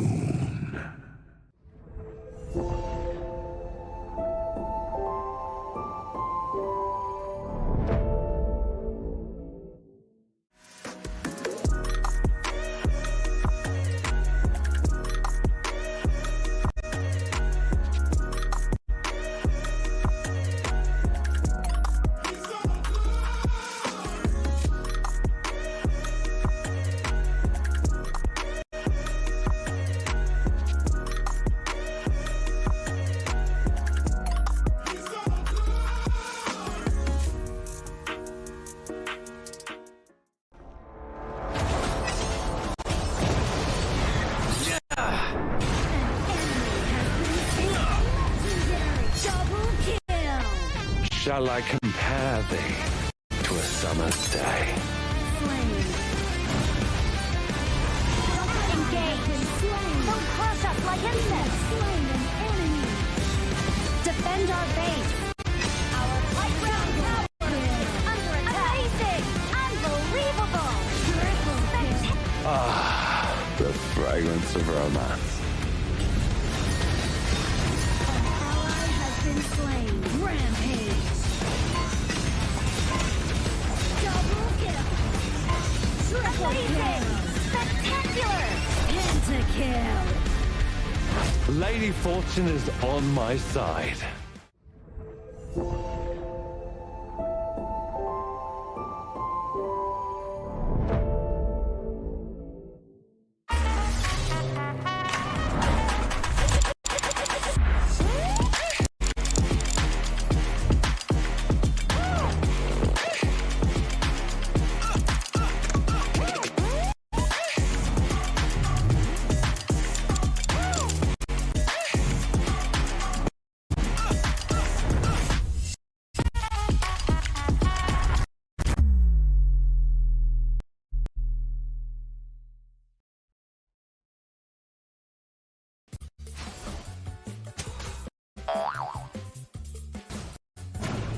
They tried.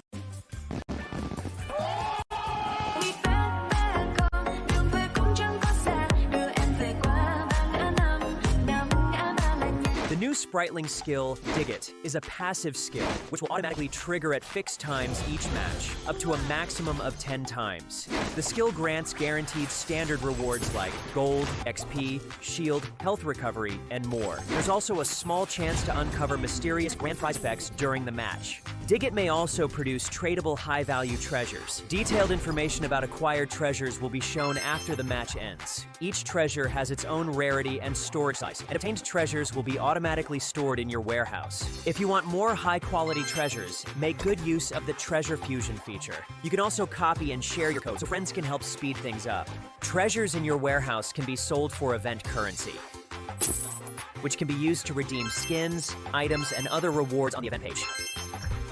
You'll even have a chance to win physical prizes like smartphones and cash. You can also spend event currency to bid on high-value rewards. The auction uses a hidden bidding system where you can submit 2 bids for the same reward. The highest bidder wins, giving you even more ways to obtain rewards.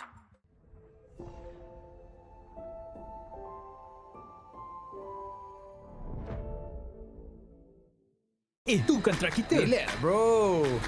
Phone aku! Jom ke mana? Mountain Dew!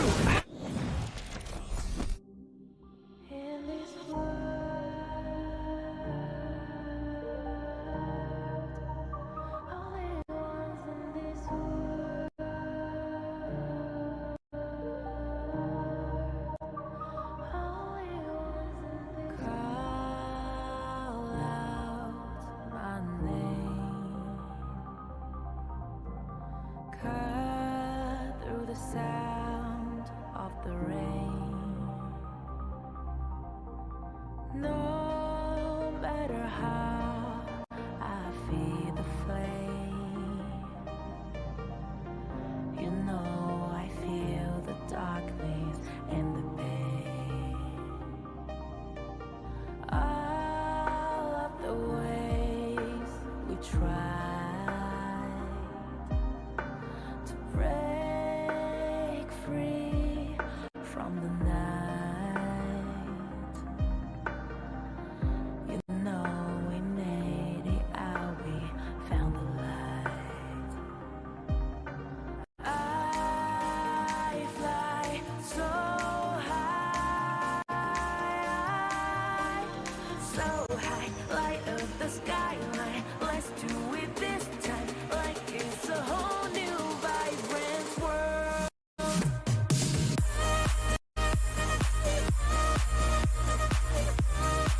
Like we're the only ones in this world. Like we're the only ones in this world.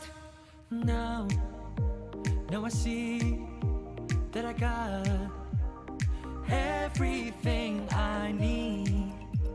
It's alright, I'm on fire, I'm alive, 'cause now I fly so high, light up the skyline. Let's do it this time, like it's a whole new colorful world.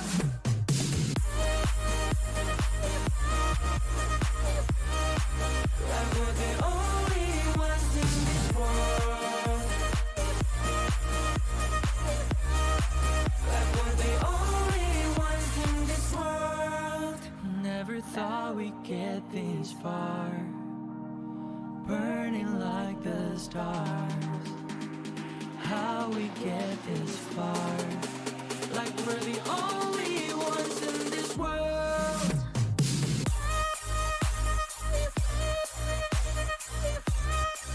Like we're the only ones in this world. Like we're the only ones in this world.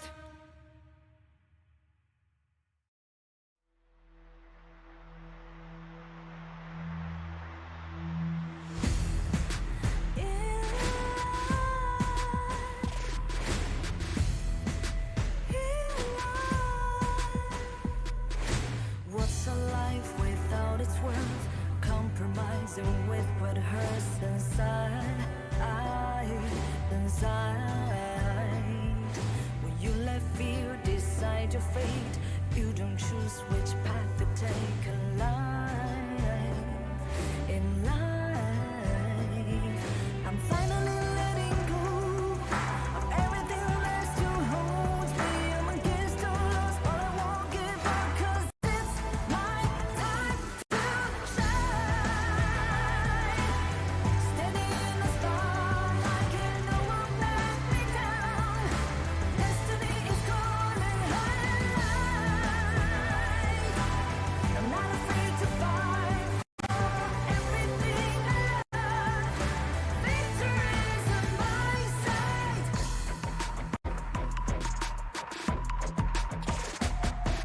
The more we lose, the more we gain, the more that nothing stays the same. In time, can love ever, can forget. What you see is what you get. Sometimes, gonna show the world tonight, the light that shines inside us. We're against all odds, but we won't give up, 'cause it's our time to shine.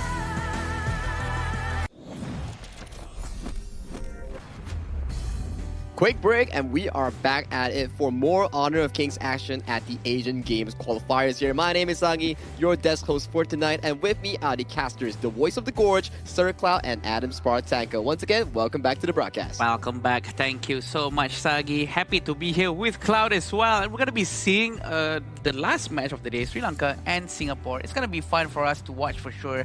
And a lot of experience coming in from a Singaporean side. But Sri Lanka have a lot of things to prove as well. Oh yeah, absolutely, right? Both sides have things to prove here because it's still open for this group, right? Or who may qualify onto the last chance qualifier and all that. So there's a lot of stake at play here. Especially when Singapore, they're done with the group favorites. Now they can, well, put their focus onto maybe winning. Yeah, I mean, as of this point, coming in for the side of Singapore, if they can pass through Sri Lanka and then challenge Syria tomorrow for the slot finisher at the last chance stage, then they can go on to challenge Vietnam in the last chance stage matchup there. Because last chance stage, there's only one team out of 4 that can actually make it to the main event. But if you're looking for something fun, you can check out the Super Flow Brawl mode with all the new amazing talents and also the random events that will be happening in the particular mode itself. If you're tired of ranked games, this is where you need to go. Yeah, and this is where all the fun begins and all the crazy little talents that you guys have to play around with. And you can actually buy those talents, so don't forget to check them out. A lot of updates coming in alongside with the new heroes and whatnot. But we want to shift our focus back to the tournament, Sri Lanka and Singapore. It's going to be very, very interesting to watch. And yeah, we've been saying that maybe Singapore is supposed to be the one that wins, but we'll never know because Sri Lanka has been showing proofs that they've been quite adaptable. Hey, what you been talking about? I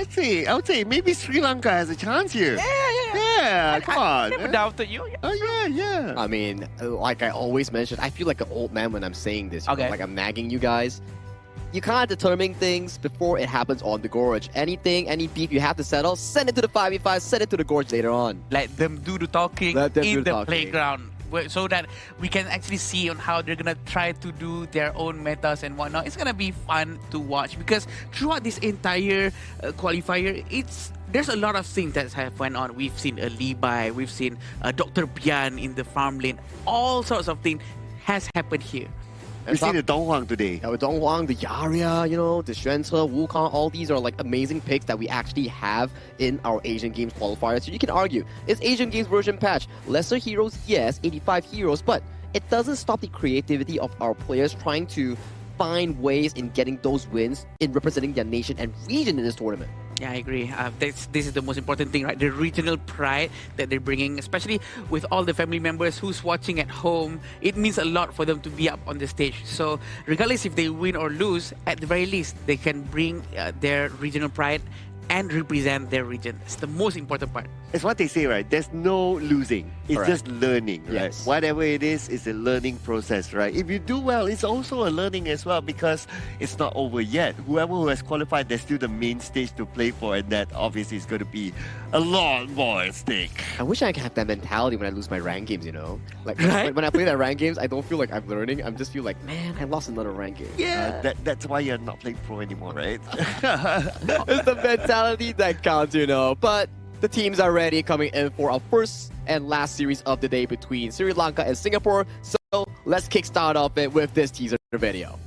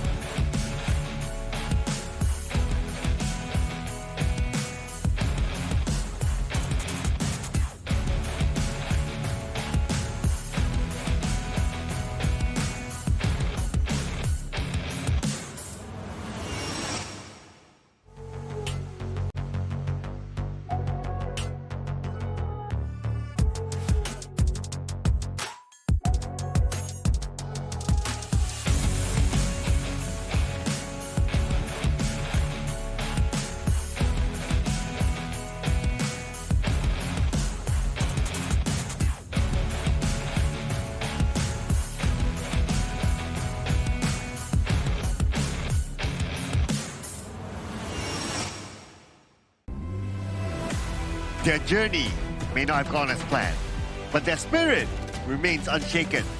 Still searching for their first win, they continue to fight with pride, passion, and the determination to represent their region on the international stage. Ready to give it their all once again, Sri Lanka! Their journey is still unfolding and every match is another chance. Hungry for a victory that could keep their hopes alive, they continue to fight with everything they have. Driven by belief and fueled by ambition, they're here to make their mark. Give it up for Singapore!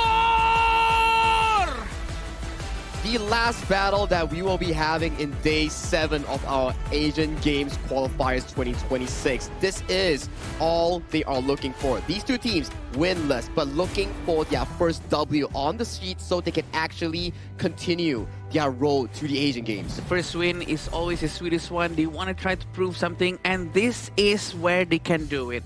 Yes, the players representing Sri Lanka, Nasanda, Tarusha, Janif, Anjana, and Amalka. So this is a important match for them to keep their hopes and dreams alive. Very important as well, yeah. Talking about this specific lineup, right? The way that they like to play is funnel all the gold and the resource over to the side of Tarusha so you can command those early game plays. But they need to be more specific on their hero picks here. I understand that funneling gold into tank heroes, it can be pretty tanky, it can be pretty unstoppable, but if you don't end the game fast, it could be pretty difficult against Team Singapore. I agree, and this will be the lineup coming from Singapore. We have Yeonji, Yuming, Yihui, Kaiyang, and Wikiat. We do know that they have a lot of experience under the belt, especially Kaiyang, who's been quite active in the Indonesian professional league.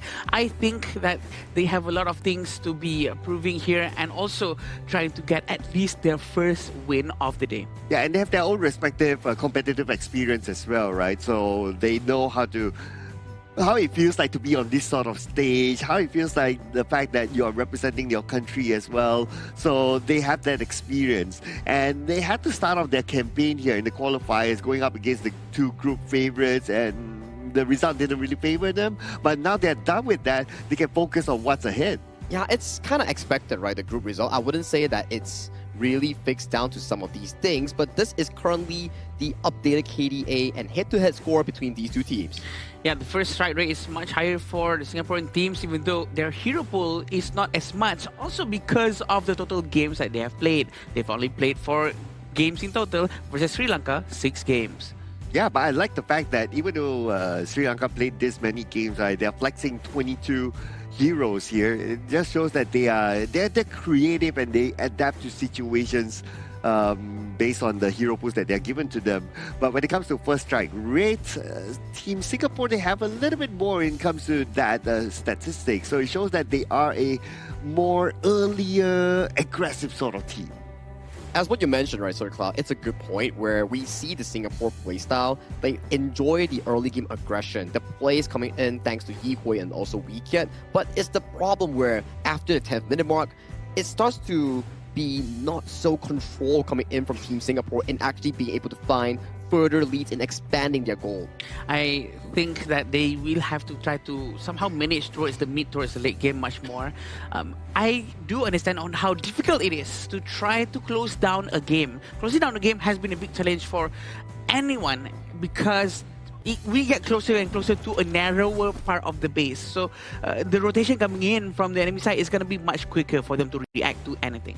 Well, looking at the side selection, looks like Team Singapore, they themselves choose to get the first pick by being on the blue side, whereas on Sri Lanka, they will be on the red side as the second pick. So Singapore, in their mind, they want to try to set the tone of how the draft will look like. Yeah, and based on our knowledge on Singapore's pick and bans thus far, on the blue side, they have yet to receive any single form of channel pick in this particular group because everybody is respecting on towards Kai Young's ability in playing those hyper carries here. And usually what they will actually pick if the channel is banned is something probably like the Dharma, like the Lapu Lapu, or even the likes of the Guan Yu, enabling Yan Zi to be the primary playmaker coming in from Team Singapore. It's all about that winning condition. Who do you want to put it on? Is it onto the channel, onto Kai Yang, or is it onto the Clash? It all depends on what's going to be done by the entire team, if their coach is going to be picking that one out for them. But it all depends on these picks, which is very important. As we all always say, drafting will help you to win at least half of the game. Wow, I'm surprised. Team Singapore, they start off by banning off the 2 main tank supports, which is the Lapu Lapu and also the Zhang Fei. So now the options will narrow down, right? So let's see, are they going to go for a tank support first? Because if they don't, then Sri Lanka better grab it. Yeah, or they could go for the Mai Shiranui on the hands of Yi Hui. Those are available options here, and there we go. That's the Mai Shiranui here, and going in towards the side of Sri Lanka, they have options here. Things like the Ukyo Tachibana, things like the Yu Huan to counter out against the Mai Shiranui. These are decent pickups here that could potentially go 50-50 in this matchup. Yeah, a lot of crowd control capability coming in from just the Mai Shiranui alone. So this is a very strong pick. A lot of still heroes that's still very much open. Dolia is still around. He can do a combo with a Dune as well. But they're going with a Guan Yu and a Lianpo. A huge amount of crowd control to react against this Mai Shiranui. Yeah, I love the fact that Sri Lanka went for the Lianpo, right? Because now tank supports are no longer available, but of course there are other options. You can go for the Moza and so on and so forth, but that will be a second discussion depending on what Team Singapore wants to go for. They're going to go for the Fatih and the Aaron instead, and they're going to leave heroes like the Moza open, so it could be banned out by Sri Lanka on the second phase ban. Or they could go venture into the pick known as the Zhuangzi that we've seen back in the Vietnam against Laos series, because that's a lot of crowd control. Yeah. And if you can make sure that your farm lane and clash lane is safe in that DPS zone, especially on Kai and also Yan Zi, then maybe it pretty much works out, right? And for this Fatih pick, potentially it will be flexed between Yan Zi and Yu Ming. We still don't know where this specific pick is going as we head on towards the second side of the draft, the second phase. More Romans will be expected to ban out from the side of Sri Lanka, targeting towards weekend. Yeah, also Singapore's probably going to be banning a lot of the junglers and maybe the farm lane as well, because Sri Lanka hasn't picked those heroes just yet. I think trying to reduce or just get Zhuangzi out from the Sri Lanka side would be a very good choice for them. But removing Leisure is also a good choice. Why would you say so? because it is a hero that can really tank all the damage coming in from Sri Lanka, and that's what Singaporean teams need, because their lineup right now doesn't have anyone who's tanky enough. And I'd like to add one point, right? It's pretty smart from Sri Lanka. You ban away the Nerza because you're threatening Singapore to make sure that they ban the Ata as well, because that's the general counter in the 1v1 matchup that we usually see. And I like the Nakoruru ban because Nakoruru, it generally does really well into tanky targets like the Liam Po, like the Guan Yu that likes to build HP items here. So that's more of the jungle heroes here being banned in the second phase. I'm still wondering, this party might be going into the hands of Yu Ming, and then Yanzi might be picking into more of a favorable clash name matchup into this specific Guan Yu. Yeah, that's the beauty of picking those heroes that are flexible, right? That, especially early on, so that you can't throw your opponents off. It's like, where is he actually going to go at the end of the day? Are they going to waste bans banning the role that is not supposed to be? Yeah, there are question marks until it's fully revealed later on.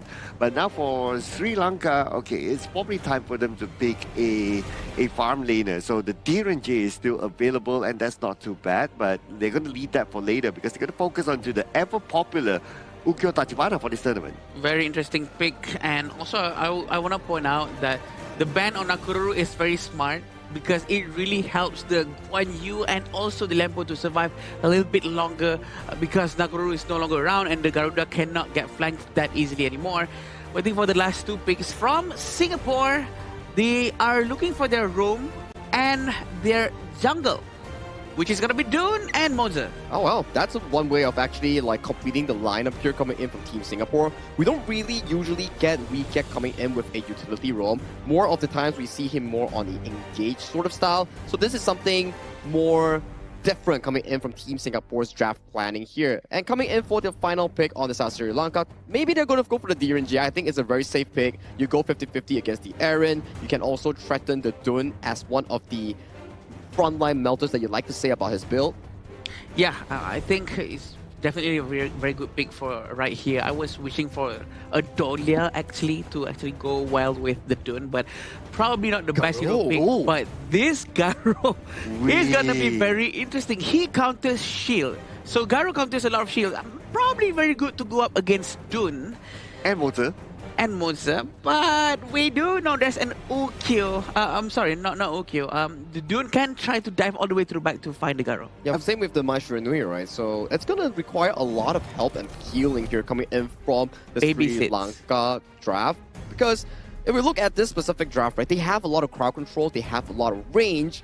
And for Team Singapore, a lot of the engaged potential relies on Yi Hui, Yanzi, and Weekend, and making sure that if they can't find a Garo, this game will be extremely difficult for them. Taki, quick fact check right before we let you go. Right. First Garo for this tournament? First Garo indeed. There you go. First Garo it is, ladies and gentlemen. And Anda, what do you think about the Garo pick? Oh boy, I like it. It's risky. It really helps you out throughout the end of the match to make sure that you really can play during the mid to late game, but they need to babysit him. It needs to be the protect the president mode, but they're leaving him all alone for now, and he already lost his HP all the way down to 40%. Yeah, because the mobility of the Garo is not good, right? Yeah. We can argue that the Lady Sun has slightly more because he can roll.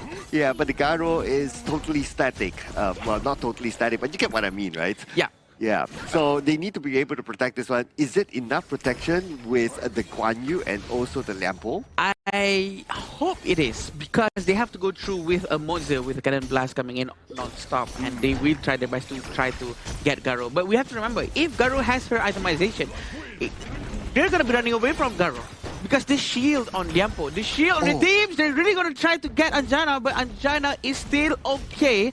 Haven't seen any aggression coming in from Imalka. Dude, look at the Cannon Blast, right? And the Cannon Blast came in at the right timing. Anjana is now really low. This is a wave that he potentially may lose, if not all, half of it. Yeah, right now.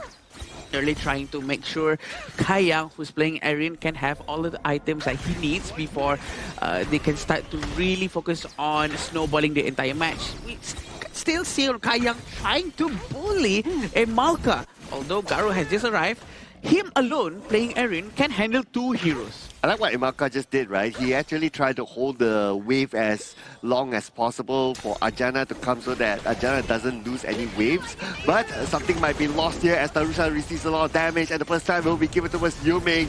But Sri Lanka, they're looking for a trade-off. They're looking to go all the way to the back line. And can they get it? No! Wait! What a kind! And Yihui with the U-turn gets that takedown! The dodge from Yihui is so good, and he turned around to get that strike. A very good move coming in from the Singaporean mid laner. We love to see more of that afterwards, but sure, a very good commitment coming in from Nisanda. Nisanda actually tried to open a space for his teammate to go in, but Janice did not manage to open the Wings of Judgment way earlier on, which could have helped him to secure a couple of kills. Clip that, ladies and gentlemen. Clip that Yihui moment. That kind move towards the right just to dodge. Towards the Overlord pit. Wow, yeah, towards the Overlord pit. And then U-turn, get that takedown. Man, that is epic. Yeah, a very good move coming in from him. 1,100 in front for the Singaporean team. They are feeling quite confident for sure and comfortable. Very close being to the jungle. We can see Malka is quite nearby, opening the vision for Janith. Janith can use his ultimate. It's not going to hit. It's not going to connect too much as of now. Kaiyang can avoid that damage quite easily. We're still waiting for the Frozen Breath to be bought by Janith. I'm keeping my eye on the top lane as well, right? Because Yihui rotated there, but it's not easy for them to catch in the Sunda. So they're going to rotate back into the middle just to make sure that they don't lose out on the wave there. And from the bottom, they're starting to rotate as well for Team Singapore. Now they're looking for an opportunity in the middle. Yeah, right now they have a very good connection coming in from the start of the Cannon Blast. Trying to find a space to go in, waiting for Tarusha to also make a move, but it seems like they choose to send Yanji towards the bottom lane. They're not going to try to force anything out just yet.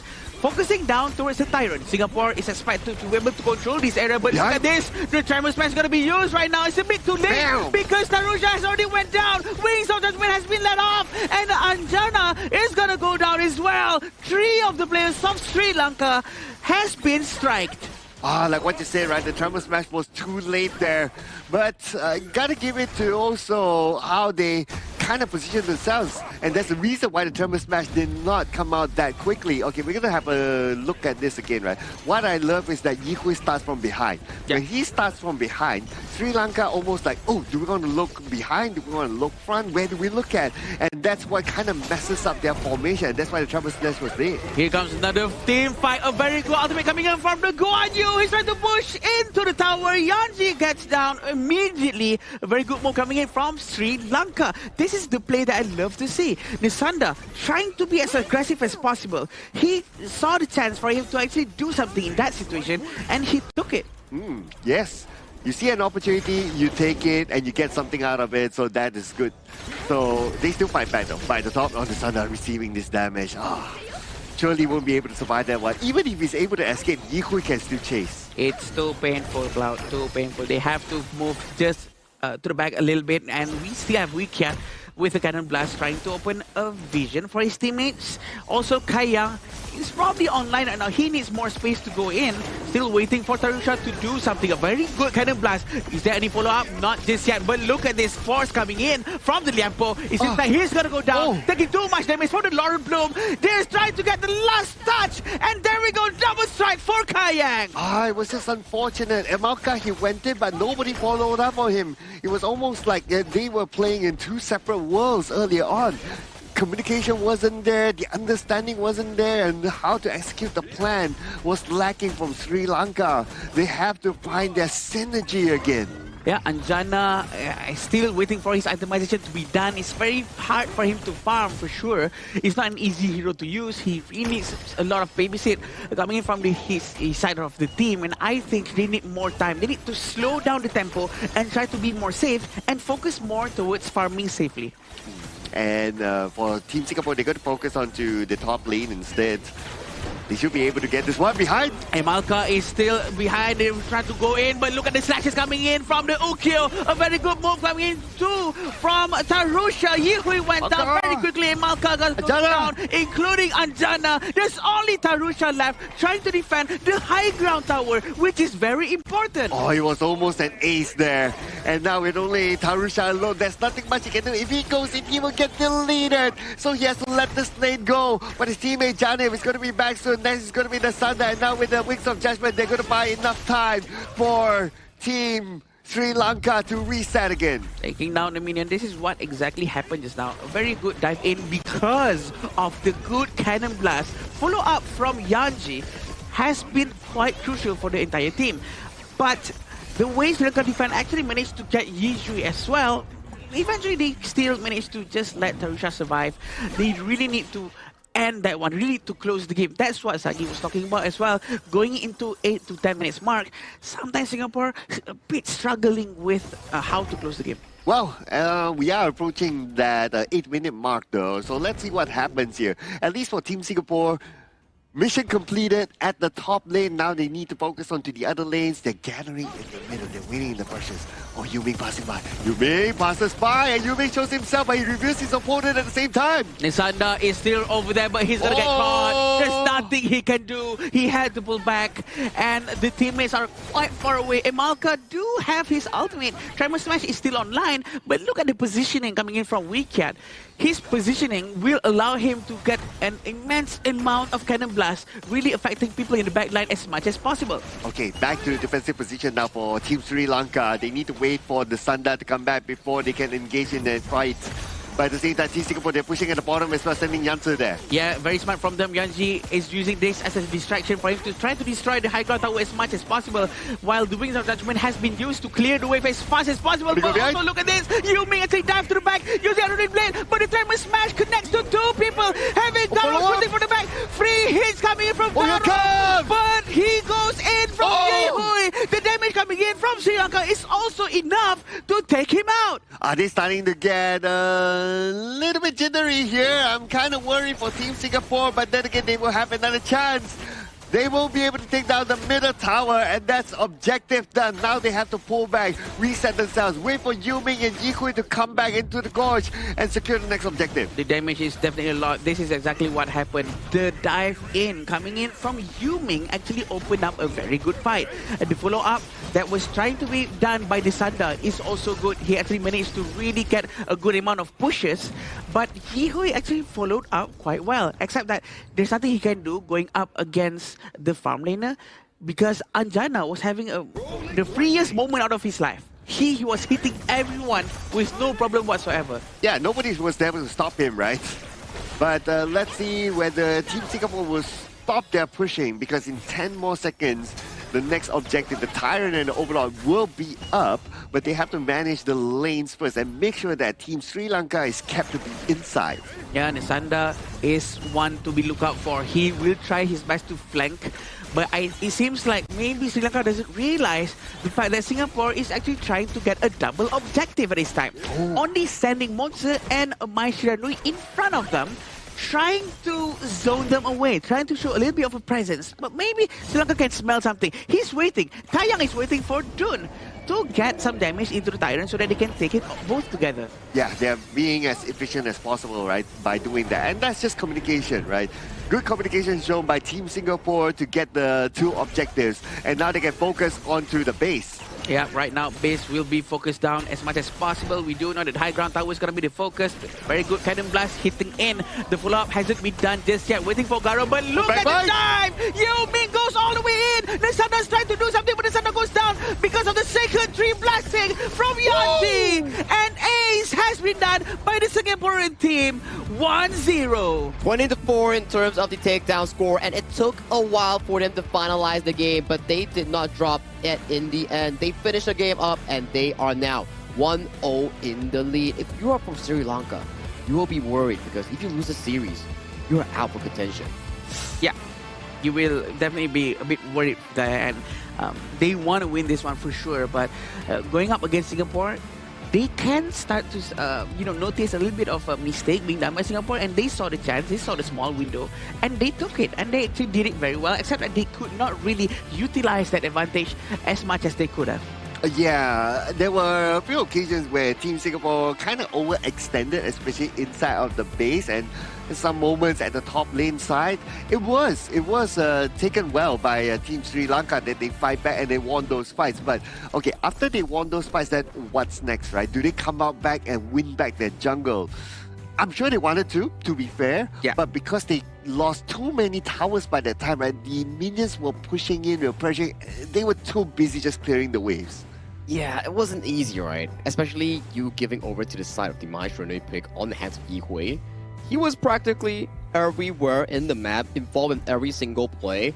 At one point, he had like what, a 3-man knockup with the Rue Engine flash towards the backline, and that was a game changer coming in from Singapore. He was really active on the map. Yeah, I agree. He was very proactive. He's brave to go in, regardless if there's potentially a mistake might be done from him, but he doesn't care about that. As long as he goes in and he does something, the follow-up coming in from the rest of the Singaporean team is very quick as well. I think we would love to see more of that too from Sri Lanka, hopefully for them to not be discouraged and maybe play a little bit too passive because they want to stay safe. Well, the early phase of the game, it was kind of 50-50, right? So it kind of looked like, oh, Sri Lanka, maybe they can like bring the momentum to themselves and try to push Team Singapore. But Team Singapore, they found their groove here. Especially to me, with Yi Hui at the early game. So my goodness, the dodges, my goodness, so good. This Yi Hui is top tier mechanically ready today. He is. Just going through some of the plays that he actually did, the early game one with the first blood that we talk about, he was maneuvering around that play, and he found the counterplay in making sure that he didn't fall in those plays. And you can see the amount of gold Yi Hui actually has. Only 8,000, but the involvement in the game is what allows this player to be so active across the map. Him and also the side of Weekyat set up the plays perfectly coming in for the side of Kai Yang to be steamrolling in that game. Yeah, I agree. Weekyat's involvement as well. He had 0 strikes, 0 eliminations, but 16 assists, which means that all of his cannon blast has been connecting, and the follow-up coming in from his teammate with the Unruly Blade goes in, the Wind Slash, everything was just so nice, Sagi and Cloud. Also, at the same time, just now, I actually saw that Nisanda wasn't really able to do flank and try to get them from the back. But he did try his best though, in his own way. He dived to the front using his second skill, and then he actually pushed them towards the crystal. That's a very good try coming out from him. We can see the effort for sure. Yeah, I guess what was difficult for him to do the flank is because of the Mozer as well, right? Because the Mozer will always stay behind. So the Mozer, if he positions himself well, he can kind of anticipate that, okay, he's probably going to come from here. So if I stand here, at least I get the vision first, and he can alert his other teammates. So that's the advantage of getting like a Mozer, because he will, well, for the most part, won't be in front. Yeah, and to that point as well, on why Nasanda wasn't able to find those flank angles is because Yu Ming consistently walks in towards bushes, make sure that he face checks every single one of them so that Kaiyang and Yanzi gets the room to actually do damage. And you can see this goal graph. It's a very smooth sailing growth graph for Team Singapore, where every single skirmish that they found and they took on, they made it work, and they allowed this to be a smooth sailing game. Yeah, for sure. I think Singapore was actually on the right track, although they did have a little bit of a hiccup. But they have proven that they can close the game very well in the end. We'd love to see much more of this aggressive gameplay coming in from them as well in the next one. Sri Lanka too, because they have been showing a lot of effort and potential inside the match of Game 1. Oh, yes. We do see moments where they almost look like, oh, maybe they can make this comeback, right? Yeah, and I'm sure it will be shown in the highlights later on, but at the early stages, it was Team Singapore that played really well. Look at this. And look at this, like, look at Yi Hui's position. Okay, so he chased, he swipes to the right. Ooh. Wow, fancy feed coming in from the side of Yi Hui here. And take a look at his positioning right here. Ryu Engine with the Hisatsu pushing back Tarusha, giving him no room to actually react in that play itself. And after this, it's just a steamroll coming in from Team Singapore and finding pickoffs after pickoffs after pickoffs. Then we have to see that every time the war or the team fight started, it always goes with the Cannon Blast first. The blast first and the follow-up coming in from his entire team, even with a flash from Kaiyang for that double strike. That's just how it all goes. Always start with Weekyat in every beginning of a team fight. Yes, and of course, because the Cannon Blast can hold, like, if you are able to connect, you can hold, like, for what, 1-2 seconds? So that will be long enough for your teammates to react to that.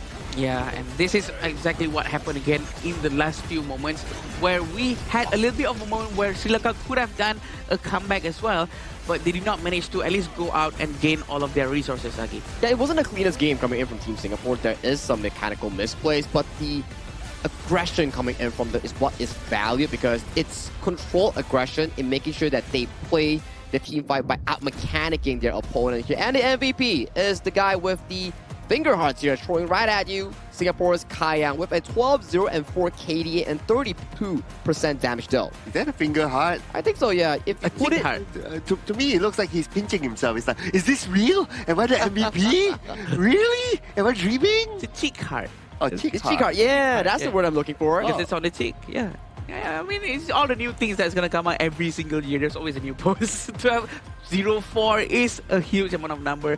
I think he's very comfortable as well. The fact that he can actually handle two different heroes in his lane, having a roamer and also the farm laner from the side of Sri Lanka. That just shows the confidence that Kai Yang has for himself.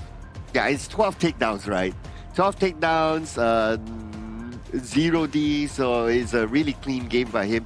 But also he has to give it to his teammates as well for opening up the space for it and also setting up the fights, especially with the Moses Cannon Blast, and then he follow up through there. So it was very well done by him and the entire Team Singapore. It's very good of a confidence boost coming in from Team Singapore, especially knowing for the fact that they travel all the way from Singapore to come over to the side of the Marriott Petaling Jaya Hotel, because this is where it exactly is for the 2026 Asian Games Esports event for the qualifier of the Honor of Kings game. For now, for Team Singapore, they are currently, I would say, in a good start. Like, you already went through Hong Kong, China, and Republic of Korea. Yes, the games weren't that great, but if we were to refer back to Game 2, where Singapore played against the side of Republic of Korea, it was actually pretty 50-50 up until the 10th minute mark, where there was a bit of a blunder.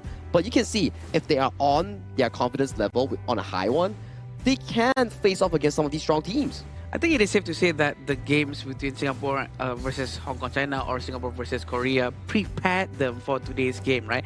Having a very harsh game early on, making sure that they know what's the worst thing that could happen inside this group, and they can try their very best right now going up against Sri Lanka with that experience having in mind. Now, can they be consistent? That's going to be the question, right? Yeah. Because the job for today is not done yet. They still have at least another more game to go, or if Sri Lanka wins this one, then we'll go to game number 3. Now, speaking about Sri Lanka, they themselves chose the blue side, so they want to dictate how this draft will be, whereas our Team Singapore will be on the red. Well, blue side, at the very least, you can force out a ban on towards the Maestro Nui, or take it for yourself in trying to replicate the same success that Yi Hui has on towards the side of the Sri Lanka mid laner here. And for the bans coming in from Team Singapore, usually we'll see things more on towards the roamer, like how they ban away the Lapu Lapu and the Zhang Fei, limiting more choices here coming in for Amalka. Yeah, I think those bans are very important for them to do. We do know that Amalka can really play his roamer very, very well as soon as he gets the hero that he really likes. And we've seen Amalka with his Zhang Fei as well, so we would want to see a very more aggressive gameplay from the Zhang Fei too. It all depends on the bans coming in from Singaporean team, because they do know the strength of Sri Lanka. Yeah, and we'll see what sort of bans will come out, right? So earlier, if we were to recall, like the first phase ban, the first 2 bans by Singapore was the Zhang Fei and the Lapu Lapu, right? And then they allowed their opponent to take the last tank roam, which is the Lian Po, and they resort themselves to like taking the Moser. But it kind of feels as well that picking up the Moser was part of their plan in the first place. Hey, pick and bans, right? You gotta plan for the long con here. So for Singapore and Sri Lanka, to start off game number 2, you first have to figure out the pick and bans here. So for Sri Lanka, you do see the Maestro Nui and Arlie locked away, and they might be potentially picking up the channel on the first pick here, but no. This is the first time channel has been ever opened to the side of Team Singapore, and it's immediately locked away. Yeah, actually banning Arlie and Mai actually is also already set up to the stage for them to actually take the channel, but did not do it.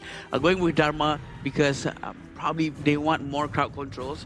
This is the plan that they have, and we'll try to execute it as fast as they can with the Chano and also the Guan Yu. Ooh, again, the Guan Yu, very, very dangerous pick here. And Sri Lanka, at least they have the Dharma, right? So Dharma is that kind of hero that can still face check where the Guan Yu is and try to follow the move of the Guan Yu. So I would say it's not too bad this time. Yeah, not too shabby here. So at the very least, Sri Lanka actually has a lot of heroes that can actually deal with both the Chano and the Guan Yu. Like we saw how Ali Han coming in from the side of Kazakhstan, he was able to utilize the Dharma in finding the position of some of these Channel players in his respective group stage. And for the Ata, this is a prime counter into the likes of a Guan Yu because the skill set of Ata is very special. Spell 1, the second charge of it, you can bounce on towards the enemy and knock them out, which cancels the Guan Yu charge bar. Spell 2, also knock up towards the wall, plus the enhanced basic attack also cancels the Guan Yu charge bar. And finally, the ultimate ghost ship. Unless the Guan Yu charge bar is full, he can't jump over with the spell 2. Yeah, it's gonna be very annoying for Guan Yu to try to go through that. Also, on top of that, skill 1 of Atta actually has CC immunity, which is very useful to go up against a Guan Yu. But this is what's gonna go down right now. Liampo has been taken up, including Nakoruru and also Moza. Bruh, 4 support bans from Team Singapore. They are going to test the hero pool of Sri Lanka right now. Okay, you can play the Lepo, fine. Moza, because you kind of learned from us, it's okay. We ban it out. Now what are you going to do? I think Emalka has proven that he's been so annoying previously in the previous matches. That's why they focus all the way down towards Emalka alone. It's towards the roamer role, right? Whereas roamer is always coined as the second jungler, not having to farm, not having to lane, as they can always pace through the different side lanes and finding opportunities here. So that's the primary playmaker here. Remove of 4 heroes from the pool. So maybe coming from Sri Lanka, you might be venturing into different picks like the Diadia, the Sun Bin. There we go. Diadia with a Ata, that's a pretty comfortable combo. Yep, I agree. Atta is a very good hero to pair with Direnji as well, because Direnji is the counter for Atta. I don't know why I really like these kind of things, but I really do like how they picked Atta and Direnji just now together. Now they have the idea and also an Angela to really assist them with the burst damage. Now I'm looking at Team Singapore to pick up the Dolia, right? To combo with either Yu Huan or the Dune, so it's good options there. Oh, that's a calming mid. Oh yeah, so this Yu Huan, I thought it was going to be a Yu Huan mid, but no, it's Yu Huan roam. I mean, it makes sense, right? Where they pick Yu Huan on the 3rd pick, they're like, okay, let's swap this towards the flex this towards the roam side, and then let's proceed ban of 4 roamers against the side of Malka. Let's see what he does. When was the last time we actually witnessed Yu Huan playing in a roam? It's been quite a while now. I think this is going to be very interesting for us to watch. Having this Kong Ming, being able to burst down anyone in front of him. But Kong Ming is sort of power hungry. He really have to farm quite a bit before he can get to that level. Different playstyle coming in from Yi Hui, right? Game 1, he's the main enabler coming in from Team Singapore. Now, Game 2, he's hands-on on this Kong Ming here. He needs a lot of gold to be pacing into that late game, mid game marker here, where he's doing so much damage. But the ball is on the court right now for both of these two teams. For Team Singapore, it's about winning the series and progressing further into that BO3, into that playoff spot. For Sri Lanka, it's about survival in Group D. Thank you so much, Sagi, for that amazing opener. We're going to go into this fight between Sri Lanka and Singapore. It's going to really go down to this to make sure who's going to be at number 3 or number 4 in their group. A quick rotation made by Team Singapore to go towards the bottom lane to put a little bit more pressure, and they managed to steal 1 camp away, so that's proactive move by them. Team Sri Lanka, they did the same, but it's more of a defensive move to try to clear off the jungle or the buff area for Tarusha. But they're now back in the middle. They really want to try to get this, but Yihui managed to pull back just in time. You have to remember, Kong Ming has a lot of skill sets. Both skill 1 and 2 are charge-based, so he can collect a lot of dashes, he can collect a lot of bombs.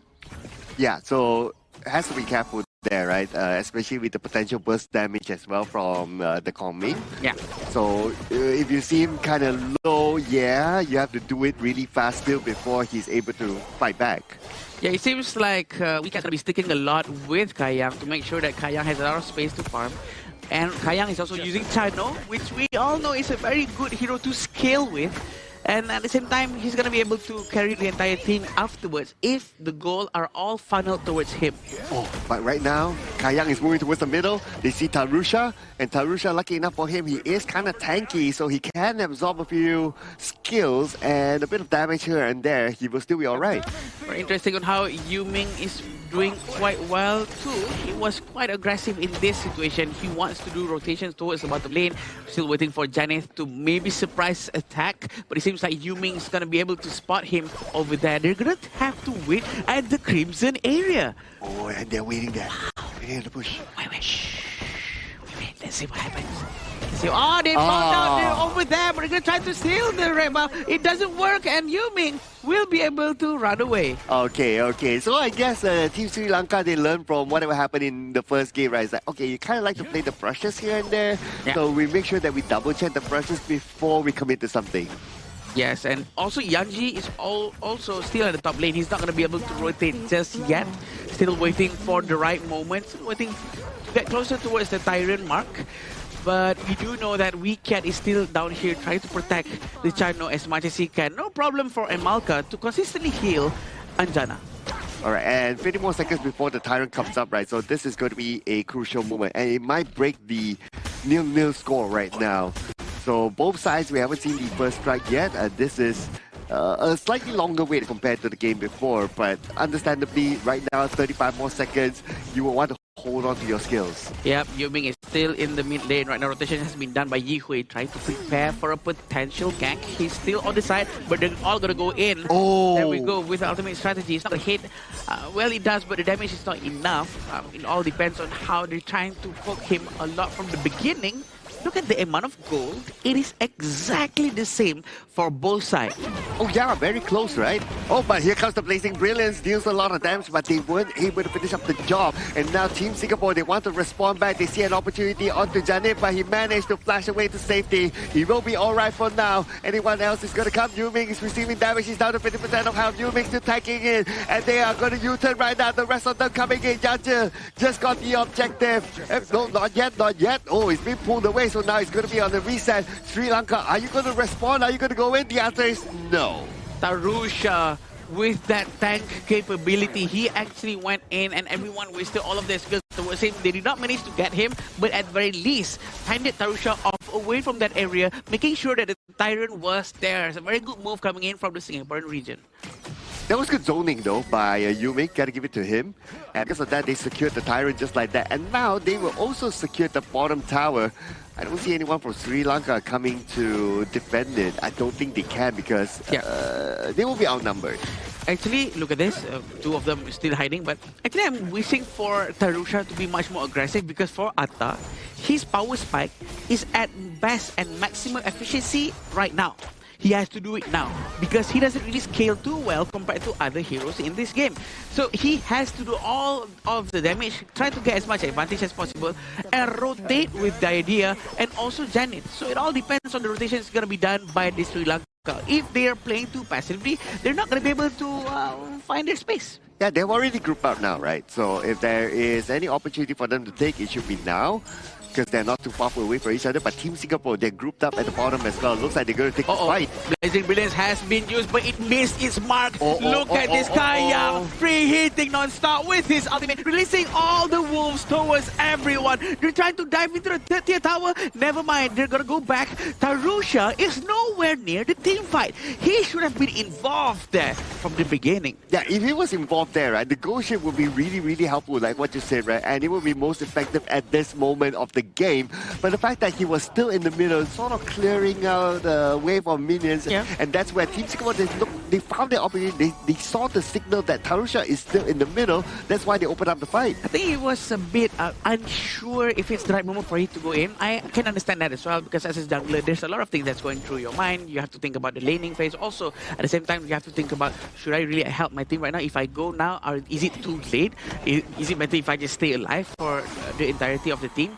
A lot of things going through your mind. I'm pretty sure he really have to make good use of the first and second skill non-stop, but Aribe has been used. They're trying to force this one out. And here comes the ghost ship as well. And Yuming has nowhere to go. He's not able to escape. And Tarusha will take advantage of that. But then again, the rest of Team Singapore comes in. And the Sanda, Janif went down. Kai Young is currently on the hot streak. They try to trade it back even further. They are almost able to get Tarusha. And they will lock him in. Looking for that fourth takedown. It's going to be Ajana next that they eliminate, and an ace given to Team Singapore. A very good ace from Singapore. That's what I'm talking about, right? Even though they actually lost, but Sri Lanka, with the Atta, Tarusha actually managed to survive for so long. Watch his crowd. Tarusha is always in front. He's tanking all the damage coming in from the side of Singapore, giving a lot of space for Anjana to actually deal a lot of damage from the back, from safety, while Tarusha is so busy tanking the damage in front. This is what should have happened way earlier on. Yeah, and when they were so busy in front, right, then the Guan Yu came from behind.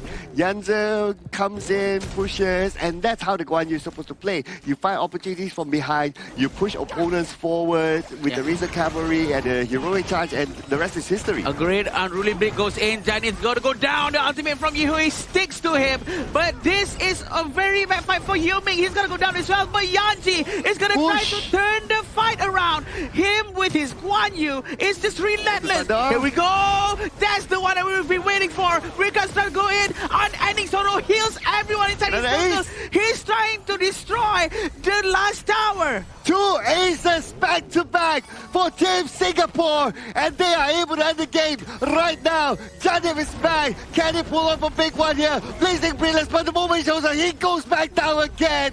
And Team Singapore gets the win. But hold on, not yet. Team Sri Lanka, they will not go down without a fight. They still defend. They're still in the fight, Cloud. They managed to go back right now. Singapore is trying to be safe as much as possible. What a timing for them to actually come out and save the fight. All thanks to the move from Janith. He went out just a bit and used Blazing Brilliance as fast as possible, trying to kill the minion. And that's actually a very good move coming in from them. But look at this. They might start a new fight.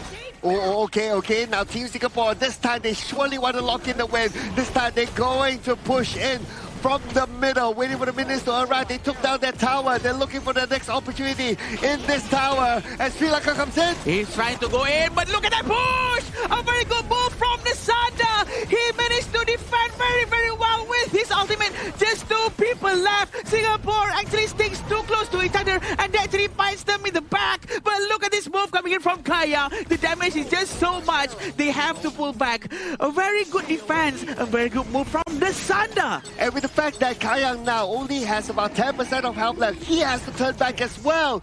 So Sri Lanka, they have another lifeline. I can't believe this. 2 lifelines back to back. I cannot believe this. Look at this play. Watch Nasanda, how he is so ready to go there. And he actually pushed everyone towards the wall. He actually managed to get that strike, an important one. And Tarusha managed to run away just in the nick of time. But this move from Kayang is just crazy. So close. That was close. If he gets stunned there, that's it. Right? But now, Tyrant is going to be up, and it looks like Sri Lanka, they're feeling it. They're feeling the power in themselves. They want to come out and fight. He's trying to force this one out. Ghost Ship has been moved, and we can see on how Guan Yu is trying to go in. A Muffled Tempo is trying to find his mark, but look at Yanji. He's going to go down so quickly because Tarusha was trying to tank the damage in front and giving a lot of space for Anjana, but Anjana has to go down first, and so does the Sanda. Kayang has been very brave in front, including Wikia. Wikia's going to be able to use the ultimate, trying to heal his friends first. Okay, 3 players from the side of Sri Lanka right now to defend this one, and Team Singapore, they got through the main entrance. The minions are here as well. They will go in all the way, and they will engage. They will try to find you against Tarusha, and it's another ace, ladies and gentlemen. This time, it will not go wrong. Team Singapore locks in the victory. And that's a 2-0 victory coming in from the boys right there in your screen. They back the win, and they keep their hopes alive here in Group D. Next tomorrow, they will be facing against their opponent Syria in deciding who ventures into that last chance stage. Yeah, that's going to be a very important match, definitely, because it will make sure that they get the 3rd position. Singapore played very, very well, but also Sri Lanka with their gameplay, with their relentless defense, the mentality that they have to always try their very best all the way to the end is just something to admire about. You know what? This almost feels like I'm watching the Syria game again. It's like, okay, game 1, and then game 2 is like, okay, you didn't win, but you still went with a fight. What a fight that was from Sri Lanka. It's how you held up until the very end, right? Coming in from both Sri Lanka and Syria, coming in for today's Group D games, where yes, you are on the losing position, but rather than not doing anything, they decide to try whatever they can in trying to pull the game back into a bit of their control. Yeah, definitely. I think the way that they rotated throughout the entire map just now, coming in from Singapore, has been improving quite a lot. But at the same time, Sri Lanka also almost be able to adapt. And just like game 1, they tried to improve within such a short period of time. If they were given a little bit more time, probably will be able to change all of the gameplay. Yeah, maybe, right? Because you can tell that by the fact that they could defend it not once, right? Yeah. At least 2 or 3 times that they managed to defend. It was insane. With that sort of mentality, that's the mentality when you want when you play, right? Unlike my ranked games, right? Oh, you get the first strike, and then people start to press surrender. Oh, what is this, right? Yeah, and this is why these players are playing at the top of the game. I mean, it's very much of a good mentality that you actually need as an esports team, and definitely as a bunch of players representing their own region, Sri Lanka, in participating in this tournament. I think applause towards them for trying until the very end. Although, yes, they are unfortunately out of the contention of the last chance stage, but thank you so much for participating, and I hope they come back stronger in the next one. Yeah, thank you, definitely, because we would love to see their gameplays. We would love to see much more involvements after this, and that's the beauty of Asian Game Qualifiers, right? Because we get to group up everyone in the same place, and mingle around, sharing the same passion for the same game. That's what's beautiful about this. Oh yeah, it's just so beautiful, just so beautiful. I mean, the last 2 series have been amazing, so to speak. But focusing onto this game in particular, we're going to look at some of the stats here, including the item builds. Having a quick look, I would say the item builds are pretty stock standard. Obviously, we didn't went too far into the game until the Chano is able to get like a Sun Chaser or something like that, but it's still in play. Yeah, he's still pretty stacked out, right? 10, 0, and 10 on that KDA, and he's like almost 11,000 in terms of gold, and you're panned slightly right towards his partner in crime, Ikue, also coming in clutch and clean on that Kong main here. I would say these 2 carries definitely stood out on top in this game itself. Yeah, and we do know that the way they itemized out of this is quite straightforward as well. But Atta, if only he can actually start to find the fight that he needs to from early on, he would have been able to change the pace of the game for Sri Lanka for sure. It hurts me a little bit on how he did not manage to actually join the fights early on, because he was actually alone and in the mid lane while he's not supposed to be in the lane. He was supposed to be with his team because his team was trying to defend the jungle that was his. It was his jungle. Yeah, don't hurt Adam, okay? He's a nice guy, right? Yeah. But I do agree, right? That moment in the middle where he was like, okay, he was kind of clearing, his teammates like went in and the team fight happened, but he was nowhere near. So that was kind of like a missed opportunity for me. A bit of a, but something that we learned from Sri Lanka from game 1 and game 2 is that in terms of how they communicate and their synergy of moving together can be done better. It can be better. I think it's just something of an issue where you don't have enough time together, you haven't practiced enough in towards the game of Honor of Kings. You need more competitive experience to be able to convert those learnings into proper gameplay. Sometimes it's something like when you do a specific question on a test paper, you don't really understand in the first go, but as you give it a few days, you start to understand the logic towards it, it starts coming to you more naturally. True, and then that will also help answering the next questions naturally, because you already know how it goes, the pattern of it all. And this is the gold graph for both sides of the Sri Lanka and also Singapore. It started off very evenly all the way to 33 minutes mark, and then it starts to slowly slope downwards and all the way down towards 11.7 thousand gold difference. Oh, and there was only 1 Tyrant taken? Okay, I thought there was like at least 2. But okay. Only 1 Tyrant taken. But this time, like what we kind of noticed as well, right? During the early phases of the game, both sides very respectful of each other. That's why the goal graph was kind of there until like the middle point mark, then it just goes all the way down. But just check out some of the highlights here. And I'm pretty sure we will see that moment where, look at the minimap. Janif is still in the middle when all the takedowns were happening. I mean, it's Terusha's job, right? Where you need to be able to clear the waves first before you actually go into the jungle, because you can't be affording to drop that middle tower per se for a fight that's inconsistent here. But as of this point, the snowball has already been immense coming in for that Team Singapore, and they just pace through the game really, really quickly. And this play, right, actually Team Singapore could have ended the game if the final member actually tanked the minion here. Look at this. If the side of Yanzi, he maintained the tower aggro, this game could have been over at this 8-minute mark. Yeah, that's true. If only someone was just realized that one. But Blazing Brilliance here and also the Dharma from the Sanda actually managed to give them, like what Cloud said, the second lifeline. I think they know what they're doing. They know how to actually go in together. It's just that the timing that they're doing it is probably a little bit too late. Yeah, I'm counting. That was the second lifeline. I believe there was a third lifeline. This is the third lifeline here. Yeah. When they got Yanzi, and then they got the good Blazing Brilliance to shoo away Yuming, and at least they could fight back. Oh, imagine Nasanda had more items there. He could have one-tapped the side of Yang's channel, because that was a pretty decent setup into the wall coming in from the Sri Lankan Flash laner here. But let's award the MVP once again towards Kai Yang. Back-to-back MVP performance here. Wow. I think he suffered 0 deaths back-to-back games. Yep. Clean slate so far coming in from the Singapore farm laner himself. Yet another dominating performance. Beautiful. 10-0-10 with 35.3%. I think he's one of the most dominant gameplay shot coming up from farm lane. It's very hard and rare to see a very aggressive farm laner playstyle like him, because we all saw on how he just keeps on jumping forward trying to get a space to do damage, and he just proves why he deserves to be here. Yeah, he's pinching himself still. Double MVP, is this real? With the chick love thing, is it a dream? Is it a dream? He's pinching himself. Is it a dream? Think of it like this, right? First MVP is one half. Second MVP is the other half. That makes one.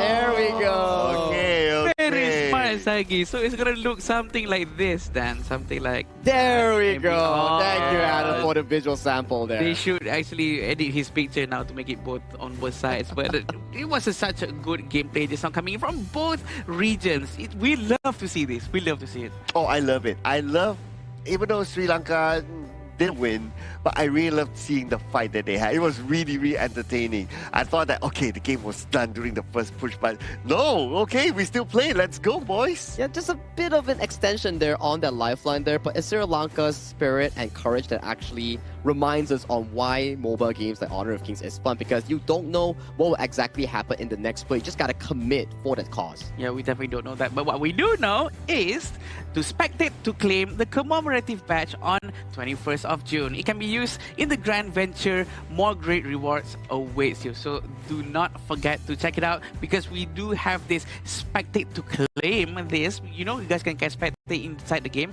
So that's going to be very helpful for you guys to win all of these rewards. Yeah, anything that has a cat on it, I'm all in. It's pretty cute, right? Like, it's a little cat token that you can actually use for fantastic rewards. Like, coming in for the Dig It event, right? If you dig enough stuff, you can actually trade it for skins or actual goodies in-game or in real life. But Interview is online right now, coming in with the side of Mara and potentially Kai Yang, because, you know, back-to-back MVP, we want to know what he has to say as a representative of Team Singapore. So let's hop on to the interview with Team Singapore.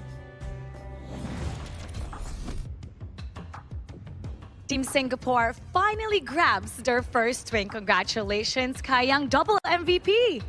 Thank you. Team Singapore was very clean today. You guys were engaging, had a follow-up all throughout both matches. What seems to be something that clicked for today that you've been searching for all week? I think the losses against Hong Kong and Korea made us realize like we need to be better and we need to improve very fast as a team. And I think it just showed today against Sri Lanka that we dominated them. That's how, You did dominate the opponent, and after this matchup, you're going to have a meeting with your teammates. What will you tell them to ensure that tomorrow you will get the same results? I think just play like today. We had a lot of fun when we were on stage. Just don't be nervous and play together as a team. And we showed it today. And hopefully tomorrow we'll play like this against Iran as well. Singapore for sure is happy that you achieved that first win. What would you like to tell everybody that's watching from Singapore? Thank you guys for supporting us, I guess. And we'll do our best and hopefully we can qualify to Japan. We're gonna wait to see you do a double MVP once again. Congratulations, Kayang. And now we'll head back to the casters. Lead the gorge. Very chill guy. That's why all the ladies dig him, you know? He has a really big fan base coming in from Indonesia and Philippines. Yeah, definitely.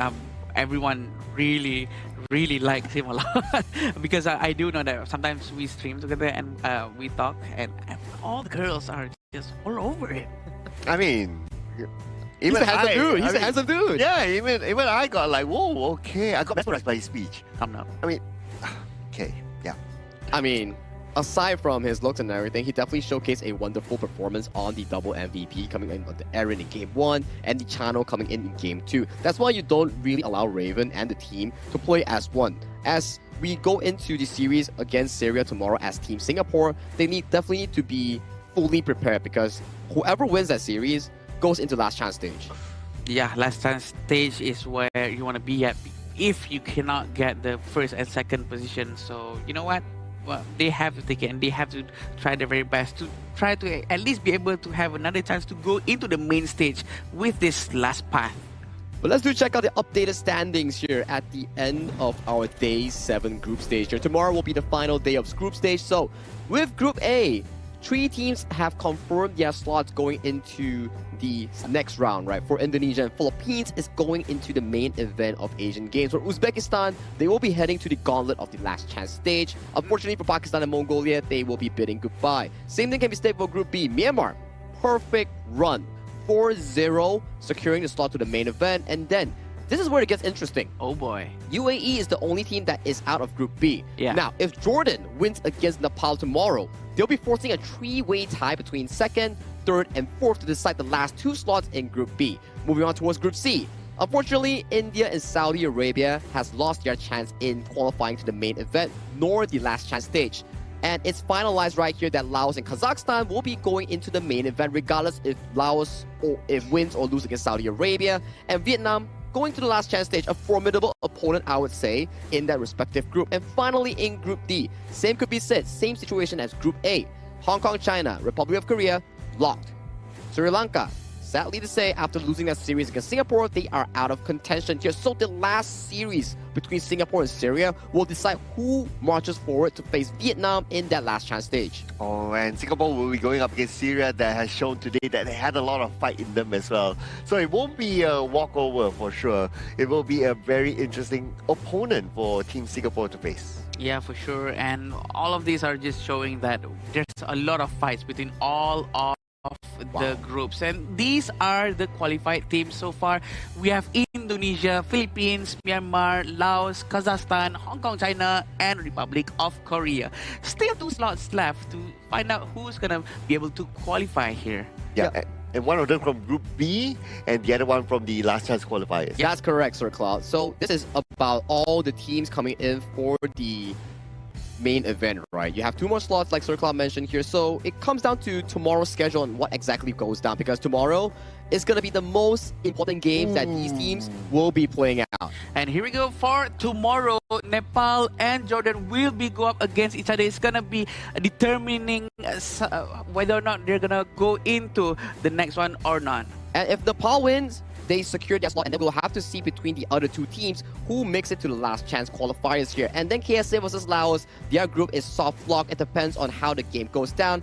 Group D, 4 p.m., Singapore against Syria. Who wins? Who faces Vietnam in last chance stage? Who loses? Out of contention. Yep, but the entertaining ones come also at the very end, big right? boys. Oh, the big boys. Arguably the top 4 big boys in the entire tournament, right? We're going to see Republic of Korea going up against Hong Kong, China tomorrow, and the last game for the qualifiers is going to be between the 2 rivalries, Indonesia and the Philippines. I like how Nepal versus Jordan and Singapore versus Syria is a fight for the final slot to the last chance and also the confirmed slot to the main event. Yeah. And then the last 2 games between Korea, Hong Kong, China, and Indonesia and Philippines.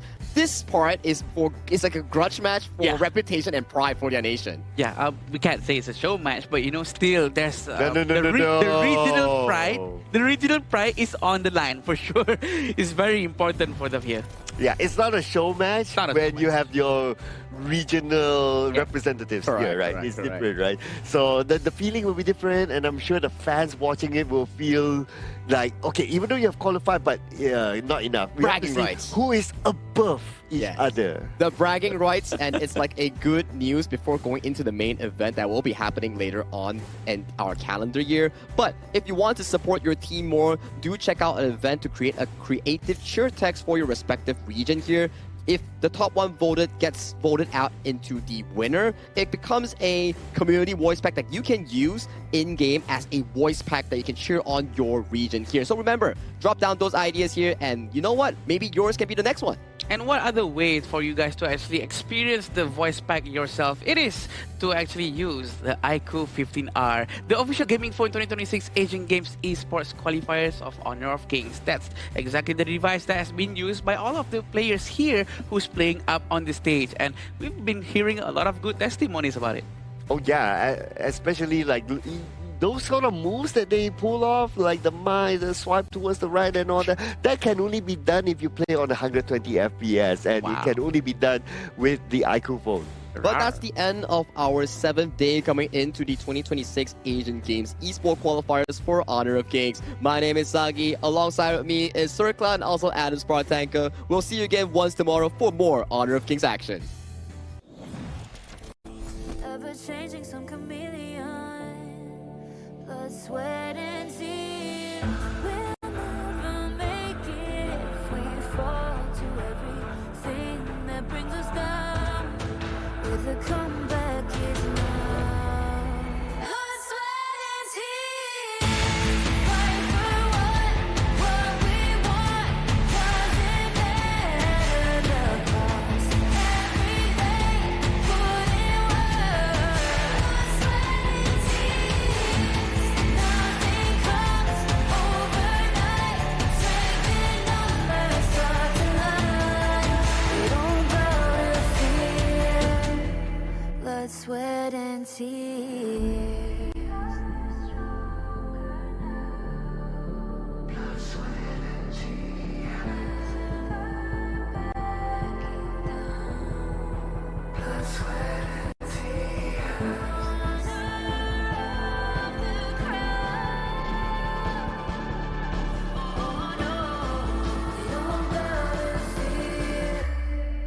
Blood, sweat, and tears.